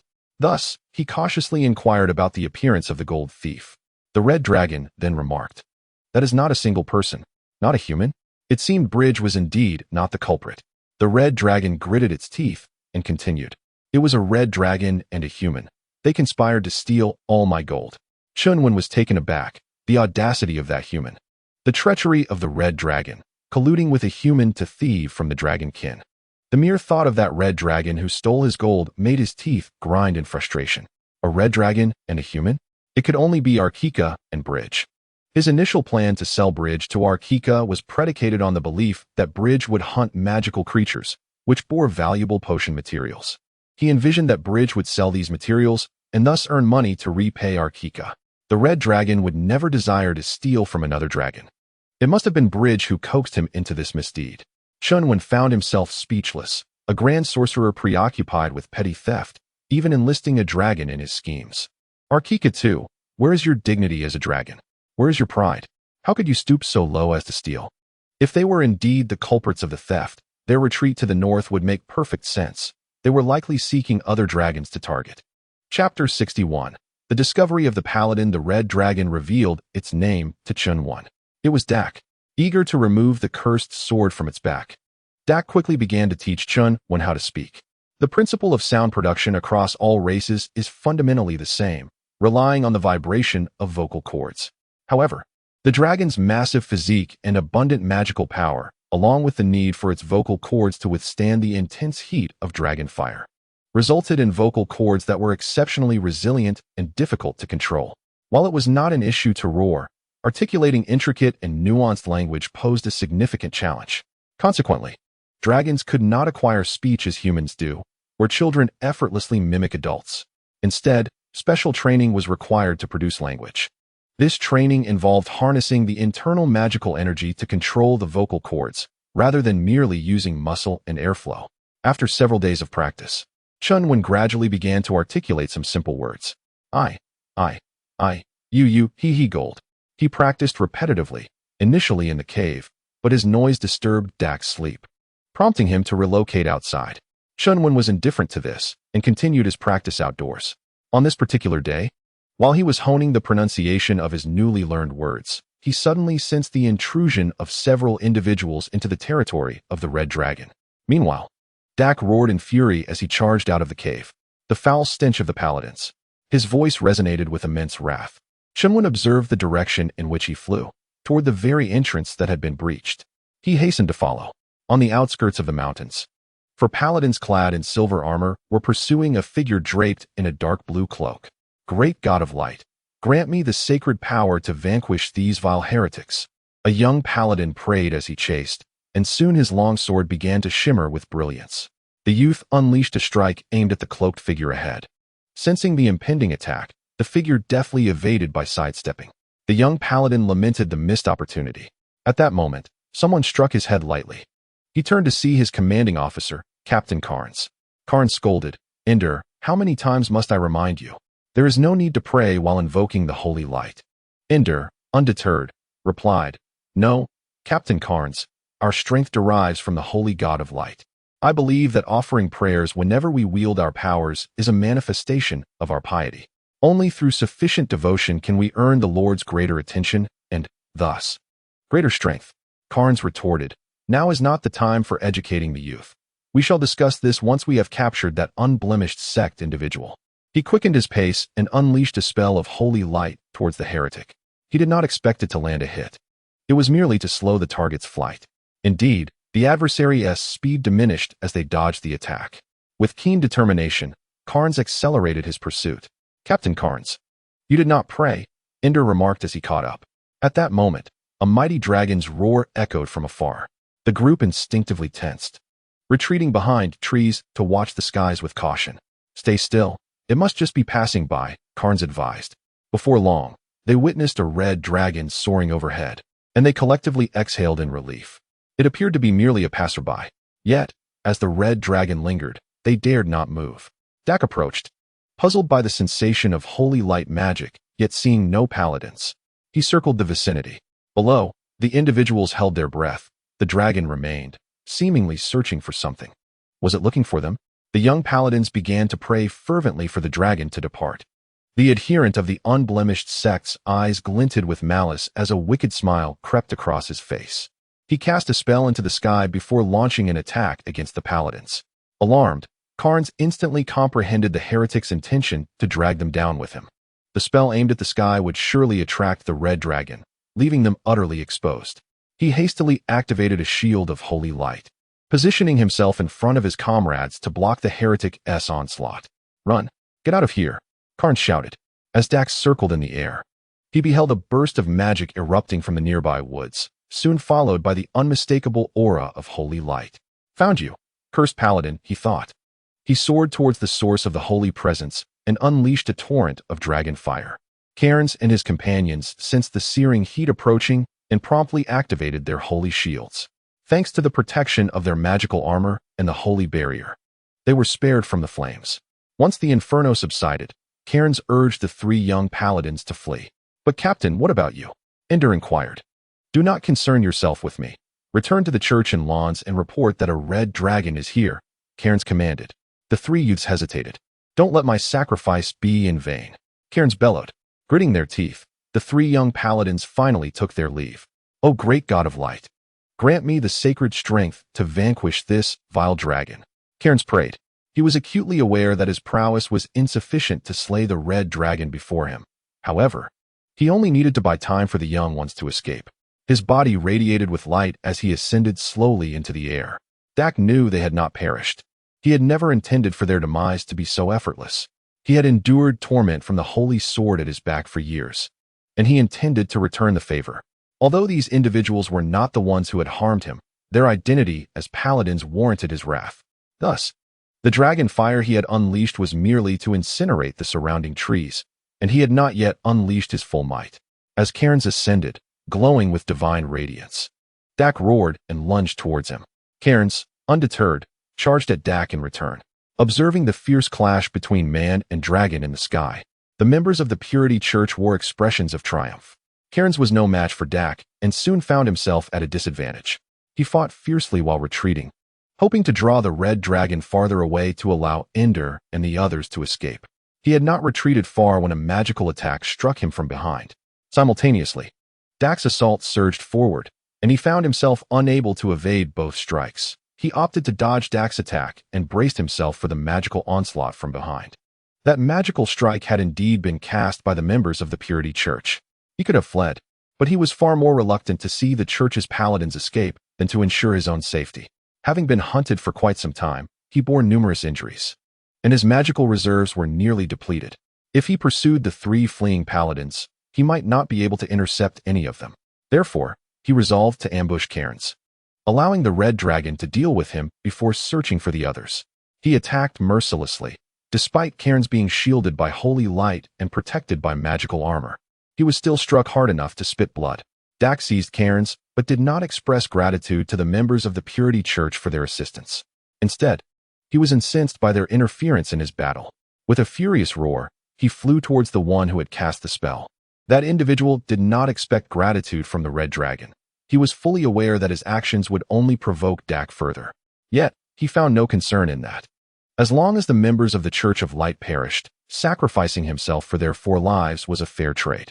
Dak's tail lashed out at the man, who offered no resistance, instead opening his arms wide and laughing heartily in anticipation of the red dragon's onslaught. Chapter 62. I know where there is abundant gold. The man was swiftly struck to the ground, crashing through several large trees, and spat out a mouthful of blood before losing consciousness. Dak paid him no mind, seizing Cairns and soaring towards the 3 young paladins. Chen Wen observed the scene without any intention of intervening. In no time, Dak had captured the 3 young paladins, who all appeared pale and terrified. He then returned to his lair. Chen Wen glanced at the fallen member of the Purity sect, flying over to ascertain whether he was dead. Finding that he still had breath, he produced a mace and struck it down upon the man's head. Aware of the nature of these individuals, he dared not leave him alive. After dealing with the matter, he exhaled a breath of dragon fire before departing. Flying back to Dak's lair, Dak tossed the 4 paladins to the ground, contemplating how best to torment them. All 4 were gravely injured and unable to flee. Dak found himself momentarily vexed, realizing that whenever he conceived of a method, it would invariably lead to their demise. Clearly, the art of tormenting others was a skill unto itself.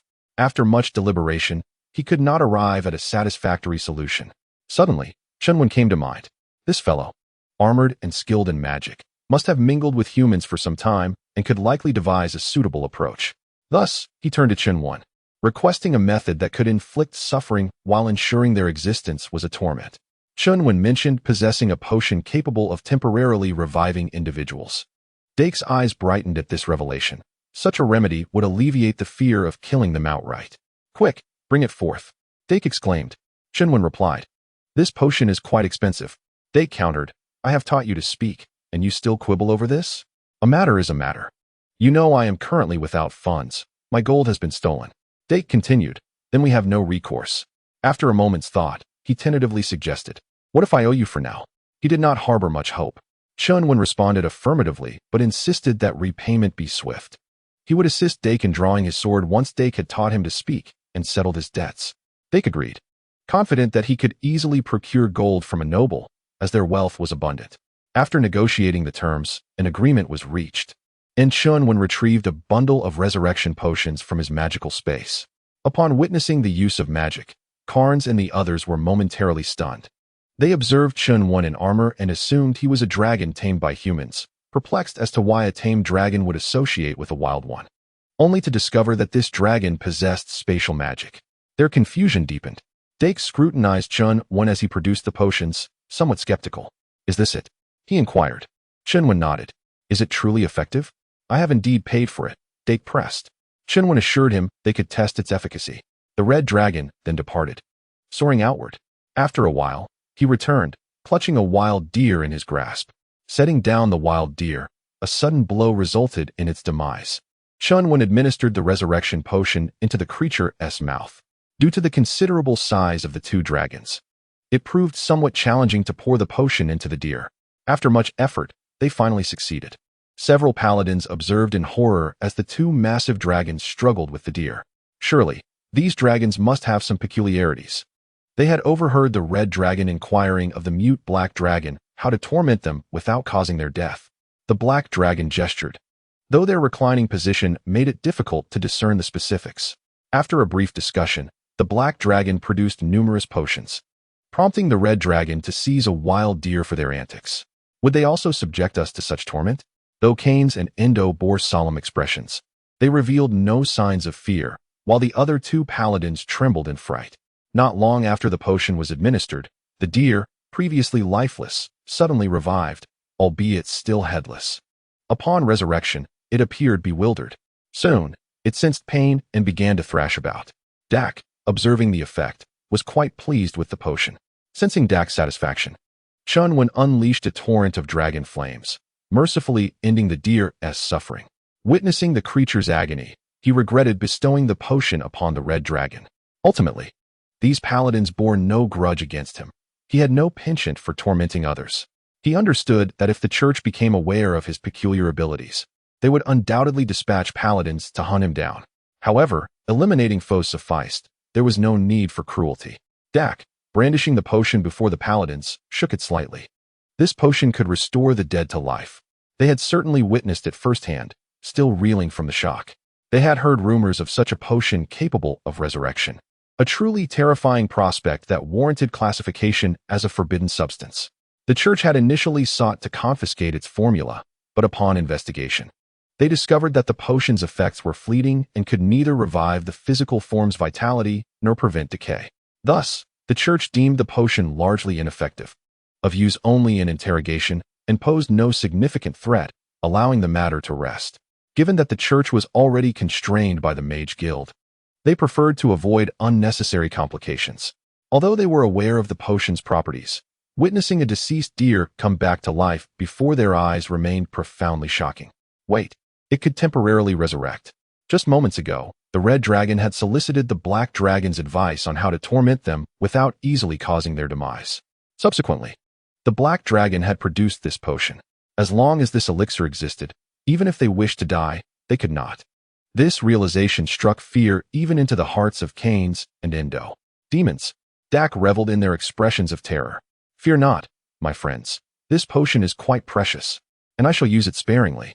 The paladins gazed at the pile of potions strewn across the ground. With such an abundance, why would one hold back? One paladin fainted on the spot. Ender and Carnes, though their faces betrayed their apprehension, displayed a resolute glimmer in their eyes. Another paladin, his visage marked by terror, murmured, I do not wish to die. I would rather endure any suffering than perish. My mother awaits my return. Suddenly, a spark of realization ignited within him.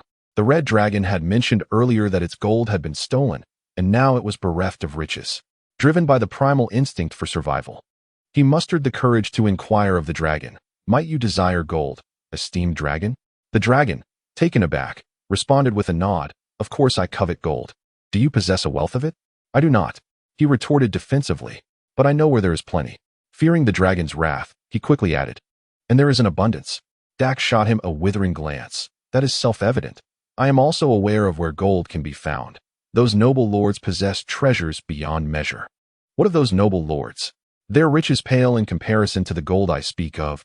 Dak's pupils dilated in astonishment, realizing that if even the noble lords could be deemed impoverished, the source of this gold must be prodigious. Pray tell, where is it? Dak inquired eagerly. You must first promise to release us. The paladin insisted. Do you dare to set conditions? Dak replied in anger. The paladin, startled yet resolute, responded, Unless you promise our freedom, I shall remain silent, even if you resort to torturous means.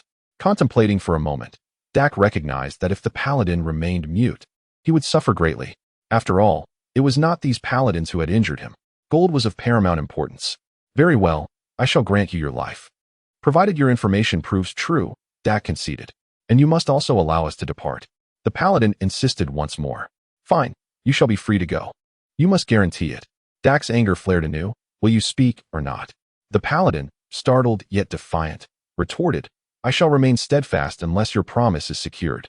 Ultimately, Dak had no choice but to solemnly vow that if the information proved accurate, he would grant their release. With a sigh of relief, the paladin revealed, The gold lies beneath the church in the city of Lawns. Chapter 63, Collaboration. Carnes and Ender exchanged astonished glances. How could the church's sanctuary harbor more gold than those noble lords? They were aware of the church's wealth, as it provided the means to equip them with armor and weaponry, as well as to pay their wages. However, they understood that the church's funds stemmed from the donations of its faithful and the earnings from healing magic.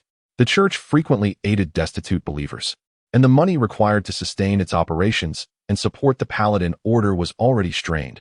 How could there be an abundance of gold beneath the church? Perceiving their skepticism, the paladin explained, It is understandable that you, having recently arrived from elsewhere, are unaware.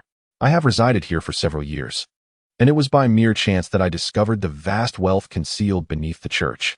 Though the two remained unconvinced, they chose not to expose him at that moment. If there truly exists a substantial amount of gold beneath the church, it undoubtedly must have come from dubious origins. Upon discovering this, how could he possibly still be alive? In the church's underground? Dak, I sincerely hope you are not deceiving me. He turned to Chen Wen and said, "Young man, accompany me, and we shall split the spoils evenly." If there were indeed a considerable amount of gold, he would not be able to claim much for himself. Fortunately, Chen Wen possessed a magical space, making collaboration feasible. Chen Wen, taken aback, queried, "Do you truly believe this? What era are we in? With the church and the unblemished sect clashing across various regions? Who knows how many paladins are currently in Lungxi City? What if we encounter a formidable force?" He proposed to scout ahead, as he possessed enchanted armor that would allow him to fly high without being detected. Dak found merit in his reasoning and consented to let him reconnoiter first. Khan was taken aback. Do Dragonkin now scout before engaging in combat? Observing their intention to scout, the paladin, eager to demonstrate his knowledge, divulged the deployment of the Paladin Legion in Lungxi. "Vili, what are you doing? You cannot disclose this information to them," Khan admonished sharply. "If we do not inform them, and they proceed directly to encounter the Paladin Legion without obtaining the gold, we are all doomed," Vili retorted vehemently. "I refuse to die. You are a paladin, a loyal warrior of the light," Khan exclaimed. "To hell with the paladins. Why should I risk my life for the wealth of those scoundrels?" Khan was rendered speechless. He surmised that Vili's disdain was directed towards the clergy of the church. While a rift existed between the paladins and the clergy, it did not warrant such extreme sentiments. Is there something amiss here? He often undertook missions outside and had heard whispers of the church's darker dealings. He recognized that while some within the church were corrupt and parasitic, he believed that the malevolent were but a minority. Vili, being a resident of Lungxi City, possessed greater insight into its affairs. Khan inquired, urging Vili to share his knowledge. Promising to deal with any corruption personally, Vili felt that as a mere mid-ranking paladin, he could enact no change, and that sharing such information would be futile. After much persuasion from Khan, Chen Wen and Dak chose to disregard their bickering and instead focused on strategizing how to acquire the gold. With a significant number of paladins stationed in Lungxi City, a direct confrontation would pose considerable challenges. The optimal solution would be to divert their attention. Their conclusion was to have the Red Dragon distract them while Chen Wen, utilizing the stealth capabilities of his enchanted armor, would hide in the skies. Once the paladins were drawn away, he would descend and directly assault the church to seize the gold. Meanwhile, Khan, having absorbed Vili's revelations, fell deep into contemplation. Induo was left utterly astonished. How could they act in such a manner? This was an outright betrayal and desecration of the light. After much deliberation, Khan ultimately reached a decision. He turned to Dak and Chen Wen, stating, "Mr. Red Dragon, I possess a superior strategy to divert the paladins of Lungxi City." Red Dragon. Chen Wen. The two dragons appeared perplexed. "Are you not a paladin yourself? Are you suggesting that we divert the paladins' attention or collaborate with the dragons? Have you lost your mind? Both entities are inherently distrustful of one another," Khan said. "I also desire a share of the gold." Dak understood. It appeared humanity could not resist the allure of gold, and even the paladins were not exempt from its temptation. Chen Wen, however, harbored doubts. Given Khan's recent reckless demeanor, it seemed unlikely he would forsake his principles for mere currency. He cautioned Dak to remain vigilant and not to place undue trust in humanity. Dak echoed this sentiment, questioning, "Why should I believe you?" If Khan could indeed distract the paladin, he could join Chen Wen in raiding the church for gold. The notion of permitting Chen Wen to undertake this endeavor alone filled him with unease. With his spatial magic, who knew how much gold lay beneath the church? If Chen Wen were to abscond with a portion, Dak would be none the wiser. "I can swear an oath to the God of Light," Khan asserted. "You are already contemplating betrayal against your deity. What value does your oath hold?" Dak retorted. Khan replied, "I have no intention of betraying the God of Light. On the contrary, my actions are a true testament of my devotion." After a moment of contemplation, Dak noticed that Chen Wen remained silent, not interrupting their discourse. He was indifferent. If both dragons could assault the church together, they could expedite their acquisition of gold and depart. Yet, how could he trust this paladin? Controlling him with poison would likely prove futile, as he had already demonstrated a willingness to face death. A master contract? As a paladin, he would undoubtedly refuse. Just as Dak pondered ways to manipulate the paladin, He found himself agreeing to Khan's proposal. Very well, Dak has consented. So we shall act accordingly when the time is right. We will strike once the paladin has truly departed from Lan City, Chen Wen stated. Khan then unveiled his plan. I will compose a letter informing the church in Lan City of the discovery of a dragon's lair nearby. Faced with the dragons, they will undoubtedly dispatch a significant number of paladins, and the Lord of Lans will likely send troops to assist. When Lan City is left vulnerable, you will have the opportunity to raid the church. The church will surely cry out for help. In the dilemma between protecting the church and slaying dragons, the paladins will prioritize the former. Once you seize the gold, fly southward, luring them away. Do not fly too swiftly, as it is imperative to draw them away. We have matters to attend to in the northern part of Lan City. Secure us a day's reprieve. We will rendezvous west of Lan City. Dak found Khan's plan to be impeccable, failing to notice the subtle condition Khan had inserted regarding their assistance in distracting the paladins for a day. However, seeing Dak's expression of satisfaction, Chen Wen chose not to reveal Khan's duplicity. Assisting them in delaying the paladins would occur after they secured their gold. If they indeed amassed a significant fortune, aiding their escape from the paladins for a day would be of little consequence. With the terms established, Khan exhaled in relief, feeling as though he were in a dream. He had never anticipated collaborating with two dragons to undermine the Church of Light. He retrieved paper and pen, drafting the letter, sealing it with wax and imprinting his insignia upon it. Then he addressed Dak. It would be even more advantageous if we could provide proof of our discovery of the dragonkin. Upon hearing this, Dak returned to the lair and retrieved a dragon scale, marked by scars of slashes and burns. The charred traces suggested it had been scorched by holy light magic. He employed healing spells to mend the wounds of his companions and then entrusted a letter to Ender, instructing him to deliver it to Longxi City. Ender had initially intended to accompany them northward, but Carnes persuaded him after considerable discussion to focus on the delivery. His mistrust of Vili, who was somewhat cunning and devoid of principles, contrasted with his greater faith in Ender, who prayed before casting spells. Their mission was to cleanse the impure from the followers of the light. Chapter 64. Assault on the church. In the church of Longxi City, Ender hurriedly burst in. A priest was leading the congregation in prayer, and upon noticing the intrusion of a paladin, he cast a disapproving glance, realizing the intruder was merely a level 4 paladin. Leave, the priest commanded coldly, disliking any disruptions during prayer. Previously, Ender would have meekly apologized and exited, but now he felt little reverence for such priests. He approached the priest directly, producing Karn's letter and the red dragon scale. Father Ariel, we have discovered a red dragon's lair, Ender announced, as he revealed the scale and letter. Father Ariel's attention fixated on the scale. He took it and the letter, inquiring, where was it found? The Captain Carnes provided a map in the letter, Ender replied. As he unfolded the letter, he asked, is Carnes still there? No, they have continued to pursue the heretics. Father Ariel's displeasure was evident. Why pursue heretics at such a time when they should focus on the dragon's lair, which likely housed treasures aplenty? After reviewing the letter, he commanded, fetch Captain Kulin. Ender exited the church and sought Kulin, the leader of the Longxi City Paladin Corps. Kulin was busy organizing intelligence on the heretics, hoping to uncover their hiding places and dispatch paladin squads for eradication.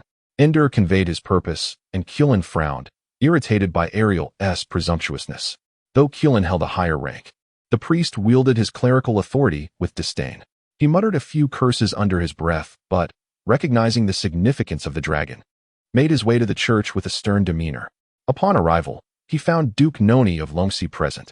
Father Ariel, noticing Kulin's entrance, displayed Karn's letter and the dragon scale. Kulin glanced over the letter and scale. Ender had already briefed him prior. He had faith in the young paladin's honesty and felt no surprise at the contents. Duke Noni's eyes widened at the sight of the dragon scale, envisioning a lair overflowing with gold. Please, Captain Kulin and Duke Noni, gather your forces to hunt down this red dragon, lest it harm the nearby populace, Father Ariel urged. Duke Noni immediately expressed his agreement, eagerly preparing for action. Colonel Kulin furrowed his brow. His primary mission here was to eradicate the heretics. He had been in this place for quite some time, yet he had not heard from the local populace any accounts of dragon attacks.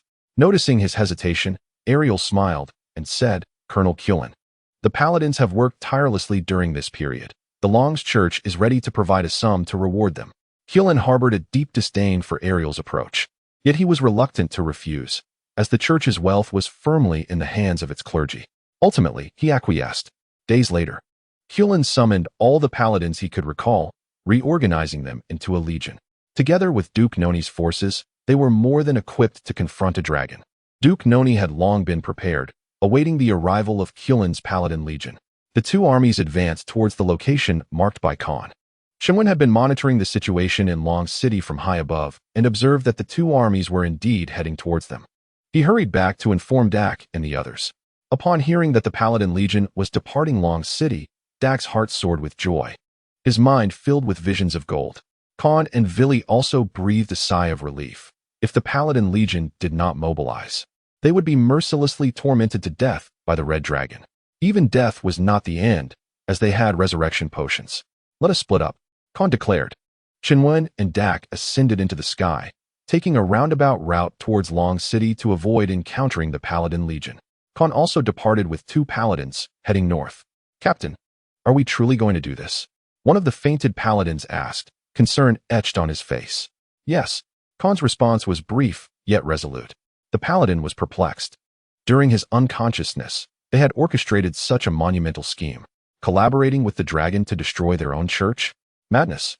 Moreover, they were to share the spoils with the dragon. He had boarded a sinking ship, and now jumping overboard would likely lead to his demise. Not wishing to meet that fate, he silently followed.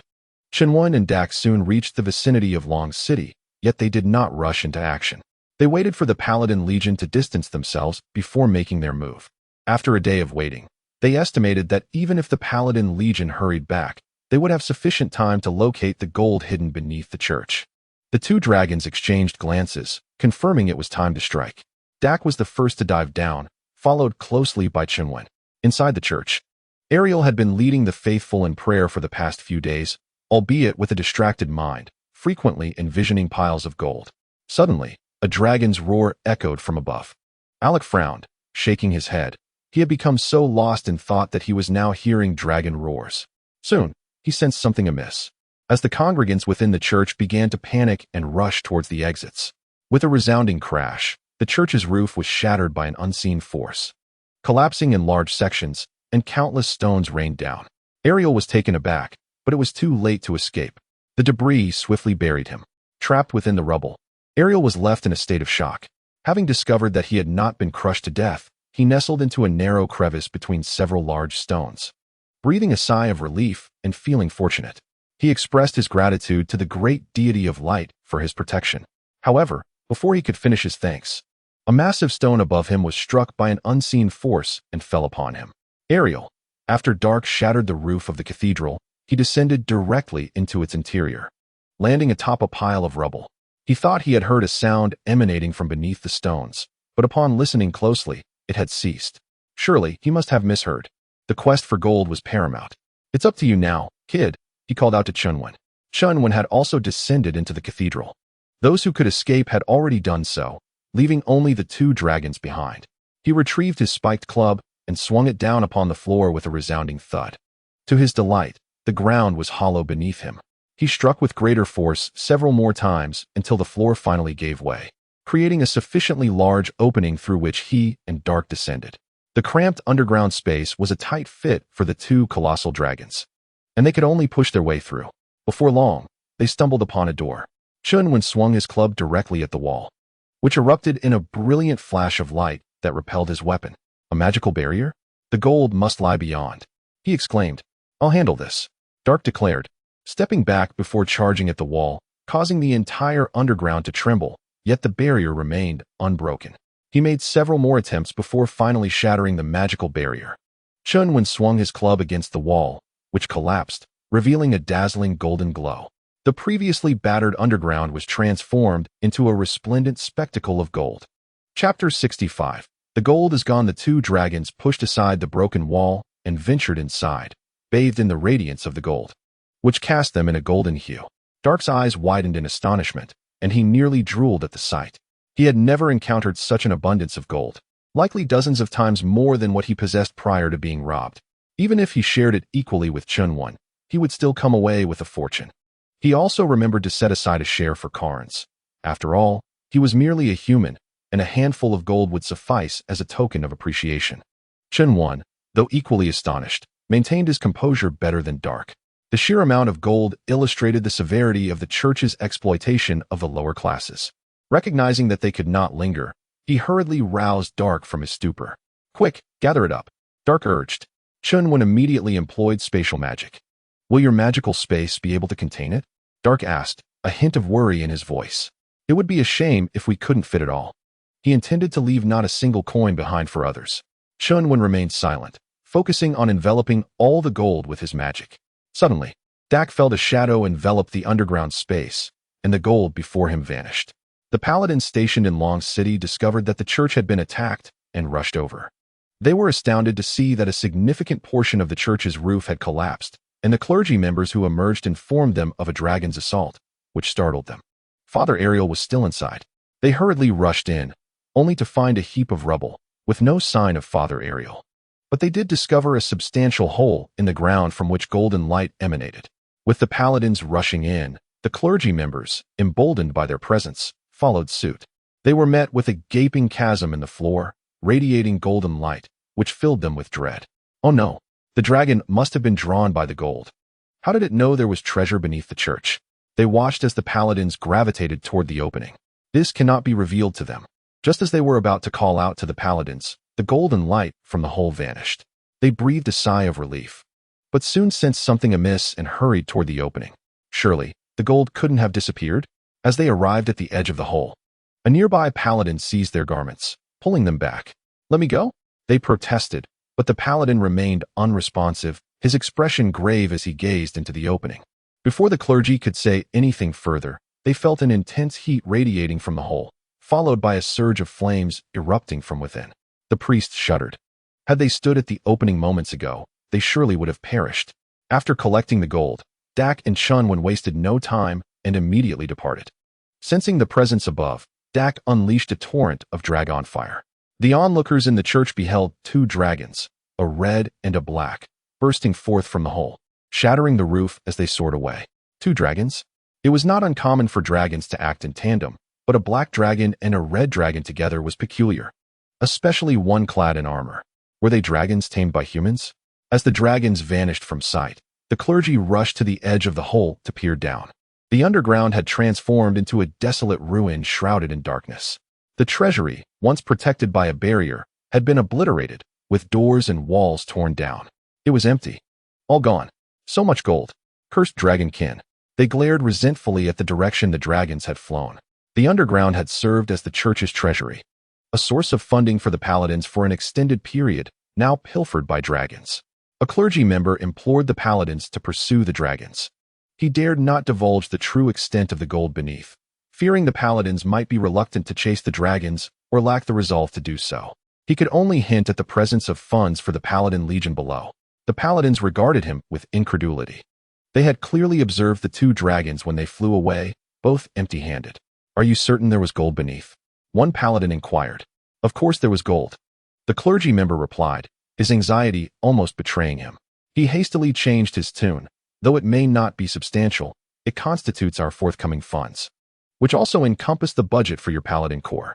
The paladins exchanged glances, and one could not help but exclaim, "But we did not see the dragon carry anything away." They initially intended to pursue the creature, especially since the church at their post had been ravaged by the dragon, and to retreat would tarnish their reputation. However, as the clergy began to cast aspersions upon the dragon, their resolve faltered. Could it be that these individuals had embezzled the funds and were now seizing this opportunity to shift the blame onto the dragon? They had long heard whispers of the clergy's questionable integrity. If it were merely a matter of settling accounts, that would be acceptable.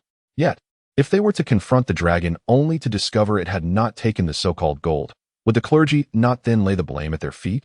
Seeing their hesitation, the clergy reiterated that there had undoubtedly been gold below, which the dragon must have taken, though they had witnessed the two dragons depart with empty claws. Their curiosity lingered. How could the dragons have absconded with such a wealth? Yet, the glimmer of gold at the cave's entrance could hardly be a fabrication. They urged the paladins incessantly, and ultimately, the paladins dared not make an independent decision to pursue. It was not fear of the dragon's might that deterred them, but rather the dread of being wrongfully accused by the clergy. After a brief deliberation, they resolved to report the matter to Captain Cullen and leave the decision in his capable hands. The paladins exited the church to relay the message to Cullen. Meanwhile, the clergy began directing the faithful to clear the rubble within the church. Before long, they uncovered the body of Father Ariel, crushed beneath the stones. On the other side, Dark and Chen Wen soared southward after leaving the church. Time passed, yet no sign of the paladins pursuing them emerged. The two dragons found this perplexing. They had just reduced the church to ruins, yet the stationed paladins showed no inclination to follow. Even if they feared a confrontation, they could have trailed them from a distance to ascertain their direction. Their absence in pursuit rendered it impossible to discern where they had fled. They had claimed they would assist Cairns in detaining the paladins. Dark wore a serious expression. Their acquisition of such vast riches was largely attributable to the intelligence and cooperation provided by Cairns. Moreover, he had pledged to help in restraining the paladin corps. They slowed their pace, and after some time without any sign of pursuit, Dark decided to return. Chen Wen, observing his retreat, followed suit. Having acquired such wealth, they resolved to assist Cairns. Even though their intentions remained unclear, their sole responsibility was to hinder the paladins. Back at the church, they had finally managed to extricate Ariel's corpse and began clearing away the remaining stones. The damage below was irreparable in the short term, and they could only await the arrival of a new priest to determine the next steps. Suddenly, another deafening roar reverberated through the air. The clergy and the faithful trembled in fear, hastily vacating the church as if fleeing for their lives. Chapter 66. Dispensing wealth. Dake understood that while attacking the common folk of the human race might not incite the wrath of the paladins, assaulting their sanctuaries would surely provoke their ire. Thus, he charged directly towards the church. Before he had ventured far, the clergy below were stricken with fear. Why had the dragon returned? Soaring above the church, Dake unleashed a torrent of dragon fire. The paladins, who had just dispatched a message via a messenger hawk to Kieran, rushed towards the scene upon witnessing the dragon's return. Noticing their approach, Dake immediately launched an attack. Chen Wen followed closely behind. There were not many paladins present, and Dake was more than capable of handling the situation alone. He remained vigilant, wary of any unforeseen complications, for this was indeed the territory of humankind. Suddenly, he heard the sound of a child weeping below. Peering down, he observed a dilapidated shantytown, its streets in disarray. The inhabitants, clad in tattered garments and bearing expressions of apathy, remained rooted in place, praying rather than fleeing at the sight of a dragon hovering above. The only one who seemed to grasp the need to escape was a little girl, perhaps 5 or 6 years of age, clutching a smaller child in her arms. The infant, sensing the imposing dragon overhead, cried instinctively, despite not comprehending its nature. The girl ran while soothing the child in her embrace. Upon noticing the black dragon gazing down at her, her heart felt as if it had been seized by an unseen force, causing it to momentarily cease its rhythmic beating. She forgot to breathe. Just then, she stumbled and fell to the ground, making an effort to turn her body to shield the child from harm. Pain shot through her, yet she dared not cry out, her wide eyes fixed in terror upon the dragon above as she clutched the child tighter. Chen Wen felt a twinge of embarrassment. It seemed he had frightened her. Observing the terrified girl, he contemplated taking flight. However, he soon realized that departing would likely leave a lasting impression of fear upon her innocent heart. After some deliberation, he sought a means to convey his goodwill. Sweets. Yes, he would offer her candy. Yet, after rummaging through his magical space, he found none. Ultimately, with a hint of regret, he offered the girl a warm smile, displaying his teeth in a friendly manner. The little girl, confronted with the dragon's toothy grin, felt a wave of darkness wash over her, nearly fainting from fright. Fortunately, the sound of the infant's cries anchored her to reality, and she gritted her teeth to remain awake. Chen Wen noticed that his smile had little effect and found himself puzzled. Without candy, what could he do? After a moment of contemplation, he suddenly thought of gold. Given their ragged attire and squalid living conditions, they must be in dire need of money. Thus, he produced a handful of coins and scattered them downwards. In her terror, the little girl failed to notice the falling gold. However, the adults nearby, engaged in prayer, were quick to react. Their eyes widened with excitement upon witnessing the coins descending from the sky, and they pounced upon them like wild dogs. Those fortunate enough to collect the coins erupted in laughter, clasping their hands to their chests in gratitude, exclaiming, "Thank you, great Lord of Light, Chen Wen. Gold was cast down by me, Yet you extend your gratitude not towards me, but to that wretched god of light? He longed to unleash a torrent of dragon fire upon them.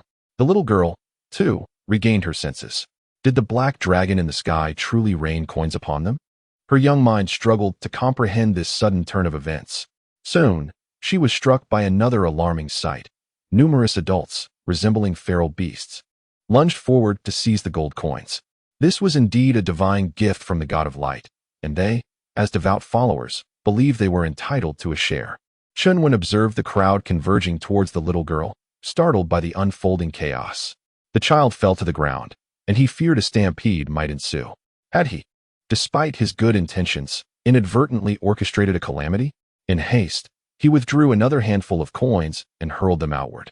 Instantly, the crowd surged towards the scattered gold. Only when he witnessed the throng disperse did Chen Wen exhale in relief. The little girl appeared bewildered. These adults, who typically bore a gentle demeanor, had transformed into something monstrous. Were they not all pious adherents of the god of light? They resembled demons emerging from the depths of hell. Fearing that throwing gold from his elevated position might provoke the adults, Chen Wen descended. Thus, even if they noticed him scattering the coins, they would not dare approach too closely.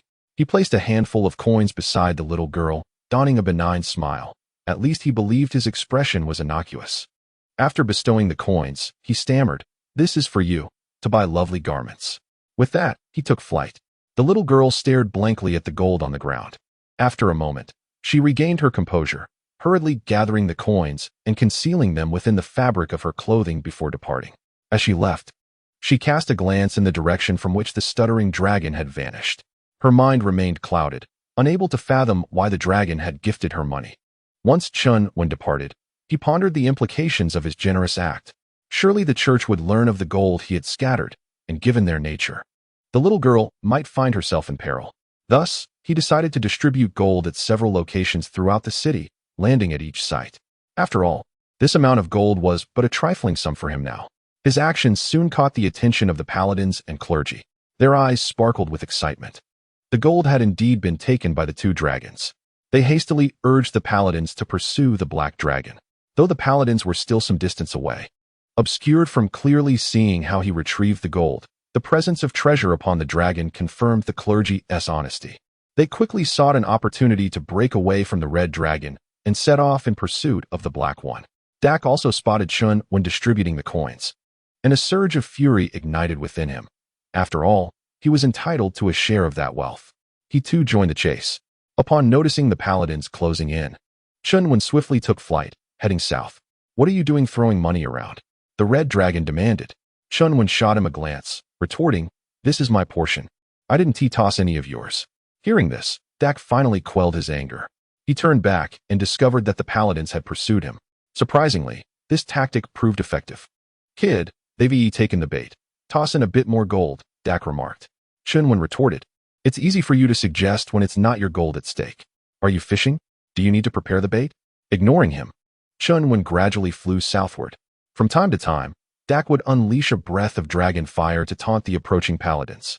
Meanwhile, the Paladin Legion and the Ron's Legion, heading towards the marked location in Carnes, received intelligence from Ron's city. Killen furrowed his brow. The church in Ron's city was attacked by two dragons? What a coincidence. Especially as we lead our forces away. Could someone be colluding with the dragonkin? Given the nature of dragons, they would likely disdain collaboration with humans. Is it merely a coincidence? Upon learning of the attack on the church and the destruction of its underground chambers, Duke Noni felt a wave of darkness wash over him, nearly losing consciousness. "Gold! My gold!" He hastily urged Killen to return, feigning concern for the safety of Ron's city. Killen noted from the letter that the church's underground was where their funds were stored, which would sustain them for a considerable time. It was suspected that the dragons had made off with it. The messenger also shared a theory, suggesting that perhaps the church's clerics, to balance their accounts, had conveniently shifted the blame onto the dragons. After a moment of contemplation, Killen concluded that he must return, regardless of the circumstances surrounding the church's attack. He then commanded the Paladin Legion to turn back, while he mounted his steed along with a few high-ranking paladins, leading the charge back. Chapter 67. The Goods Before Departing. Killen specifically instructed someone to keep a close watch on Ender. Although he believed the dragonkin would not collaborate with humans, especially with paladins, The situation was too coincidental to overlook. Ender sensed he was being watched, yet exhibited no signs of distress, blending in with the main force as usual. He yearned to break away and seek out Carnes and the others, but he understood he could not escape. If he fled, it would undoubtedly draw attention and lead them straight to Captain Carnes, thus thwarting their plans. In a manor to the north of Ron City, numerous soldiers stood guard at various corners. Carnes and his companions approached, hiding within the trees. "Are you certain this is the place?" Carnes inquired of Villy. "We must be precise. If we strike at the wrong moment, we risk alarming our quarry." Villy nodded affirmatively. "Indeed. This is the manor belonging to Duke Noni before he inherited his title. Those people are locked away in the manor's underground, with daylight fully upon them." They decided to remain concealed, though the three of them were paladins and could easily handle the soldiers within the manor. Carnes resolved to wait until nightfall to ensure the rescue of those inside went smoothly. Before night fell, they witnessed a procession of men dragging a group of emaciated, ragged individuals, their hands and feet bound together with ropes. "Hurry, hurry!" a soldier shouted, cracking his whip across several of the captives. Those struck winced in pain, but dared not struggle or resist. "Captain, look! Another group has been captured," Willie prompted. Carnes, of course, noticed it too. He suppressed the urge to rush out. The leading soldier exchanged a greeting with the guards at the manor, verified the identities, and then ushered the captives inside. Within the manor's dungeon, the rows of cells were in disarray, exuding an unpleasant odor. The cells were overcrowded, predominantly filled with children, with only a few containing adults. A corpulent middle-aged man led a burly figure into the dungeon. The middle-aged man pinched his nose, striving to maintain a neutral expression, yet his features betrayed him, contorting in disgust. The robust man merely furrowed his brows for a moment before relaxing them. His fierce gaze swept across the cells, causing the occupants to cower in fear. After surveying the scene, the burly man nodded in satisfaction, remarking, "This batch is quite decent, though there are a few too many children. Your Excellency Clexi, please forgive us. Your order was placed recently, and we were unable to capture as many adults in time. These children are from the previous batch. We expect more adults to arrive in the next couple of days. Perhaps you could wait a little longer?" The corpulent man replied respectfully. The burly figure responded, "The Mage Guild's relentless assault has intensified. We cannot afford to delay. If there are fewer adults, so be it. Load them onto the carts." The overweight man, overjoyed, quickly instructed his subordinates to open the cells and bring the captives out in groups. At that moment, the earlier group descended, leading in new captives. "Ah, a fresh batch has just arrived," the corpulent man exclaimed with a grin. "Let us load them up." Clexi waved his hand. Right away, the captives were compliant, and the loading process proceeded smoothly. Before long, several hundred individuals were secured onto numerous horse-drawn carts.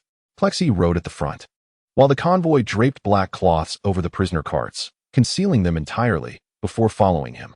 Carnes and his companions watched the entire scene unfold as the captives were treated like livestock, loaded onto the carts for transport. Carnes' eyes blazed with fury, unable to contain his anger. This was a blatant desecration of the light god. "We arrived a moment too late, Captain," Willie remarked. Carnes replied, "No, we arrived just in time, but they have already taken them away." Willie protested, "I was pondering how to transport so many myself. Have they not conveniently provided carts?"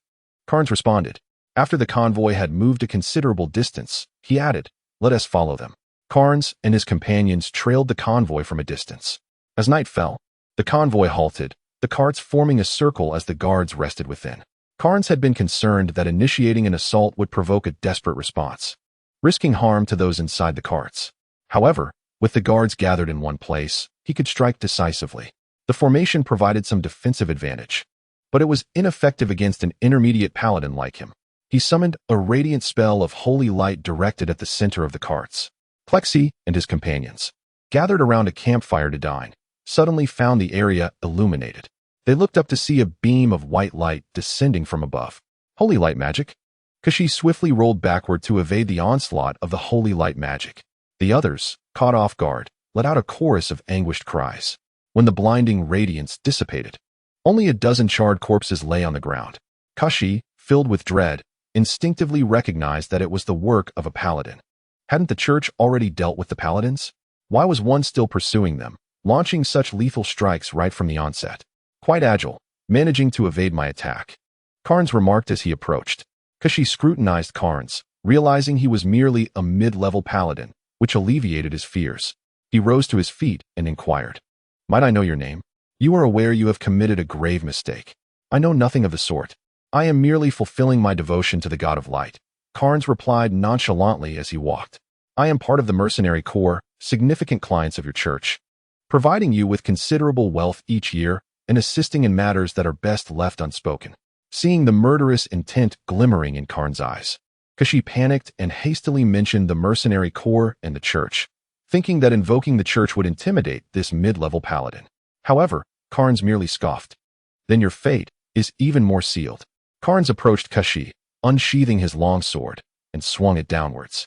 He lifted the black cloth from the wagon, revealing it was crammed with living souls, most of whom wore vacant expressions, except for a few younger ones who gazed up at them with wide eyes, filled with hope, caution, and a hint of terror. Carnes smiled at them, saying, "Do not fear. I am here, sent by the God of Light to rescue you." Noticing the children's fear lessen slightly, he then lowered the black cloth once more. Villy approached and remarked, "Captain, wouldn't it have been better to leave one alive? We could have used a witness to expose those clergy. Otherwise, they would certainly deny any wrongdoing and might even accuse us of slander." Captain Carnes was not one to act impulsively, leaving Villy perplexed as to why he had chosen to kill that man.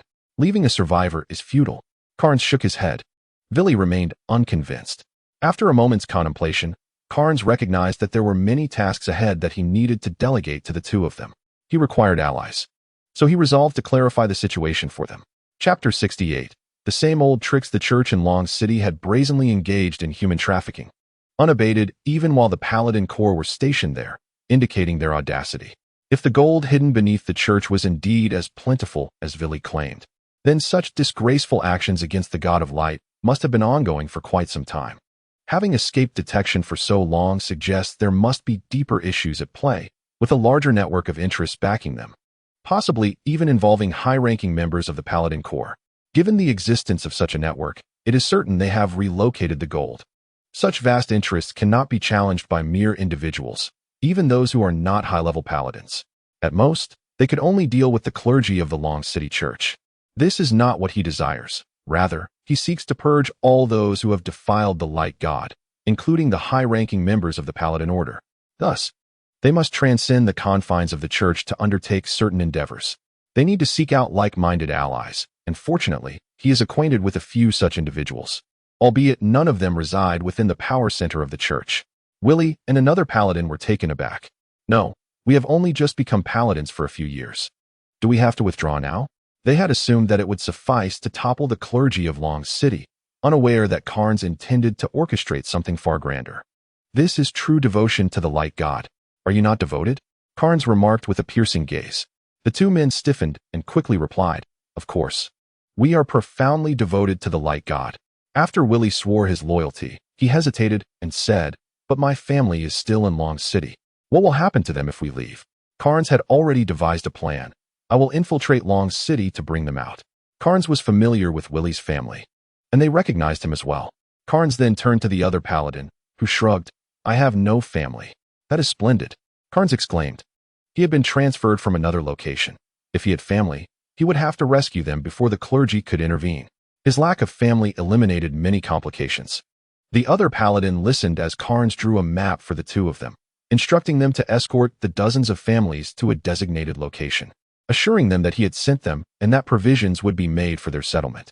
He would then proceed to Long City to retrieve Willie's family. They could not escape their involvement with the Dragon Kin. The clergy would not spare them simply because they were accomplices.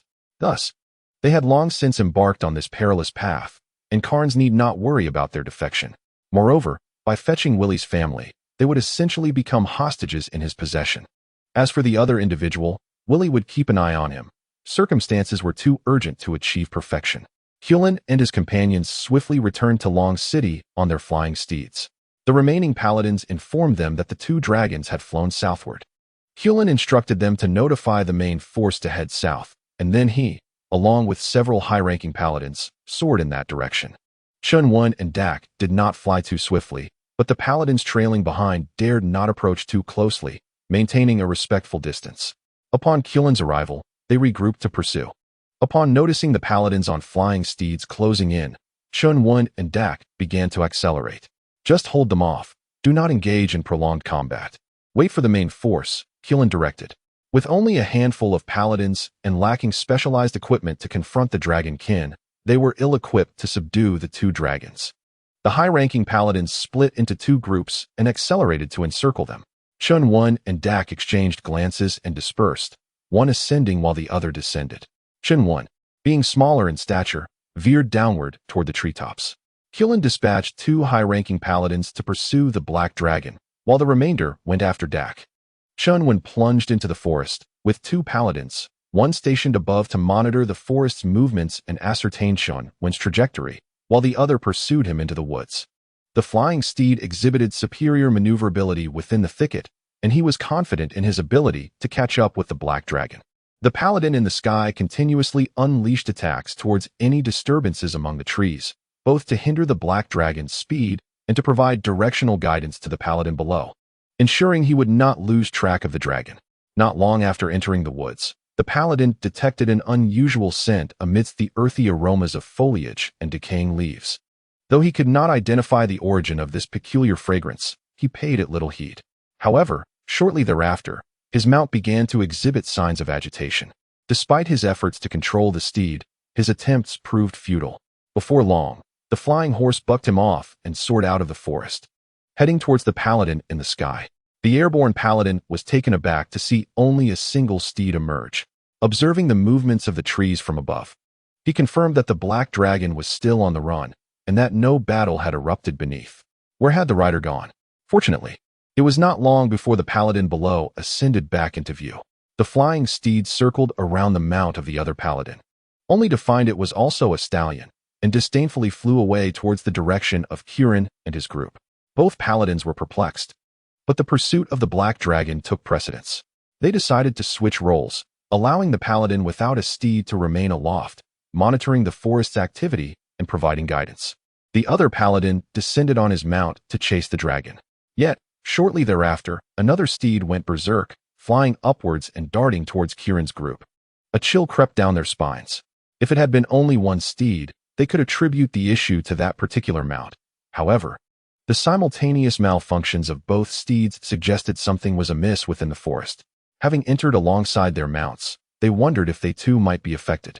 They quickly assessed their own conditions and, thankfully, found no abnormalities. Nevertheless, the pursuit of the black dragon remained paramount, leaving the two steeds in the care of Captain Chen. Trusting in his ability to subdue them, daring not to re-enter the forest, they unleashed holy light spells at the areas of disturbance among the trees. Yet, the canopy obstructed their view, rendering them unable to pinpoint the black dragon's precise location or determine if their attacks had hit their mark. As the black dragon continued to distance itself, the urgency mounted. At this rate, the larger contingent would surely be unable to catch up. Though Captain Chen had advised against lingering in combat, the black dragon they pursued appeared to be a juvenile, domesticated by humans, and thus its combat prowess was likely limited. Exchanging meaningful glances, the two paladins accelerated forward, intent on cutting off the dragon's escape and driving it back. As they chased and launched their attacks, just as they were about to pass the treetops that were stirring, the black dragon surged upward from below, unleashing a torrent of draconic fire towards them. The two paladins hastily conjured holy light shields for defense, while Chen Wen simultaneously breathed fire and brandished his wolf-tooth club. He breathed fire not to inflict harm upon them, but rather to obscure their line of sight. As he approached, he struck the ground twice amidst the flames, sending two paladins crashing down. The two sought to evade the reach of the dragon's fire, yet the flames relentlessly pursued them. Fortunately, their enchanted armors, coupled with the holy light shields, rendered them relatively unharmed by the attack of a mere juvenile dragon. Just as they prepared to retaliate against the direction from which the flames surged, an unforeseen object plummeted from above. They felt a sudden weight upon their heads before plummeting to the ground. Chapter 69. Pressing the attack after sending the two paladins tumbling. Chen Wen immediately pursued them, intending to pin one down with his foot. However, one of them reacted swiftly and evaded his grasp. He promptly summoned his staff. Thunder Prison. Thunder Chains. Instantly, a 200-meter radius around him was enveloped in lightning, with several thick bolts of electricity striking towards the evading paladin. Chen Wen pinned the paladin beneath his foot. Protected by the holy light shield, the paladin sustained minimal damage. Chen Wen unleashed a torrent of dragon fire directly into the opponent's face. The advanced holy light shield could withstand the flames for a brief duration. The other paladin, astonished by the sudden emergence of the thunder prison and the targeting of lightning, was filled with dread. Was there a mage nearby? Were they aiding the dragon in their assault? While dodging the lightning, he remained vigilant, searching for the unseen mage. Suddenly, he spotted the black dragon assaulting his comrade, wielding a spiked club in its right hand and a staff in its left. It was that very club that had sent them crashing down moments ago. Could this lightning magic have been cast by the black dragon? Unbelievable. He found it hard to accept that a dragon would forsake its formidable form to wield a weapon, let alone employ magic. The lightning magic appeared far from elementary. Could a dragon truly comprehend such arts? Then he witnessed the black dragon halt its fiery breath, subsequently lifting his comrade into the air. After seizing the paladin, Chen Wen released him. The paladin, seizing the opportunity, attempted to flee, eager to distance himself from the black dragon. However, Chen Wen had no intention of allowing his escape. As he released his grasp, the spiked club swung forth. Before the paladin could make any headway, he was struck back to the ground, followed by several bolts of lightning. Chen Wen then descended, seizing him once more and crashing him down again. The paladin, dazed from the repeated assaults, could hardly comprehend the situation before he was slammed to the earth yet again. The observing paladin wore an expression of sheer disbelief. This black dragon was indeed wielding a weapon and had the capacity to cast spells. The notion of weapon use was somewhat acceptable. After all, the black dragon was clad in enchanted armor, likely trained by some human to employ such implements. Who could fathom the peculiarities of dragon tamers? Yet, the ability to wield magic was utterly absurd. Setting aside whether dragons could learn such arts, was it not perilous to teach them magic? With their immense magical power, were dragons to master it, how would humanity contend? The paladin, captured and struck by Chen Wen, found his holy shield on the verge of collapse after enduring several blows. Finally, he grasped the perilous situation. Recognizing that the black dragon before him was assaulting him with a mace and arcane magic, there was no time for astonishment. His insides felt as though they were about to rupture. If the onslaught continued, his holy shield would likely withstand only a few more strikes. The might of dragons was formidable, their physical attacks rivaling that of magical assaults, especially with this particular black dragon wielding a weapon. Remaining passively on the defensive was untenable. After being slammed to the ground once more, he promptly unleashed a holy light spell in retaliation. Chen Wen, fortified by his enchanted armor and defensive spells, withstood the attack before delivering another crushing blow. In a moment of respite from a lightning strike, another paladin seized the opportunity to launch an attack against Chen Wen, attempting to assist his comrade. Faced with assaults from two different directions, Chen Wen was compelled to evade. The paladin on the ground took advantage of this distraction to distance himself from Chen Wen. However, Chen Wen did not linger. He immediately retaliated with a magical assault. Surrounded by lightning, the two paladins found themselves overwhelmed, aware that they could not endure for long within this tempest. In perfect synchrony, they made a bid for escape. Chen Wen pursued them without hesitation, employing a binding spell to impede their speed. Naturally, their pace paled in comparison to that of a dragon, and soon enough, Chen Wen caught up with them. Just as one paladin was about to suggest they separate, Chen Wen swept his tail, dragging him back into the tempest of lightning. The other paladin, acting in concert, dashed in the opposite direction, only to be struck back towards the center by Chen Wen's mace. Both paladins narrowly avoided the encroaching tendrils of lightning, then sprinted towards the outskirts of the storm. Chen Wen could not pursue both simultaneously and chose to chase one. He swiftly overtook one, pinning him to the ground with his holy light magic. Glancing back, he noted the other paladin was nearing the edge of the storm. Chen Wen swung his mace in a wide arc, hurling it towards him, then lifted the pinned paladin into the air, pursuing his fleeing foe. The mace spiraled through the air, and amidst the crackling of black electricity, Chen Wen heard the sound of something slicing through the air. Turning, he realized it was the black dragon's mace hurtling towards him. With lightning crackling all around, there was no room to evade. As the mace approached, an idea struck him. He activated his holy shield, bracing for the impact. The mace felt akin to a massive pillar. He let out a grunt, his breath momentarily halted by the blow. Yet the force propelled him swiftly beyond the confines of the storm. Chen Wen observed the triumphant expression on the paladin's face.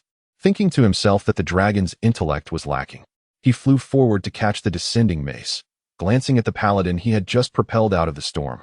Feeling somewhat embarrassed, fortunately, no one witnessed the incident. He dispelled the storm and resumed his pursuit. Without the storm's constraints, the paladin's speed increased significantly. As he desperately sought to flee towards Qilin, "Storm!" Chen Wen called out as he closed the distance, once again conjuring the tempest, enveloping the surroundings in electricity once more. "Is this how you play?"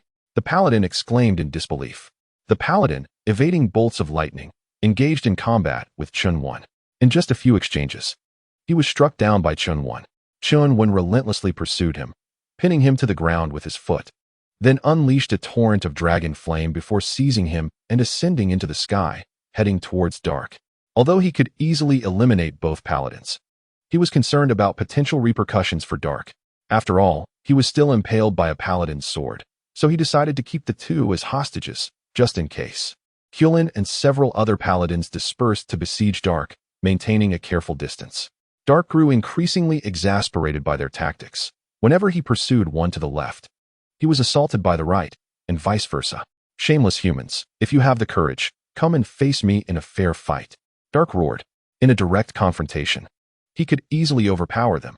However, their incessant harassment was akin to that of pesky flies, impossible to swat away or catch. Fortunately, not long after, two flying steeds suddenly appeared from the direction Chen Wen had fled. Qilin and his companions were startled to see only two steeds approaching. Could something have happened to them? As the two steeds circled around, one of them, sensing something amiss, disdainfully departed to join other steeds. Qilin noticed something peculiar about their demeanor. "They are acting strangely," he exclaimed. Just as he spoke, the two steeds began to nuzzle against their own mounts. The two entangled steeds neighed in protest, kicking at the intruding steeds. But upon realizing their efforts were in vain, they quickly distanced themselves. The two steeds clung to them, resulting in two paladins being drawn away from the encirclement. "Dismount!" Qilin shouted urgently. "It's crucial to surround the red dragon. We can't concern ourselves with the steeds now." The two paladins hastily dismounted and returned to the encirclement. However, without their steeds, they could not match Dark's speed. Seizing the opportunity, Dark broke free from the encirclement. "Don't let him escape," Qilin shouted, and they quickly attempted to surround him again. Yet, with two paladins having lost their steeds, the encirclement was riddled with gaps, failing to capture the red dragon. Dark understood their mission was to delay him. While it would be advantageous to slay him, he could not exert his full strength, and these slippery paladins made it uncertain that he could defeat them. A moment's carelessness could result in him being ensnared once more. Thus, he maneuvered around their periphery, occasionally launching attacks, particularly targeting the two who were without steeds. Qilin, initially worried that the red dragon might simply flee, was surprised when it refrained from leaving and instead chose to harass them relentlessly, seemingly seeking vengeance for their earlier entanglement. A surge of joy filled Qilin as he chuckled inwardly. Indeed, capturing this red dragon was a formidable challenge, yet their main forces were not far behind. As long as they could keep him occupied until reinforcements arrived, victory would be assured. "We await the main army. What are you waiting for?" Qilin mused with a smirk. However, it wasn't long before his amusement faded. As the small black dragon returned, it clutched the two paladins it had pursued earlier. Chen Wen sighed in relief upon seeing that Dak was unharmed. Although he could acquire more gold if Dak were gone, it would entail seeking out another dragon to converse with, which would be rather troublesome. Dak, observing Chen Wen's capture of the two paladins, was somewhat displeased. He believed it would have been more efficient to eliminate them outright rather than capture them. Chen Wen explained that he was concerned about Dak being captured and intended to keep the paladins for a prisoner exchange. Upon hearing Chen Wen's doubts about his ability to handle these paladins, Dak vehemently protested. "These mere paladins? You think I cannot defeat them? Who do you look down upon?" he exclaimed. Chen Wen cast a glance at Dak's back, which caused Dak's tirade to falter. After a moment of hesitation, he muttered, "That doesn't count." He then turned his attention to Qilin and the others, shifting the topic. "Just stand back and watch how I deal with them," and charged towards Qilin's group. Qilin and his companions, initially intent on retreating upon the black dragon's return, found themselves struggling to hold off the red dragon, and the appearance of the black dragon diminished their chances even further. However, with the black dragon capturing two paladins, They could not simply abandon their comrades. As Chen contemplated how to rescue the two captives, the Red Dragon launched another assault. He quickly directed his companions to fend off the Red Dragon, all the while remaining vigilant of the Black Dragon's movements, which thankfully showed no inclination to engage in battle, offering him a momentary respite. In a bid to demonstrate to Chen Wen their capability to easily subdue the paladins, Dak intensified his attacks. Chen and his group remained on high alert regarding the Black Dragon, uncertain of when it might decide to intervene, which hindered their ability to fight back effectively, forcing them to retreat under the pressure of the Red Dragon's onslaught. As they fought and withdrew, Dak relished the opportunity to vent his frustration, feeling quite pleased with himself. He turned to Chen Wen and asked, "What do you think? We can handle them with ease." Chen Wen, speechless, pointed out the direction of their retreat. If they continued on this path, they would inevitably encounter the main forces of the human army. While individual members of the human army were relatively weak against dragons, their collective strength, under unified command, posed a formidable threat. Additionally, they possessed specialized equipment designed to combat dragons, making a confrontation with the human forces particularly perilous. The leading paladin exhibited considerable prowess, demonstrating significantly greater combat skills and tactical experience than his peers. Although Dak held the advantage, it would not be an easy task to overcome them swiftly. Even if he joined the fray, it was unlikely he could capture them all. If even one escaped to alert the main army, their plan to contain them would falter. After a moment of contemplation, Chen Wen devised a strategy to delay the paladins. He hastily called Dak back. "Why are you calling me back when I am on the verge of victory?" Dak retorted angrily. "Victory? You are on the brink of leading them straight into their main forces," Chen Wen thought to himself. He explained to Dak that their objective was to stall them. "If we eliminate them all, won't that effectively delay them?" Dak remarked. He was correct. Indeed, annihilating them would be far more effective than merely stalling. However, the prerequisite was to eliminate them entirely. With so many adversaries, if the leading paladin were to fight valiantly to obstruct the two of them, it would not be improbable for one or two paladins to escape. Naturally, he could not elucidate all of this to Dak at the moment. So he instructed Dak to inquire whether the paladins wished to rescue the two hostages he had captured. Although Dak was puzzled, he complied with Chen Wen's directive. Chen and the others found the Red Dragon's sudden halt rather peculiar, and now the dragon was asking them if they wished to save their companions. Could they possibly say they did not wish to rescue them? "What do you intend to do?" Chen inquired. Dak turned to Chen Wen. Chen and his companions were baffled by how this adult dragon was deferring to a juvenile dragon. Chen Wen instructed Dak to inform them that if they wished to rescue their comrades, they must pay a ransom. Chen was momentarily taken aback, believing he had misheard. After confirming with those nearby, he realized he had not been mistaken. Two dragons were demanding a ransom from them. They remained silent for a considerable time before recovering and asking, "How much do you want?" Chen Wen boldly stated a sum. The two captured paladins were taken aback upon hearing that the Black Dragon was treating them as a commodity to be ransomed, and they were momentarily stunned. What a disgrace! They, esteemed high-ranking paladins, had been reduced to mere pawns by a dragon. This was an affront not only to them, but also to the God of Light. They would rather be slain than endure such humiliation.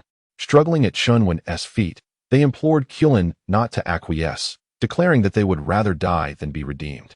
Seeing their resolute demeanor reminded Chen Wen of Carnes and Ender, who had displayed similar unwavering determination, and he felt a sense of urgency. Stammering, he urged Dak to remind them to think of their families, to consider their children. Surely they must have families and children. If not, the situation would become complicated. Fortunately, upon hearing Dak's words, the struggles of the two paladins gradually subsided. It seemed they did have families and children. In the end, they looked at Chen with hope. Although they did not vocalize it, their eyes pleaded, "Captain, save us." Chen's lips twitched. "You two should hold on a bit longer. If you persist a little more, I might just leave. Where do you expect me to procure so much money?" Observing Chen's perplexed expression, Chen Wen prompted Dak to remind him that they could negotiate. Chen suddenly grasped the implication. Thus, both parties commenced a bargaining process. By the time they settled on a price, half a day had passed. Chen then dispatched someone to gather the funds, and when the money finally arrived, another day had elapsed. Having delayed them for so long, Chen Wen decided against prolonging the matter further. He accepted the ransom and released the two paladins before departing with Dak. At that moment, Dak fell into deep contemplation, as if he had unlocked the door to a new realm. In his eyes, paladins had transformed into gold. What about others, the clergy of the church? The nobility of various nations, could they also be converted into gold? Chapter 71. The coolness of the dragon in the city of Longxi. After two dragons had departed for quite some time, the clergy finally felt assured enough to emerge and direct the faithful in clearing the remnants of the church, which lay in ruins. Not only had they lost their money, but the reconstruction of the church would also require a significant expenditure. They were well aware that the black dragon had scattered wealth throughout the city. It was their money, after all. Soon, they issued a proclamation declaring that the gold coins scattered by the black dragon had been transformed from the divine power of the God of Light. Those who had collected the money were required to return it to the church, which would in turn offer it back to the God of Light. Anyone found hoarding gold would be deemed a traitor to the deity. Subsequently, they dispatched representatives to collect the money from each household. Although those who had found the coins felt a pang of regret at the thought of relinquishing their newfound wealth, many entertained thoughts of concealing it. However, upon hearing that hoarding the money would be an act of betrayal against the God of Light, they dutifully returned the gold. In a dilapidated dwelling, a slightly stooped middle-aged woman presented a bag of gold to the clergy member collecting donations. After reciting a multitude of pious phrases, the clergy member departed with a look of satisfaction. The woman, watching him leave with the money, felt an overwhelming sense of sorrow. Turning back into her home, she was met by the bright eyes of her dozen children, all gazing at her expectantly. Her heartache dissipated somewhat. "Come, children, it's time for dinner," she called cheerfully. The children obediently sat at the table, their eyes filled with longing as they watched their mother head to the kitchen. Before long, the middle-aged woman returned with a bowl of boiled potatoes. Each child received 2, while the older ones were allotted 3. Once the distribution was complete, she set the bowl aside and urged the children to begin eating before their meal grew cold. However, noticing that the children had not yet started, she encouraged them again. Their once bright gazes dimmed considerably when they realized no other food would be forthcoming. At that moment, a small child inquired, "Mother, didn't you say there would be meat today?" The woman's heart quivered. Yes, she had promised her children that she would buy them meat today. But alas, the money had been taken away. A little girl quickly covered the mouth of the questioning child, urging silence. She then turned to her mother and said, "Mama, we don't need meat. Your potatoes are the best."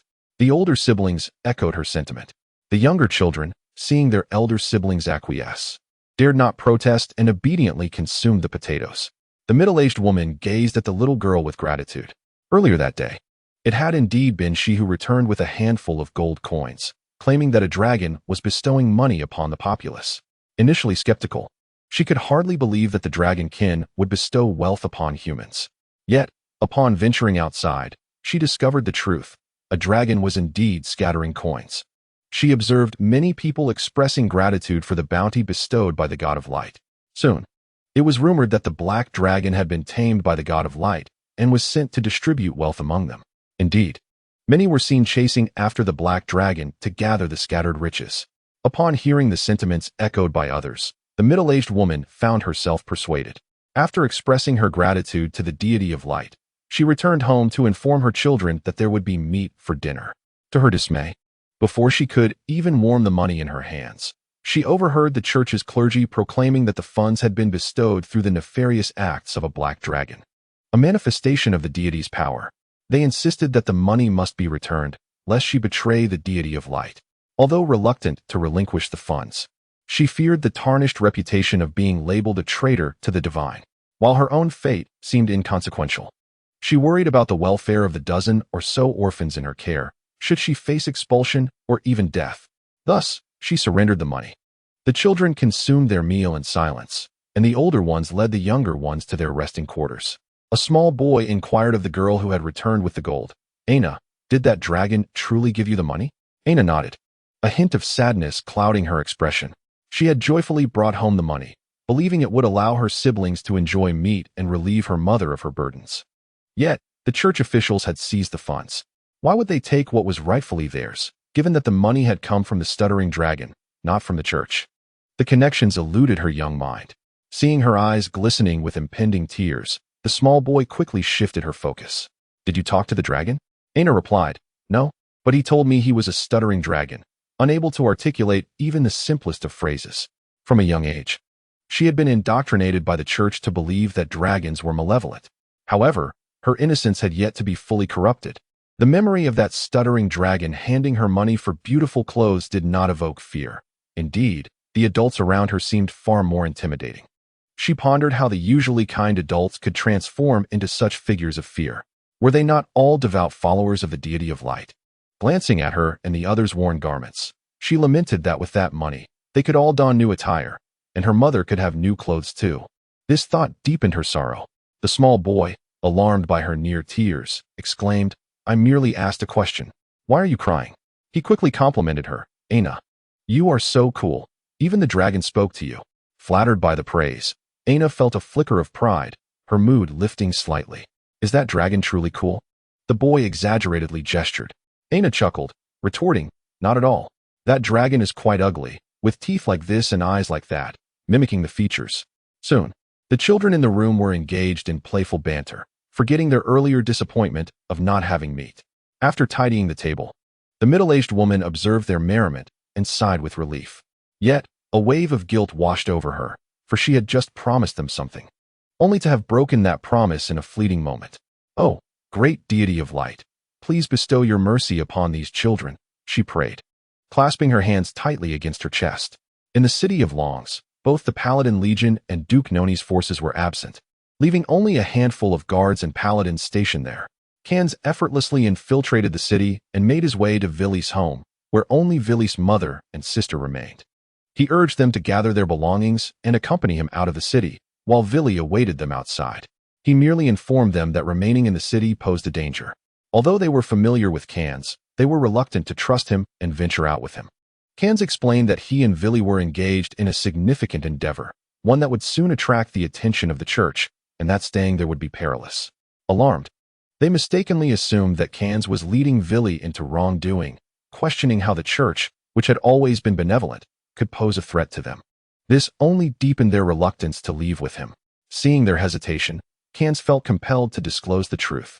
Chapter 72, Divine Retribution. It turned out that Villy had learned about the vast treasures hidden beneath the church from a friend, who had vanished under mysterious circumstances shortly after revealing this information. Sensing something amiss, Villy had quietly monitored the activities surrounding the church. One night, he witnessed Father Ariel directing the church's personnel to move numerous crates inside. The following day, seizing an opportunity, he entered the church, only to find it utterly empty. Despite the previous night's activity, not a single crate remained. Thus, he came to believe his missing friend's words. From that point onward, he frequently observed individuals transporting crates to the church, yet each time he returned, he found nothing amiss. Eventually, one day, his sister approached him, seeking his help in locating a friend who had disappeared. During his search for her friend, Villy discovered that many captives were being held within a northern estate. His sister's friend had been taken there. Initially, Villy was focused on rescuing his sister's friend, but soon he uncovered a startling coincidence. Each time someone was escorted from the estate, crates were moved into the church. This connection between the church and the estate dawned upon him. He began to ponder further. Disappearances were frequent in Longs, but he wondered if this phenomenon extended beyond the city, as whispers of missing persons occasionally surfaced elsewhere. He dared not contemplate the implications further. Upon hearing Can's account, Villy's sister covered her mouth in disbelief. Her friend had been missing for some time, and she had mentally prepared herself for the worst. But she never imagined that the clergy would be involved. It explained her brother's recent reticence. Villy's mother also recalled that her son had become increasingly withdrawn and had ceased his daily prayers, a change that had coincided with the prolonged absence of his friend. As they pieced together the events, they agreed to leave with Cans. Although Carnes harbored a strong desire to eliminate those clergymen, he recognized that this was not the opportune moment to stir trouble. It was imperative to ensure the safety of Villy's family first. After they gathered their belongings, in a bid to avoid arousing suspicion, Carnes concealed their luggage within his magical space. They successfully exited the city, and Carnes escorted them to a secure location, instructing them to wait for his return as he intended to obliterate the manor. Upon hearing his plan to destroy the estate, Villy's sister insisted on accompanying him. Despite Carnes' prolonged attempts to dissuade her, she was resolute in seeking vengeance for her friend, determined to witness the manor's destruction. Her mother was equally unable to change her mind. Ultimately, Carnes conceded and allowed them to join him, though he cautioned her to remain hidden and refrain from wandering about. Upon approaching the manor, Carnes was uncertain of the situation inside, opting to delay his assault until darkness fell, which would provide a more advantageous cover. As night descended, he stealthily infiltrated the premises. This location had served as a detention center for many years without incident, thus it was deemed quite safe. Being the private estate of Duke Noni and under the church's protection, it seemed improbable that any danger would arise. Consequently, the guards were lax, merely going through the motions of their duties. Carnes slipped in with ease. After a thorough search, he found no formidable adversaries, and the cells were all empty. The manor harbored no innocents. He exhaled in relief, as this simplified matters significantly. Traitors, prepare to face the divine judgment of the God of Light. He drew his long sword and plunged it into the floor, kneeling on one knee, his hands firmly grasping the hilt, his head bowed low. O great God of Light, bestow upon me the sacred power to vanquish these accursed traitors. Outside the manor, Villy's sister attempted to sneak away, but her mother, aware of her spirited nature, kept a vigilant watch, promptly restraining her. Just as they struggled, the sky suddenly illuminated. A blinding beam of light descended from above, enveloping the entire estate. Inside one of the manor's rooms, a portly middle-aged man, beaming with delight as he verified the day's earnings, abruptly sensed an intense heat. Wasn't it supposed to be dark? Why does it feel hotter than during the day? He rose to the window, yearning for fresh air, but recoiled as soon as his hand brushed against the wooden frame. So hot. In Long's city, the station paladins were patrolling when a brilliant beam of light erupted in the northern sky, strikingly radiant against the night. Holy light magic? Is there a battle occurring there? They contemplated rushing to offer assistance, but the paladins present were few, and their primary duty was to safeguard the church and its clergy, leaving them unable to spare anyone. The clergy within the church also beheld the luminous column in the north. Oh no, that direction, doesn't it lead to where we store our goods? Had they been discovered? Thankfully, the supplies had been cleared out today, or the losses could have been substantial.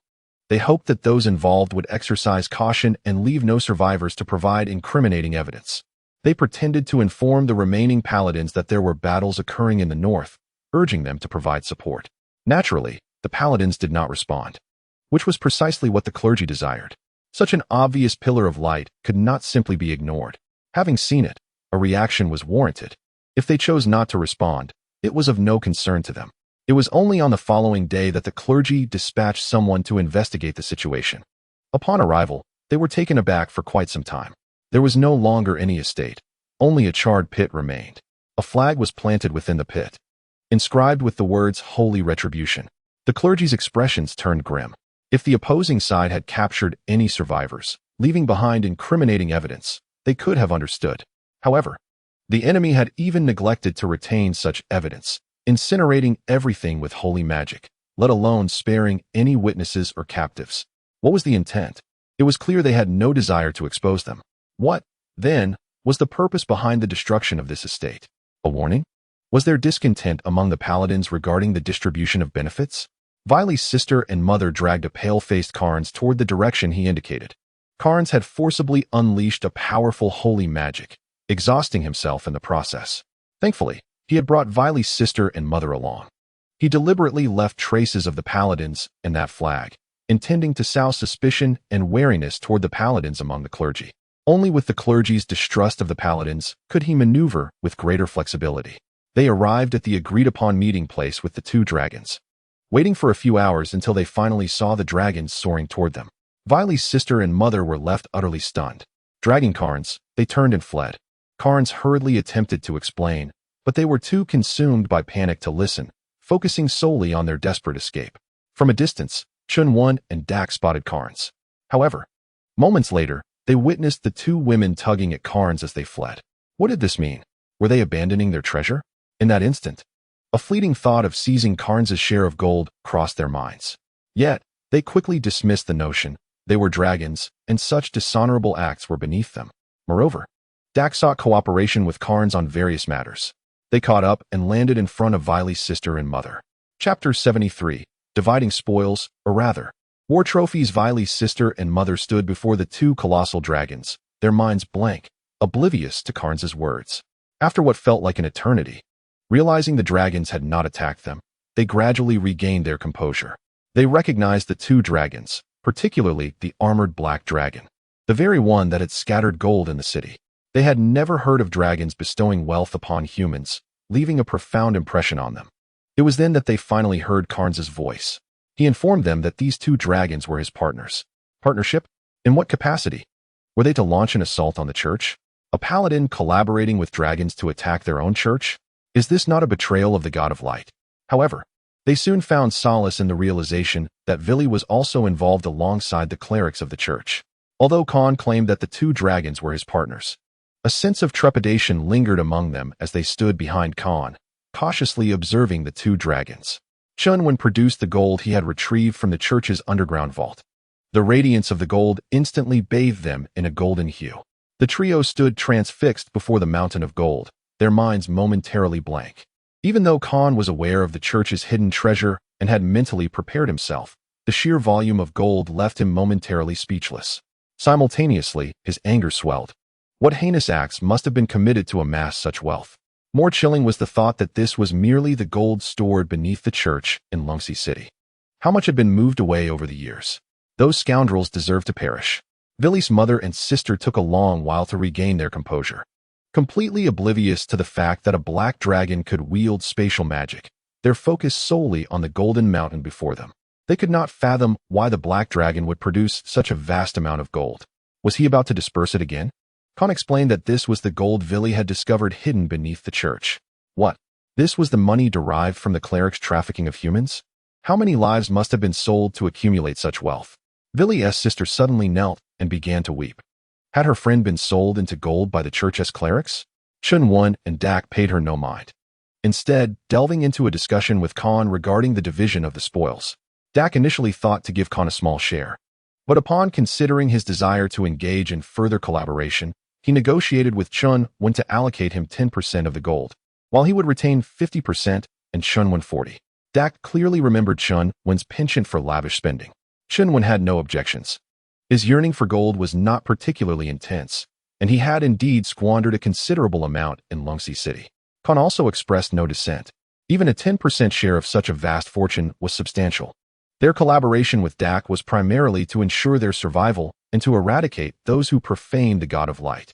Apart from providing intelligence about the gold and writing letters to divert the Paladin Legion, they had contributed little else. As a dragon, Dak's willingness to share so much gold was quite astonishing to him. This gold was not for his personal gain. He had saved many lives this time, and would save even more in the future. The livelihoods of these people were at stake. Moreover, he needed to eliminate those who desecrated the god of light. Relying solely on their small group would be insufficient. He required assistance. Their success was largely due to Vili's advanced knowledge of so much intelligence. Without the information he provided, their rescue efforts would not have gone as smoothly. Therefore, he needed to establish an organization dedicated to intelligence gathering, which would necessitate funds. After the division of the gold, Chen Wen and Khan stored it within a magical space. Dake stood before an immense heap of gold, feeling utterly at a loss. While he possessed the treasure, he had no means to transport it. After a moment of contemplation, he resolved to set aside the pride of his dragon lineage and sought to learn spatial magic. His intention was not to undermine the strength of his own body, but rather to facilitate the storage of gold. Thus, he approached Chen Wen with the desire to study spatial magic. Chen Wen was taken aback, surprised that Dake would take the initiative to learn magic. Teaching him was certainly feasible, yet it would require a fee. The two dragons engaged in prolonged negotiations, and in the end, Dake reluctantly relinquished a portion of his gold to Chen Wen. Watching his pile of gold diminish brought him considerable discomfort. He turned to Carnes and inquired, "Do you still desire gold?" Carnes was momentarily stunned. Could it be that Dake intended to gift him gold? When Dake and Chen Wen were discussing spatial magic earlier, he had wanted to express that he too possessed knowledge of spatial magic, and that his fee would be less than that of the Black Dragon. However, he refrained from speaking out, fearing that the Black Dragon might retaliate with a blast of dragon fire. He was in no position to withstand such an attack. He nodded in response. Dake then shared his intentions with Carnes. It took a while for Carnes to regain his composure, staring blankly at Dake. Was he truly contemplating the act of kidnapping? Observing Carnes' prolonged silence, Dake remarked, "You have already betrayed your deity. A few more betrayals matter not." Carnes reiterated, "I have not betrayed the god of light. I shall forever remain a devoted follower. So, will you partake or not?" Dake pressed. Carnes fell silent once more, recognizing the gravity of the situation. collaborating with dragons to abduct humans, particularly targeting paladins, clergy, and nobles from various nations. Meanwhile, Villy's sister, having ceased her tears, stood and addressed Dake. If you will not do it, I shall. Villy's mother looked on in shock at her daughter. My dear, I know you are mischievous, but do not be so reckless. This is a dragon. How dare you speak to him? Dake regarded her thoughtfully. He sought to abduct individuals of value, and it was clear that charging into the city blindly to seize people was unwise. He required assistance in gathering intelligence to ascertain the whereabouts of those who could fetch a ransom. He needed clever individuals without any expectations for combat prowess, and thus agreed to her inclusion. What is your name? Dake inquired. Lars, she replied. Her mother quickly intervened, cautioning her. Paladins, clergy, and nobles, who are they? Although my son is a paladin, these individuals are regarded as exalted. Kidnapping them? Are you seeking death? Lars responded defiantly. They can sell others like cattle. Why can we not treat them the same? Her mother was momentarily rendered speechless, unsure of how to respond. At that moment, the fog of confusion lifted from Karn's mind. Indeed, those clergy members are capable of capturing others for monetary gain. So what is wrong with them seizing individuals to exchange for wealth? Moreover, there exists only one intermediate paladin and a few junior paladins, all of whom are merely at the 4th or 5th level. Their combat prowess is somewhat concerning. However, should Dak join their ranks, their strength would experience a considerable enhancement. Upon realizing this, he consented to collaborate with Dak. Chapter 74. The transformative potion. Chen Wen observed Dak and the two humans deliberating on the abduction of their kind, feeling somewhat speechless. After the partnership was established between Dak and the two individuals, Dak turned his gaze towards Chen Wen, silently inquiring if he wished to partake in the acquisition of gold. Chen Wen's combat abilities were on par with Dak's, and he was adept in the use of magic, unperturbed by the potential assaults from their kind.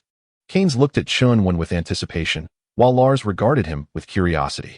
Chen Wen expressed his disinterest in the affair, stating he desired to traverse the world after mastering the art of speech. Dak felt a tinge of regret. Nevertheless, having one less dragon to share the spoils was still a positive outcome. Chen Wen cautioned them, engaging in such acts repeatedly will soon lead to your identities being recognized, making future endeavors increasingly difficult. Upon hearing this, Keynes and Lars fell silent, pondering possible solutions. After a moment of contemplation, Chen Wen said, I possess a potion that can temporarily alter your appearances. Keynes and Lars were elated and expressed their gratitude towards Chen Wen. Chen Wen remarked, it comes at a price. Keynes, having recently acquired a substantial amount of money, confidently asserted that finances would not be an issue and that the costs could be charged to the victims later on. While Chen Wen did not have the potion readily available, he possessed ample materials for its creation, having acquired a plethora during his studies on potion making. The crafting of the potion would require considerable time, and lingering in this place was inadvisable. Thus, Chen Wen suggested they first find a safe location. Keynes, lacking the ability to act, could only rely on Dak and Chen Wen to lead the three of them away. Dak had entrusted his gold to Keynes for safekeeping before mastering spatial magic, not due to trust in Keynes, but because he could easily manipulate him. Fearing that Keynes would abscond with his gold, he had no such leverage over Chen Wen. If Chen Wen chose to deceive him, Dak would be utterly powerless. They descended into a remote area. Chen Wen procured his golden cauldron and golden ladle, set up the cauldron, and began to gather various potion ingredients for the concoction. Dak, Keynes, and the others watched in astonishment as Chen Wen deftly engaged in the process. They were momentarily frozen in place, alternating their gaze between Chen Wen's focused demeanor and the golden cauldron. Initially, they were indeed taken aback by the sight of the cauldron. However, recalling that he was a dragon, they found it reasonable for him to possess a cauldron made of gold.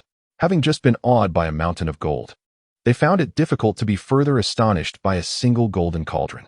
What truly astonished them was the revelation that Chen Wen was capable of potion making. He could craft potions. Carnes recollected the time he was captured when Chen Wen had produced numerous potions capable of temporarily reviving individuals. Were those concoctions crafted by him? What purpose did he have in creating such elixirs? As he observed Chen Wen stirring the potion, a fleeting thought struck him that he appeared to be smiling. Upon closer inspection, he realized that he was not smiling at all. Dak was equally astonished that Chen Wen could also brew potions. He had gradually come to accept the sight of Chen Wen clad in armor, wielding weapons, and performing magic. However, now he was producing potions? Wasn't that a bit excessive? Did he still possess a semblance of dragon dignity? Lars and her mother watched Chen Wen, who seemed so human as he stirred the concoction with a spoon. Their minds blank and functioning in a state of disbelief. A dragon bestowing wealth upon humans had already been categorized as a bizarre tale in their understanding. Witnessing a dragon concocting potions was akin to returning home to find their cat preparing dinner. Unbeknownst to Chen Wen, their astonishment went unnoticed.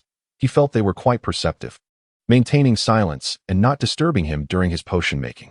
After an extended period, he finally completed a cauldron of potion. He scooped a spoonful and offered it to Carnes, inviting him to test its effects. To Chen Wen, it was merely a spoonful, but to Carnes, it resembled a large basin. Carnes hesitated at the sight of the potion. Was it truly safe to drink? Would it cause any adverse effects? After all, it was a potion crafted by a dragon, and it appeared rather dubious. Observing his hesitation, Chen Wen urged him to take a sip, reminding him of the revival potion's efficacy he had witnessed outside Dak's lair, thus questioning his prowess. After all, he was a graduate of advanced potion making. Reflecting on this, Carnes decided to drink a mouthful. As the potion coursed through him, a wave of warmth enveloped his entire being, invigorating his bones, muscles, and skin. Chen Wen produced a mirror, instructing him to envision his current appearance. Carnes imagined his youthful self, and to his astonishment, he began to transform, swiftly regaining his youthful visage. He stared at his rejuvenated reflection, lost in thought for a considerable time until Chen Wen reminded him that by drinking the potion, he could also adjust his physique within certain limits. Carnes envisioned himself taller for a moment, then shorter.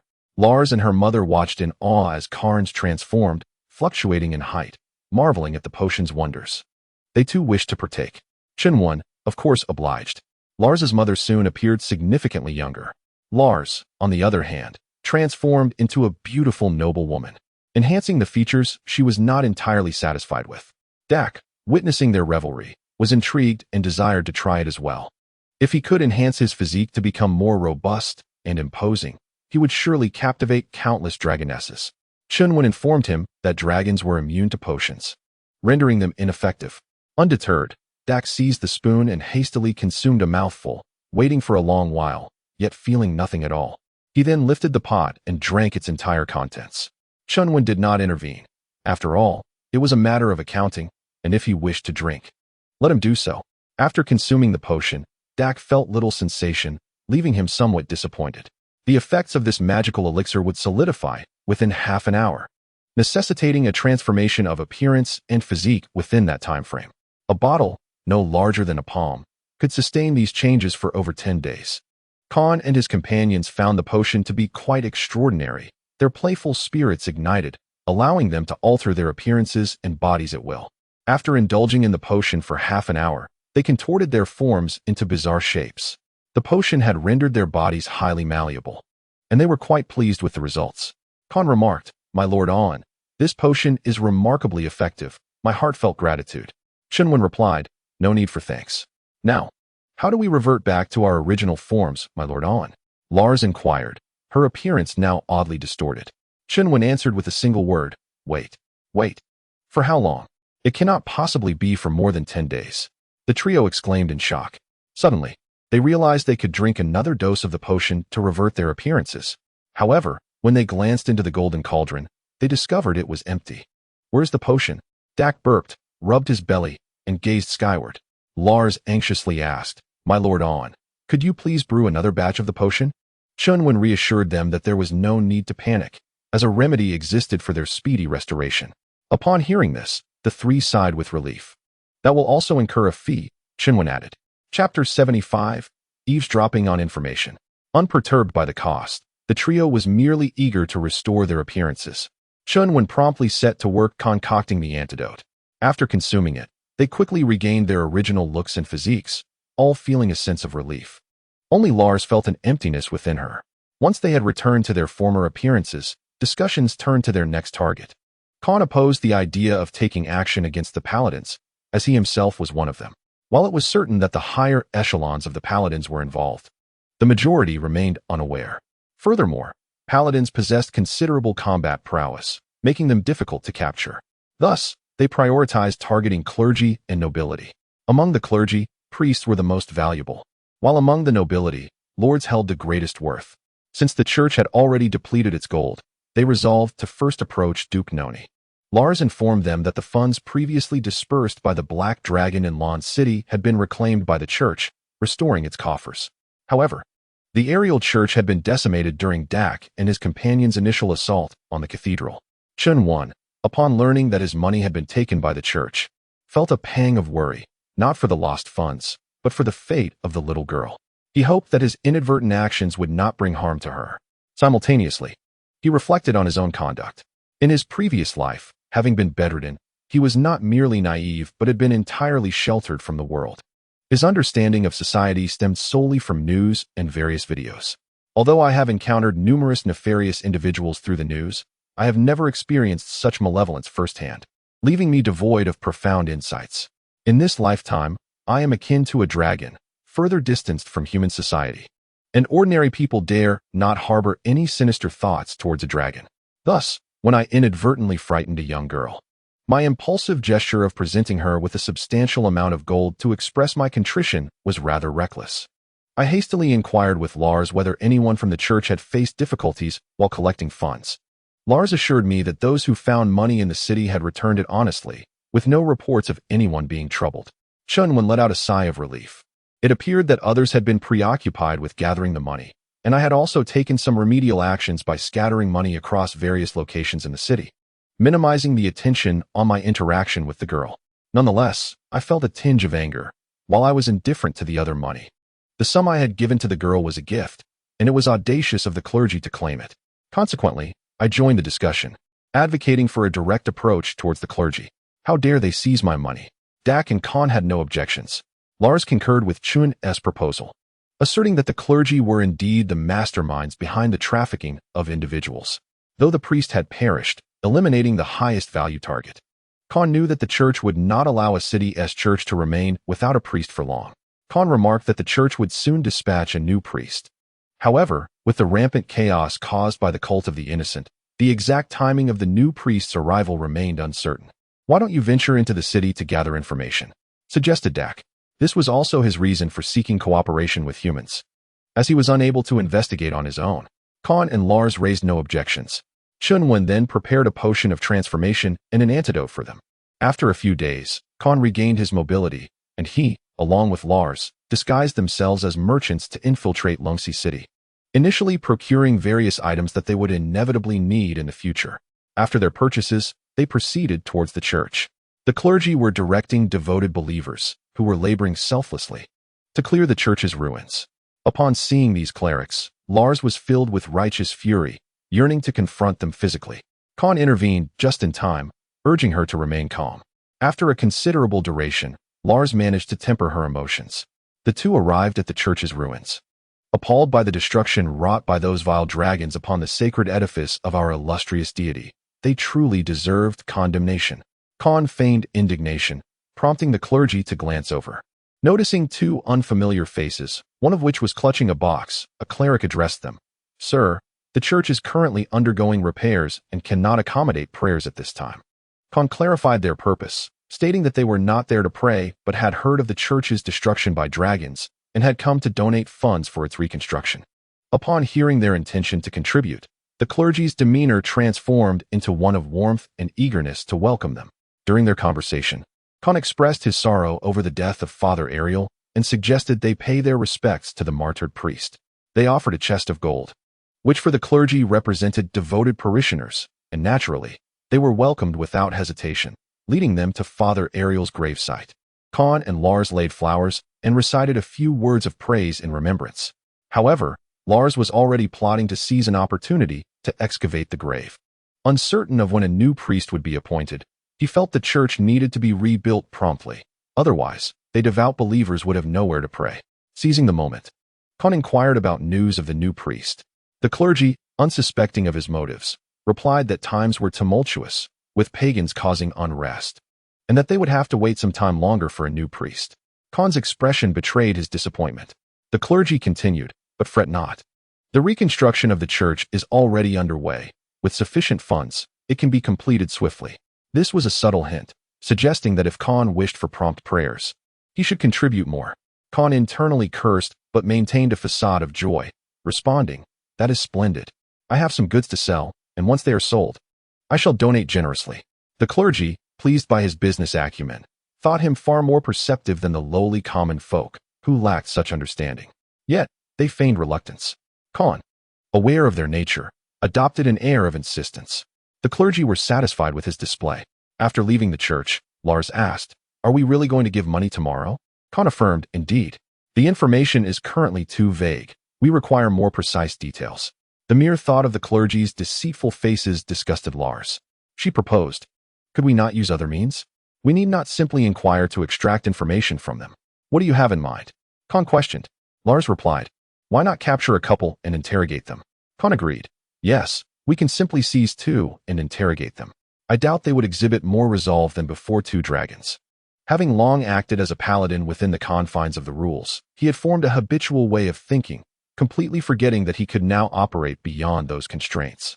Chapter 76. Interrogation. The following day, Lars disguised herself as an elderly woman. She approached a member of the clergy, claiming she wished to report someone hoarding gold. The clergy member immediately summoned another to accompany her. Lars led them into the slums, venturing further into desolation. The two clergy members harbored no suspicions, never considering that anyone would dare confront them, especially not an old woman. They felt no fear of her. As they turned a corner, Lars exclaimed, "It's just ahead," then took off running. The two men, momentarily stunned by the swift movement of the elderly woman, instinctively followed her. However, they had scarcely taken a few steps before a burly man blocked their path. In the narrow alley, the man wore a menacing expression. This feeling was somewhat familiar. Indeed, the methods they frequently employed during abductions were at play. The two men sensed the impending danger and turned to flee. However, Con seized them, forcefully colliding them together. They experienced a dizzying whirl before succumbing to unconsciousness. Con, well versed in the defenses of Ron City, easily orchestrated their exit from the town. Lars took a moment to procure a whip. Upon reaching their concealed refuge, Con suspended the two from a tree. It wasn't long before they regained consciousness, only to be jolted awake by searing pain coursing through their bodies. As they slowly became aware of their predicament, hanging from the tree, memories of being lured into the alley flooded back. They shouted indignantly, proclaiming their status as clergy of the church, messengers of the God of light, and denouncing their attackers for this sacrilege, warning that divine retribution awaited them. No sooner had they uttered these words than Lars struck them with the whip, eliciting cries of agony. "Messengers of the divine, do you not feel pain?" Lars taunted, delivering another lash. The two could only focus on their wails. Con, unhurried, waited until Lars had sufficiently dealt with them before inquiring about the arrival of the new priest. Though their bravado had diminished after the beating, the two remained obstinate, unwilling to divulge any information. After all, having already endured punishment, they thought it futile to reveal anything now. Regardless of Lars's relentless whipping, they remained tight-lipped. Con, seeing no other option, summoned Chen Wen and his companions. Chen Wen, who was simultaneously practicing his speech and teaching Dak spatial magic, felt disheartened. After several days of instruction, Dak had yet to grasp even the most fundamental constructs of magical arrays, let alone create a magical space. Chen Wen found himself regretting his decision to teach Dak, contemplating a refund of his tuition. How long would this endeavor take? As Con approached, Chen Wen followed, and Dak, still feeling the strain of his magical practice, tagged along. Along the way, Con recounted the situation. After a moment of reflection, Chen Wen recalled the concept of the prisoner's dilemma and believed it could serve as a framework for their interrogation. They arrived at the site where the two clergy were suspended. Despite their bravado, the sight of two dragons approaching struck fear into their hearts. They recognized these dragons as the ones that had ravaged the church and instinctively prepared to shout for the return of their gold. Yet, before they could utter a word, Chen Wen and Dak landed before them. Faced with the imposing figures of the fierce dragons, their voices faltered. Swallowing hard, they resolved that discretion was the better part of valor. They surrendered. Without waiting for Chen Wen to separate them, they divulged the date of the new priest's arrival, the route he would take, and the number of paladins accompanying him.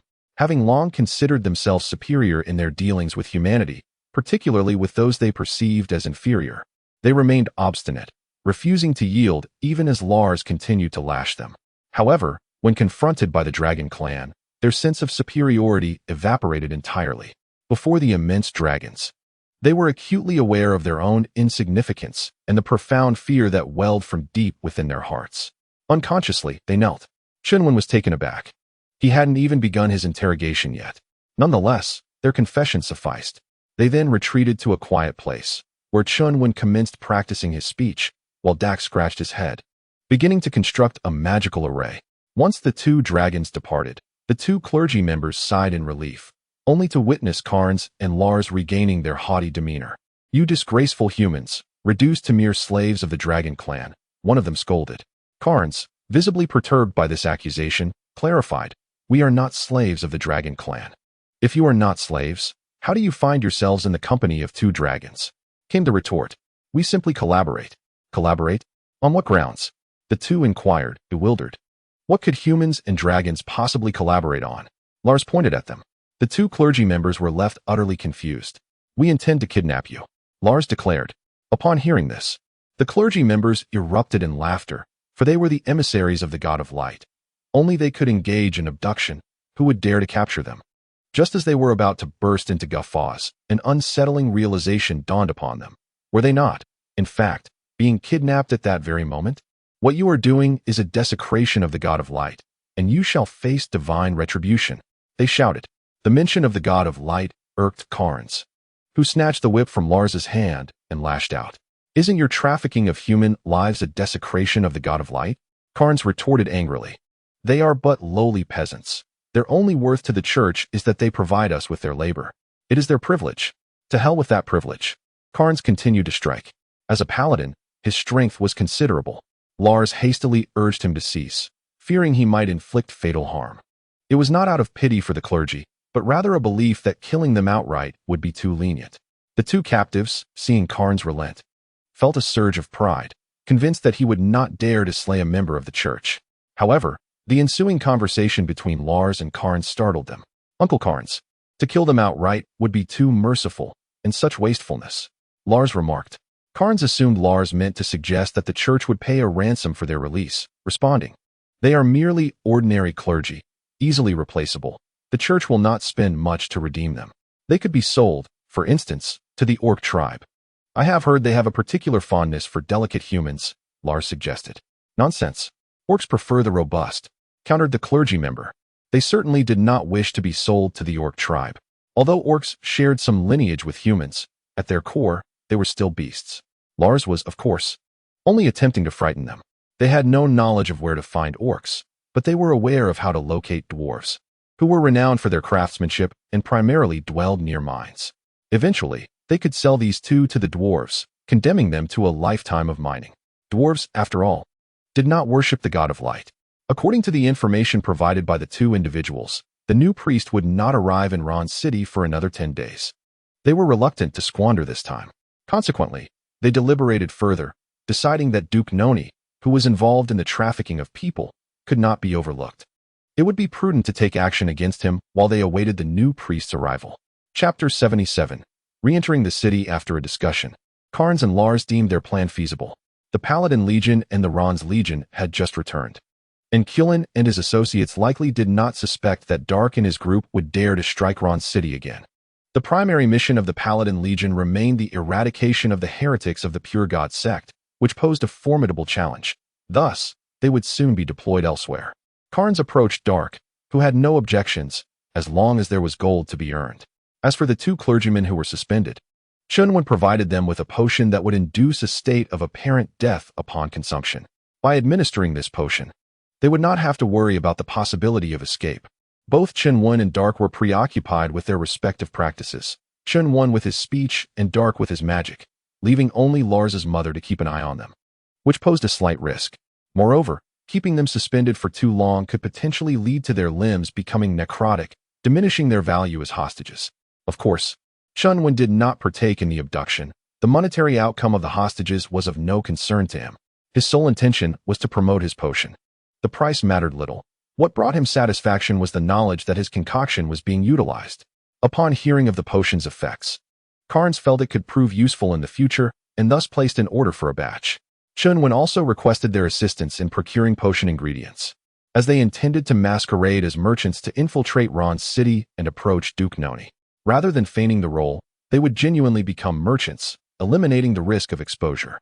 Once the arrangements were finalized, Lars transformed herself into a stunning noblewoman, having previously acquired exquisite garments and jewelry during their last visit to Ron City. Satisfied with her elegant appearance, she adjusted a particular aspect of her attire. The two clergymen, witnessing this remarkable transformation, were rendered speechless, as if they had encountered a ghost. After completing her disguise, Lars approached the two with a smile, brandishing the potion of apparent death that Carnes had recently procured from Chen Wen. Esteemed clerics, it's time to drink, she said, her lips a fiery red, as she swayed the potion enticingly. The two men, oblivious to the nature of the vial, instinctively recoiled in fear, hastily attempting to threaten her. Yet, their only leverage was the name of the god of light, which held little sway over Lars. They were forcibly administered the potion, and soon enough, they succumbed to a deep unconsciousness, their breathing and heartbeat ceasing entirely. They can't truly be dead, can they? Lars mused, striking them lightly across the face, only to find them as lifeless as corpses, causing her to ponder the fairness of the situation. Ron City. Indo had been following the Paladin Legion without exhibiting any peculiar behavior, which led the Legion to gradually ease their scrutiny of him. Upon returning with the Paladin Legion, he remained unassigned to any other squad since he was originally part of Karn's team, which was still ostensibly pursuing heretics. Consequently, he was stationed in the city of Lons to conduct patrols. During one of these patrols with a paladin, they encountered an unfamiliar pair, a man and a woman, approaching them. Their lavish attire suggested they were either nobility or affluent merchants. The striking woman suddenly twisted her ankle, crying out in pain as she fell to the ground. The man, clearly distressed, hurried over to seek their aid, imploring them to use holy magic for her healing, promising ample compensation. Hearing of the potential reward, the paladin patrolling with Indo eagerly rushed to assist her, fearing that Indo might seize the opportunity first. The couple was, in fact, Carnes and Lars. Upon seeing the paladin approach, Carnes quickly leaned towards Indo and whispered, "I am Carnes." Indo was momentarily taken aback, gazing incredulously at the unfamiliar man. Though the voice was reminiscent, the appearance bore no resemblance to Captain Carnes. Aware that Indo would doubt him, Carnes whispered additional keywords: red dragon, black dragon, elixir, underground treasury. Indo was startled, glancing around to ensure their secret remained concealed. Fortunately, no one was paying attention. He now believed that this individual was indeed Carnes. Only they would know such secrets. Yet, he was puzzled as to why they had returned. According to their plan, they were supposed to rendezvous with the two dragons in the west before heading northwest. Had they perhaps been let down by the dragons, losing all their funds? Just as he was about to inquire further, Carnes interrupted him, specifying a location for a later meeting. Indo nodded in agreement. After receiving treatment, Lars feigned pain again as the paladin attempted to depart, leaving him bewildered. Was his holy magic inadequate? He cast the spell once more. Only after Carnes and Indo had distanced themselves did Lars cease her cries of discomfort. "The pain has subsided. I am immensely grateful to you, noble paladin," she expressed with a courteous bow. Carnes quickly approached, presenting gold and uttering words of gratitude. The paladin, now in possession of gold and flattered, felt a sense of elation. Once Carnes and Lars departed, the patrol continued. The paladin remarked, "Indo, after your shift, I shall treat you to a meal." However, as Indo was to meet with Carnes and the others, he declined, stating, "No, I am feeling a bit unwell today." The paladin expressed surprise and inquired, "What ails you? Would you like me to administer treatment?" "No need. I am capable of healing magic myself," Indo replied. The paladin appeared to suddenly comprehend, exclaiming, "Ah? So it is not physical discomfort, but rather emotional distress." Regardless, having spoken, he had fulfilled his social obligation, and by not pursuing further favors, he could save a bit of money. He lamented, "Oh, I see. Please take care of yourself, and we shall converse another day." Within the Lord's castle, Duke Noni was in a state of profound discontent. Not only had he led his army on a fruitless expedition, but the gold hidden beneath the church had also been pilfered. A portion of it had yet to be distributed. He had assumed that placing it in the church's confines would be safer than in his own modest treasury, yet it had unexpectedly vanished. Had he known, he would have hastened to secure it within his own vault. While he brooded in frustration, a servant announced the arrival of visitors. "Who is it?" Duke Noni inquired. The servant replied, "I do not know. They are two merchants from afar." Duke Noni, in a foul mood, had no desire to entertain unrelated individuals, and interrupted. I refuse to meet them. The servant hesitated but continued. They bring with them a chest of gold. What? They are delivering a chest of gold? Why did you not mention this sooner? Duke Noni exclaimed in anger. Guests are to be welcomed. Let us invite them in, he stated, his tone now markedly more cheerful. Soon, Carnes and Lars were ushered in. Upon seeing Lars, Duke Noni's eyes brightened. She was a strikingly beautiful woman, and he found himself unable to divert his gaze from her, neglecting to acknowledge Carnes, who was clutching the chest.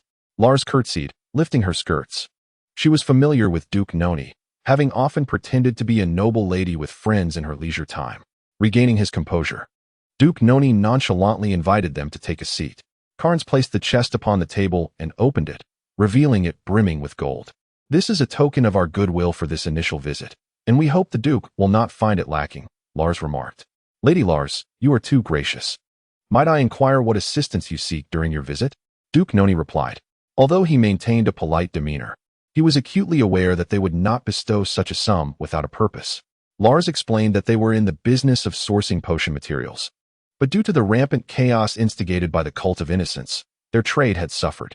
They had come to Lons to seek Duke Noni's help in finding additional supplies. Duke Noni mused to himself that they indeed required his assistance. However, he deemed the task manageable and agreed to help. The conversation then shifted to casual banter. Lars, with one hand resting on her chest, occasionally adjusted herself, stirring Duke Noni's thoughts. Observing this, Carnes felt a sense of dismay. Lars, are you aware of how you present yourself? And Villy, you must keep a closer watch on your sister. During their light-hearted exchanges, Duke Noni learned that the quantity of potion materials they sought was substantial and that they intended to procure them regularly. Initially reluctant to engage in the affair, he ultimately resolved to partake in the business venture. After Carnes and Lars departed, Duke Noni arranged for his men to seek out the potion merchants within his domain. Realizing that acquiring the materials himself would be a slow process, he opted to procure them from other merchants. Regardless, they are lords, dukes. As long as the prices do not dip below their cost, offering them a morsel will render them hesitant to retaliate. After Carnes and Lars departed from the lord's castle, they meandered through the town for a while, only proceeding to the agreed meeting place with Endo when the sky began to darken. Upon their arrival, Endo was already waiting there. Captain, Endo called out. Carnes nodded. It is I? And this is? Do you not recognize me? It's Endo. Lars chimed in with a smile. Endo pondered for a moment, sensing a familiarity in the voice. You are Lars? He inquired uncertainly. Lars smiled and nodded. Endo's eyes widened in disbelief. What is this?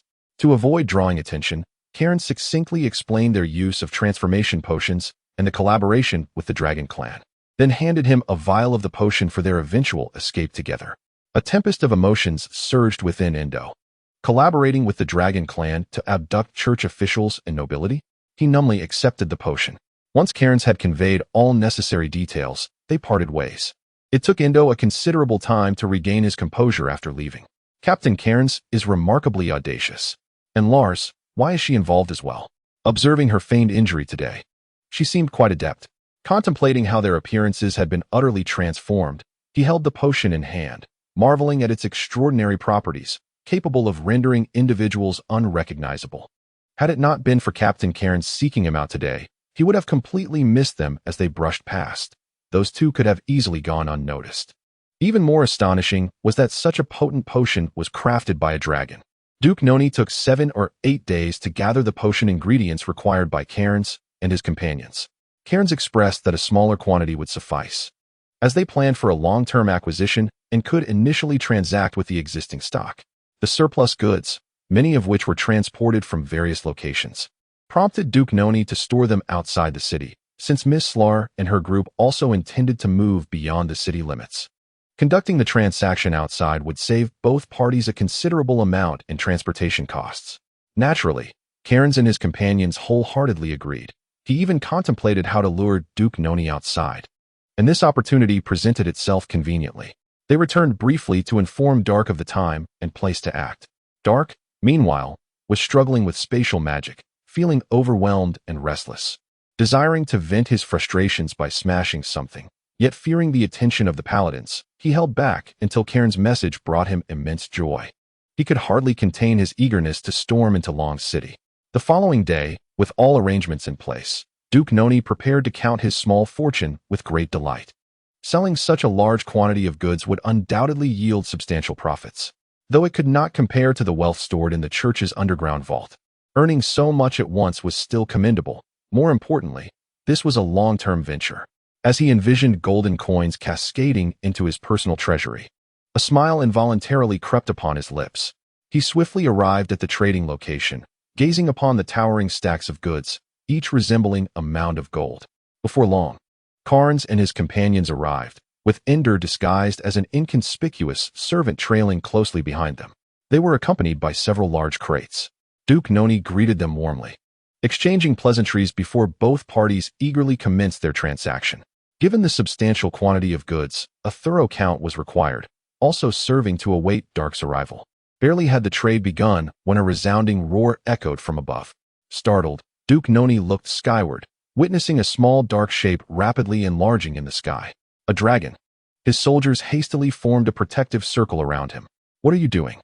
Stand aside." Duke Noni barked in frustration. A dragon descending from the heavens rendered their efforts futile. The soldiers quickly parted, hastening ahead to clear a path to the city. However, Carnes would not permit him to escape into the city. He rushed forward, swiftly incapacitating two soldiers with a couple of punches. "Duke Noni, where do you think you're going?" Despite his fear, Duke Noni failed to notice that Carnes had just assaulted his own men. "The dragon is coming. Can't you see? Run. We can trade another day." Duke Noni shouted while sprinting towards the city. Carnes grasped his shoulder firmly. "No need to rush. This dragon is rather amiable." Duke Noni, held in place, panicked. "Let go of me. What do you mean it's friendly? It sounds as if you know it personally." Carnes maintained his grip, smiling as he replied, "Is it possible that I truly do know this dragon?" Incensed by his refusal to release him, Duke Noni dismissed the notion of long-term business and exclaimed, "Nonsense. You can't possibly know a dragon." As he attempted to call for his soldiers to pry Carnes off him, he turned to see that all his men had collapsed. Glancing back at Carnes, he found him smiling amiably. "I indeed do not know a dragon," Carnes said, raising one finger, then another, "but I do know too." No sooner had he spoken than Dark landed behind him with a thundering crash. Chapter 79. No money received. The ground trembled as Dark struck it, causing Duke Noni's legs to buckle, sending him sprawling to the ground. He looked up in disbelief at Carnes and Lars, who were both smiling, with a massive red dragon looming behind them. Suddenly, the realization dawned upon him. They were after him. They could command dragons. Dragon tamers? No, that couldn't be right. Why would dragon tamers target a mere duke? Were they slaves to the dragons? But why would the dragons seek him out? His mind raced, overwhelmed and rendered speechless. "Fear not, Duke Noni," Carnes reassured, lifting him to his feet. "We have no intention of killing you." Bound firmly by Carnes, Duke Noni had no choice but to allow himself to be raised. "What do you want from us?" Now that he knew he would not die, he finally managed to speak coherently. "We merely wish to acquire some gold," Dark replied. Then, he seized Duke Noni and Carnes in one hand, while grasping Lars and Endo in the other. Carnes and Endo employed spatial magic to gather the potion ingredients and several chests of gold scattered on the ground. The paladins in Long City sensed the approach of a dragon before Dark even landed. Their hearts filled with astonishment at the bizarre attraction the city seemed to have for dragonkind. Once they confirmed the dragon's direction, they hurriedly made their way there. Upon seeing the arrival of over a dozen paladins, Dark mused to himself, "Perfect. I can finally unleash my frustrations." He immediately took to the skies and unleashed a torrent of dragon fire upon them. The paladins swiftly dispersed. Recognizing this as the same red dragon that had previously attacked the church, they were astonished that it dared to return. Among the group, only two were high-ranking paladins, and capturing this dragon was an impossibility. They could only attempt to drive it away. "Captain, look quickly. Isn't Duke Noni in the claws of the red dragon?" a young paladin exclaimed. A high-ranking paladin approached and gave him a sharp slap on the back of the head, scolding, "Are you blind? There's no Duke Noni here." They had indeed seen him, but with their limited numbers, they could do nothing to save him. They could only pretend not to notice. Furthermore, not long ago, two of their paladins had been captured, and they had to redeem them with gold, receiving a scathing reprimand from the clergy for their troubles. The proud paladins had been chastised by a group of seemingly powerless clerics, leaving them feeling utterly humiliated. However, the young paladin felt quite wronged and wanted to explain that he had truly seen Duke Noni. "Be silent. You have seen nothing," the high-ranking paladin retorted, his frustration mounting at the young paladin's lack of perception. "With your foolishness, it is no wonder the clergy have the upper hand over the paladins." The young paladin had no choice but to fall silent, feeling dejected. After Dark had demolished several sections of the city walls, he felt a considerable amount of his pent-up frustration dissipate before he finally took flight. The paladins breathed a sigh of relief as he departed. Rather than returning directly to their hiding spot, Dark circled around before heading in that direction. The two captives, Carnes and Endo, shielded Duke Noni and Lars from the oncoming gales with divine light magic. "Lars, you're crowding me," Endo remarked. "I remember you used to be smaller," he added. Lars's cheeks flushed with indignation as she retorted, "Be quiet." Endo, unsure of why she was upset, felt he hadn't said anything wrong, yet he sheepishly fell silent. After a considerable time had passed, he added, "Could you possibly shrink a little? It's really cramped." "I can't." Lars dismissed him, unwilling to engage further. Dark eventually returned to their hideout, gently placing them all down. Upon seeing two clergy members sprawled on the ground like corpses, Duke Noni's complexion turned ashen. You promised not to kill me," he stammered. Dark reassured him, "Rest assured, your life holds far greater value than your death." With the red dragon's words, Noni felt slightly more at ease. Carnes produced paper and pen, instructing him to write a letter requesting a ransom. Now that his life was in their hands, he prudently complied. After composing the letter, Lars instructed Endo to hoist him up. Duke Noni found himself in a state of bewilderment. "I have complied with all your instructions. Why must you still subject me to this torment?" he exclaimed, a hint of panic in his voice. "Surely, you do not intend to tear up the letter I just penned." Lars wielded a whip, cracking it twice through the air, and replied, "Rest assured. We shall not take your life. We merely wish to pose a few inquiries." As the sharp sound of the whip echoed, Duke Noni's flesh quivered in response. "Miss Lars, I implore you, ask whatever you wish. I shall speak freely," he pleaded. Lars cast him a fleeting glance and coldly interjected, "No, not yet. You must remain silent for the time being." Duke Noni, taken aback, questioned, "Is there something amiss with you? I have been so compliant. Yet you insist on beating me before I may speak." What followed was a cacophony of the whip's strikes accompanied by Duke Noni's anguished cries. After a brief respite, Carnes assumed a new disguise, clutching Duke Noni's correspondence as he made his way back to Long City. After delivering a thorough beating to Duke Noni, Lars began to inquire about the whereabouts of those who had been captured and sold. Her primary aim was to locate her friend. However, Duke Noni, lacking any recollection of individual transactions, could only recount the parties involved in the dealings. The mercenary corps had acquired the most captives, while other factions and several nobles had also purchased a fair share. This information proved futile for Lars. How could she utilize such details to find her friend? Infuriated, she struck Duke Noni once more. The ensuing 2 days were spent by Lars in a cycle of eating, sleeping, and beating Duke Noni. What perplexed them was the absence of Carnes. Surely, there was no issue at hand? Upon learning of Duke Noni's abduction by a dragon, his family should have been in a frenzy to procure his ransom. The act had occurred in plain sight, leaving no room for doubt regarding the dragon's capability to abduct. Had Carnes' message failed to reach them? That seemed improbable. He was the most reliable among them. As they speculated, Carnes finally returned. Dak quickly approached him, having endured a grueling session of magical practice. The sight of Carnes filled him with joy, providing a much-needed reprieve. "Did you acquire the gold?" Dak inquired. Carnes shook his head, leaving Dak momentarily stunned. "You did not obtain the gold? This deviates from our plan." Upon hearing that the ransom had not been procured, Duke Noni gasped and promptly asked, "Did you fail to deliver the letter?" He silently prayed that they would not act out of fury and maim him or sever a limb to intimidate his family. Carnes regarded Duke Noni with a peculiar expression, stating the letter was indeed delivered. However, the group, along with the dragon, awaited his next words. With a wry smile, Carnes continued, "It appears that your 2 sons, upon learning of your abduction, chose not to follow the directives within the letter to bring the ransom to the designated location. Instead, they have commenced a struggle for the Duke's inheritance." Chapter 80. Compensation for mental distress. Duke Noni remained in stunned silence for an extended moment, attempting to process the unfolding situation. He could scarcely believe that Carnes was speaking the truth. His 2 sons were generally so obedient. Carnes proceeded to recount the intelligence he had gathered in Lawns over the past few days. It turned out that shortly after Duke Noni was captured by Dark, His family received the news. His elder son indeed intended to rally troops to rescue Duke Noni. However, shortly after departing Lawns, he was informed that his younger brother, with the assistance of their mother and the steward, had taken control of the castle and was preparing to seize Lawns. His elder son was taken aback. His brother sought to inherit the dukedom, and without their father's designation, he was the rightful heir.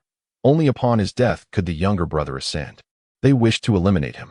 Realizing the gravity of the situation and driven by self-preservation, he hastily returned to the city to command the army, aiming to secure the defense of Lawns. Yet, his mother was not to be underestimated. He could not fully assert control over Lawns. A struggle ensued between the two factions. Cairns dispatched a letter, but neither side responded. The mother and daughter Lars keenly detected a whiff of intrigue. The Duchess, the steward, the younger son, were these not the very elements of the noble gossip they so adored? They turned their gaze to Duke Noni, suddenly perceiving a pallor of envy upon him. After a prolonged silence following Cairns' account, Duke Noni remained lost in thought, recalling certain details from the past. Upon noticing the curious stares of the Lars women, his countenance turned ashen. In a fit of indignation, he was tempted to lash out but quickly recognized his precarious position and stifled his anger. "Release me, and I assure you, I will pay you," Duke Noni pleaded. Dark was the first to refuse. How could they guarantee he would still part with his wealth if released? Duke Noni persisted, increasing his offer. The final sum he proposed caused Cairns and the others to waver.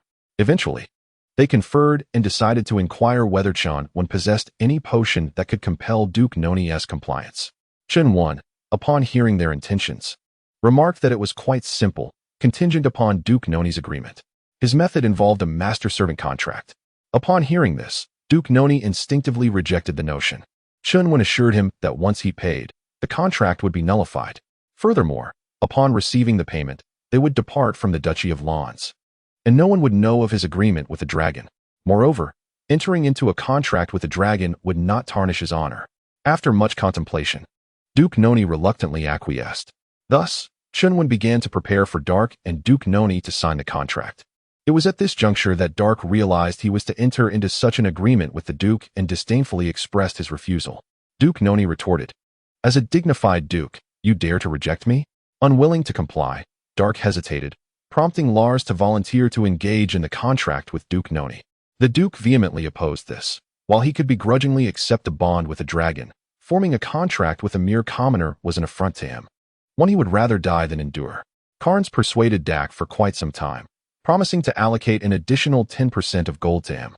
Considering that Duke Noni had already raised the ransom himself, their foregoing of a mere 10% posed no significant issue.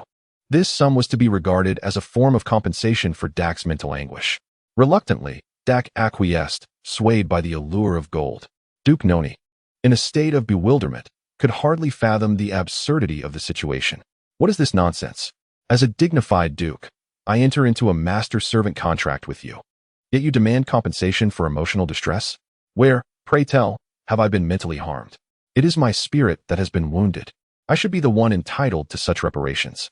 With both parties cooperating seamlessly, the contract magic was swiftly completed. An inexplicable sensation emerged between Dak and Duke Noni. As if they could faintly sense each other's presence, Dak experienced a feeling of looking down upon, while Duke Noni felt a sense of looking up to Dak. Observing their completion of the master-servant contract, Cairns and his companions regarded Chen Wen with even greater curiosity. What legitimate dragon would pursue such peculiar abilities? Surely, not even the humans would engage in such oddities. Having finalized the contract, they released Duke Noni, with Cairns escorting him to a location not far from Long City. Upon witnessing Cairns employ holy light magic, Duke Noni gaped at him for an extended period. "Are you a paladin?" Duke Noni inquired cautiously. He could scarcely conceive that a paladin would collaborate with the dragon race to abduct a noble such as himself. Was he not concerned about retribution from the god of light? Cairns offered a brief response and chose not to elaborate further. Matters concerning the church were unnecessary for him to discuss. After parting ways with Duke Noni, Cairns instructed, "Simply place the money where I previously indicated." With that, he departed. As Duke Noni regained his composure and made his way back to Long City, the mother-daughter duo, Rals and her daughter, disguised themselves and, accompanied by Endur, set off toward Long City shortly after Cairns had taken Duke Noni away. Upon his return, Duke Noni claimed to have escaped from the dragon's clutches, embellishing his narrative with tales of cleverness and bravery. His vibrant return soon eroded the resistance of the Duchess and others. Duke Noni adeptly quelled the incident, imprisoning the steward in the dungeon. To maintain the facade of nobility, he refrained from conducting a thorough investigation into the relationship between the Duchess and the steward, although he noticeably distanced himself from his youngest son. What infuriated him most was the realization that the church was subtly inciting events behind the scenes. After resolving his affairs, Duke Noni dispatched a sum of money to the location specified by Carnes, adhering to their agreement. Dak and his companions intended to take action against the newly arrived priest. Thus, they opted to maintain their master-servant contract with Duke Noni for the time being. Duke Noni found himself with little recourse but to comply, awaiting a few more days. Calculating the time, it seemed the new priest in Long City was drawing near. After finishing their watermelon, Lars and his companions brought back a piece of news. Dak had recently caused a commotion in Longxi City, prompting many high-ranking paladins to withdraw from their missions. They feared that Dak might target the newly arrived priest, thus dispatching numerous high-ranking paladins to confront him. Upon hearing this news, both Dak and Carnes furrowed their brows. They deliberated and resolved to set out immediately to take action. For the sake of safety, they hired Chen Wen to divert the attention of the high-ranking paladins. With his mastery of magic and potions, he possessed ample means to engage with them, unfazed by the prospect of being besieged. After practicing his speech for so long, Chen Wen, feeling somewhat stifled, agreed to assist in restraining the paladins. 6 high-ranking paladins rode their flying steeds through the air. Among them were 2 who had previously been captured by Chen Wen.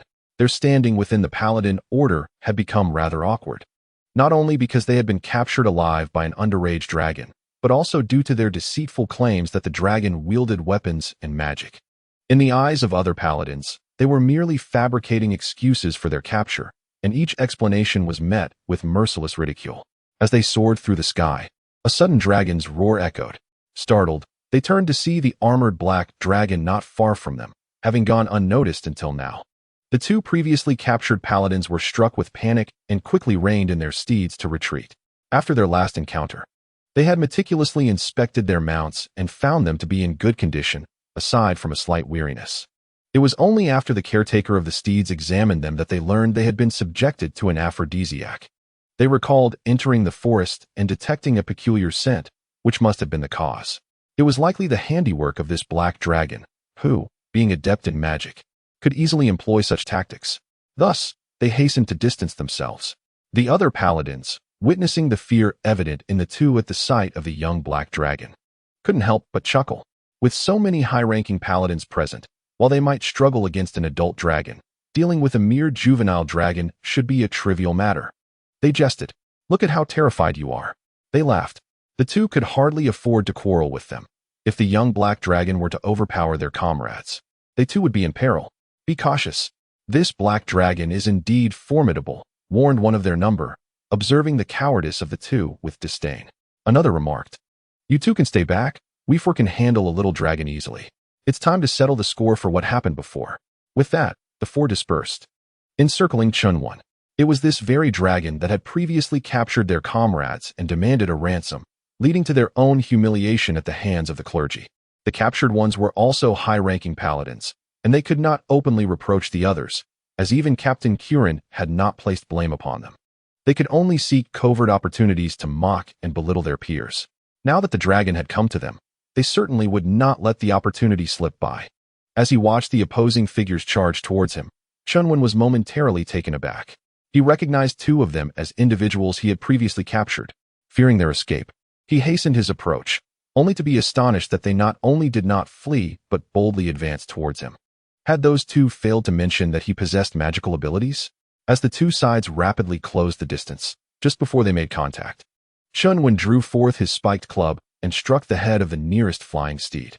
Following this, he executed a graceful somersault in midair and delivered a blow to the head of another flying steed. The 2 steed riders immediately tilted their heads and tumbled down. "My horse!" the 2 paladins exclaimed, simultaneously dismounting. A saying from his previous life echoed in his mind. To shoot a man, first shoot his horse. The flying steeds, being small and highly maneuverable, needed to be dealt with. Otherwise, they would buzz around him like pesky flies, driving him to distraction. After incapacitating the two steeds, he remained undeterred, swiftly retrieving a collection of potions from his magical space and hurling them towards the remaining two paladins. Upon seeing the projectiles soar towards them, the paladins quickly dodged. However, at that moment, Chen Wen had already brandished his staff. Bind the paladin. The ensnared paladin was momentarily stunned, then recalled the earlier conversation in which the others had mentioned that this dragon could wield magic. Indeed, the spiked club had seemingly materialized from thin air. He truly possessed magical prowess. There was no time for them to be astonished. They hastily cast a divine light spell to shatter the binding magic. Just as they managed to break free, a flurry of vials and jars descended upon them. Without hesitation, Chen Wen unleashed 2 gusts of wind upon the potions lying before the 2 steeds. The potions erupted, releasing a peculiar aroma. The paladins, uncertain of what it was, could ascertain only that it was certainly something unpleasant. Soon, the steeds beneath them began to behave erratically. It then dawned on them that the earlier 2 had mentioned that during their pursuit of this little black dragon, their steeds had inexplicably gone into heat, casting suspicion on the dragon's involvement. Others had ridiculed them for this, deeming it absurd that a dragon could incite such a reaction in flying steeds. As they observed their steeds becoming restless, they were incredulous. Had the earlier substances truly caused this? They stared, astonished, at the little black dragon, who wielded a spiked club in one hand and a staff in the other, their mouths twitching in disbelief. This hardly resembled a dragon. Accepting that it could wield weapons was one thing, but a dragon wielding magic was quite another. And to think it could poison? This little black dragon was indeed extraordinary. The 2 who had witnessed the steed's agitation, reminiscent of their earlier encounter, widened their eyes in realization. It was indeed the work of this black dragon. As they observed their 4 companions faltering, they not only refrained from assisting, but also pulled back the reins, retreating further away.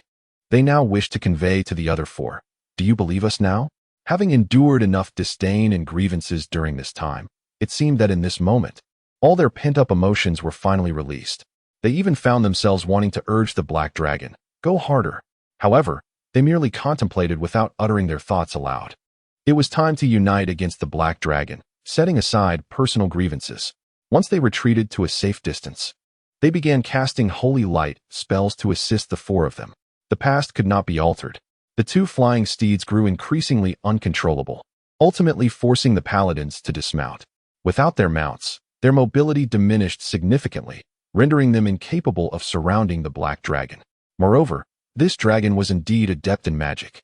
Chen Wen wielded both magic and a spiked club, but the 4 of them found themselves at an impasse, unable to engage effectively at either range. Their heads buzzed from the relentless assault. Had it not been for the 2 in the distance managing to distract the dragon, they would have succumbed long ago. Nonetheless, it wasn't long before 2 of them were struck down by the spiked club. Fortunately, the holy light shield mitigated the severity of their injuries. This experience made it abundantly clear that they were ill-equipped to contend with the dragon. They had to flee swiftly, hesitating any longer risked capture, which would not only be humiliating, but would also invite further scorn from the clergy. Under the cover of the 2 paladins, they retreated while continuing to fight. Chen Wen's sole objective was to drive them away, allowing Dak and his companions to abduct the new priest without impediment. Among the 6 of them, 2 were particularly cunning, persistently harassing him from the periphery, making their capture quite challenging. Upon seeing their escape, they refrained from pursuing further. After guarding the route for a while and estimating that Dak and his allies had likely succeeded, they departed for their hideout. Meanwhile, the paladins who witnessed the black dragon not pursuing them breathed a sigh of relief. This dragon was indeed a master of magic, a most sinister foe. The 2 who had been mounted felt a sense of satisfaction at witnessing their distress. "So, do you now believe?" The group fell silent, recalling their earlier ridicule, feeling somewhat embarrassed. Thankfully, their assistance had been crucial. Otherwise, they might have truly faced capture. The 4 hastily apologized to them. Shortly after Chen Wen returned to their hideout, Dak arrived, grasping the priest in tow. Chapter 82. A financial loss to avert disaster. The priest displayed no signs of fear and refused to cooperate in drafting a ransom note, even threatening them. If he were not released immediately to confess at the church, they would surely face the wrath of the God of Light. Whether they would be punished remained uncertain. But he was about to face his own reckoning, as Lars commented. Soon, the priest was suspended, and without hesitation, Lars wielded a whip. orchestrating a symphony of screams that echoed through the air. After enduring a thorough beating, the priest finally complied.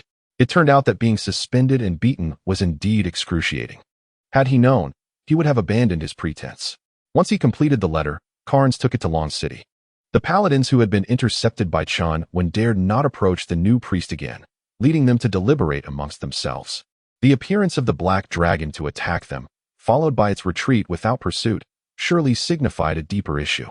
Was the dragon's intent merely to obstruct their mission? They were, after all, en route to retrieve the new priest. The black dragon was accompanied by a red dragon. Where was the red dragon? A few individuals were taken aback, realizing that their target was the newly arrived priest. Having been thwarted by Duke Noni, they had now turned their predatory instincts toward the priest. Were they intending to abduct the new priest for ransom? A shared expression of schadenfreude crossed their faces. They resolved to steer clear of this murky situation, as it was not their designated mission. It was Captain Killen, feeling remorseful about a previous incident involving the church and a ransom, who sought to make amends this time. He wished to foster a good rapport with the new priest, while harboring some concern that the red dragon might pose a threat to him, thus sending them over on short notice. Unbeknownst to them, Captain Killen's apprehensions were indeed justified. The priest, already under the protection of paladins, had Killen presumed that adding their numbers would suffice to ensure the priest's safety, even in the event of encountering the two dragons. However, they harbored doubts about the black dragon's capabilities in magic. Fortunately, they were intercepted by the black dragon. Otherwise, the embarrassment of losing the priest in their custody would have been considerable, likely leading to a severe reprimand. This impromptu mission was a decision made internally within their paladin corps, unbeknownst to the clergy of Long City. Relieved, they hurried back to inform Killen of the situation. Upon their return to the paladin camp, they observed several clergy members hastily approaching. Noting their panicked expressions, the group exchanged glances, suspecting that something had happened to the new priest, and they quickly made their way to Killen's quarters to avoid revealing anything amiss. Inside Killen's quarters, he was deeply troubled as he scrutinized a map.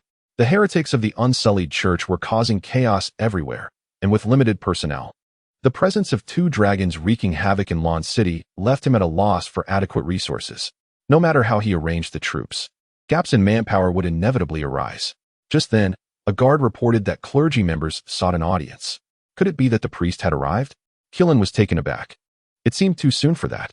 Before he could even invite them in, several clergy members burst through the door. Killen frowned, clearly displeased. The clergy members disregarded his irritation and quickly presented a letter written by the new priest. Captain Killen, the new priest has been captured by a dragon. Killen was startled.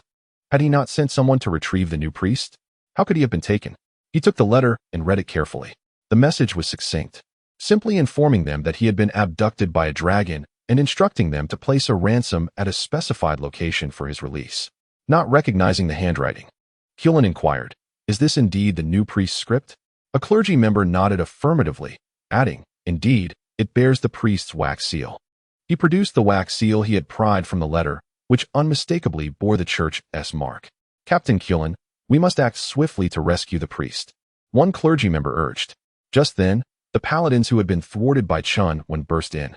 Reporting to the captain, "We have completed our mission." Killen was on the verge of anger. What on earth was happening today? Why was everyone behaving so erratically?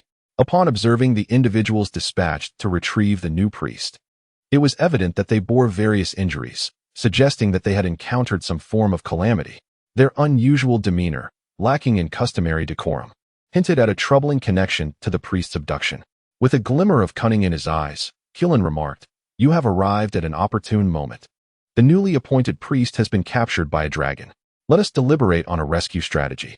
The group feigned shock, exclaiming, "When did this occur?" Sensing their pretense, Killen's lips twitched in a knowing smile. Their reaction was indeed predictable. He managed to suppress his expressions, stating, "It transpired not long ago. It was the very red dragon responsible for the Duke Nani's abduction."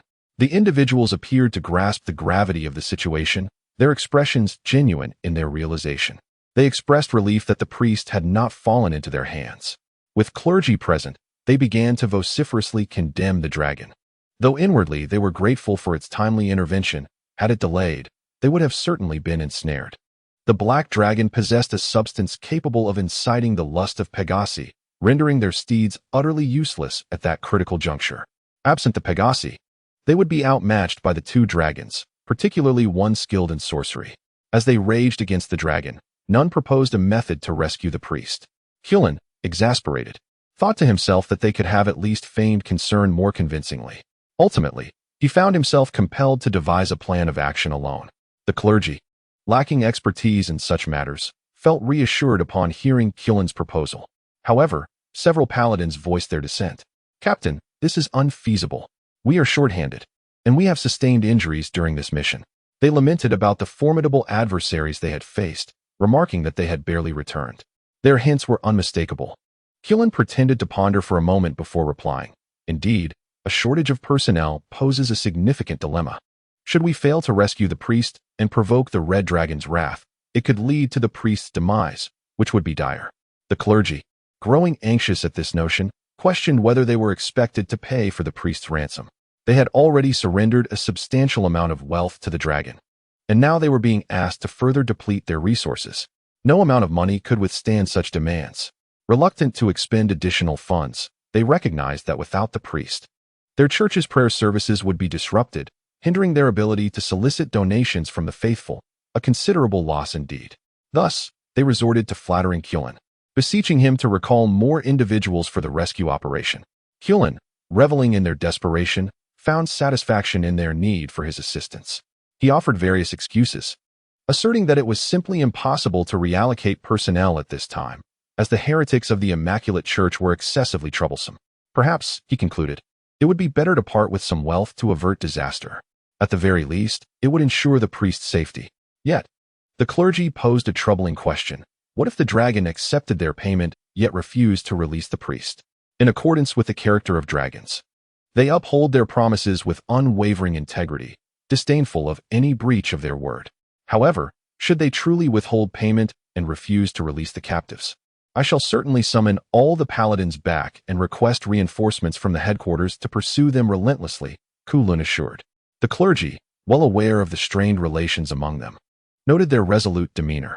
Even if they chose not to deploy their forces, there was little they could do but depart with grim expressions. After their departure, Chen inquired about the events that had transpired. Chapter 83. Perhaps we should pay the ransom. They recounted the encounter with the little black dragon to Chen. Upon hearing their tale, he was incredulous, scrutinizing each of them until he finally received enough confirmations to believe they were not jesting.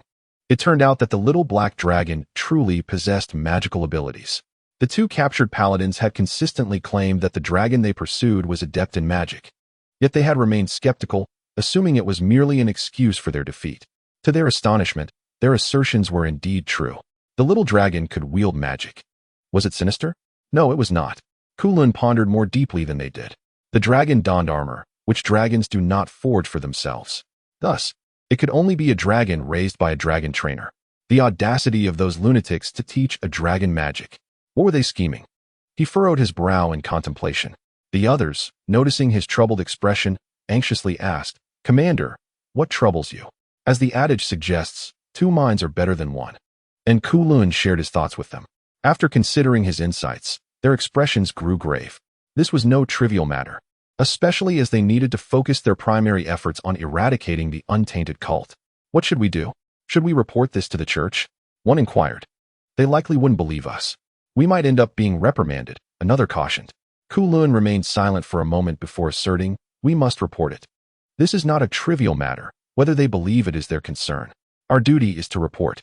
Chen made his decision, and the others had no further objections. After the clergy returned from the paladin camp, they pondered for a while before seeking an audience with Duke Noni. They wished to inquire how he had escaped the dragon's clutches and whether there was any means to rescue the priest. Duke Noni internally scoffed. "You actually believed my bluster?" He began to understand why the Red Dragons had not yet annulled their master contract. They were fixated on the newly arrived priest. He felt somewhat displeased. They had all signed the master contract and yet kept him at arm's length. Why had they not informed him? He could have lent a hand. The church had squandered so much of his wealth. This could have been a chance to recoup some losses. While musing on this, he continued to boast outwardly. It was a rare opportunity for someone to seek him out, and he intended to take full advantage of it. The clergy members wore expressions of dismay upon hearing the Duke Noni's lengthy discourse, as they had come seeking a means to rescue the priest, only to be subjected to the Duke's relentless chatter. To conserve their ransom funds, they forced smiles as they listened. Eventually, one among them could no longer contain his frustration and urgently inquired if the Duke had any suggestions for liberating the priest. Duke Noni replied, "It is somewhat challenging. The last time I attempted to intervene, I was thwarted, and the red dragons are likely to be even more cautious now. To be frank, the paths in that area are rather convoluted, and I cannot recall their precise hiding place. Otherwise, I would have long since led my men to exact retribution. My Lord Duke, might you ponder the matter further?" One clergyman implored, presenting a handful of gold. Duke Noni, unperturbed, accepted the gold with a jovial demeanor, stating, "Very well. I shall contemplate it once more." With that, he began to usher them out. The clergy, reluctant to depart, had no choice but to leave, awaiting his response. On the following day, they once again visited Duke Noni, who continued to feign forgetfulness, urging them to promptly deliver the ransom, as the red dragon appeared ill-tempered. Should they become desperate, the priest's life might be forfeit.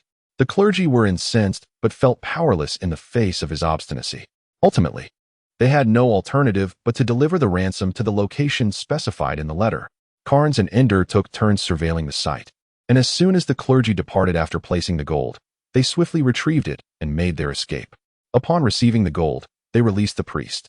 However, Lars was somewhat displeased. These scoundrels had committed numerous heinous acts, and allowing them to walk free seemed excessively lenient.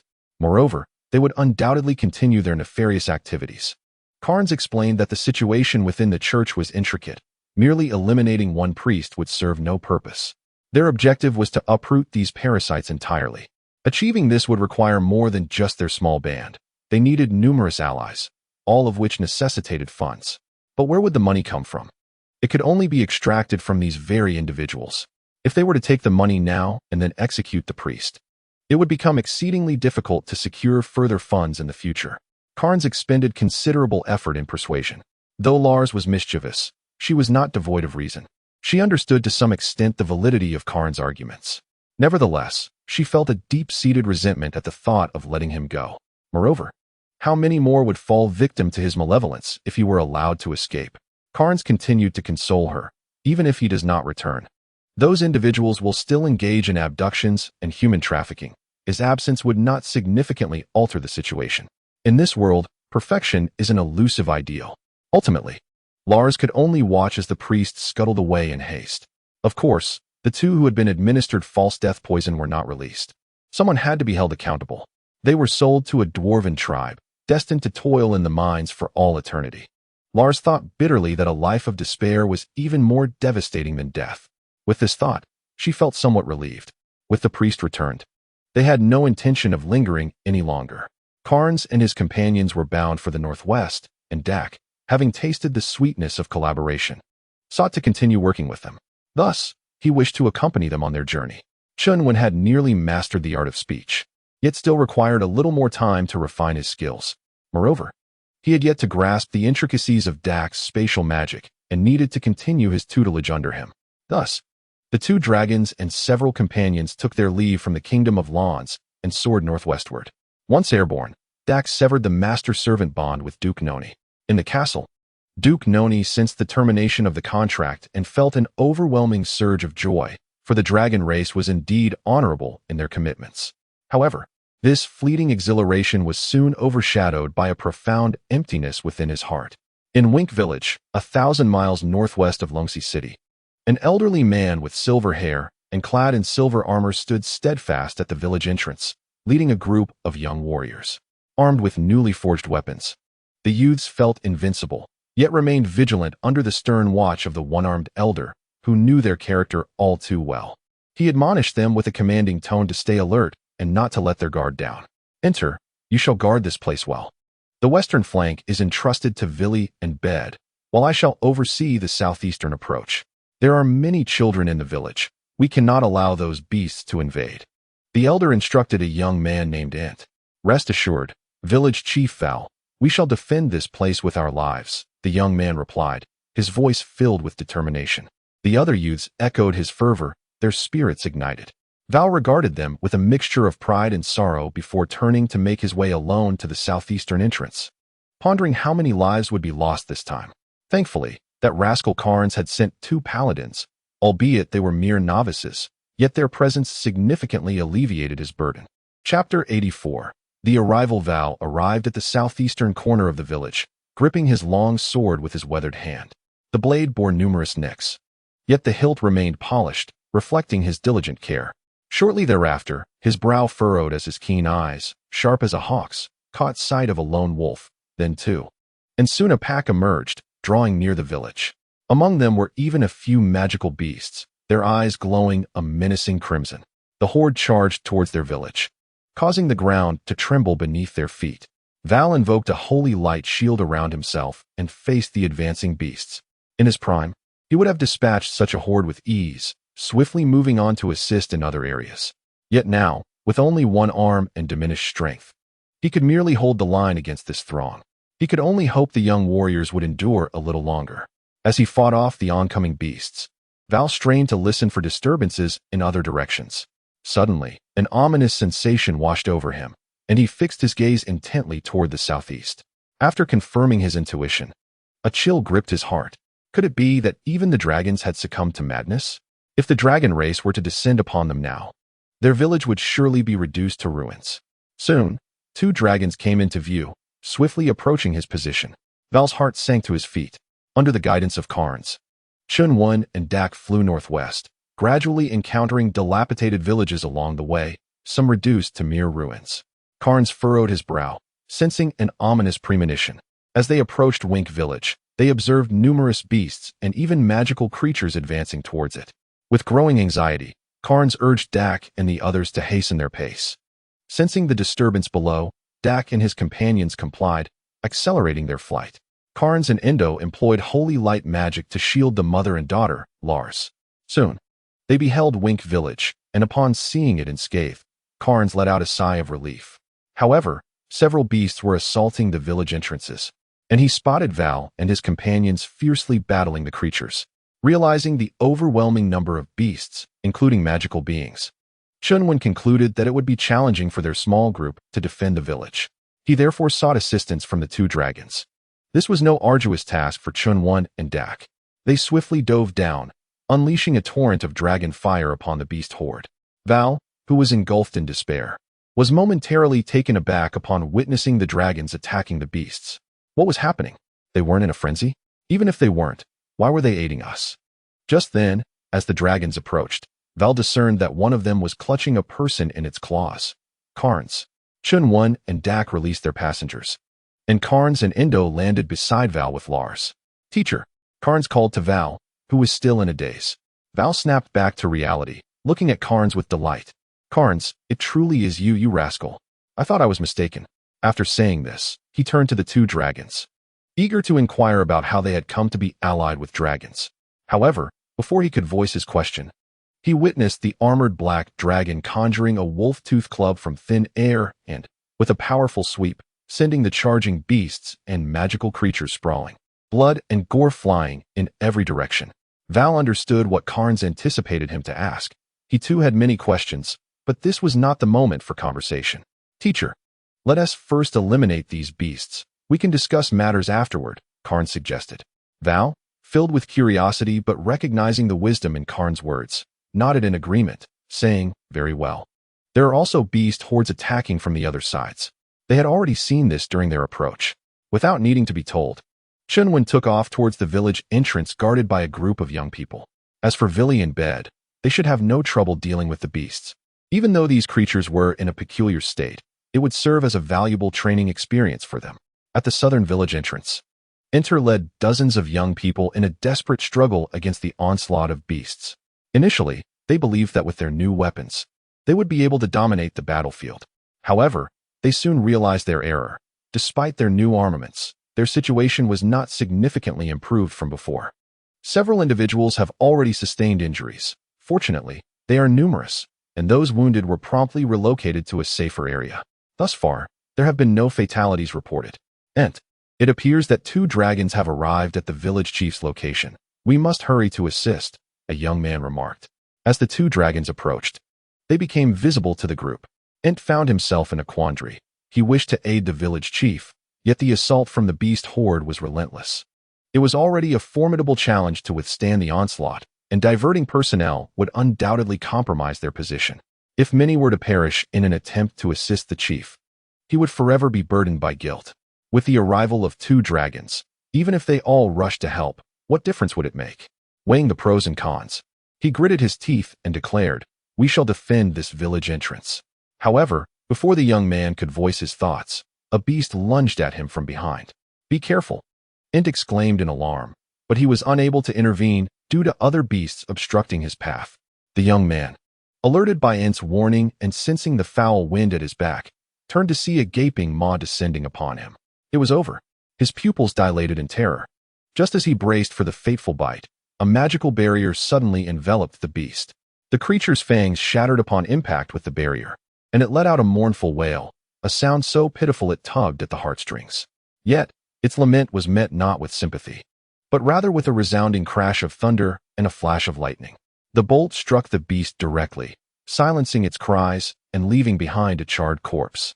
All of this transpired in the blink of an eye, leaving both the young man and Int momentarily stunned. It was only upon regaining their senses that they realized the beast lay dead. Was that magic? Had a sorcerer come to their aid? Just as they contemplated looking up at the sky, a shadow plummeted downwards. The ground shook violently, nearly causing them to lose their footing. Once they steadied themselves, they discerned the newcomer, a black dragon clad in armor, wielding a staff in one hand and a mace raised high in the other, poised to strike. With a swift motion, the dragon's tail swept through the throng of beasts, sending them scattering. It continued its onslaught, raising its staff and unleashing a gust of wind magic upon the remaining beasts, obliterating them entirely. After Int and the others managed to slay a few beasts, they gazed at the now desolate village entrance, stunned. How had the horde they struggled against been vanquished so easily? They turned their eyes to the black dragon, swallowing hard. Had this dragon truly aided them? Why would a dragon assist humans? They pondered for a considerable time without arriving at a conclusion. Yet, recognizing the dragon's assistance, they felt compelled to express their gratitude. A group of young people exchanged glances, and with newfound courage, they approached to offer their thanks. Chen Wen turned to see them approaching and barked, "Get lost." Chapter 85. Barbecue. A group of young individuals approached with broad smiles, only to be momentarily taken aback by the sudden proclamation of the Black Dragon, causing them to halt in their tracks. The Black Dragon turned away after issuing the command to leave.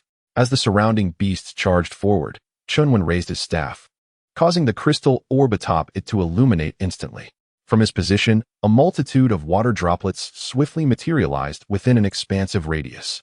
These droplets hung densely in the air, shimmering with a kaleidoscope of colors under the sun, akin to a sky adorned with gemstones. Upon glancing back at the young individuals, who remained frozen in place, Chen Wen urged them to retreat.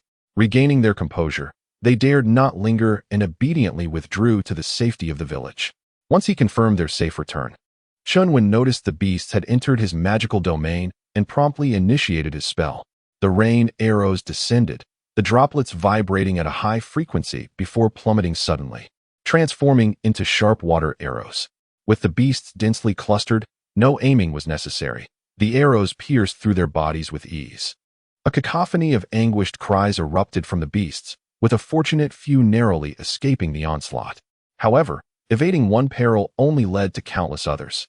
Chen Wen meticulously identified each beast that had survived the rain of arrows. It was at this moment that the young individuals comprehended the Black Dragon was casting magic. Could dragons wield magic? They exchanged glances, whispering among themselves. I recall the village chief taught us that dragons only breathe fire and engage in close combat. Thus it's best to attack them from a distance to avoid confrontation. Indeed, the nun also imparted the same wisdom. Perhaps the village chief has never encountered a dragon and was merely spinning tales to amuse us. Yet he claimed to have fought one before. Surely that must be an exaggeration. Adults often boast. As the young individuals debated the credibility of the village chief's claims, Chen Wen had already dispatched the remaining beasts. They were left in awe, realizing the prowess of a dragon in resolving the situation with such ease. Hastily, they made their way towards the village entrance in the southeast to assist the village chief. En route, they encountered the village chief along with Carnes, who were also rushing to the scene. Chen Wen arrived as well, but noted the absence of Dak. After reuniting with the young individuals, The village chief directed them towards the entrance in the west, while Chen Wen returned to the southeast village entrance in search of Dak. Dak was rummaging through a pile of beast carcasses. "What are you looking for?" Chen Wen inquired. "There are a few magical creatures here that I haven't feasted on in ages. I'm trying to retrieve them for a treat." "You came at the perfect time. Bring out the spices," Dak replied, his face lighting up upon seeing Chen Wen. Chen Wen was speechless. Did he truly need to be so eager for a mere handful of magical creatures? Had he been starving during this time? Dak quickly unearthed two relatively intact corpses of magical beings and skillfully began to skin them and remove their entrails to ensure a delectable roast. They refrained from using their dragon flames directly. The intense heat could easily char the exterior while leaving the inside undercooked. Chen Wenfei ventured into the woods to gather some firewood, while the two dragons cleared a patch amidst the pile of beast carcasses, fashioning makeshift cushions from the remains before commencing their meat roast. At the village entrance to the west, Vili in bed. Both paladins adorned with shields of holy light and wielding sacred magic, faced no difficulty in dealing with the beasts. Yet, the sheer number of these creatures proved overwhelming. To prevent them from breaching the village, they tirelessly ran back and forth, thwarting every beast that attempted to invade. Before long, exhaustion settled heavily upon them. Upon spotting Captain Carnes and Val approaching, their spirits lifted. "Captain Carnes, you have finally arrived." Seeing their struggle, Carnes drew his sword, ready to charge in. However, Val intervened, stating, "The youth must be tempered. Let them hone their skills." Carnes glanced at Vili in bed. Though reluctant, he acquiesced to his mentor's words. "Yes, master," he responded. Vili in bed, eager for assistance, found themselves disappointed as Carnes and Val merely observed their battle. Realizing their plight, Carnes finally signaled Ender to join the fray. "Great God of light, grant me divine strength," Ender prayed, unsheathing his longsword. Midway through his invocation, Val delivered a swift kick to their backsides. Enough dawdling. Stumbling slightly from the unexpected nudge, Ender disregarded it, finishing his prayer before charging forward. With Ender's involvement, Vili and Bed found their burdens alleviated significantly. Val and Carnes remained nearby, occasionally offering guidance to the trio. "The current youth are truly lacking. In our days of dragon hunting, we faced far greater challenges," Val remarked with dissatisfaction. Carnes could only offer an agreeable smile. The group of young villagers behind them exchanged glances upon hearing the village chief's boastful words. "The chief is at it again," one whispered. "Indeed, he has never even seen a dragon." Another suggested, "Should we humor him?" A few shook their heads, signaling to let it be, lest he ramble on endlessly, rendering their ears weary. The others nodded in silent accord. Meanwhile, Dak and Chun were tending to their sizzling meat, which oozed with juices. After hours of toil, Vili, Bed, and Ender finally cleared the beasts, collapsing onto the ground in utter fatigue, unwilling to move. Surrounding them were heaps of carcasses. Ender, gazing at the abundance of beasts, felt a pang of hunger and contemplated seizing one to devour. With so many beasts, we could feast for quite a while, he swallowed hard. Just then, Val approached, stating, "These beasts are not fit for consumption." Ender and Carnes turned their attention towards him, then glanced at Vili and Bed, who nodded in agreement. Val continued, "These creatures are tainted by a malevolent essence, which is also the cause of their madness. Consuming their flesh would lead to contamination, rendering one akin to them." Chun and Dak were busy seasoning their meat. "A malevolent essence?" Carnes inquired, puzzled. "Indeed. It originated from the north, beginning approximately 6 months ago. Once one is tainted by this aura, even magical creatures cannot escape the throes of madness," Val remarked. Endo gazed upon the multitude of wild beasts, lamenting the fact that they could not partake in their consumption. "You all tidy up," Val instructed the young ones. Then, accompanied by Carnes and Endo, he departed, saying, "Come, tell me the tale of those two dragons. How did you come to associate with them?" Carnes cast a glance at Willie in bed, his thoughts swirling. They had not informed the teacher about the dragons. Thus, he recounted the events following their capture by Dark, particularly emphasizing the matter of the clergy's involvement in human trafficking. Val was astounded. Those rascals, while he had suspected they were nefarious, he never imagined they could be so outrageous. He turned his attention to Willie and Bed, two young ones who had kept such vital information concealed for so long. Willie and Bed shrank back, aware that discussing the clergy would inevitably lead to their collaboration with the dragons in plundering the church's gold. "We are not well acquainted with you," Should we divulge this information and incite your wrath? Who would defend us from your blade? They reasoned. As the group conversed, they arrived at the village entrance in the southeast, eager to express their gratitude to the two dragons. Upon reaching the village's edge, they were met with a shocking sight. The dragons were feasting upon the wild beasts, and judging by the pile of bones beneath them, they had consumed quite a considerable amount. Chapter 86. The Madness Epidemic. Val as heart raced. Having consumed so much, what would happen when they succumbed to madness? These beasts must not be eaten, Val shouted. Though it was somewhat late, he felt compelled to intervene, hoping to salvage the situation. Chen Wen and Dark turned to them, perplexed. Why should such delectable beasts not be consumed? As they noticed the group's halt, Val insisted they maintain their distance. Should the dragons become frenzied, escape would be impossible. Why can't we eat? Dark inquired, tearing off a piece of meat. Val hastily explained the predicament regarding the beasts. Eating this meat induces madness? Dark questioned, having just burped. Indeed, Val confirmed. Initially, someone consumed it, and before long, they began to act strangely. Chen Wen and Dark took a moment to reflect. It smells divine. It seems there is no other sensation apart from its deliciousness. The group awaited any signs of change in the dragons, yet after a considerable time, the dragons continued their feast without any apparent alteration. It appears to be fine, Dark exclaimed, brandishing a roasted beast. Would you care to try? Taste my culinary skills. Val and the young ones observed the dragons indulging in their roasted meal, feeling an inexplicable sense of peculiarity. Must dragons cook their meat as well? How different they were from the dragons he had previously encountered. Meanwhile, the youths exchanged glances, realizing that these two dragons differed entirely from the tales recounted by the village chief. It was evident that the chief had indeed never laid eyes on a dragon. Did you not notice how astonished the chief appeared? It seems this is his first encounter with dragons. Indeed, they concurred.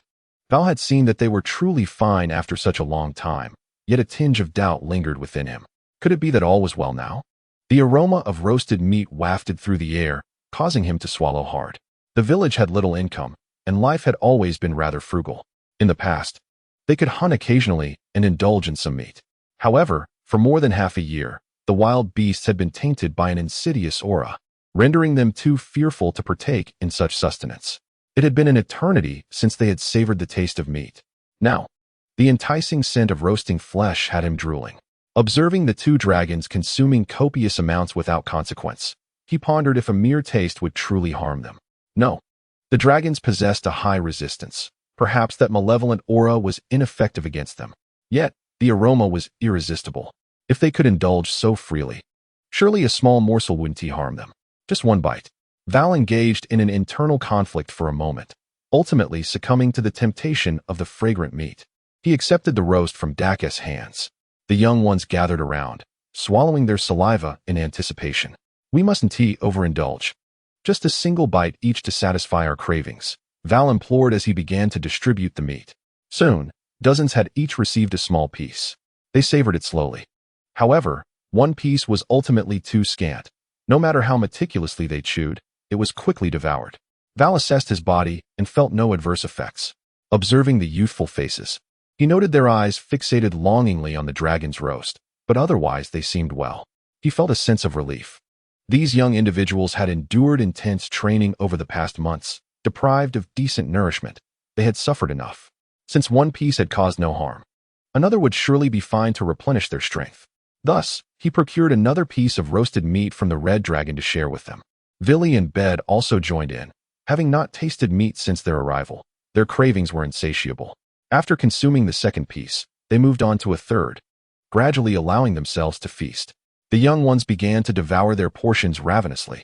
Suddenly, one youth swung a fist, striking another squarely in the face. Was it not you who pilfered my family's vegetables last time? The assailed individual was momentarily stunned, then erupted in anger. What is it to you if I took a few of your vegetables? Have you not taken from my family as well? With that, he retaliated with a punch. The two soon grappled. Before long, others began to stir. You scoundrel! I lent you my book, and you tore out the most thrilling pages. Return them. I've told you countless times, it was my dog that did it. Spare me your nonsense. Which dog do you have? Woof woof. You claim it wasn't you. So what if it was me? Almost everyone's eyes blazed red as they engaged in a melee. Carnes and Ender refrained from indulging in meat. watching with exasperation as chaos erupted around them. Val, old man, prepare to meet your end. Suddenly, a young man leaped forth, charging at Val, with one leading the charge. The others followed suit, hurling curses as they rushed towards him, venting the pent-up frustrations from their rigorous training under Val. At this moment, Val's eyes were aflame with fury. A group of insolent youths, barely out of their infancy, spent their days idling about, and he could hardly restrain himself from delivering a sound thrashing. With a mighty swing of his one arm, Val charged into the throng. Old Carnes attempted to intervene, yet Val was already embroiled in a scuffle with the young men. Just then, Villy and Bed staggered over.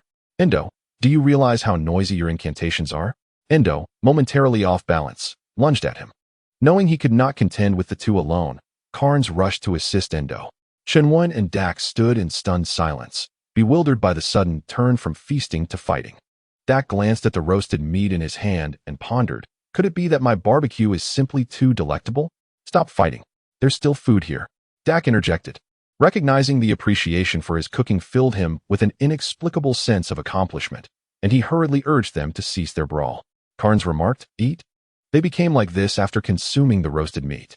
In their current state, only the potion-making expertise of Chen Wen might remedy the situation. My lord Chen Wen, this meat is toxic. We must find a solution quickly, he implored. A sudden realization struck Dak. Was the meat truly poisonous? Chen Wen contemplated the situation, uncertain of the cause, and decided to use a binding spell to separate the combatants. Continuing their altercation risked dire consequences. What has happened to them? Chen Wen inquired.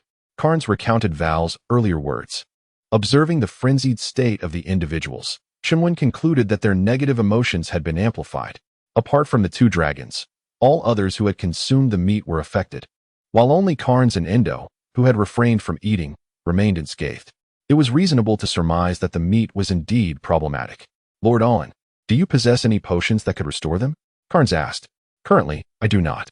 In order to formulate an appropriate antidote, we must first ascertain the nature of that malevolent energy, Chen Wen replied, hearing that there was still no remedy for their teachers.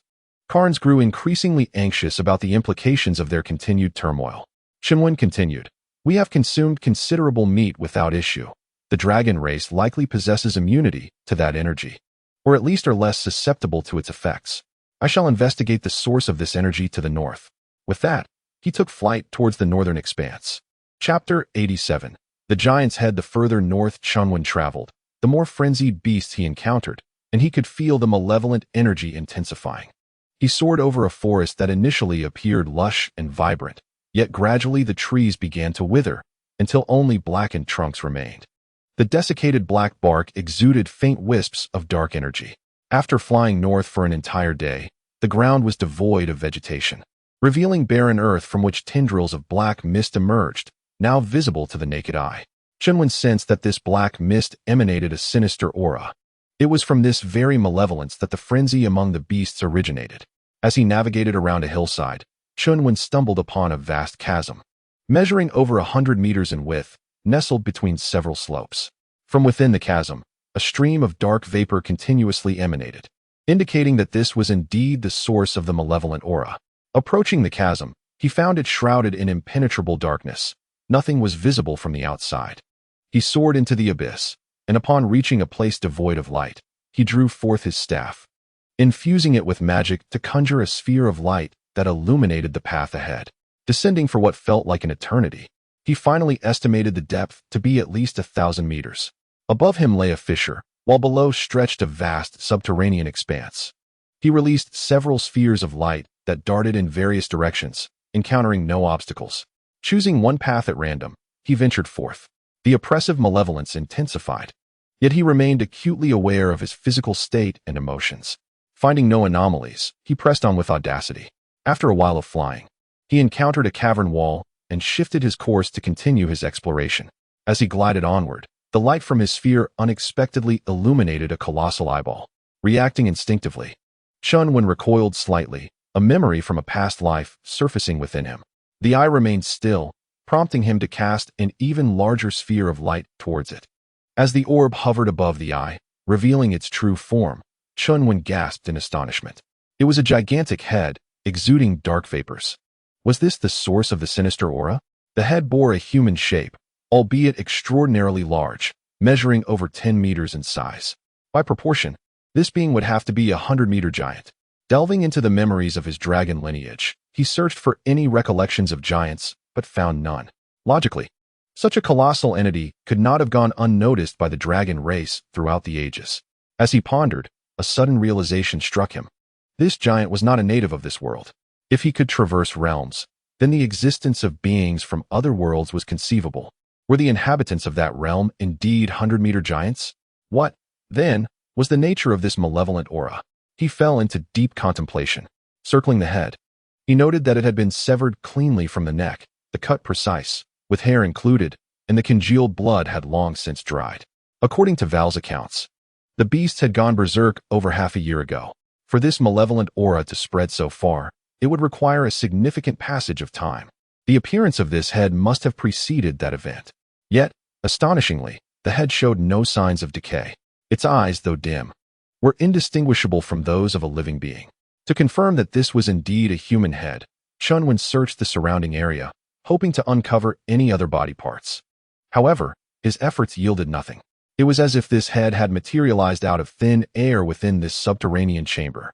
No, it was entirely possible that it had indeed appeared from another realm, transported here. With no leads to pursue, he concluded that further contemplation on the matter would be futile, and thus set his mind to other thoughts. First and foremost, it is imperative to concoct a potion capable of resisting this malevolent aura. He immediately set to work examining the severed head. Days later, he had formulated several potentially effective potions. Glancing at the enormous head, he decided to leave the subterranean chamber, prioritizing the task of rescuing others. He retraced his steps back to Wink Village. Val and the others had been fed a false death potion by Carnes. Otherwise, if they remained in such a heightened state, it could lead to dire consequences. Fortunately, he had previously ordered a batch of false death potions from Chen Wen. Upon seeing Chen Wen return, Carnes hurried over. How did it go? Chen Wen produced the prepared potions and replied, "We'll discuss other matters later. I have concocted several potions to test which one is most effective." Carnes was elated to have a lead. He immediately organized a trial for the potions. The villagers, both adults and children, emerged to assist. With the beast horde eradicated, everyone felt safe to come out. Earlier, they had seen the village chief and the young men baring their teeth in fierce expressions, which had startled them. They wished to approach the chief but hesitated due to the presence of a colossal red dragon nearby. After Carnes explained the situation, they understood what had transpired with the chief and grew curious about Dak, inching closer until they were reassured by the dragon's non-threatening demeanor. Concern etched on their faces. They gazed at the chief and the young men, their pillars of strength, fearing for their safety. Learning that a potion master was investigating the source and formulating a targeted potion eased their worries somewhat, especially after witnessing Carnes successfully use the false death potion. Their faith in the potion master's abilities solidified. Initially, they had thought Carnes had truly killed someone, nearly confronting him in fury. However, when Carnes administered the antidote and the supposedly deceased individual sprang back to life, they were astonished and completely convinced of the potion master's prowess. Now, upon discovering that the so-called potion master was, in fact, a dragon, they stood in stunned silence.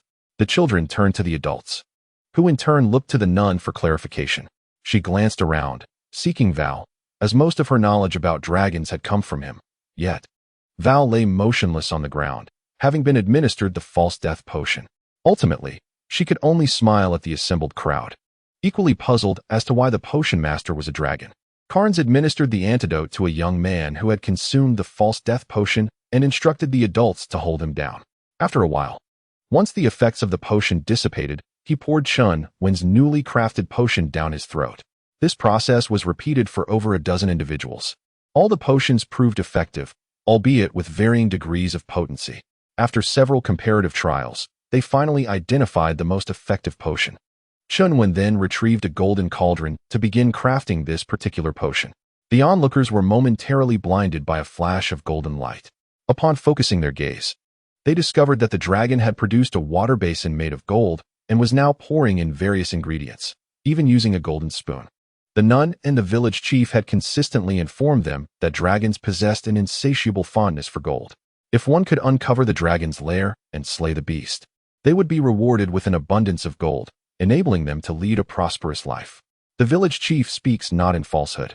They cast their gazes upon Chen Wen, then glanced at his golden vat, feeling an overwhelming thirst as they swallowed hard.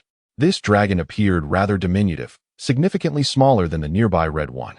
However, they soon regained their composure, realizing that this dragon was devising a means to rescue the village chief and the young ones. It was a friend, and thus, they must not entertain any harmful intentions.